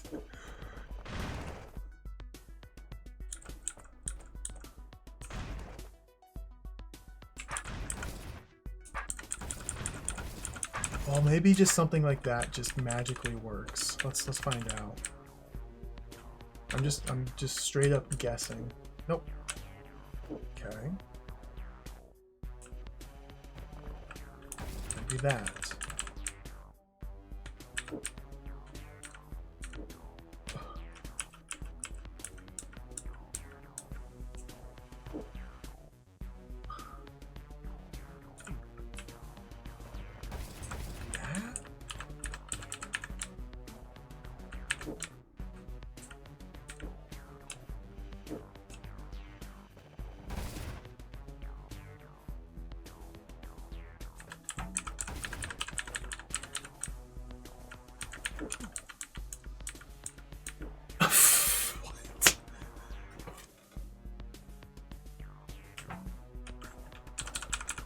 This is a required room.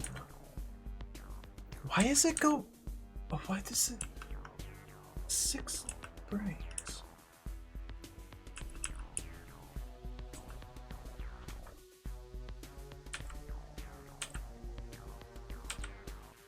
I guess I don't understand why it continues southeast from here instead of going like that. Like, why? Because the brained roach step is sending it northwest rather than southwest. So the brained roach would move northwest in this position, therefore the queen prefers southeast. Here the brained roach prefers west, so the queen flops it to east, then it has to go diagonally towards the center of the room, so it goes northeast. Southeast. But I guess the desire to go towards the center of the room is no longer relevant? So it goes southeast instead? Or because the brained roach would send it northwest, so it goes southeast?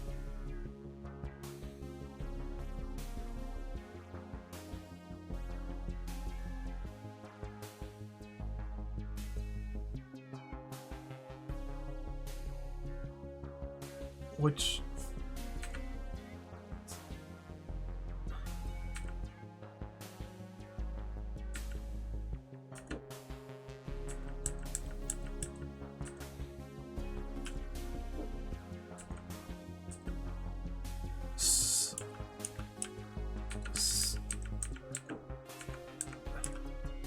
And then here,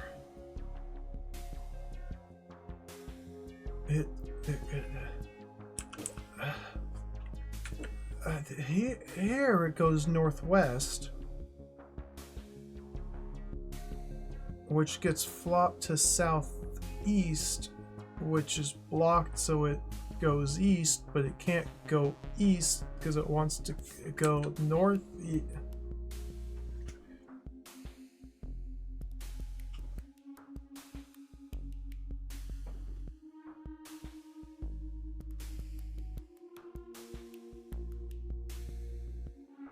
It only converts orthogonal moves towards the center line. This is bad. This room is bad. This is not good. This is a mistake.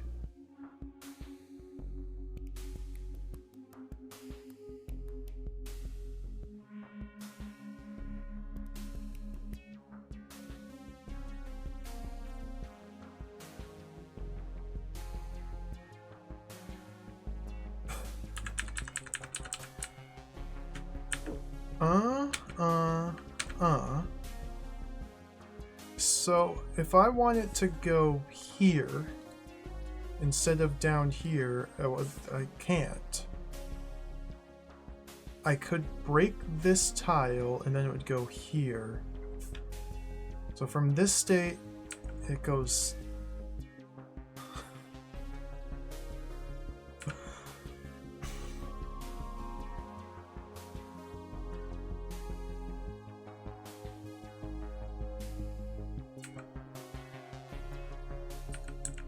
So in which world could I convince it to go northeast from here? I guess is all I really need to care about. It would go northeast if the brained roach would go southwest. The brained roach is never going to go southwest while northwest is available. And they're both equidistance. So...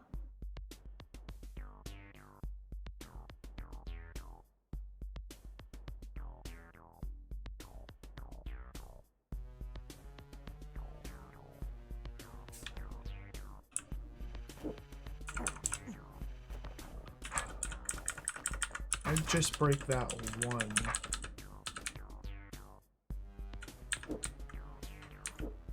Then nothing changes. If I...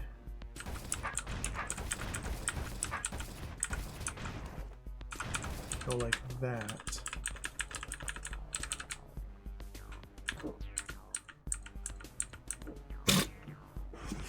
then it just goes there. Okay, so we can't...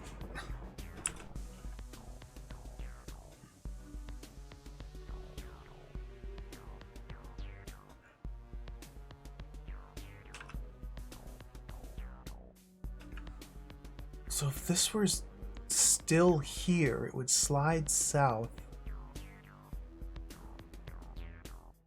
And then go... That was still there.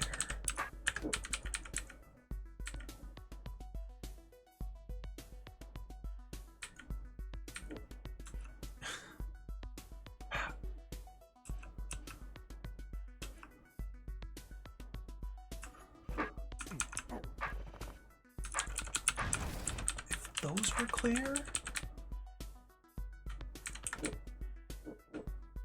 What?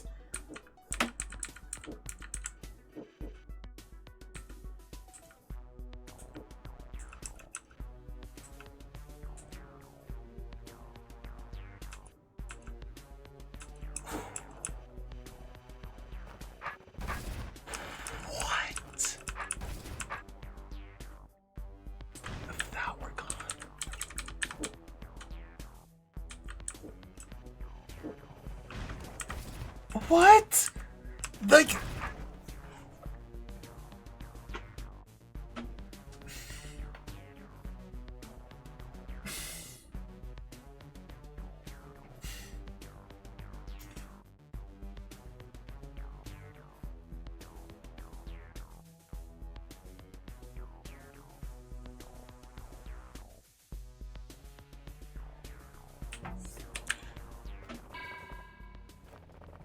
It's a required room. We're gonna have to solve it. That is not a good puzzle. That is a hell puzzle. What? Oh, brain.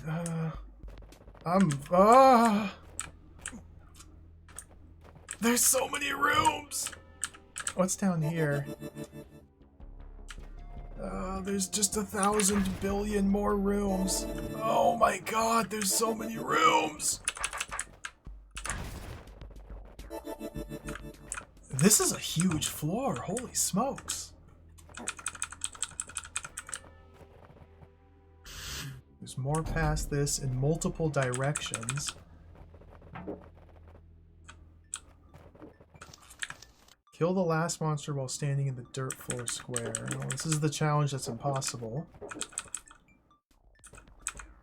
Brained goblin. Yeah, good. Yeah, just figure out brain goblins. Just figure them out. No thanks.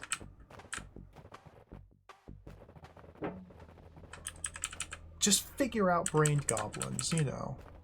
They're a monster too. They have rules. Just figure them out. Can't be that hard.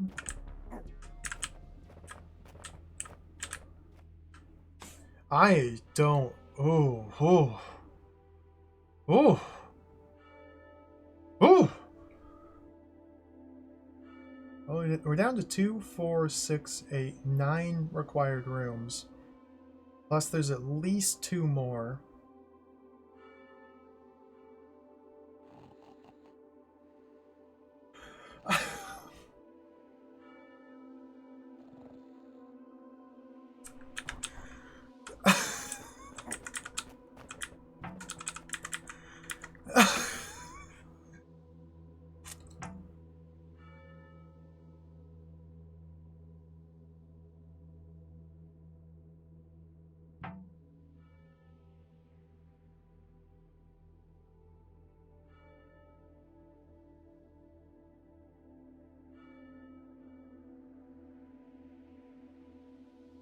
What? My name is Bethro.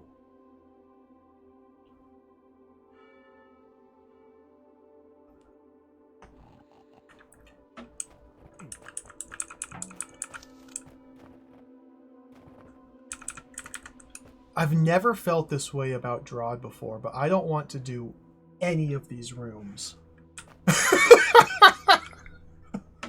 Like, without even looking at some of these. I just... It's... This... What?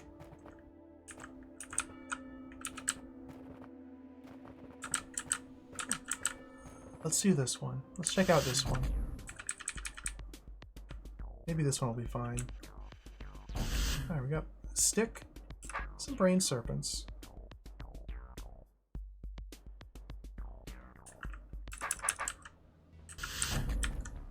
Okay. So I can stun the brain to unbrain the serpents and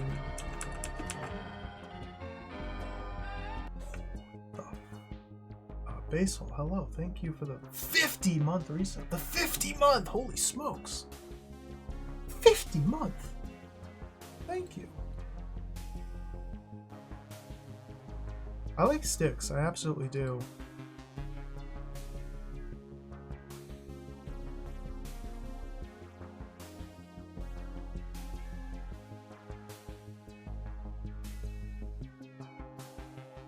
I'm very concerned about many of these rooms.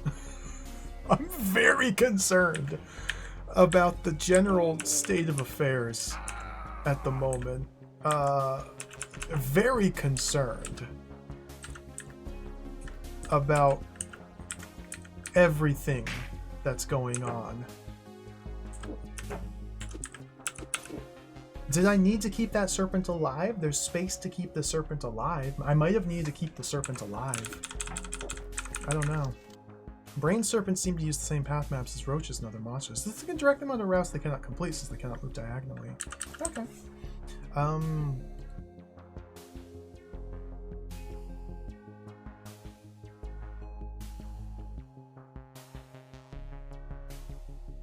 What is any of this?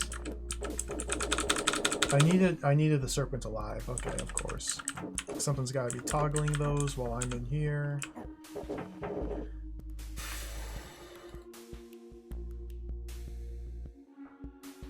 What?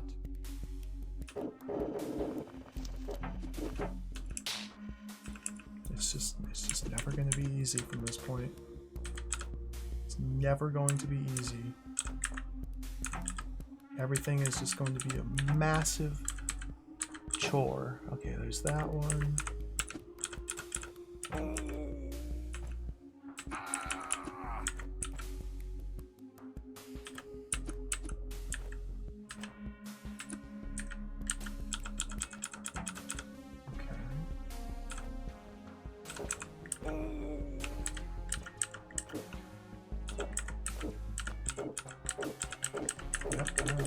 Makes sense. This works. Okay.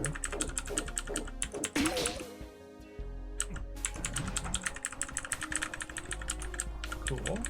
Alright, so when do we press this button? There's still brain because there's another brain in the room. So we just have to press this button at the right timing here, it looks like. And do I want to kill these? Oh, they can't leave here. So I have to kill both of these. Oh, can't I just, like, do that? Kind of.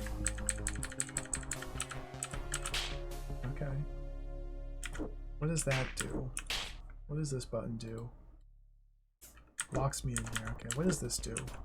Releases this. Okay, there's a timing I probably need to use to release this guy so that he does that.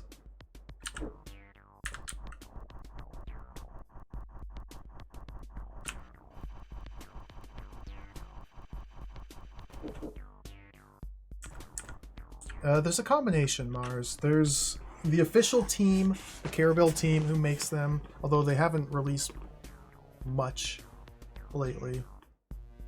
This is a fan-made level pack. Although some people who worked on the official levels also contributed to this. It's primarily still going through community members. So I guess I have to go like there? Okay. And now...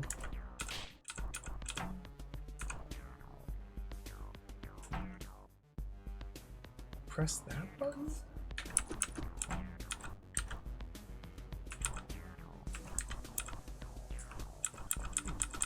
Like I can unbrain the serpent?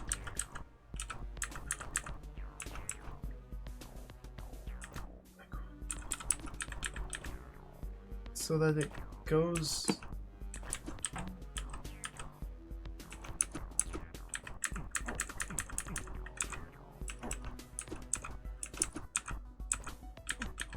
turn north.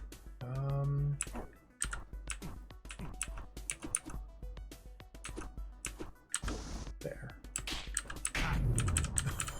Interesting. That one wasn't too bad. Serpents' heads are ignored by brains since they're monsters. Serpent bodies are considered to be obstacles. Brains are not quite smart enough to notice the inconsistency. What does that do? Closes that.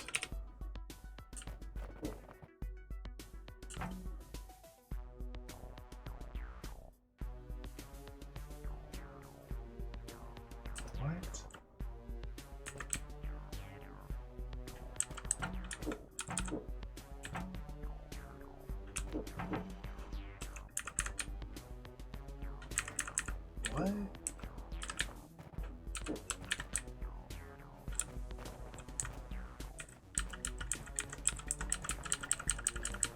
Just get in there and do like that? Okay, what about this one?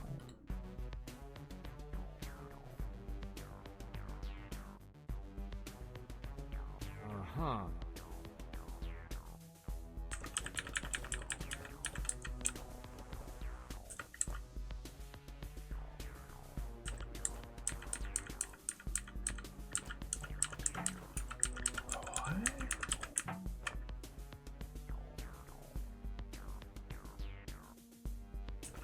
I need to use this serp.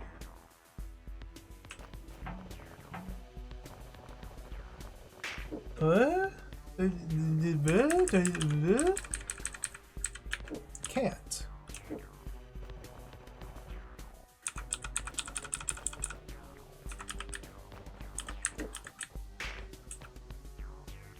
So I guess I don't understand how I would affect this serpent in any way whatsoever from this position.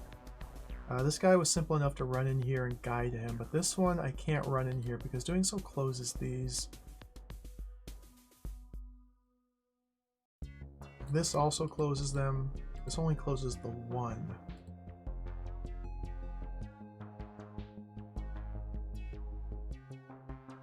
So why'd they seal off the scroll? I can't even go read it again without resetting the room. Not that it's a big deal, but just silly.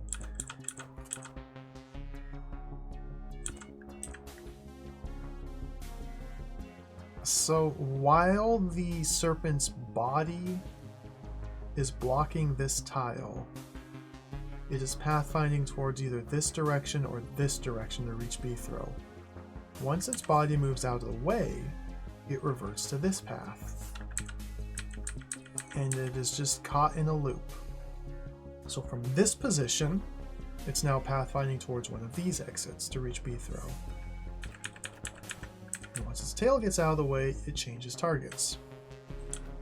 So if I close those, then it behaves completely unbrained while it's in this state. The problem is with closing these is I can't ever kill it. So I guess we just want to close the one? Do I need to do this at the right timing, maybe?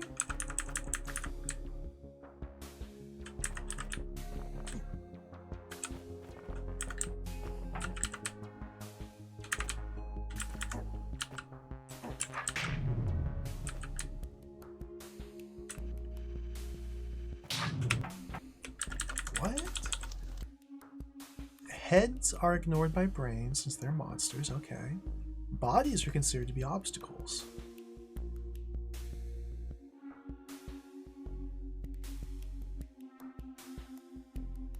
I need to somehow get this guy out and have its...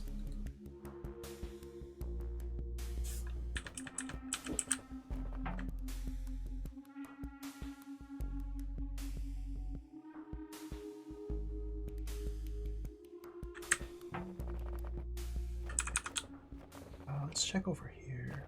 It keeps going. Oh dear God. Secret room. Okay, we don't need to do that one.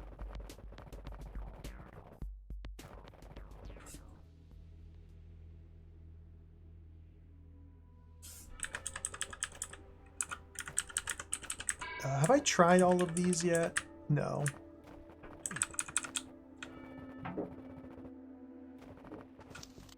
Let's at least look at this and see what I can figure out. There's another one over the Brains Goblin. So we have extremely weird shenanigans going on here. What?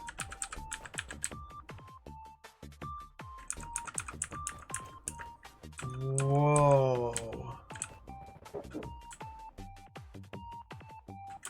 What?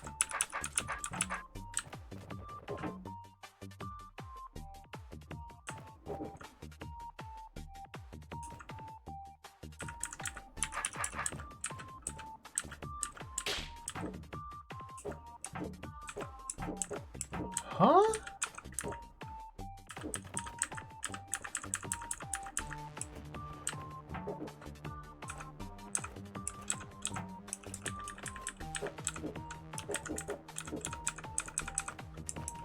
What?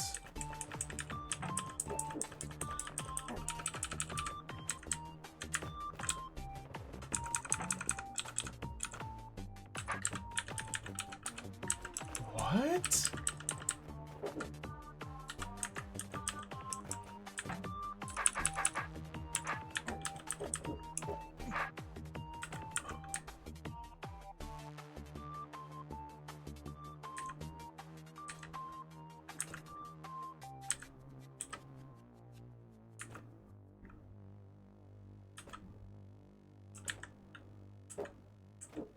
What?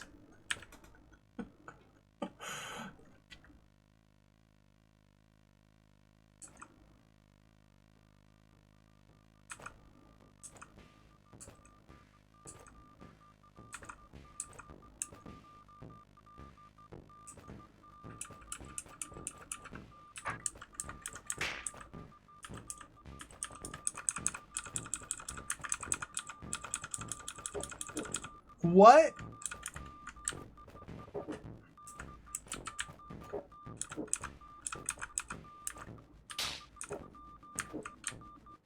What?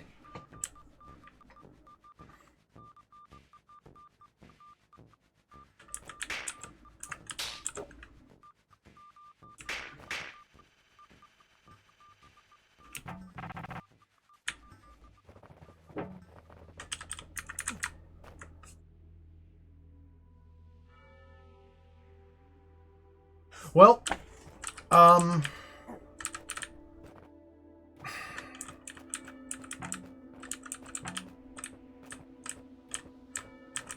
had enough DROD for one day.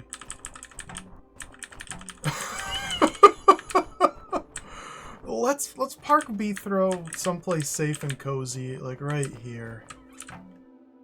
I don't even know where to begin with multiple rooms on this floor.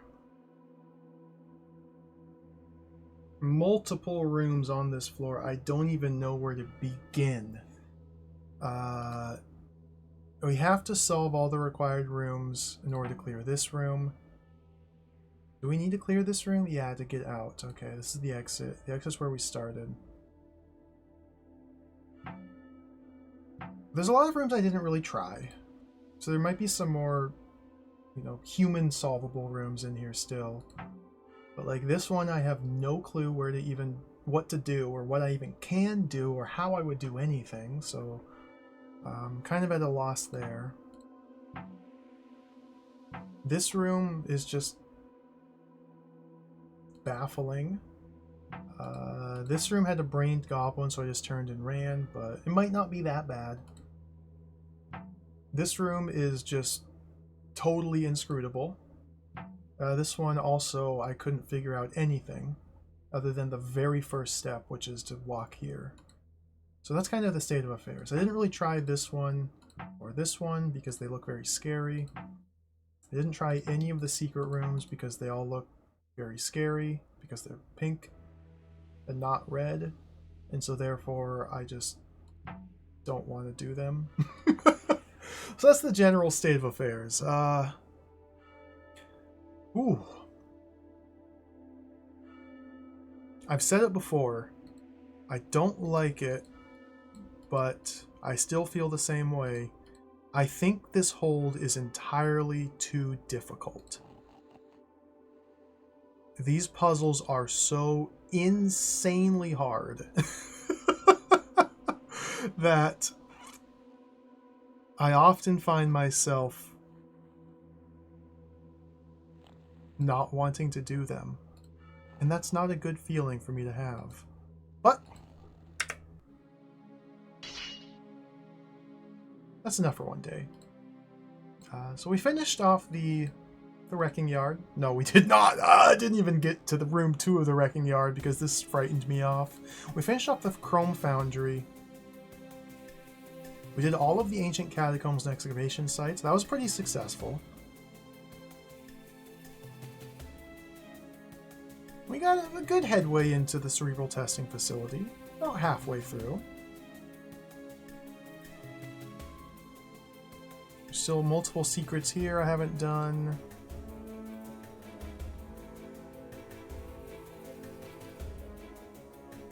Multiple secrets here. This entire optional floor, which there's an unending supply of DROD still to do. Oh, we reached the halfway point. Yes! 50% of the room's complete. We've done the easy 50%. Done the easy 50%.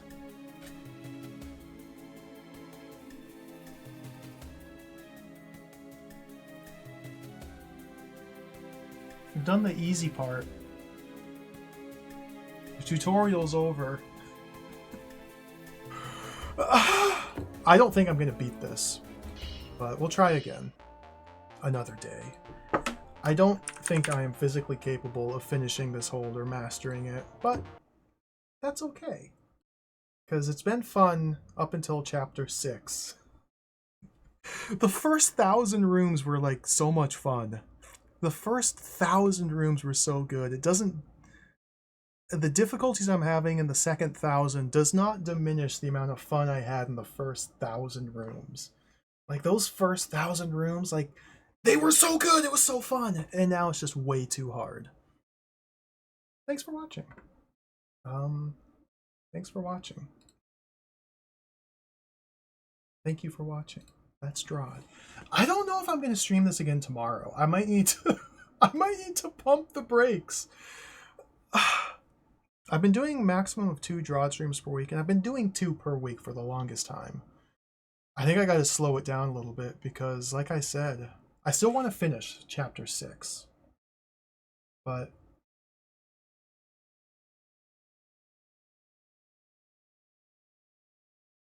it's hard. It's really hard. It's really hard. It's so hard. It's so hard.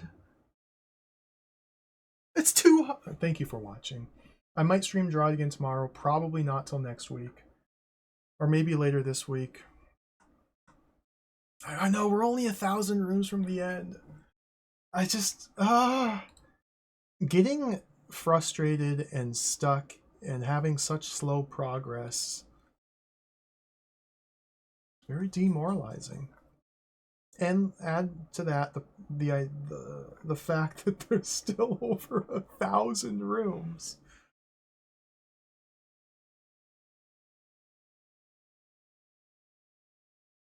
I thought I was better at this game than I am.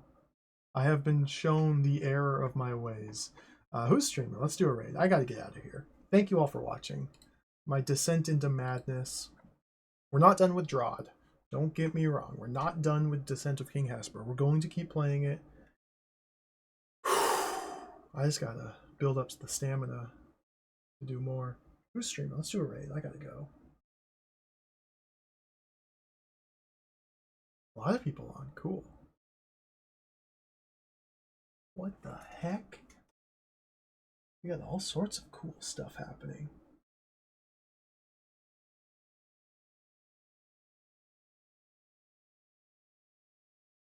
I'm gonna rate Robot Spacer. Robot Spacer is a very fun streamer. There's a lot of very chill adventure game streaming, which I'm a huge fan of adventure games. It's a very relaxed, cozy atmosphere. It's playing Nancy Drew. Secrets Can Kill. I've never played the Nancy Drew games. I've heard a lot about them. I'll send you over there. Take care, everybody. Thank you for watching. I'm going to go lie down and decompose and melt into a pile of brain matter. We'll catch you next time. Farewell. See ya. Bye-bye.